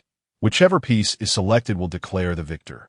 I shall grant you a 10% advantage, and you may select the project. This rule did not pertain to the competition between Xia country and the United States, thus ostensibly fair. However, if the project was in an English-speaking nation, it would favor Peiji, while a project in a Chinese-speaking country would benefit Luo Xia.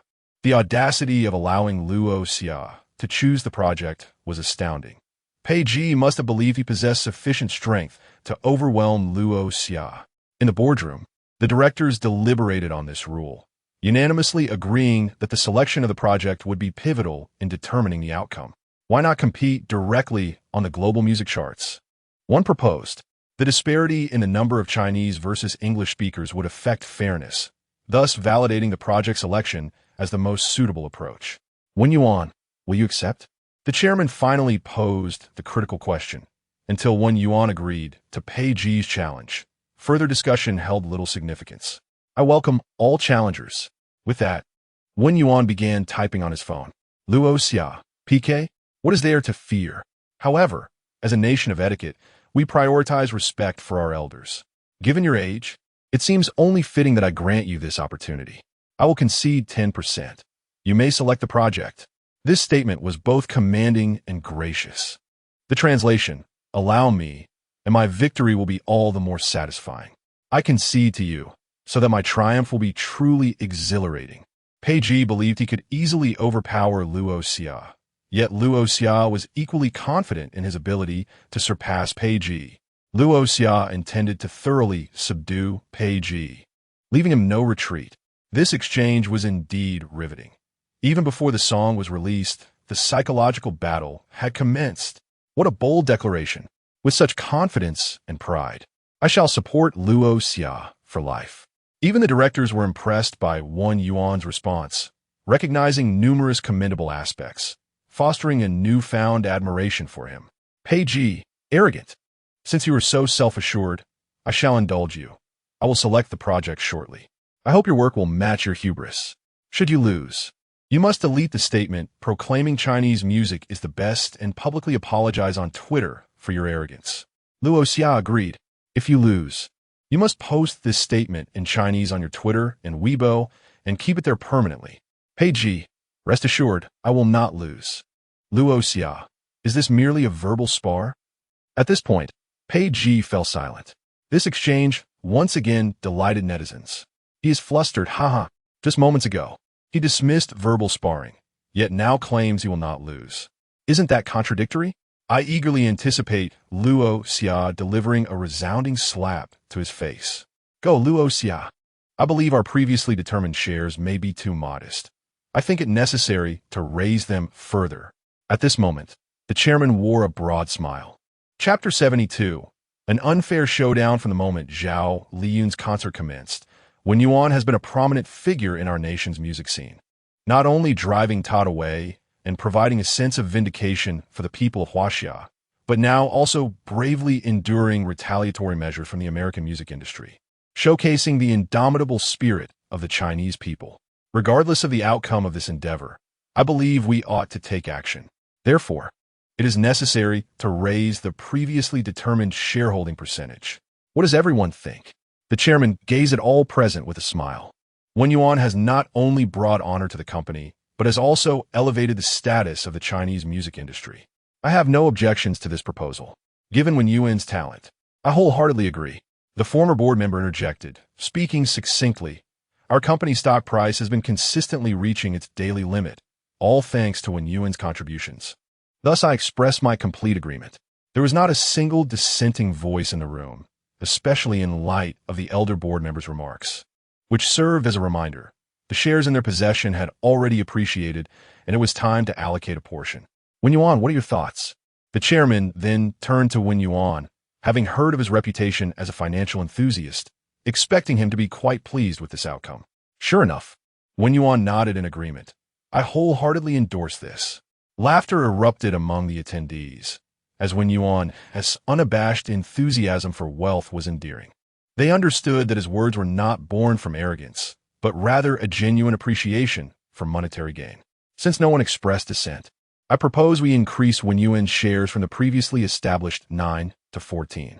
I will personally transfer 3, and the remaining 2 shall be determined through discussion among you all. The chairman presented the proposal, and since he initiated it, he was prepared to set an example, demonstrating his sincerity with that 3. I shall add another 1, bringing the total to 15. The elder board member hesitated for a moment, but ultimately decided to raise his contribution. The room was filled with astonished glances directed at him. Unlike the chairman, the elder board member did not possess a significant number of shares, and relinquishing this additional 1 was akin to sacrificing a piece of himself. Underscoring his regard for Wen Yuan, everyone was moved, and, one by one, they began to voice their support. Since both the chairman and the elder board member had set the precedent, we too have no reason to hold back. I will contribute 0.5. I will. What was expected to be a tumultuous discussion regarding share allocation transformed into an exceedingly smooth process, concluding in under 10 minutes with unanimous agreement, and the atmosphere was harmonious. Wen Yuan was thoroughly satisfied with the outcome of 15, a remarkably high proportion, and accepted it with pleasure. The arrangements regarding the share transfer contract would require some time to finalize, and once prepared, I will have your assistant Wang Defa notify you. After the discussion concluded, the chairman made arrangements and hinted at changes in Wang Defa's position. Upon hearing this, Wang Defa appeared utterly bewildered. What happened to the promised promotion? What about being recognized for contributions? How did I end up as an assistant? Although he did not mind being Wen Yuan's assistant, indeed, he felt a sense of joy. He was puzzled by the apparent demotion.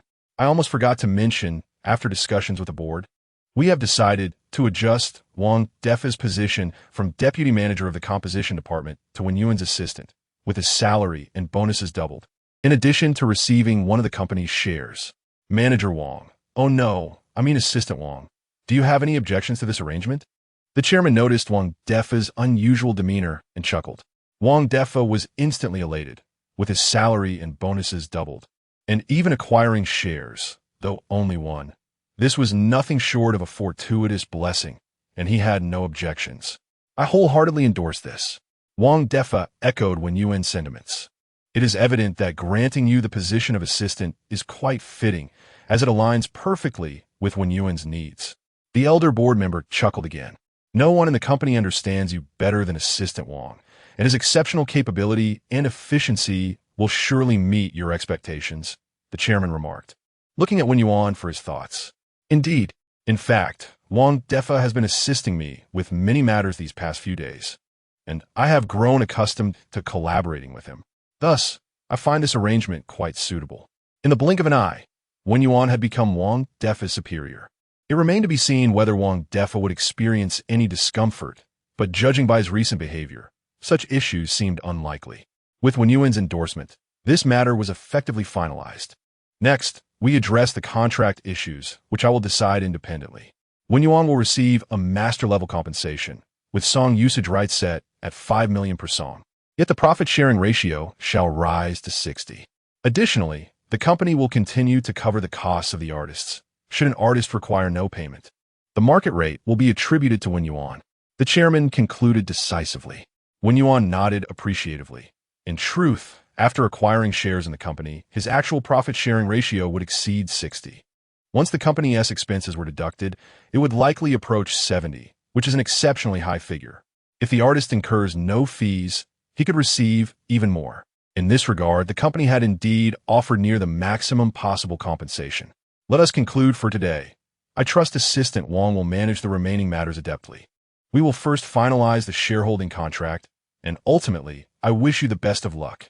The meeting progressed remarkably smoothly, with all arrangements swiftly settled. The chairman gazed at Wen Yuan with profound expectation.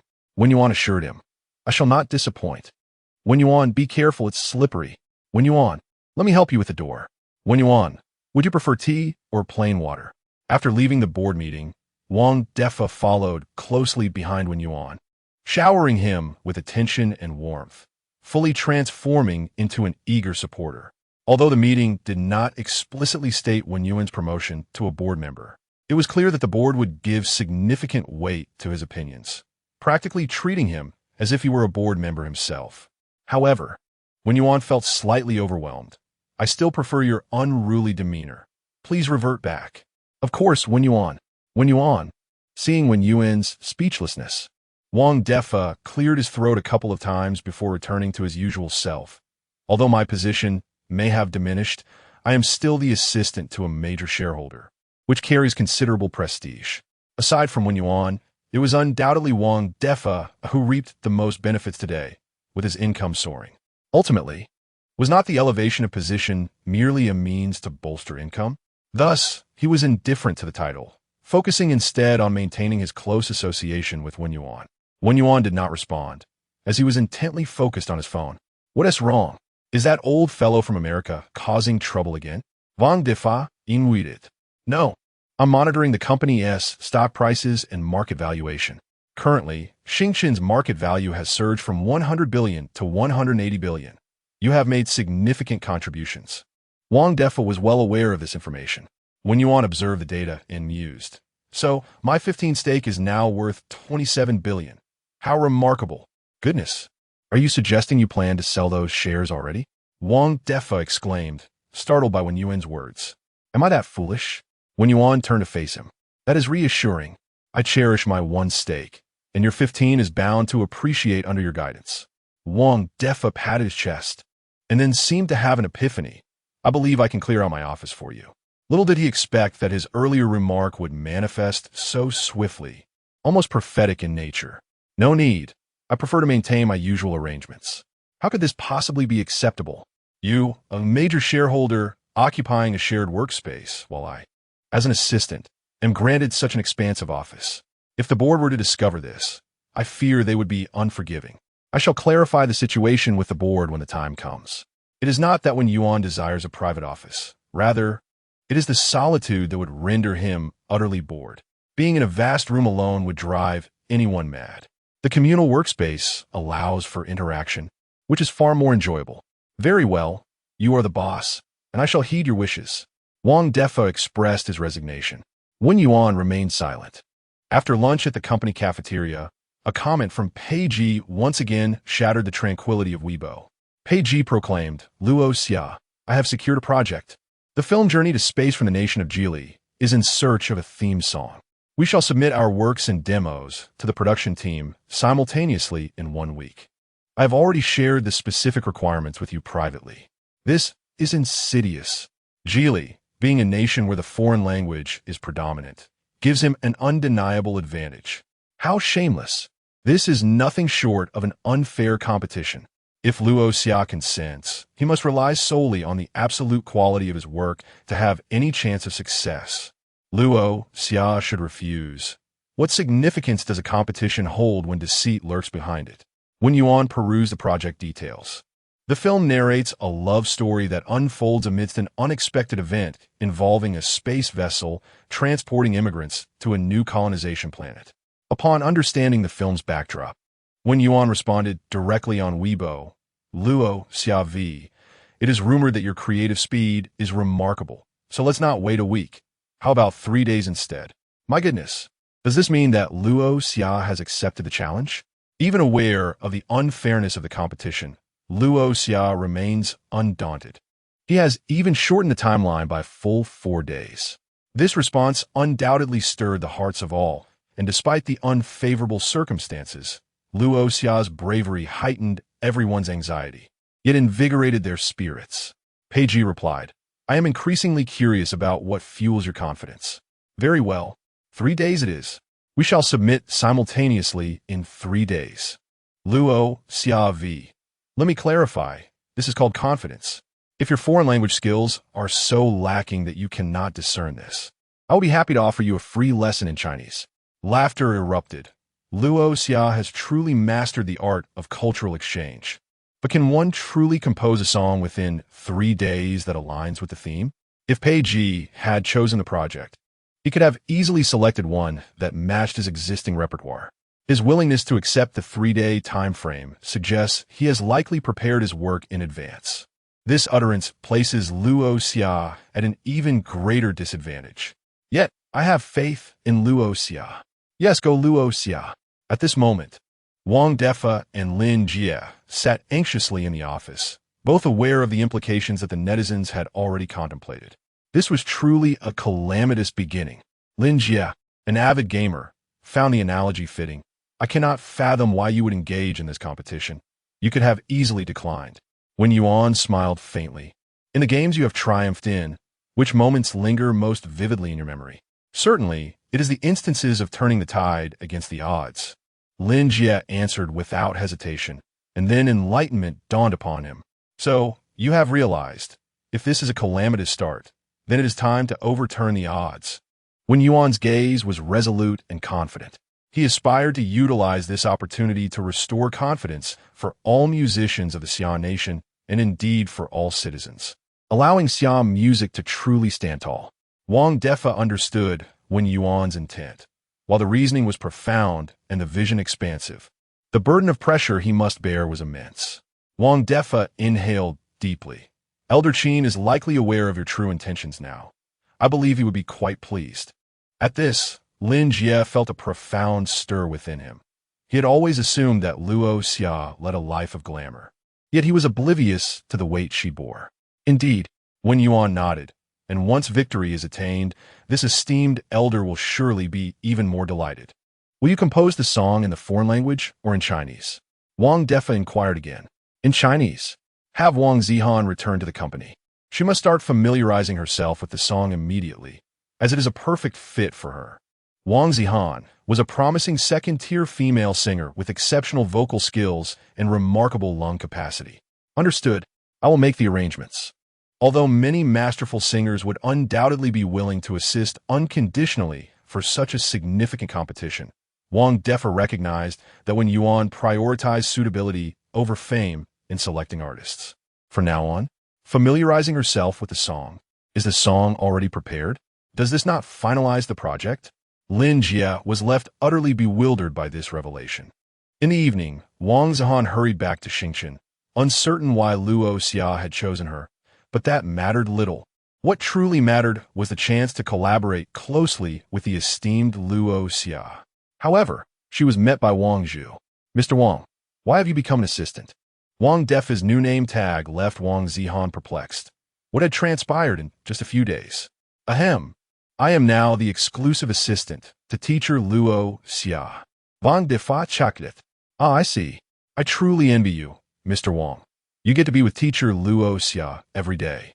Perhaps I should give up my singing career and become an assistant instead? Wang Zihan jested, half serious. Enough of that. You are currently under great expectations. As he spoke, Wang Defa handed her a handwritten set of lyrics. Whereas teacher Luo Xia, given her experience from the audition, Wang Zihan was aware of Wen Yuan's identity. Oh, he is practicing his vocal exercises. Really? Is teacher Luo Xia attempting to steal the singer's spotlight? Wang Zihan was astonished as she received the lyrics. Wang Defa. Indeed. Perhaps. Chapter 73. I believe I have chosen the right song. I have observed many composers expressing that after listening to teacher Luoxia's national-style songs, they feel incapable of producing any noteworthy works in the genre. The online composition community has indeed become a scene of desolation. The song has been submitted for review and approved. Wang Zihan picked up the lyrics and score, studying them earnestly while murmuring. Now, teacher Luoxia is going to scrutinize the singers again. Fortunately, I am a woman. Otherwise, I would be worried about my job security. However, as she read, she hummed along with the melody, and from the very first line, her expressive almond-shaped eyes began to sparkle with inspiration. You must treat this song with utmost seriousness. It embodies profound significance. Do not betray teacher Luoxia's trust in you, Wang Defa reminded her. Wang Zihan did not respond, for she had already comprehended the weight of the meaning Wang Defa referred to. At that moment, she stifled all inappropriate emotions and donned a serious expression. 10 minutes later, she stated with conviction, "This is the song that teacher Luoxia and Peiji will use for their competition, right? I have reviewed the synopsis of Journey to Space, and this song perfectly aligns with the theme." Wang Defa nodded in agreement. Observing this, Wang Zihan felt an unprecedented sense of gravity within her. Indeed, this song held immense significance. It would determine the outcome of the competition, representing teacher Luoxia's honor and disgrace, as well as the fervent hopes of countless netizens, and ultimately the pride and shame of Xia country's music. One could say that both honor and disgrace were intricately tied to this song. Do not feel too much pressure, just give it your all. I will be monitoring the process closely, Wen Yuan assured her as he arrived. Following the completion of the audition, Wen Yuan had conducted a thorough investigation into the singer he had chosen, considering their character, vocal skills, temperament, and experiences.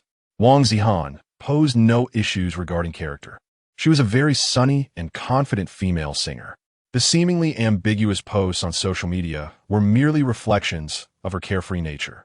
Given these circumstances, coupled with her extensive vocal range and perfect timbre for this song, Wen Yuan ultimately selected her. Teacher Luoxia. Wang Zihan greeted Wen Yuan with a respectful bow upon seeing him. Yes, Wen Yuan acknowledged with a nod. The accompaniment is ready. Aim to record the first demo today, so I can listen and identify any issues early on. Understood. Wang Zihan replied earnestly, expressing her heartfelt gratitude. Thank you, Teacher Luoxia, for entrusting me with such an important song. I will do everything in my power to ensure you are not disappointed. Wen Yuan smiled. I have faith in you. After Wang Zihan practiced the song, Wen Yuan moved on to another practice room to continue his own endeavors. However, it wasn't long before Wang Defa called for a halt. His expression grim. They proceeded to the office. I have important news to share with you. Todd's disciple has also registered for the composer competition just moments ago. Wen Yuan sipped some hot water to soothe his throat. Isn't the composer competition exclusive to Xia country nationals? Is Todd's disciple a Xia national? Wang Defa nodded, turning his laptop toward Wen Yuan, displaying the profile. Luo Chang, 22 years old, Xia national, a golden-level composer, known for his work I Follow You. Wang Defa elaborated. Luo Chang grew up in the beautiful country and was greatly influenced by the local music culture. He excels in rap and became Todd's disciple a few years ago. He is not well known in Xia country, but is quite famous in the beautiful country, often referred to as the Prince of Rap. He is stuck at the golden level due to his time in the industry. In reality, he possesses diamond-level talent. Luo Chang's participation in the composer competition is likely a last-minute directive from Todd, aiming to regain face by overwhelming the new generation of composers from Xia country. Wen Yuan frowned, feeling a surge of indignation. Are you suggesting that Luo Chang, as a Xia national, willingly acts as a foreign puppet to humiliate his fellow countrymen? Such occurrences were not unfamiliar to Wen Yuan from his past life. Countless officials invested resources to send students abroad, yet some, upon returning, chose to serve foreign interests instead, which is undoubtedly infuriating and tragic. Wang Defa scoffed. However, Todd has evidently miscalculated. He likely never anticipated that you two would participate in the composer competition. After a moment of silence, Wen Yuan stated, I believe I have chosen the right song. That evening, Wen Yuan submitted his entry for the competition.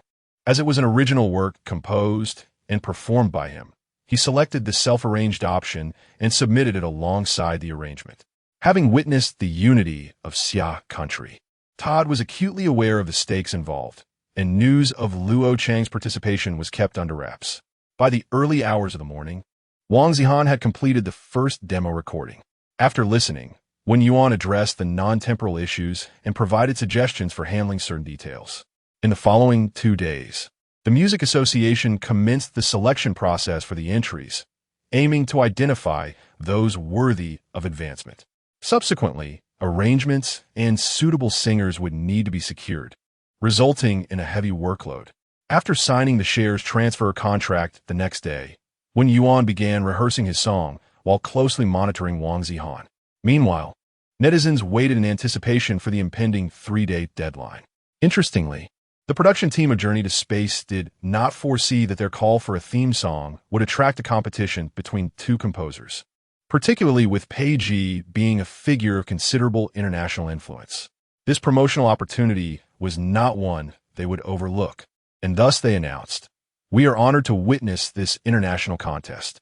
Our team is pleasantly surprised and will select the most suitable song for the film, after which we will release 2 promotional clips for everyone's appreciation. Thank you." This announcement was simultaneously published on YouTube, Weibo, and Twitter. and the so-called international contest quickly garnered widespread attention, with the competition beginning to gain momentum abroad. As for the copyright issues involved, Wen Yuan had neither the time nor inclination to address them, delegating the responsibility to Wang Defa. Finally, on the third day, under Wen Yuan's vigilant oversight, Wang Zihan delivered a flawless rendition of the song, culminating in the final recording. Following this, Wen Yuan set off for Kyoto, preparing to participate in that evening's composer competition. At 1 p.m., both Wen Yuan and Pei Ji submitted their works to the Journey to Space production team. The entire internet braced itself for the outcome. However, what transpired next was utterly unexpected. They indeed awaited a result.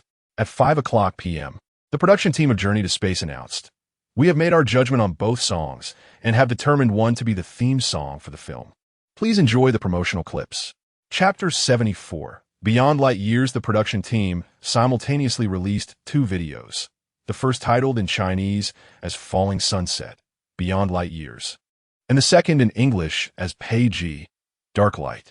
The sequential order of the videos seemed to suggest a ranking, yet, until definitive proof emerged, this remained mere illusion. Contrary to everyone's expectations, the title Beyond Light Years turned out to be a Chinese song. Can a Chinese song truly serve as the theme for an English film? The answer is abundantly clear. Netizens from the Summer Nation found their hearts lodged in their throats. Meanwhile, Pei Ji appeared on screen with a beaming smile, as if the outcome of this contest was already predetermined. Insisting on a Chinese pop culture presence, this endeavor was undoubtedly akin to digging one's own grave. Falling Sunset would ultimately pay the price for its hubris. On the internet, opinions among viewers were polarized.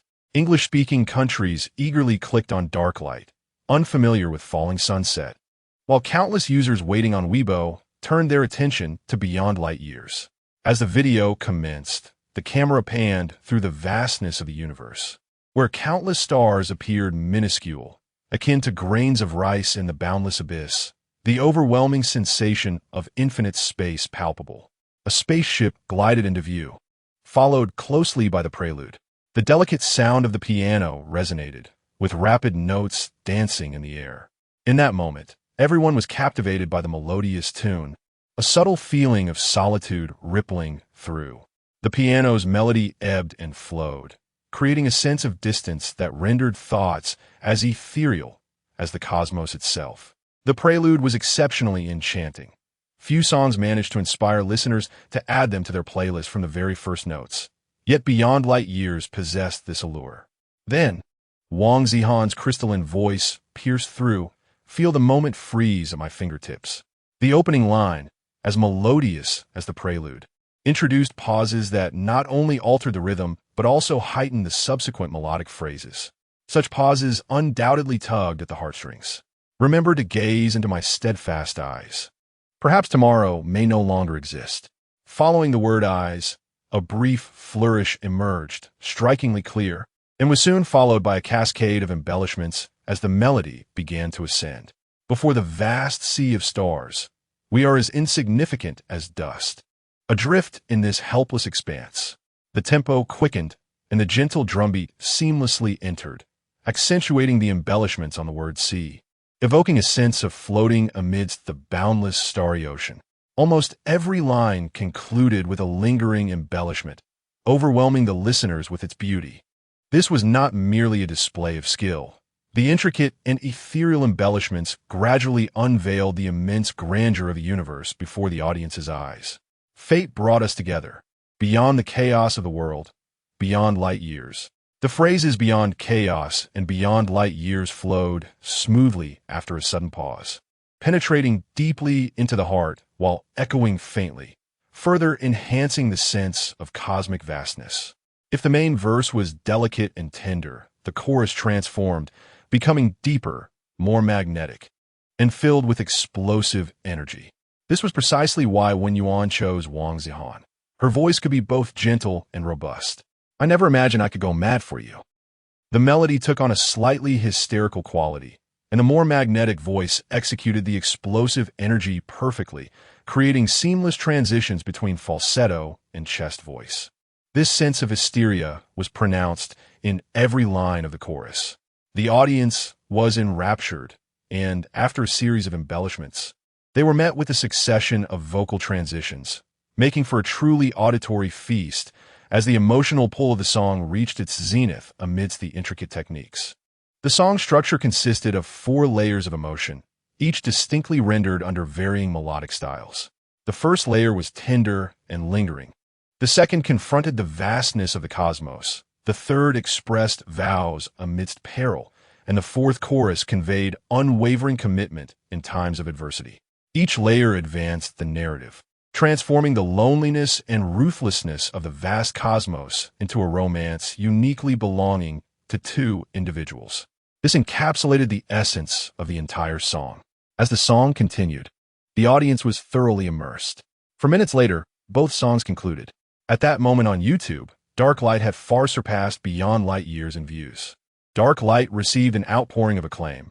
Pei did not disappoint, showcasing masterful prowess. Following this, a significant number of foreign viewers, unacquainted with Chinese songs, eagerly clicked on Beyond Light years. They too sought to discover what this relatively unknown composer from the Summer Nation could produce, pondering why he dared to contend against a revered veteran in the field. Having listened to Dark Light, I felt that Falling Sunset had already lost. Undeniably, Master Pei retained his commanding presence, and this song perfectly aligned with the film's theme. Beyond Light Years? The title is rather intriguing. At this juncture, public opinion was overwhelmingly in favor of Pei. The production team for Space Odyssey humanely provided subtitles in both languages for the 2 videos, striving to eliminate linguistic disparities. As the prelude began, the captivating piano notes astonished all foreign viewers. Could the prelude be so exquisite? Am I not mistaken? Unbelievable that a piece from the Summer Nation could attain such heights. Fascinating. I found myself anticipating this song from the very first note. They had initially thought this would be a one-sided competition, yet Beyond Light Years began to dazzle from the prelude itself. Moreover, this sense of wonder grew increasingly pronounced through the layered melodies and emotions, particularly through the continuous embellishments and vocal transitions, prompting exclamations of delight and admiration. Thick crap, I have fallen in love with this exquisite embellishment. Although I could not seamlessly merge the melody and lyrics, these embellishments transported me into the cosmos. Who is this singer? Is this ethereal voice kissed by angels? From the very first line, I had already saved this video. It appears that Falling Sunset aims to interpret love from a cosmic perspective, which aligns perfectly with the film's thematic essence. In the chorus, the singer conveyed a sense of apocalyptic urgency and unwavering devotion, leaving listeners breathless and in awe. Undoubtedly, Beyond Light Years captivated countless foreign audiences, presenting surprises from beginning to end. Such sensations were even absent in Pei's Dark Light. After listening to both songs, it seemed everyone formed their own judgments. If presented with both songs, they would prefer to listen to Beyond Light Years once more. In an instant, the views and comments for Beyond Light Years began to surge dramatically. Chapter 75. The victor is Falling Sunset after listening to Pei's Dark Light. Elder Qin felt a profound sense of relief. Objectively speaking, Light Years Away triumphed over Dark Light in every aspect, from melody, arrangement, and lyrical intent to performance skill, artistry, and emotional resonance. Light Years Away was undeniably superior. Qinlan also heard both songs and concurred with this assessment, yet she remained visibly anxious. However, it has never been precedent for a Chinese song to serve as the theme for a foreign film, and she feared that the Space Journey crew might show bias. Elder Qin calmly sipped his tea. Have you considered why the crew has not directly announced the results, but instead released a so-called promotional video? Qinlan shook her head thoughtfully. She had not pondered this question. Or perhaps they are concerned about something. Elder Qin hinted.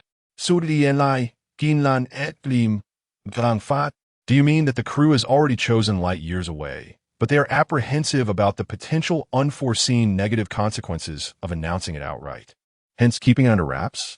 Elder Qin nodded.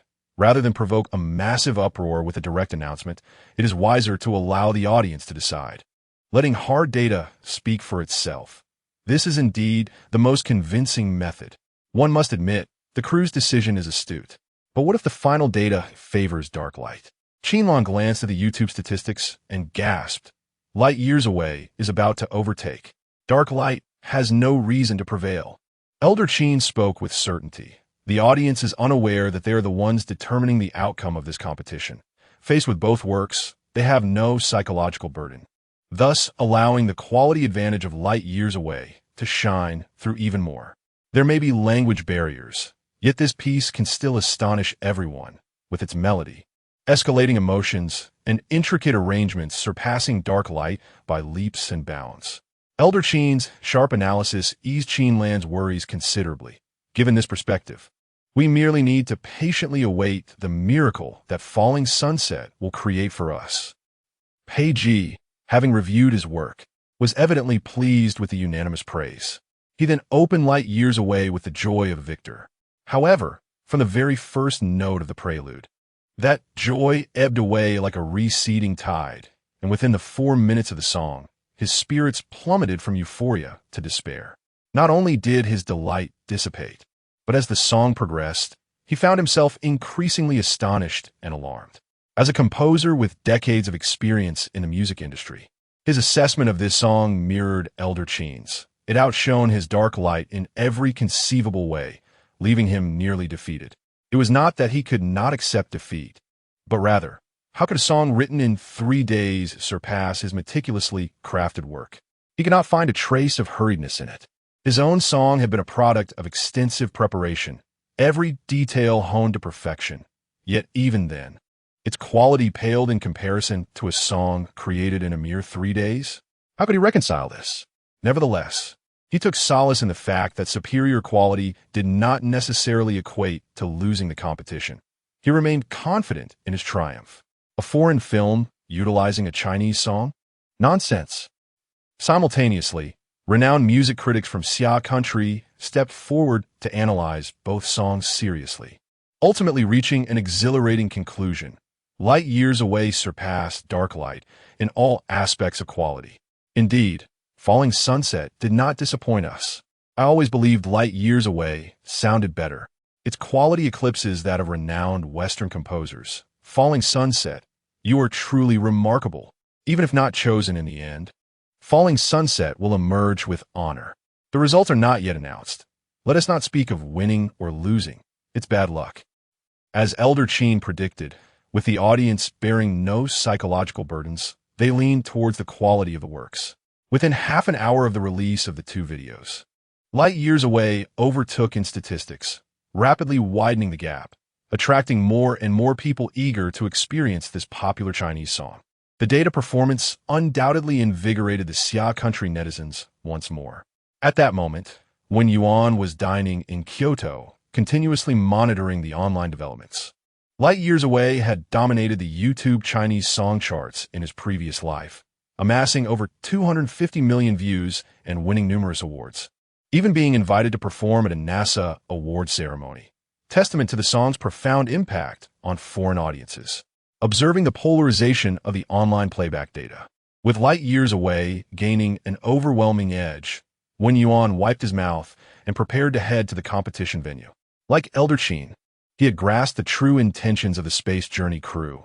With the momentum established, he could confidently participate in the competition.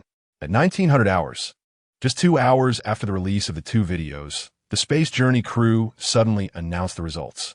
The crew stated, currently, the YouTube statistics for both works are Light Years Away at 130 million, Dark Light at 34 million. On Weibo, Light Years Away at 250 million, Dark Light at 13 million. We believe this data sufficiently demonstrates the quality disparity between the 2 works, and based on this performance, we have ultimately decided that Light Years Away will serve as the theme song for Space Journey. The final victor of this competition is Falling Sunset. Simultaneously, this result was also posted on Weibo. Instantly, the Xia country internet erupted in excitement. Wow! Falling Sunset truly pulled off a miraculous comeback against overwhelming odds. This moment is indeed a triumph. Falling Sunset is forever a legend. Falling Sunset has made history for the first time. A Chinese song is used as a theme for a foreign film. Falling Sunset has defeated Pei Ji with a Chinese song amidst adversity. The Chinese music scene is undeniably the finest. This victory is undeniably prestigious, leaving Pei Ji with no excuses to offer. Pei Ji looked around in bewilderment. Who will take the blame for this? Congratulations to Falling Sunset on their triumphant return. Congratulations to Falling Sunset on their triumphant return. In an instant, Weibo was abuzz with festivity and joy. Countless netizens shared the good news, and the name Falling Sunset spread like wildfire. Numerous celebrities, influencers, singers, and major companies expressed their congratulations. Following Elder Qin's message of commendation, the atmosphere reached a crescendo. Qin Yongvi, congratulations to Falling Sunset on their triumphant return. Victory from despair is hard-earned. May all musicians take this as inspiration to strive and amplify the voice of Xia country's music. Meanwhile, on foreign platforms, viewers were astonished, not due to the result, but because of the crew's tactics. Chapter 76, Accepting the Bet. Do you understand? Thick gift crab. Are you playing dirty? Wasn't it said that the results were already determined? Why? In the end, do you say that the outcome will depend on data performance?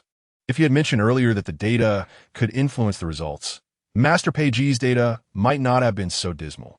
If you had said it sooner, could there have been any fairness? Indeed, had it been disclosed earlier, the authenticity of the data would have been compromised.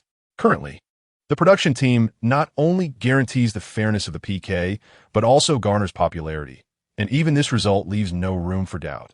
This tactic is simply ingenious. Speaking of which, I believe that Luo Xia's song Beyond Light Years deserves to win. While I cannot judge the quality, it is undoubtedly more melodious and impactful than Master Pei Ji's work. Pei Ji saw the results immediately, and at this moment, he felt an immense discomfort. As netizens pointed out, he could not find any excuse to deny his failure. He had chosen the project himself, had suitable materials at hand, and faced no language barriers. The evaluation method of the production team was devoid of subjective bias, which meant he had an absolute advantage in this PK. Yet despite all this, he still lost, and the loss was utterly disgraceful. Pei Ji remained silent for a long time, finally sighing in resignation. This time, I fear my reputation is irreparably tarnished. Wen Yuan received countless congratulatory messages, with private messages and comments flooding in at tens of thousands per second. As he witnessed the online celebration, he felt the warmth of countless strangers, and in that moment, his heart brimmed with emotion, coalescing into a single thought: to live up to expectations. Congratulations. From Qin Lao. Teacher Luo Xia. Thank you. I have not failed you. From Wang Zihan. Congratulations, Director Wen. From Wang Defa. Wen Yuan replied to each message. And when he got to Wang Defa's, the competition is about to begin. Let us release the news at the right moment. All right, since we are here, let us take a good slap before leaving. Subsequently, when Yuan posted another update, Luo Xia V. Thank you, everyone, for your congratulations. I will respond collectively. Thank you. Additionally, Pei Ji, please fulfill your promise. Haha, Master Luo Xia wields a fine blade. The statement that the master composer from the beautiful nation will permanently retain the essence of Huayuan on Weibo and Twitter is simply thrilling. The imagery is exquisite. I can hardly wait. Pei Ji, accept the bet and face the consequences. Do you understand? Soon after, Wen Yuan arrived at the venue for the Summer Nation Composer Competition, where he was welcomed by the staff and prepared to enter. At the entrance, a throng of audience members was already queuing, discussing the day's events with beaming smiles, creating a lively atmosphere. Not only the audience, but even the singers preparing to perform backstage were engrossed in conversations about the matter. These singers were invited by the Music Association to perform, as self-composed and self-sung composers are quite rare. Upon seeing Wen Yuan, the singers expressed curiosity towards this unfamiliar figure. You look unfamiliar. You wouldn't be a self-composing singer-songwriter, would you? A female singer inquired. Yes. Wen Yuan nodded. To achieve this at such a young age is impressive. While praising him, she took out a business card and handed it to Wen Yuan. I'm Yang Qin, a secondary line singer. I hope we can collaborate in the future. Initially puzzled by the card, Wen Yuan soon understood that she was likely attracted by his identity as a composer. "Hello, bronze-level composer, Wen Yuan," he responded with a smile. Hearing the term bronze-level composer, Yang Qin showed no surprise. In fact, being selected from countless composers to compete indicates that Wen Yuan possesses sufficient talent, and his future achievements are bound to be significant. You should hurry to get your makeup and costume ready. Self-composing singers will take the stage first. Yang Qin reminded him cheerfully, hoping that their good fortune would blossom into fruitful outcomes in the future. Just then, the door swung open, and someone walked in. "What is he doing here?" Yang Qin frowned. Wen Yuan turned to see a man dressed in hip-hop attire with messy braids entering. Recognizing him from a photograph, Wen Yuan identified him as Luo Chang. As Luo Chang approached, his gaze lingered on Wen Yuan, evidently recognizing his identity as a composer and looking somewhat disdainful. With diamond-level prowess, he clearly did not regard the other composers here with any respect. "Do you know him?" Wen Yuan asked, somewhat surprised. "Yes, this is Luo Chang. He has been residing in the beautiful nation. I'm not sure why he is participating in this competition," Yang Qin briefly introduced, then expressed concern. "You might be in trouble. He should possess diamond-level strength now and will be your strongest opponent. There will definitely be trouble, but not for me. It will be for him." With that, Wen Yuan turned to change his clothes backstage. Yang Qin was taken aback. How could he be so calm in the face of a diamond-level composer? And what did Wen Yuan's last remark mean? At 8 p.m., the first round of the Summer Nation Composer Competition officially commenced, also live-streamed. Today's contest would eliminate 10 among all the shortlisted composers, with the elimination determined by online voting, where the 10 with the fewest votes would be ousted. However, until now, Pei Ji remained silent. Nevertheless, Wen Yuan was not anxious, believing it necessary to give the elders some time to prepare psychologically. As for whether he would go back on his word, he thought it unlikely. After all, the PK was well known, and Pei Ji would still want to maintain some semblance of dignity. The annual composer competition was highly anticipated, and with the recent conclusion of the PK, many netizens were still fervently discussing it. As the live broadcast commenced, they began to shift their focus, planning to watch the stream while chatting. After the host introduced the rules, the competition officially kicked off with the first composer taking the stage. "Now, please welcome the first performer, Wang Min, to present his work Kite. The voting channel is now open." Wang Min took the stage, visibly nervous, and after a segment of flute accompaniment began, "The gentle breeze carries the kite, I send the kite into the breeze." The initial performers were all singer-songwriters, yet the quality of their singing and works varied greatly. Although each piece had its merits, they still felt somewhat lacking. Having listened to Luo Xia's songs extensively, one's taste had become refined, eagerly anticipating Luo Xia's new song in the third hour. "Now, please welcome the fourth performer, Luo Chang, to present his work national singing style. The voting channel is now open." Luo Chang appeared forth, just as a message emerged from an unknown corner. Waiting backstage, Wen Yuan could only sneer at the name, at first glance. The titles seemed to intertwine rap and national style, but knowing Luo Chang's background, it was evidently not that simple. Luo Chang seemed to be hinting at something. Chapter 77, Compendium of Materia Medica. As the host's voice faded, Luo Chang stepped onto the stage. Following an invigorating rhythmic accompaniment, he raised a microphone and began his rap. The lyrics were inspired by traditional Chinese poetry, and the melody was commendable. Compared to the previous three performers, his work and stage presence were notably superior, successfully engaging the audience. Just as netizens began to express their approval, Luo Chang's true identity was unexpectedly revealed, particularly his association as a disciple of Todd, inciting outrage among the online community. Is Luo Chang truly a disciple of Todd? What could be his purpose in participating in the Summer Kingdom's composer competition? Is he seeking revenge? It was rumored that he possessed diamond-level talent, perhaps intending to assert his dominance over the new generation of the Summer Kingdom's music scene and even seize the championship to elevate his own standing as a composer. Are you suggesting he is acting as a pawn for foreigners, not only seeking to profit from the Summer Kingdom, but also intending to betray his own people? How utterly disgraceful! I cannot tolerate such blatant sycophancy. Brothers, do not cast your votes for him. If we all refrain from voting, he won't even pass the first round, and their scheme will unravel. With Luoxia having just stood up for us, it's our turn to rise against Luo Chong. We cannot always leave it to Luoxia. We must contribute our part. The news spread rapidly, igniting a collective sense of indignation among netizens, who united to form a boycott against Luo Chong. Everyone understood that this situation bore a deeper significance. It was about using their collective strength to relieve Luoxia's burden and support the entirety of the Summer Kingdom's music scene. Meanwhile, Luo Chong was in the midst of his second verse, unaware of the turmoil occurring online. For reasons unknown, he sensed an abrupt chill enveloping the atmosphere, a bone-chilling coldness. The growing number of hostile glares directed at him sent shivers down his spine. If looks could kill, he would have been slain 1,000 times over. Finally, a furious audience member could no longer contain himself and hurled an unfinished water bottle at Luo Chang's face. Unlike the audience's earlier restrained reaction at Summer Kingdom's voice, where they chose to exit rather than escalate the situation, this time was different. In their eyes, Luo Chang had become a traitorous sycophant, and they resolved to act rather than speak. Amidst the cacophony of insults, numerous bottles and even high heels rained down upon Luo Chang.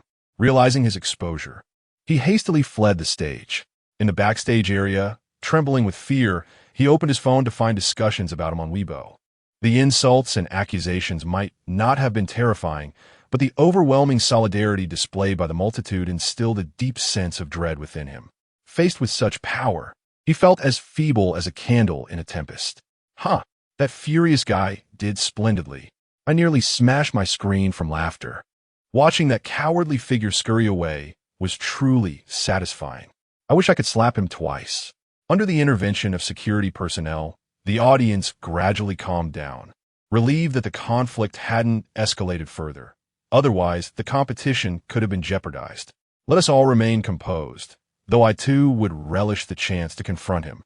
The host quipped as he took the stage, lightening the mood. Laughter erupted, easing the tension. Now, please welcome our fifth performer, Wen Yuan, who will present his Peace Compendium of Materia Medica. The voting channel is now open.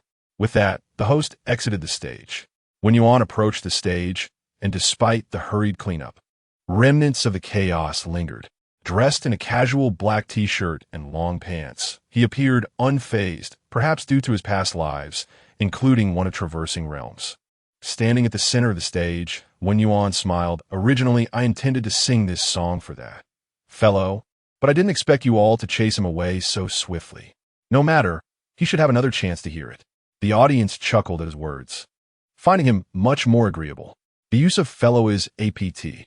I shall cast my vote in respect for that. Curiosity piqued regarding which song was intended for that fellow.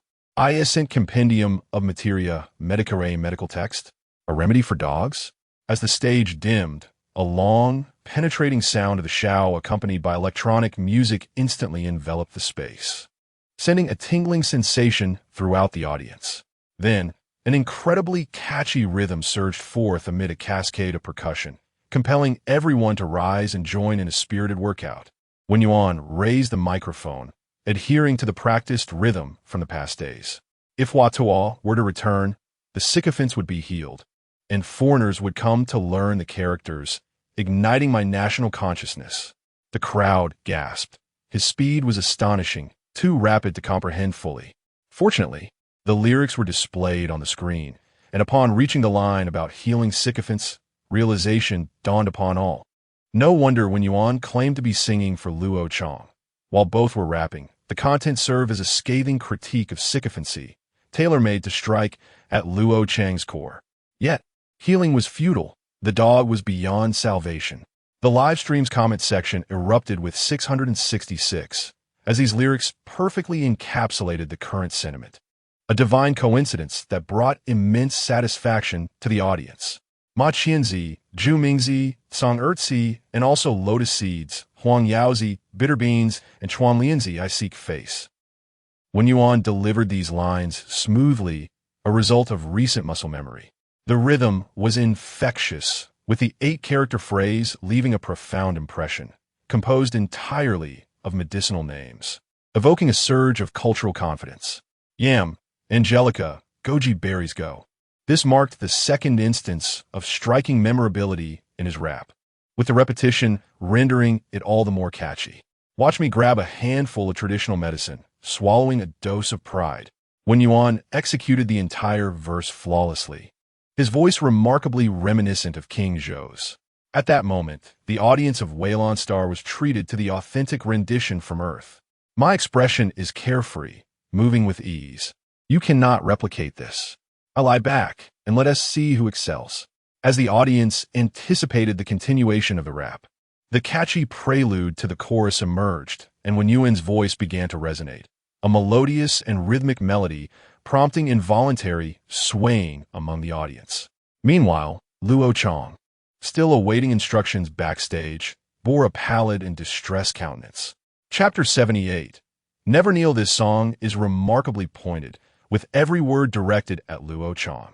It not only openly criticizes the blind admiration for foreign cultures, but also invokes the names of traditional Chinese medicines that provoke his nerves. The main verses enumerate these medicinal names rhythmically, ultimately presenting them in a rap format that exudes a profound sense of pride and homage to the wisdom of ancestors. For Luo Chong, however, this pride strikes him like a series of crushing blows, leaving his face pale and his heart overwhelmed with shame. The very rap he previously dismissed as insignificant has now outshone him, with Compendium of Materia Medica exhibiting far superior rhythm, arrangement, and melody compared to his own work, an undeniable contrast that makes him feel as though he is merely a novice in the presence of masters. This realization shatters his pride, leaving him in a state of deep embarrassment. As the first half of the song concludes, the audience, caught in the infectious rhythm, begins to react enthusiastically, sending comments that reflect their exhilaration. The use of ancestral wisdom to strike back at those who idolize foreign cultures is a most satisfying experience. Luo Chong, listen carefully to the self-respect and confidence that your ancestors have bestowed upon you, yet you forget your roots, falling short of even a dog. The rap serves as a fitting retaliation, leaving Luo Chong metaphorically bruised. In this context, the rap is nothing short of genius. Although it is somewhat catchy, it suffers from a slight lack of clarity due to the rapid pace. A particular line, "Look at me grasp a handful of herbs, taking a dose of pride," evokes deep contemplation. Following an instrumental interlude, the song continues. While the second verse remains in rap form, there is a noticeable shift in rhythm and melody. What essence to refine, what pills to concoct. My music is my medicine, perfectly balanced. The audience senses a connection between the final line and the sentiment of not allowing foreign music to dominate, asserting that Chinese culture is the most magnificent. It is evident that Wen Yuan drew inspiration from the phrase "falling sunset" to craft this line. Listen as I say, traditional medicine is bitter, but imitation is even more so. Open Compendium of Materia Medica and delve into some authentic texts. This segment introduces a distinct melody and the somewhat peculiar vocal style, which seems deliberately strained, carries an unmistakable satirical undertone, refreshing the audience's experience.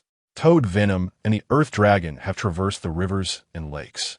We cannot afford to lose the fruits of our ancestors' labor. Let me concoct a remedy specifically for your unhealthy admiration for foreign cultures, rooted in millennia of Han medicine, possessing a power unknown to others.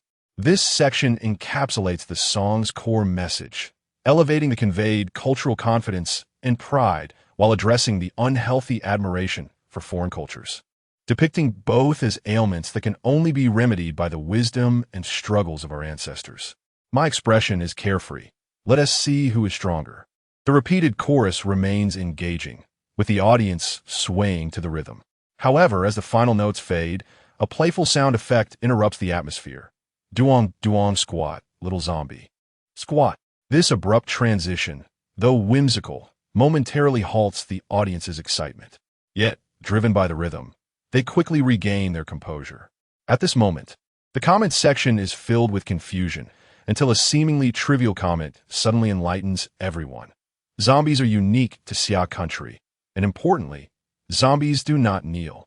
The realization strikes. Indeed, we must never kneel. After a brief interlude, the song concludes. Thank you, everyone.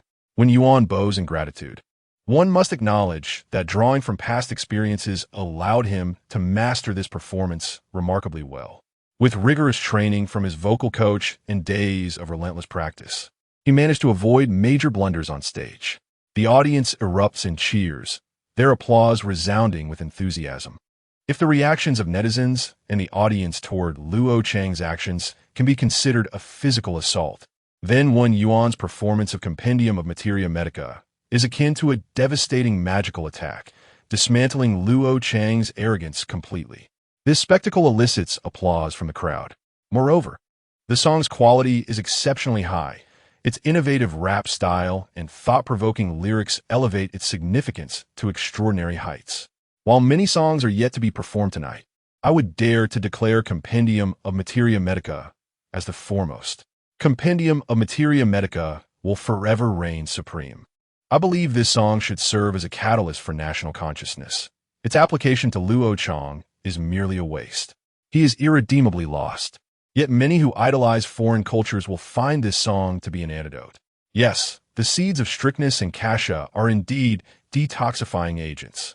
Yam, angelica, and goji berries are all nourishing remedies. We too should replenish ourselves. Let us not hesitate. Cast your votes swiftly.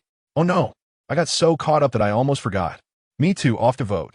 Backstage, Wen Yuan is met with an outpouring of congratulations. Goodness, you can rap too. How can this old body contain itself? Thank you.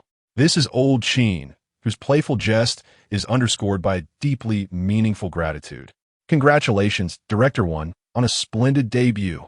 Due to his involvement in handling post-international contract matters for Space Odyssey, Wang Defa was unable to attend the event in Kyoto. However, everyone with his private contact information has sent their well wishes. After responding to each message, he inquired about Ling Lin and Wen Yu's situation, anticipating that they would be unable to return soon. Therefore, he entrusted Ling Lin to keep an eye on them. Xiao Yu is in great spirits today. Focus on your competition. Additionally, my mother and I watched her debut. She said using songs to promote traditional culture is wonderful. Keep it up. Thank you. Please send my regards to Dean Ko. After replying to this message, Wen Yuan turned off his phone and began waiting for the final results of the competition. After tonight's results are announced, the theme for the next round will also be revealed. Following a few singer-songwriters, the remaining performances are delivered by singers. Interestingly, all singers appear on stage wearing masks, as the Music Association aims to eliminate individual influence on the competition results. Wen Yuan attentively observes these performers, or rather, their voices. 3 hours later, as the competition nears its conclusion, Wang Defa sends a message. Once you finish writing your song, shall I host a celebration banquet for you?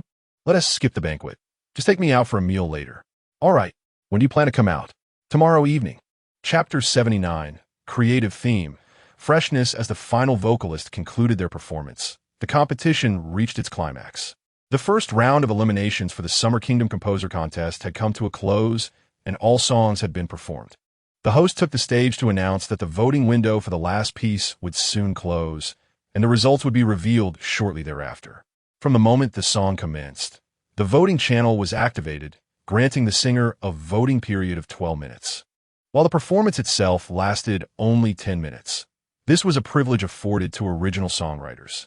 After approximately 5 minutes of anticipation, the staff delivered the final results to the stage. The host glanced at the results, momentarily taken aback. Dear audience, they proclaimed, I hold the results in my hands. I can unequivocally state that the votes for today, South First Place, have surpassed all previous records, while the votes for the last place are alarmingly low, marking this day as a historic moment. But who were they? The audience hardly needed to guess. They already knew the identities of these two individuals, yet they were eager to see the extent of the disparity. However, just as the audience awaited the announcement, the host shifted the focus. First, let us reveal the 10 contestants who have been eliminated this round. Silently, I raise my metaphorical sword, ready to strike. Ladies and gentlemen, I shall now venture forth to confront her. Please direct your attention to the big screen. In 10th place, Xiong Zhu with the Peace Hunter Strings, ultimately garnering 53,000 votes. Regrettably, This contestant will not advance to the next round. We thank him for his splendid performance."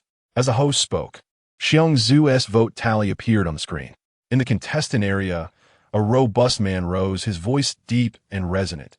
"Farewell, everyone," without a backward glance. He exited with decisive grace. The crowd silently applauded, pondering if they would possess such poise and acceptance in their own moments of elimination, which only heightened their anxiety. Meanwhile, Wen Yuan made his way from the singers backstage to the contestant area. This was their first face-to-face encounter with him, undoubtedly the champion spoken of by the host, the one who had set a new record.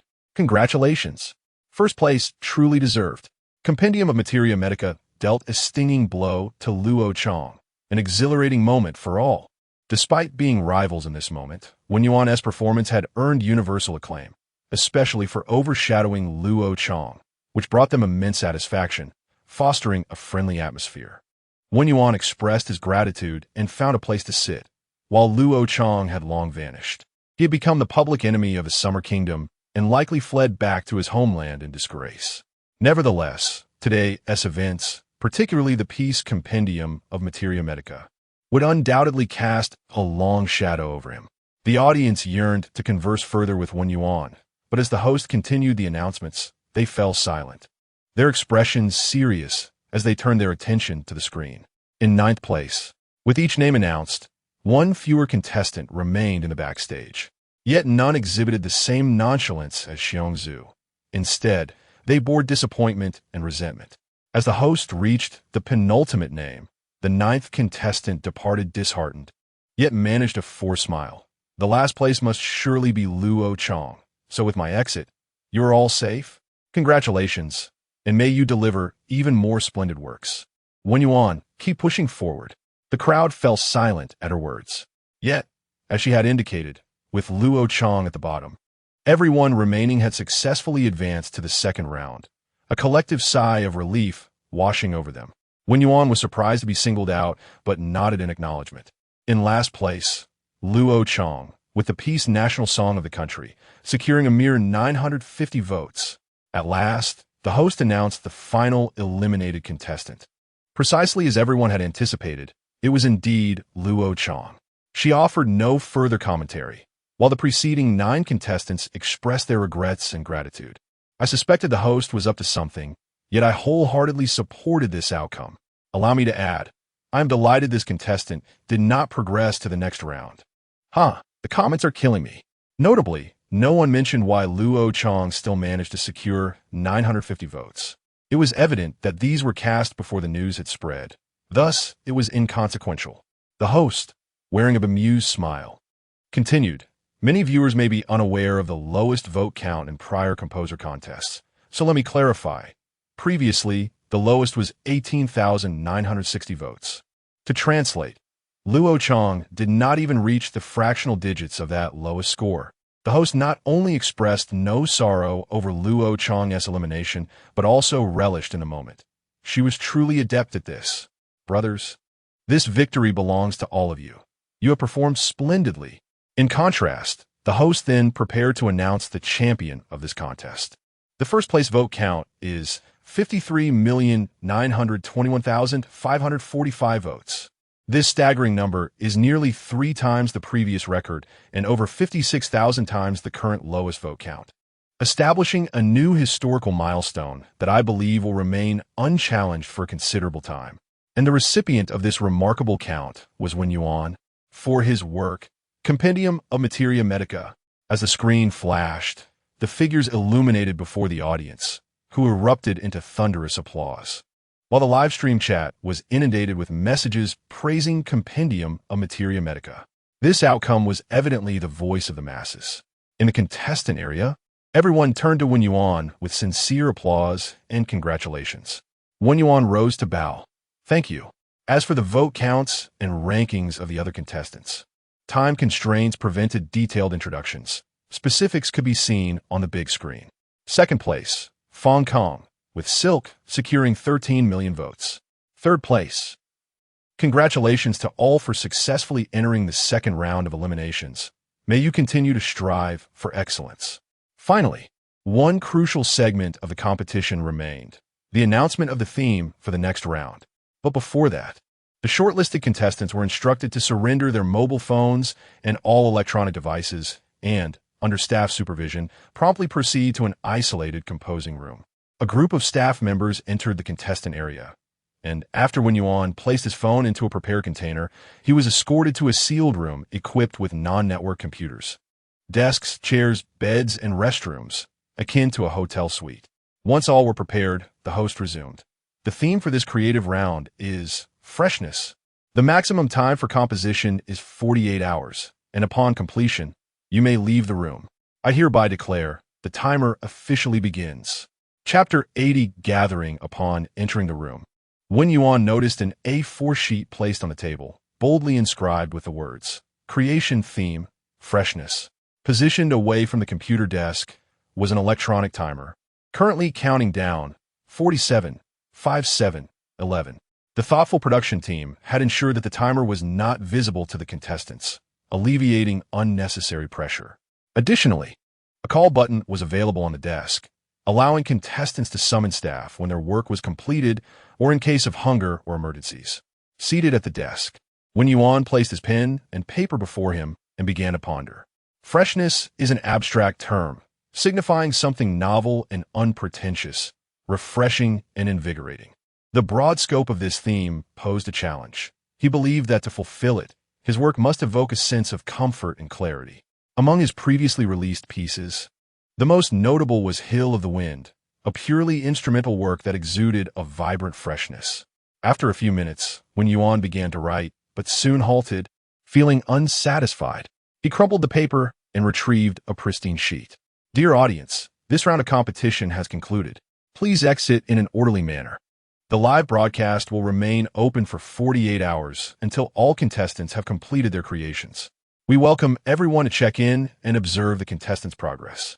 As the countdown commenced, the host delivered a speech, prompting the audience to rise and depart. The live broadcast abruptly ceased, followed by the display of contestants' names according to their rankings. Wen Yuan's name appeared first, all names initially dimmed, indicating that the contestants were still in the creative process. Once a name illuminated, it signified that the corresponding contestant had completed their work. To safeguard the contestants' privacy, the production team refrained from installing cameras within the rooms, sacrificing certain entertainment values for the sake of confidentiality. As the audience exited, many viewers also left the live stream, quickly turning to rewatch the recorded footage. In the absence of the new song Falling Sunset, Compendium of Materia Medica became the preferred choice for countless listeners. In a backstage area, Yang Qin was removing her makeup, her phone propped up on the vanity, displaying the live feed. The delicate task of removing eye makeup required her utmost concentration, her eyes darting between her reflection and the screen displaying Wen Yuan's name. At times, her eyes seemed to lose their synchrony and coordination, creating a rather amusing spectacle. After Luo Chang's disheveled exit, Wen Yuan's Compendium of Materia Medica ignited the venue and the online community. Yang Qin was profoundly moved, finally grasping the significance of Wen Yuan's last words. However, what astonished her even more was the realization of Wen Yuan's immense creative potential, capable of eclipsing Luo Chang. The quality of Compendium of Materia Medica had far surpassed the standards of diamond-level compositions. What level could it possibly be? She dared not speculate. A bronze-level composer producing such high-caliber work was truly remarkable. Determined not to overlook this rising star, she resolved to seek opportunities for collaboration. Wen Yuan, having completed his song, refrained from rushing to submit it. After a refreshing shower, he collapsed onto his bed, surrendering to a deep and restful sleep. This bed was far more comfortable than any hospital bed. Around 10 p.m. the following evening, Wen Yuan submitted his work and left the creative studio. By then, only a handful of contestants had finished, while the majority remained engaged in their creative battles. Checking Weibo, Wen Yuan noted that Peiji had yet to fulfill their promise. If there was no progress by the next day, he felt compelled to take action. You've emerged? Wait for me. I'll be right there to pick you up. Upon seeing Wen Yuan's name illuminate in the live stream, Wang Defa quickly messaged him. 10 minutes later, a striking red luxury vehicle came to a stop at the entrance. Wang Defa rolled down the window, beckoning get in. Where did you get this car? Wen Yuan was momentarily taken aback. It seemed his transportation had reached new heights in Kyoto. I made a quick call to the branch office. I intended to borrow a simple vehicle, but one of the directors insisted on sending me their limited edition ride. Wang Defa beamed as he drove. What do you think of the car? I'm no connoisseur of luxury vehicles, but it certainly appears high-end and is quite comfortable. Wen Yuan settled into the back seat, offering his praise. The director asked me to convey that if you like it, it's yours. Using it is already a kindness. I can't accept such a gift. Wen Yuan shook his head. I knew you'd say that, but you really should tell him. I can't refuse a director as goodwill. All right. The Xinghua Hotel is one of the few five-star establishments in Kyoto. By the time they arrived, it was nearing 11 p.m., and the hotel still buzzed with guests, many of whom had watched the previous day's competition and held a deep impression of Wen Yuan. As they walked through, numerous onlookers curiously regarded him, with a few even approaching for autographs, which Wen Yuan graciously provided. You're quite the celebrity now. Prepare yourself for fans and media whenever you step outside. Wang Defa teased. Wen Yuan remained silent, shifting the conversation. Honestly, I'd rather explore Kyoto-esque street food. If you take them to the streets for snacks, you might just make headlines tomorrow. As Wen Yuan opened the private room, Lin Jie and Shenzhou simultaneously ignited the prepared confetti cannons. Colorful streamers filled the air, as Cheng Ling, Wang Zihan, Zhao Liyun, Liang Ming, and even Qinlan applauded, exclaiming, "Congratulations, Teacher Wen Yuan, on a splendid debut." Taken aback, Wen Yuan initially thought only Wang Defa would attend, but he was pleasantly surprised to see everyone gathered. A wave of warmth surged through him. After closing the door, they continued, "Congratulations, Teacher Luoxia, on your PK victory." Chapter 81. Thank you for your kindness towards Xiaoyu. Wen Yuan observed the few individuals present, a radiant smile illuminating his face. Thank you all. In particular, he was pleasantly surprised by the presence of Qinlan. I appreciate you coming tonight. And please convey my regards to Elder Qin. Qinlan, slightly flushed from having consumed some wine, beamed. Originally, my grandfather intended to meet you tonight, but he feared it might dampen the mood, so he chose to remain in seclusion. Wen Yuan inwardly acknowledged the elder's thoughtfulness. Had he attended, it was likely that Cheng Ling and the others would have felt too intimidated to speak. Since Elder Qin wishes to meet me, I shall certainly pay him a visit another day. Excellent.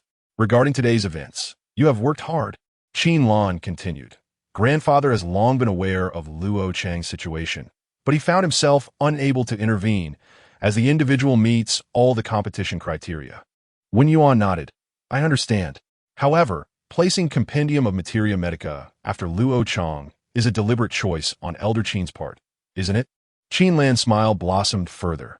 It was my arrangement, under grandfather's name. I believe this is the outcome you and the audience desire, and I hope you don't mind. Not at all, for this is indeed what I wished for. Wen Yuan replied with a grin. As they conversed, Wang Defa had already seated everyone, a matter they remained blissfully unaware of. After a moment, seeing their discussion conclude, Wang Defa stepped forward, eager to take credit. So, how did you find the arrangements for today's celebration? Your acknowledgement of this detail deserves commendation. With that, Wen Yuan playfully shook off Wang Defa's hand. Have the dishes been ordered? I am absolutely famished. I will summon the waiter to bring the food. Hearing the word of praise, Wang Defa left the private room with satisfaction. Once seated, Wen Yuan glanced at the 5 singers he had collaborated with and inquired, How have you all been lately?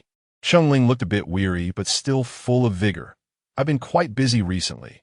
Ever since we recorded as desired, I've been rushing about, especially with numerous endorsements. Liang Ming wore a pained expression. I've now been dubbed the king of green hats, and I fear I shall wear this title for life. Laughter erupted from the group. Even Wen Yuan couldn't help but chuckle. Why on earth did you bring up green hats at the start? Wang Defa returned to the room, playfully chiming in. The laughter grew even heartier. Wang Zihan expressed her heartfelt gratitude. I am about to depart for Geely Nation to shoot an MV. Being the first in history to do so is something I owe to you for this opportunity. At that moment, Qinlan spoke. Beyond Light Years is a significant step for Chinese music to reach the world. Thank you for bringing us such a brilliant work. When it was Shun Zhou's turn, he scratched the back of his head, his voice bright yet shy. Many programs have invited me to perform Dalabung Ba, and I never imagined my voice would gain such recognition. Thank you, Teacher Luoxia. Qinlan interjected succinctly. It is not that the audience does not appreciate your voice. Rather, there simply haven't been suitable works to showcase it. Teacher Luoxia's Dalabung Ba has truly brought out the best in your vocal characteristics, and vice versa. This is a mutual achievement. The group nodded in agreement. Zhao Liun pointed apologetically at his throat, his voice hoarse. After the concert, I found my throat to be even more hoarse. I'm still nursing it. Wang Defa interrupted.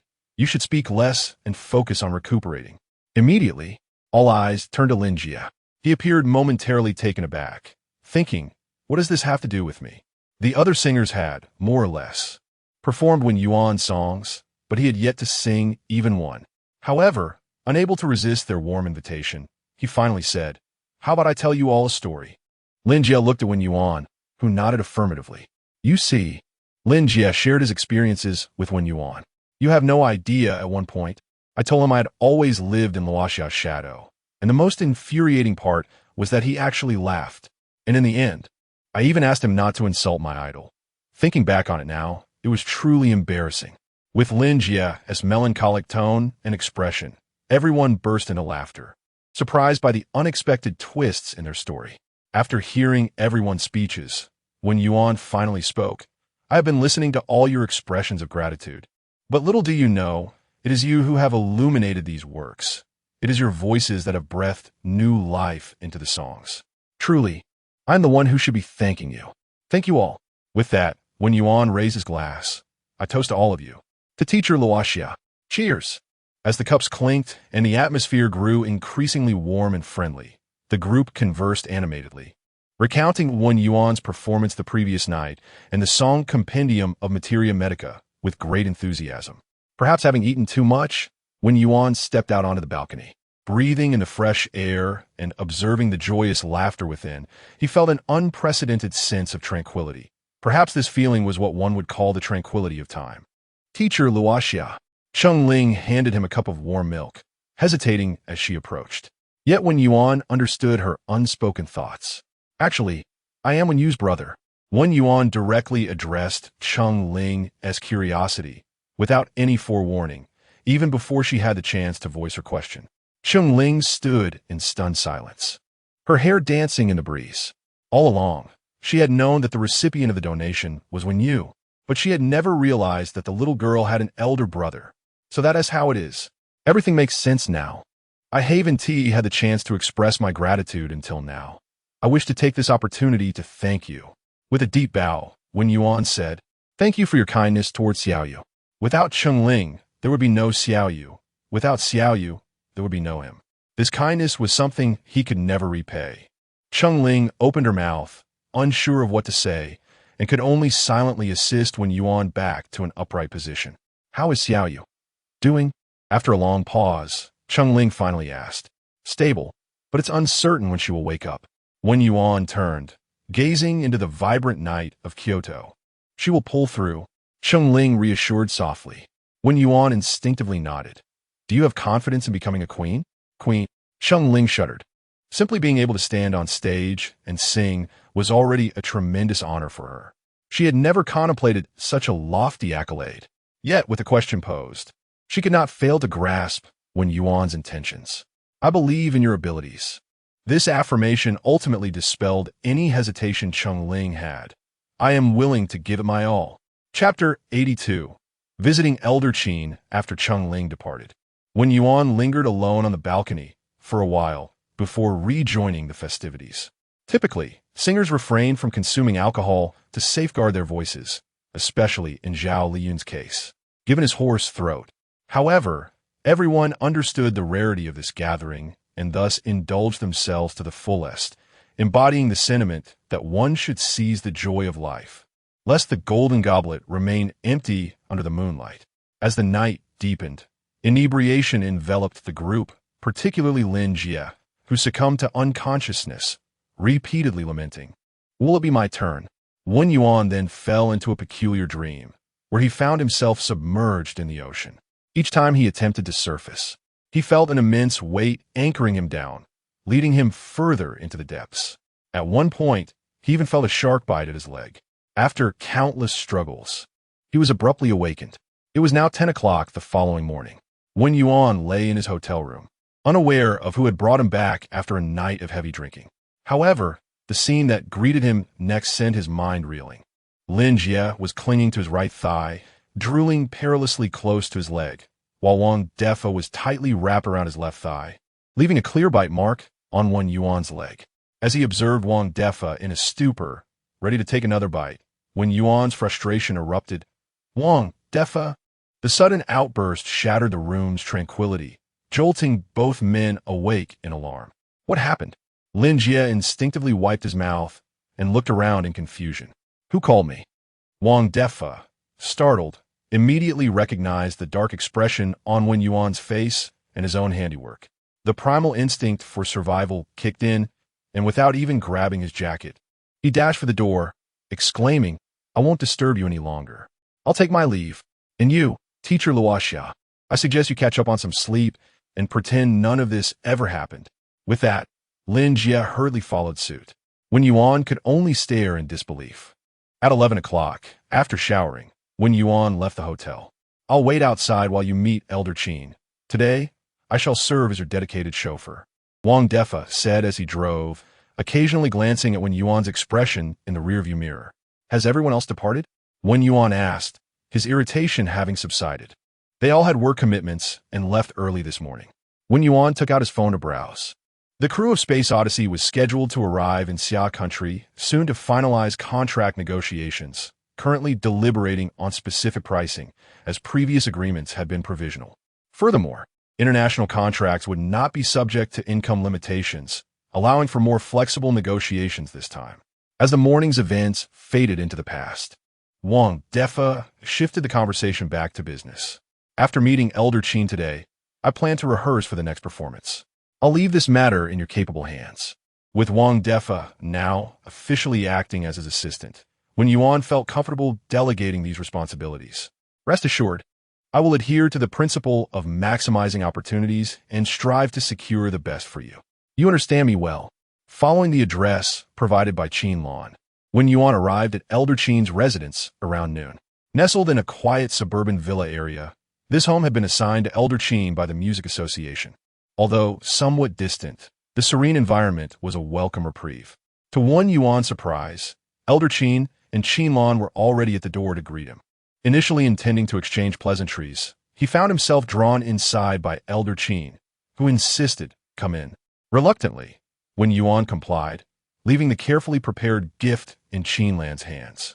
They ascended to the second floor, entering a creative studio adorned with traditional DCOR and an array of musical instruments. The bookshelves were filled not only with ancient texts but also with records and scores, creating a space every composer would dream of, a sanctuary infused with the essence of music. "I won't overly critique your songs. The public's ears are discerning, and I comprehend your intentions. In any case, allow me to express my gratitude on behalf of Xia country's music," Elder Qin remarked, his demeanor radiating warmth and approachability, devoid of any pretentiousness typical of a figure of his stature. "Such recognition is unnecessary. It is merely my duty," Wen Yuan replied humbly, retracting his gaze from the room.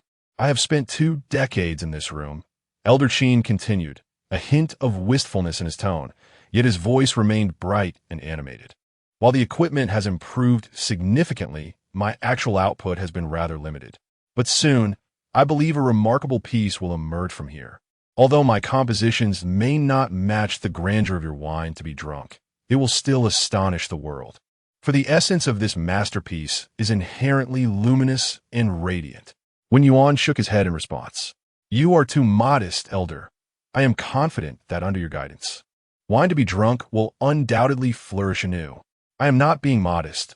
I have been studying this ancient poem recently, and it resembles an aged wine. Its flavor deepens and becomes richer with time, while I feel my own melodies growing increasingly insignificant. Your visit today is fortuitous. I seek your insights to determine which version resonates best." Elder Qin approached his computer, ready to share his recent work. Wen Yuan was taken aback. Which version? Had Elder Qin completed several renditions? Indeed, as one after another was played, Elder Qin unveiled 5 distinct versions of wine to be drunk. Yet, none of these were complete, indicating his struggle to choose the most fitting one. What astounded Wen Yuan was the grandeur emanating from each iteration, a testament to Elder Qin's profound compositional prowess. I'm uncertain which version is superior. What do you think? Elder Qin inquired earnestly. Personally, I find the 5th version to be the most compelling. Wen Yuan reflected briefly before responding.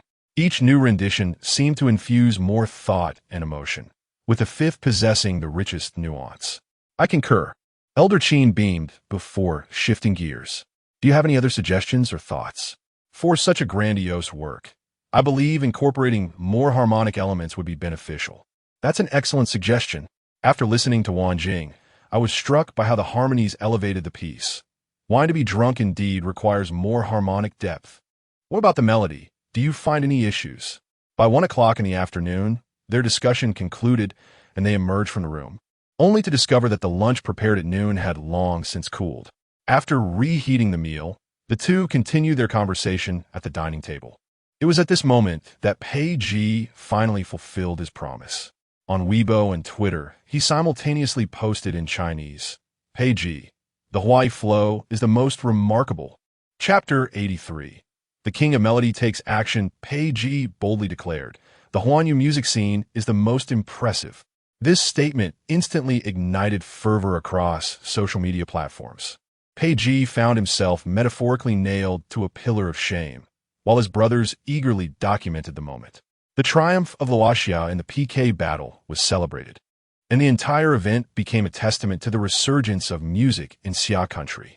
I shall offer my incense in honor of Pei Ji, one enthusiast exclaimed, while others flocked to Twitter in search of captivating comments to heighten the excitement. In no time, this post transformed into a sacred site for netizens.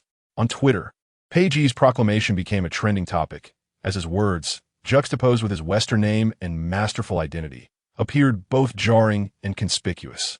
Page, American master composer, the Huanyu music scene, is the most impressive. Could someone enlighten me on the meaning of this Chinese phrase? The essence conveyed was clear. The music of Xia country reigns supreme. How could Pei Ji, a prominent figure in our beautiful nation's music scene, utter such words? One commentator lamented, "Is this a disgrace? This is undoubtedly the greatest humiliation for our music industry." Pei Ji's actions stemmed from a wager lost, prompting a collective uproar among the masses. Is it really such a surprise? The pride of a music powerhouse lies shattered, and you call this a trivial matter?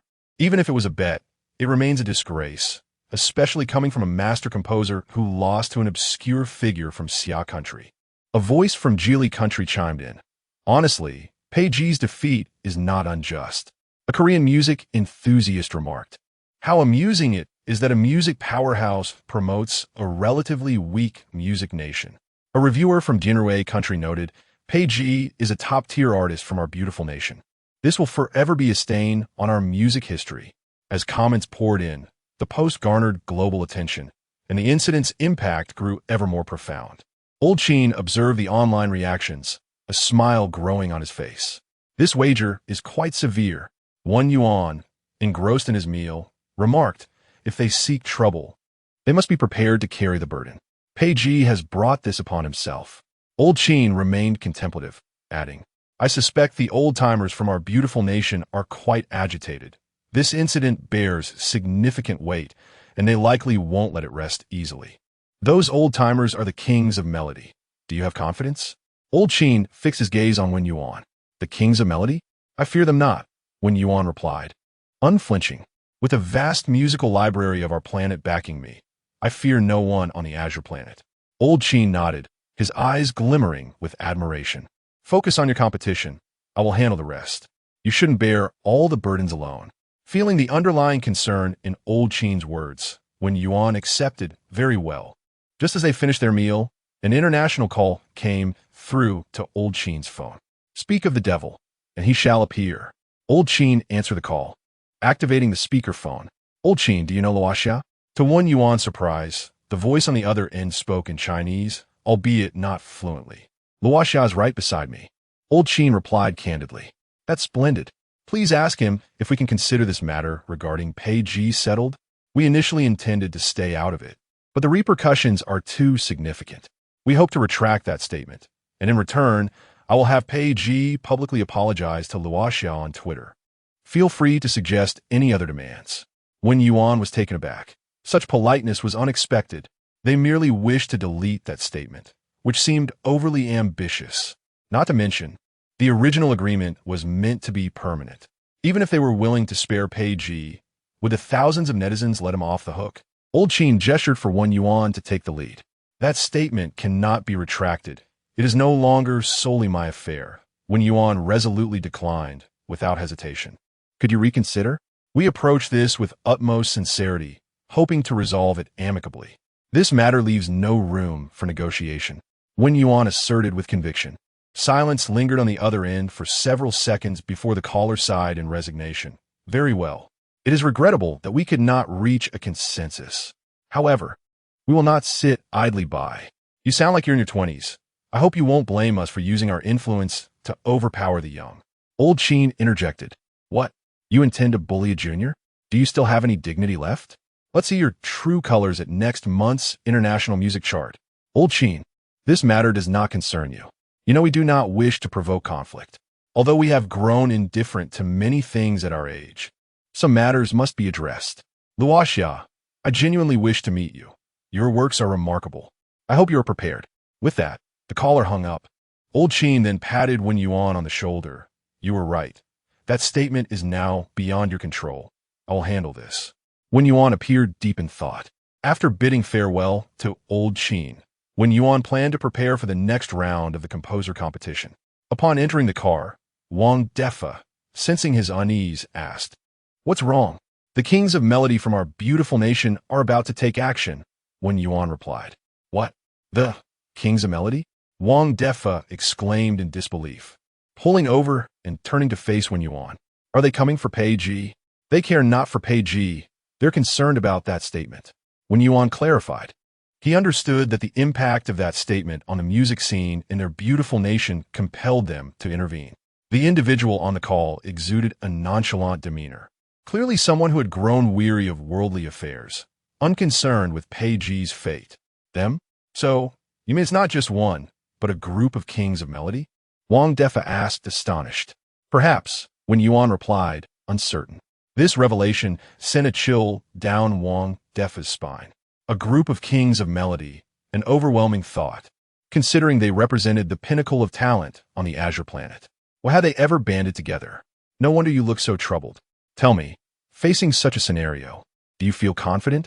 Wang Defa probed further. Wen Yuan shook his head. This gesture heightened Wang Defa's anxiety.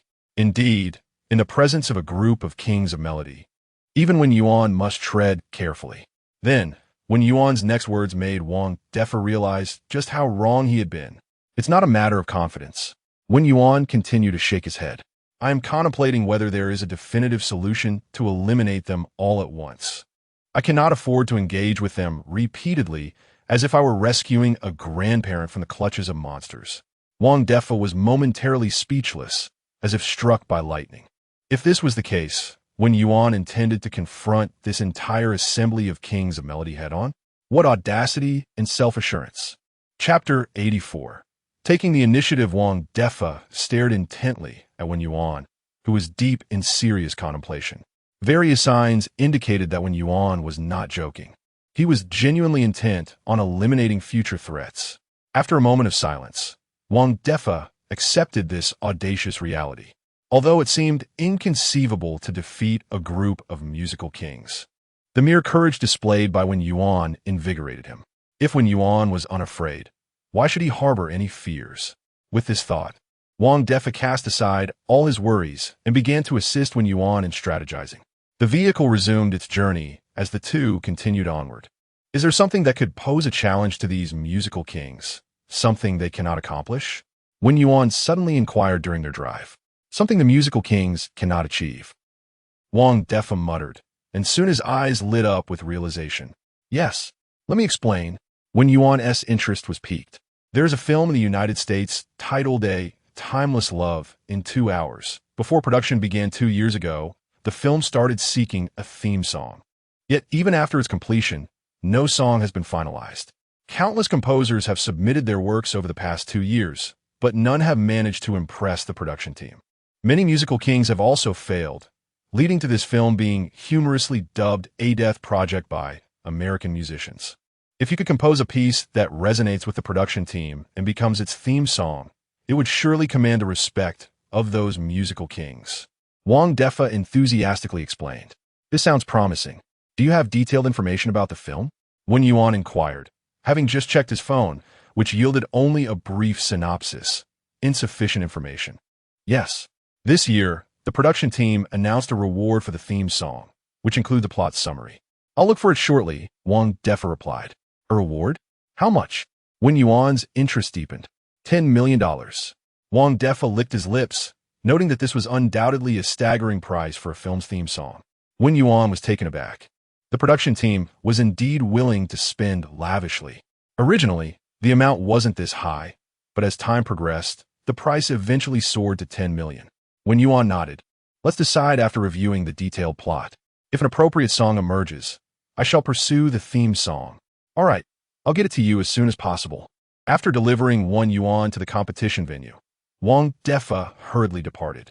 2 hours later, Wen Yuan received detailed information from Wang Defa, who had even kindly translated it into Chinese. This film could be considered a documentary, so the production team required an English song and had stringent demands for the music.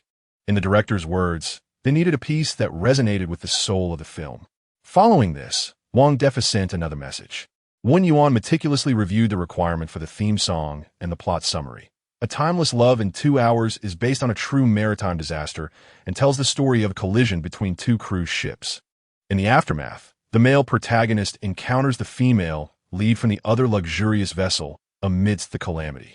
Over the next 2 hours, they join forces to survive, discovering love in the face of danger, ultimately leading the male protagonist to sacrifice himself for the female lead survival.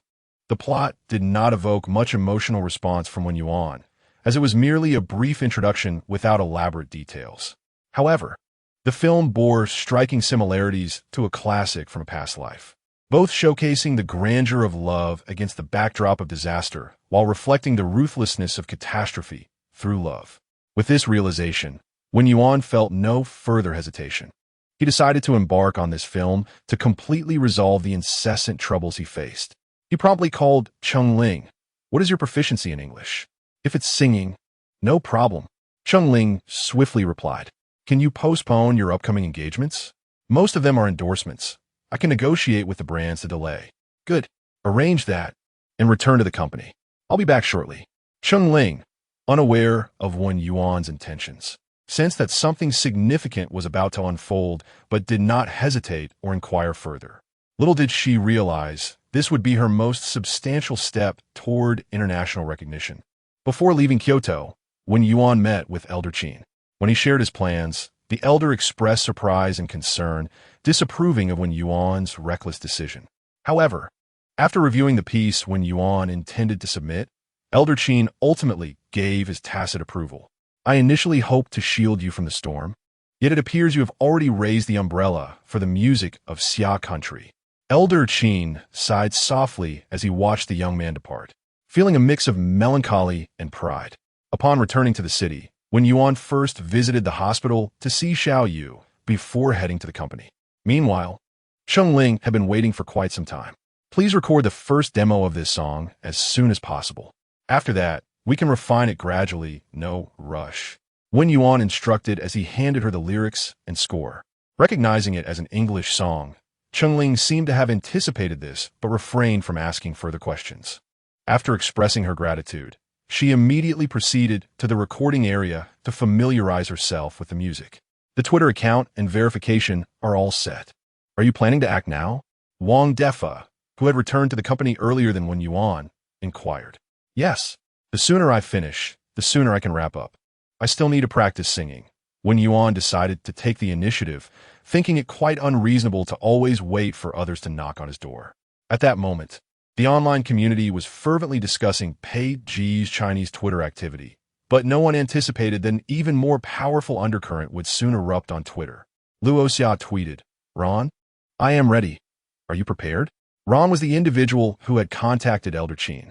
Initially, this tweet did not garner much attention, but when Ron, a prominent figure in the American music scene, appeared, it quickly became a hot topic, even overshadowing Pei Ji. Ron tweeted, "It seems you intend to take the initiative? I admire your courage, but it's better for young people to remain grounded.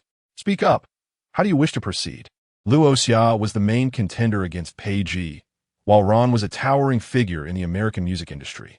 In that instant, everyone understood the significance of the matter. American music had been disgraced by Pei Ji, and now Ron was stepping forward, while Luo Xia chose to take the offensive. This was undoubtedly a sensational development. The tweet was soon inundated with countless replies. "Are you provocatively challenging the musical kings?" Luo Xia seems a bit irrational. After defeating Pei Ji, Luo Xia seems to be on cloud nine. He probably doesn't realize the caliber of his opponent. Ron, please teach him a harsh lesson, so he understands what it means to be from a true music powerhouse. Let Ron avenge our disgrace. With Luo Xiao's audacity, I am now a fan. It was evident that the fascination with drama transcended borders, as netizens from around the world flocked to the conversation. However, history repeated itself, and Ron held an undeniable advantage in public opinion. Luo Xia tweeted, "I hear that there is a death project in the United States, with no piece selected by the production team in 2 years. I wish to try. I wonder if you dare?" Upon mentioning the death project, the responses from netizens grew even more frenzied. Ron remained silent for several minutes before finally replying. Ron tweeted, "All right, I'll take it. Whoever is selected wins. If I win, you must allow Pei Ji to delete that statement." Luo Xia tweeted, "If you lose, please refrain from bothering me in the future." Ron tweeted, "Deal. How about a 7-day deadline?" Luo Xia tweeted, "Sounds good." Chapter 85. Yangqing's fitness routine. Following the conclusion of their dual dialogue, Twitter was set ablaze. The news of Luo Xia and Ron competing in a death project became a sensational topic, rapidly gaining traction. This young man must not be underestimated. His boldness in initiating a challenge indicates he is well prepared. At this moment, Ron put down his phone, sitting alongside 3 other music kings. Indeed, I have listened to several of his compositions, and they are truly remarkable. You claim he is merely in his 20s. Is that genuine? Ron nodded. During our phone call, he indeed sounded like he was in his 20s. What a pity such talent was not born in the beautiful country. I feel you all are being overly cautious. We spent a month collaboratively crafting the theme song for a love story of 2 hours. Can we truly be outdone by a younger generation? When Luo Xia mentioned the death project, I was astonished. What a coincidence it was to collide with such a challenge. Ron hesitated for a few moments. Are you concerned that accepting this project might seem like bullying a junior? That it could tarnish your reputation? Ron's face revealed no trace of joy or sorrow. This is but one aspect. Have you not considered Luo Xiao's true intention behind selecting the death project? Or rather, what would it signify for us if Luo Xiao's work ultimately prevailed in the death project? Ron's words startled the other 3 instantly. Many music kings have faltered in the death project. Should Luo Xia triumph, it would imply that these kings have been trampled beneath him. A catastrophic blow to the music scene of the beautiful country. No, we absolutely cannot allow such a thing to occur. I will contact the production team immediately. We must ensure Luo Xia does not win. Ron shook his head. Those film companies are indifferent to your concerns. They are only driven by profit. Moreover, opportunities have not been lacking for us. After 2 years, their patience has long since waned. He was tempted to reject Luo Xiao's proposal, yet given his standing, how could he retreat in front of so many people? I share this with you merely to underscore the gravity of the situation. We must treat it with utmost seriousness. This is not to incite chaos among you. As long as we unite over the next week, victory will undoubtedly be ours. In contrast to the bustling external networks, Weibo appeared tranquil. However, a post by a user known as Overseas Transporter ignited Weibo as well. Overseas Transporter. Everyone, stop urging Luo Xia for new songs. Look at what I brought back for you. Accompanying this was a screenshot of Luoxia and Ron's Twitter challenge, along with various comments from foreign netizens. With this Weibo post, netizens from Xia country swiftly became aware of the situation. What? Luoxia has ventured alone into foreign territory? The music king. Indeed a music king. Luoxia stands alone against Ron and countless foreigners. Ihaven't even finished paying respects at Peiji's grave, and Luoxia is already paving a new path? This is a music king. Can Luoxia withstand the pressure? She should be fine. This time, Luoxia initiated the challenge and must be prepared. Everyone, Ron has been speaking of me, while Luoxia has been addressing you all. It's chilling to contemplate. Could there be more than one music king? Enough. My heart is racing with concern for Luoxia. The death project, it truly is a death project. Luoxia has struck right at the heart. Oh no! An alarming thought just crossed my mind. Luoxia aims to completely subdue the musicians of the beautiful country, including the music kings. You're right. It seems he seeks to eliminate future threats. Good heavens! What a grand ambition. Some discerned the true intent of Wen Yuan, and soon everyone was astonished, taken aback by Luoxia's cunning and resolve. In the ensuing days, Wen Yuan and Cheng Ling dedicated themselves to preparing a new song, with Wen Yuan meticulously guiding Cheng Ling, leaving no detail overlooked, striving for perfection. However, the production team for a love story of 2 hours had yet to respond to the matter, though the director did post a thought-provoking message. Director, I hope both of you can present a work that truly satisfies me. I have waited far too long. The director seems uninterested in the competition, only in the quality of the work.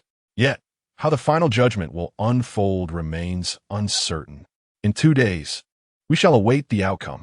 As time passed imperceptibly amidst the global anticipation, the second elimination round officially commenced 1 week after the first composition competition. With just 2 days remaining until Luoxia and Ron's rendezvous, Wen Yuan arrived early in Kyoto to prepare for the evening's contest.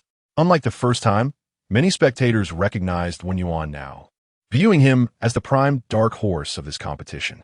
Thus, upon arriving at the venue, he was surrounded by eager fans seeking autographs, alongside numerous reporters and media personnel. Wen Yuan, what song will you be performing tonight? Can you share a hint? Having gained instant fame with Compendium of Materia Medica, do you have anything to say about it? Wen Yuan, your first piece has been acknowledged as a masterpiece. Was it something you prepared in advance? Wen Yuan entered the venue just before the microphone was thrust towards him. In the singer's backstage area, most individuals were already made up, though those at the front were yet to don their masks. Yanqin had arrived early, her gaze fixed on the entrance. Upon seeing that familiar face, her previously bored expression blossomed into a radiant smile. Wen Yuan, come with me. Yanqin exhibited none of the modesty expected of a young lady, directly grasping Wen Yuan's arm and leading him toward a secluded corner. What's the matter? Wen Yuan inquired, perplexed. Yet he did not resist. It seemed Yanqin had something private to discuss. There have emerged some voices questioning you these past few days. Yanqin's face was serious. Compendium of Materia Medica has indeed become a true masterpiece. Some allege you entered the competition with someone else's work. Although your performance in the last round garnered universal acclaim, the number of skeptics remains minimal. Nonetheless, you must remain cautious of this trend. All right, I will be vigilant. Thank you. Wen Yuan smiled slightly, aware of the situation, for Elder Qin had noticed it even earlier. In his words, I will handle these matters. You need not worry. Thus, he did not take it to heart. That's good. Yanqin was still quite indignant about the matter. She then asked, while listening to Compendium of Materia Medica at home these past few days, I couldn't help but move to the rhythm. I recorded some videos intending to post them online, but lacking copyright. Could you authorize me to use it as background music? Wen Yuan paused, then realized a possibility, prompting him to ask, do you have the videos? May I see them first? Yes.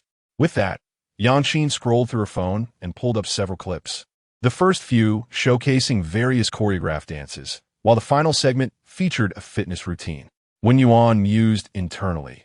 Indeed, the song's enchantment remained undiminished across time and space. The background music is not an issue, but we must discuss the details thoroughly. Wen Yuan agreed, eager to support an endeavor that promotes public health. Excellent. Now, you should go prepare. You are the first to perform today? MHM. Chapter 86. Fragrant Rice. Aside from few skeptics regarding Wen Yuan's work, his past has been unearthed by netizens, and the identity of a survivor from the earthquake 2 years ago undoubtedly has evoked sympathy from many. Wen Yuan had long been mentally prepared for this. Having chosen to step into the spotlight, he knew he would eventually confront everything. Fortunately, with the assistance of Elder Qin, Wen Yuan was kept hidden, relieving him of any lingering concerns. Upon returning to the singer's backstage area, Wen Yuan was warmly greeted by his peers, who recognized him as the champion of the previous round. Their cheerful salutations and encouragement warmed his heart. After responding with a smile, he turned to change his outfit in preparation for the stage. At 8 p.m., the host took to the stage to deliver her speech, officially commencing the second elimination round.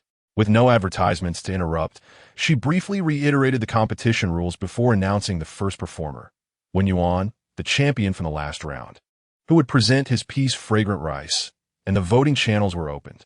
As Bin Chao Gongmu gained popularity, Wen Yuan, the dark horse, became increasingly recognized, making this live broadcast even more exhilarating than the first. The audience was filled with anticipation for Wen Yuan's upcoming performance, especially after learning about his background. This expectation was heightened by a sense of compassion. Dressed in a simple white t-shirt and beige trousers, Wen Yuan appeared particularly fresh and in line with the day's theme, refreshing. Once he took his position on stage, the lights dimmed and the large screen illuminated. The scene depicted a rural landscape at dusk, with a crimson glow reflecting off the rice fields. A gentle breeze stirred the heavy grain, causing the rice ears, weighed down by their bountiful yield, to sway, releasing an aroma that seemed to transcend the screen. Fragrant rice music. Wen Yuan, Zhou Jialuan. Lyrics. Wen Yuan, Zhou Jialuan. As the song information appeared, the distant and near sounds of crickets intertwined, creating a rich texture that enveloped the audience, transporting them away from the clamor of the world to a serene countryside night. The gentle strumming of the guitar followed, crisp and melodious, resonating with the very vibrations of strings. The fresh tone of the song was firmly established, and the ensuing notes from the bamboo flute deepened the tranquility and joy. Wen Yuan raised the microphone. In this world, if you have too many complaints and have fallen, why not dare to move forward? Why must one be so fragile, so fallen? His words flowed swiftly, the soft singing evoking a sense of astonishment among the audience. They had never encountered such a unique style of performance, straddling the line between speech and song, rhythm and melody, creating a beautiful harmony. The lyrics, simple and direct, resonated with many, particularly the poignant mention of fragility and downfall, echoing the sentiments of all present. Turn on the television and see how many are bravely persevering for life. Should we not be content and cherish everything, even if we do not possess it? This line inevitably reminded listeners of the earthquake 2 years prior, vividly resurrecting the harrowing images of disaster in their minds. How minuscule and fragile humanity can be in the face of calamity. Yet they continue to fight for life with resilience. Compared to their suffering, what were Wen Yuan's current struggles? Just like Wen Yuan, who lost his parents in that earthquake, enduring immense sorrow, he now radiated positivity from the stage. In that moment, everyone was moved. Do you remember when you said home is the only castle? As the fragrant rice flows, continue to run with a gentle smile. I remember the dreams of my childhood. Do not cry. Let the fireflies lead you away. The folk songs of the countryside are an everlasting support. Come home, return to the initial beauty. The verses lacked vivid imagery, yet the chorus painted a rich tapestry. Hometown, rice fields, rivers, fireflies, childhood. These words, woven with a lively melody, gradually conjured the essence of a bygone rural childhood. The actions of running and smiling, the scent of rice, and the sounds of song made this canvas incredibly three-dimensional and vibrant. The audience found themselves irresistibly enveloped in this refreshing panorama, carefree and tranquil. As the first half of the song concluded, the viola and violin took over the vocal line. A sudden yearning to return home surfaced. How could a survivor of the earthquake compose such beautiful lyrics and melodies without a hint of sorrow? You are mistaken, precisely because he is a survivor. He understands the value of cherishing and being content. This song brings a refreshing comfort, reminiscent of childhood days spent chasing fireflies. We all have homes to return to, but where is his? Comments began to emerge in the interludes of the song. The second chorus introduced noticeable changes in rhythm and melody. Do not give up so easily. As I said, if you cannot chase your dreams, simply choose another. Color your life vibrantly. First, paint love in your favorite hue. The verses continued to convey positivity and optimism, yet sung by Wen Yuan, inexplicably brought a pang to the audience's hearts, for he was the one who felt the most pain. If one must inquire which line from the song resonated the most, the next line is undoubtedly the most poignant. Smile, for success and fame are not the goals.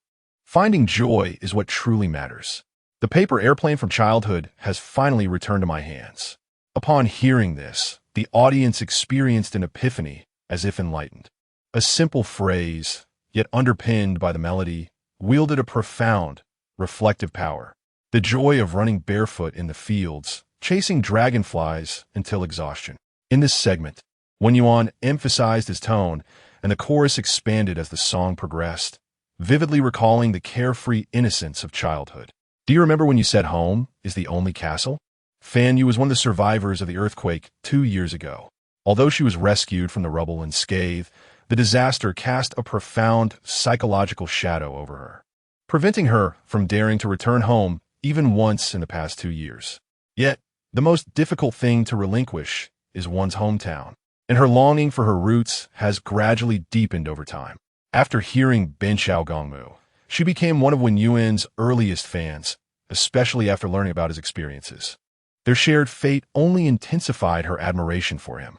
That night, she eagerly logged into the live broadcast of the composer competition, eagerly anticipating Wen Yuan's second piece. Fragrant Rice? Fan Yu was momentarily taken aback by the title, as it brought forth memories of her childhood. Catching fish in the rice fields, the delicious rice flour fish, playful companions, and the laughter beneath the setting sun.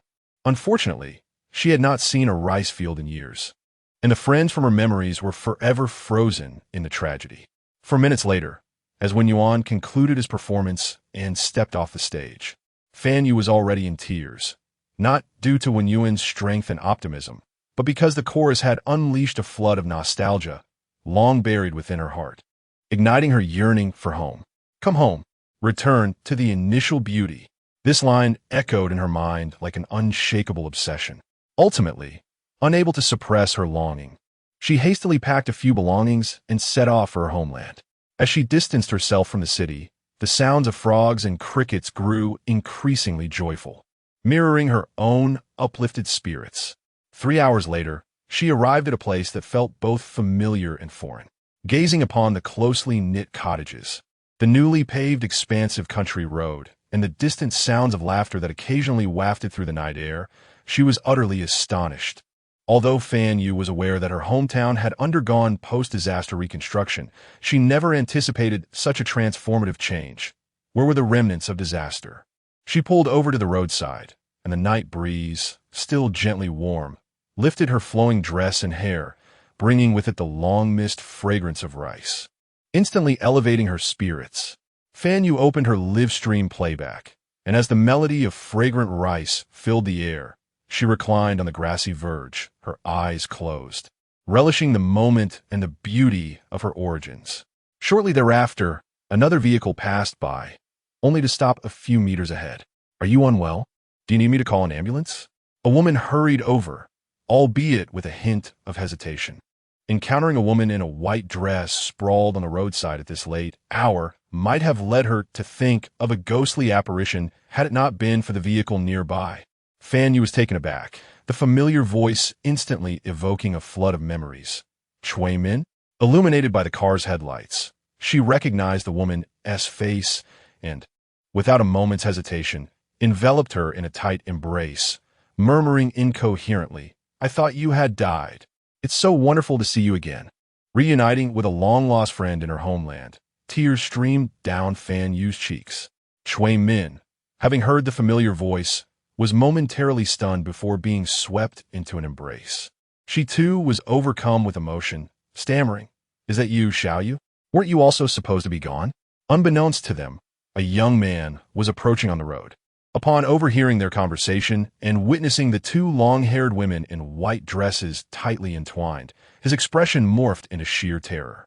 The farming tools he held clattered to the ground as he fainted, collapsing on the road. Look what you've done. You frightened him. It's not my fault. It's the middle of the night, and your ghostly presence has made him faint. Fan Yu and Shui Min escorted the young man to the hospital, where fortunately, the doctor assured them that he was not in serious danger and merely needed to regain consciousness. Speaking of which, how did you end up lying by the roadside? Shui Min inquired after they had settled the young man. I missed home and wanted to take a look. What about you? I hadn't heard from you in years. Fan Yu replied, still somewhat shaken. I too suddenly felt a yearning to return home, and then I unexpectedly ran into you. I thought you were unwell on the roadside. I heard you playing Fragrant Rice. Did that song inspire your return home? Fan Yu's mouth fell open in surprise. Yes. You too? Indeed. The two paused momentarily, then exchanged a knowing smile, having believed they were separated by death, only to reunite through a song, an undeniable twist of fate. However, Fan Yu soon exclaimed, oh no, I think I forgot to vote. I wonder if the results are out. I forgot to vote too. Let us check quickly. At that moment on stage, the host had just announced the results for Wen Yuan. The champion of this round is Fragrant Rice, with a total of 454 votes and 115 votes. Congratulations to the songwriter Wen Yuan for defending his title. I just said last week that no one could break the record in the short term, and here I am, proven wrong in the second round. Where do I hide my face? Laughter erupted among the audience, while online viewers flooded the screen with comments. Now, we invite the shortlisted contestants to proceed to the independent creation studio, where we will soon reveal the creative theme for the third elimination round. Fan Yu and Shui Min exchanged another smile.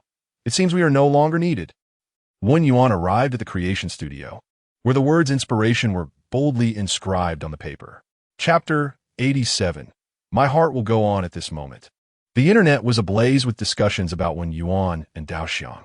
As someone who has grappled with mild depression, I found an unexpected tranquility within me after listening to Dao Xiang. Despite its simple lyrics and refreshing melody, the song possesses a profound emotional resonance. Thanks to Dao Xiang, I have reconnected with a long-lost companion, and I am grateful to Wen Yuan. Unsurprisingly, Dao Xiang is yet another masterwork. Wen Yuan's prowess is truly exceptional. Only through enduring, genuine hardship can one compose a masterpiece. It is laughable that some still doubt Wen Yuan's capabilities. The disparity between Wen Yuan and other contestants is immense. He is destined to dominate and claim victory. With two masterpieces under his belt, if his next composition is also of such caliber, he will fulfill the most crucial criterion to be recognized as a master composer. Should he win this competition, he will ascend directly to mastery. A master composer in his 20s, how daunting that prospect is. With the legacy of Luo Xia preceding him and Wen Yuan following, the future of music in Xia country is assured. How do you compare Wen Yuan to Luo Xia? Currently, there is no basis for comparison. Luo Xia remains eternally admirable. The following evening, around 10 p.m., Wen Yuan pressed the call button, submitted his work to the staff, and departed the competition venue, eager to return to Shenzhen. With less than a day remaining until his rendezvous with Ron, he needed to finalize his work. After 10 hours of digestion, discussions about Dao Xiang on the internet began to wane, and attention gradually shifted towards Luo Xia. This time, the illustrious national music queen could produce more than one piece, undoubtedly leading to a historic battle in the realm of music.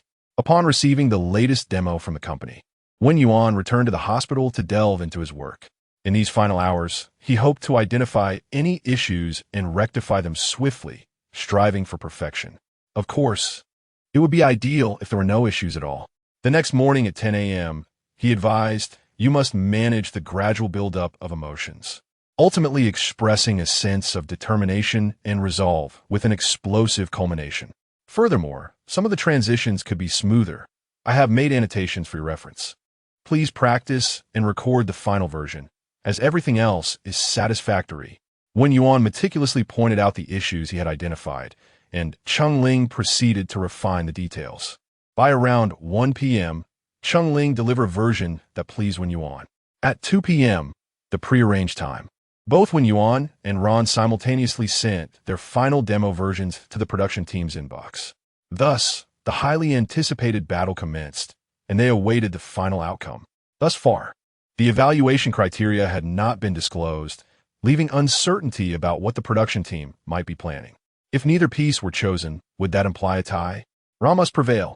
At approximately midnight in the United States, director Joe Schuer opened his work email, where two brand-new compositions lay quietly before him. In the conference room, other senior production personnel were also present, all devoid of sleepiness. Faced with the two compositions, Joe hesitated, not due to indecision in selection, but rather a concern that neither piece would meet his expectations. If that were the case, when would the film's theme song be finalized? Which one would you like to hear first? He asked, ultimately deferring the choice to others. Ron asked, of course. They exclaimed. Joe nodded and opened the file sent by Ron, Love Unto Death. For minutes later, as the song concluded, everyone slowly emerged from their reverie. This must be performed by the diva Alma. Her voice remains ethereal and utterly enchanting. This composition undoubtedly possesses the stature of a royal song, surpassing anything we have previously received. It is perfect for our film. The others unanimously endorsed the piece, even suggesting an immediate confirmation. Joe remained silent. The quality of the song left him speechless, a true pinnacle of excellence, with a theme that resonated deeply and evoked strong emotions. Yet, he did not sense the soul-stirring connection he had hoped for, which left him profoundly disappointed. To be honest, even Joe himself could not articulate what this elusive feeling was. A mystery indeed. Perhaps only upon hearing it would he discover what he truly desired, assuming such a piece existed. He then clicked on the second composition, fully aware that no matter how exceptional Luo Xia might be, she could never eclipse Ron's work. At that moment, he felt disillusioned with both pieces. However, since the submissions had been made, he felt compelled to listen. Luo Xia, My Heart Will Go On. The haunting sound of the bagpipes filled the air, and Joe, who had just reclined in his chair, immediately straightened up. Upon hearing the first notes of the prelude, he was utterly captivated. Chapter 88. The global netizens are stunned. This state was akin to the sudden tension that seized one's muscles after a moment of complete relaxation. Xiao Zhire seemed to have heard a voice that could shake the world. At that moment, his eyes widened, fixated on the progress bar on the screen, while his attention was entirely absorbed by the sounds enveloping his ears. The melody of the bagpipes lingered in the air. He heard the breathtaking beauty of the female lead, the melancholic drowning of ships in the sea, and the fleeting yet eternal nature of love amidst disaster. It was merely the prelude, yet he felt as if he had grasped the essence of the entire film. He finally comprehended the feeling of a soulful connection. The song existed for the film, and the film existed for the song. They were a perfect match, each indispensable, and the absence of either would result in profound regret. Even without the film, My Heart Will Go On remained a masterpiece, but a film without it would be akin to a bird without wings. At this moment, Xiao Zhire was overwhelmed with joy. His 2 years of obsession had not been in vain. He had finally found his wings. Every night in my dreams, throughout the 5 minutes of the song, Xiao Zhire was in a state of adrenaline-fueled exhilaration, standing in awe the moment Chung Ling's voice emerged, as if witnessing a miracle.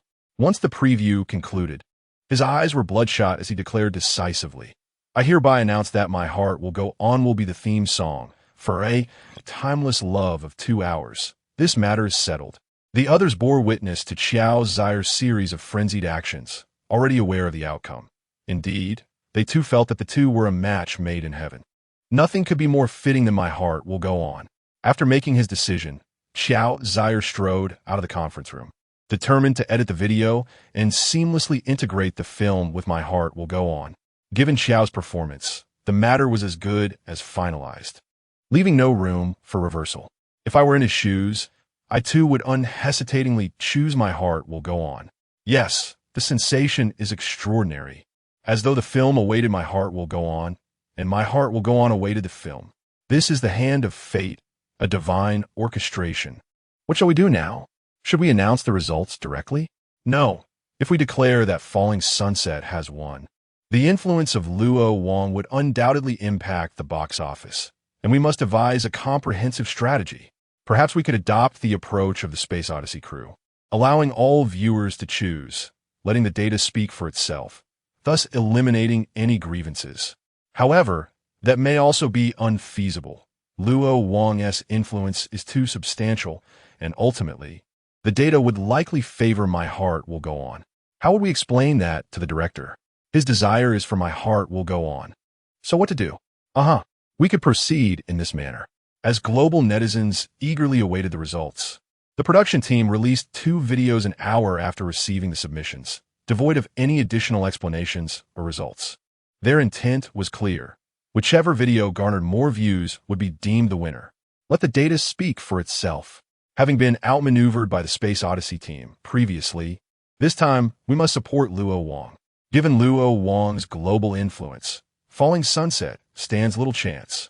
I suspect the production team is biased towards Luo Wang. This is blatantly inviting disaster. Foreign netizens scoffed. Yet, soon enough, everyone was left dumbfounded.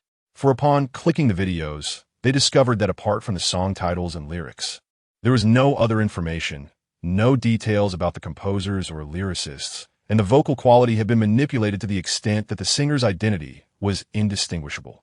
In essence, netizens had no idea which song belonged to Falling Sunset and which belonged to Luo Wang. Global netizens were utterly bewildered. Most foreign netizens, eager to support Luo Wang, could only stare blankly at the 2 videos. Damn it, the production team has devised such a cunning plan. I want to support Luo Wang. Which video should I click on? Wait, what if I mistakenly click on Falling Sunset, inadvertently boosting their numbers? The production team had truly thought of every possible tactic to ensure fairness. This is quite splendid. At least the intention is right, guaranteeing the integrity of the competition. Thus, it all hinges on the quality of the works. Meanwhile, those who did not intend to take sides approached the videos with an appreciative mindset. Chapter 89. Continuous surprises. Some individuals clicked on My Heart Will Go On, while others chose the love of life and death, with the ratio approaching 1-to-1. The neutral onlookers, unrestrained, began to shift their focus onto the works themselves. At the outset of the video, authentic footage of 2 ships departing is presented, where countless individuals stand on the decks of the cruise ships or along the shore, waving goodbye to one another. Their faces, however, radiate joy, devoid of any sorrow associated with parting. Although the live sounds are absent, one can still sense an atmosphere of festivity and harmony. Perhaps, at that moment, the traveler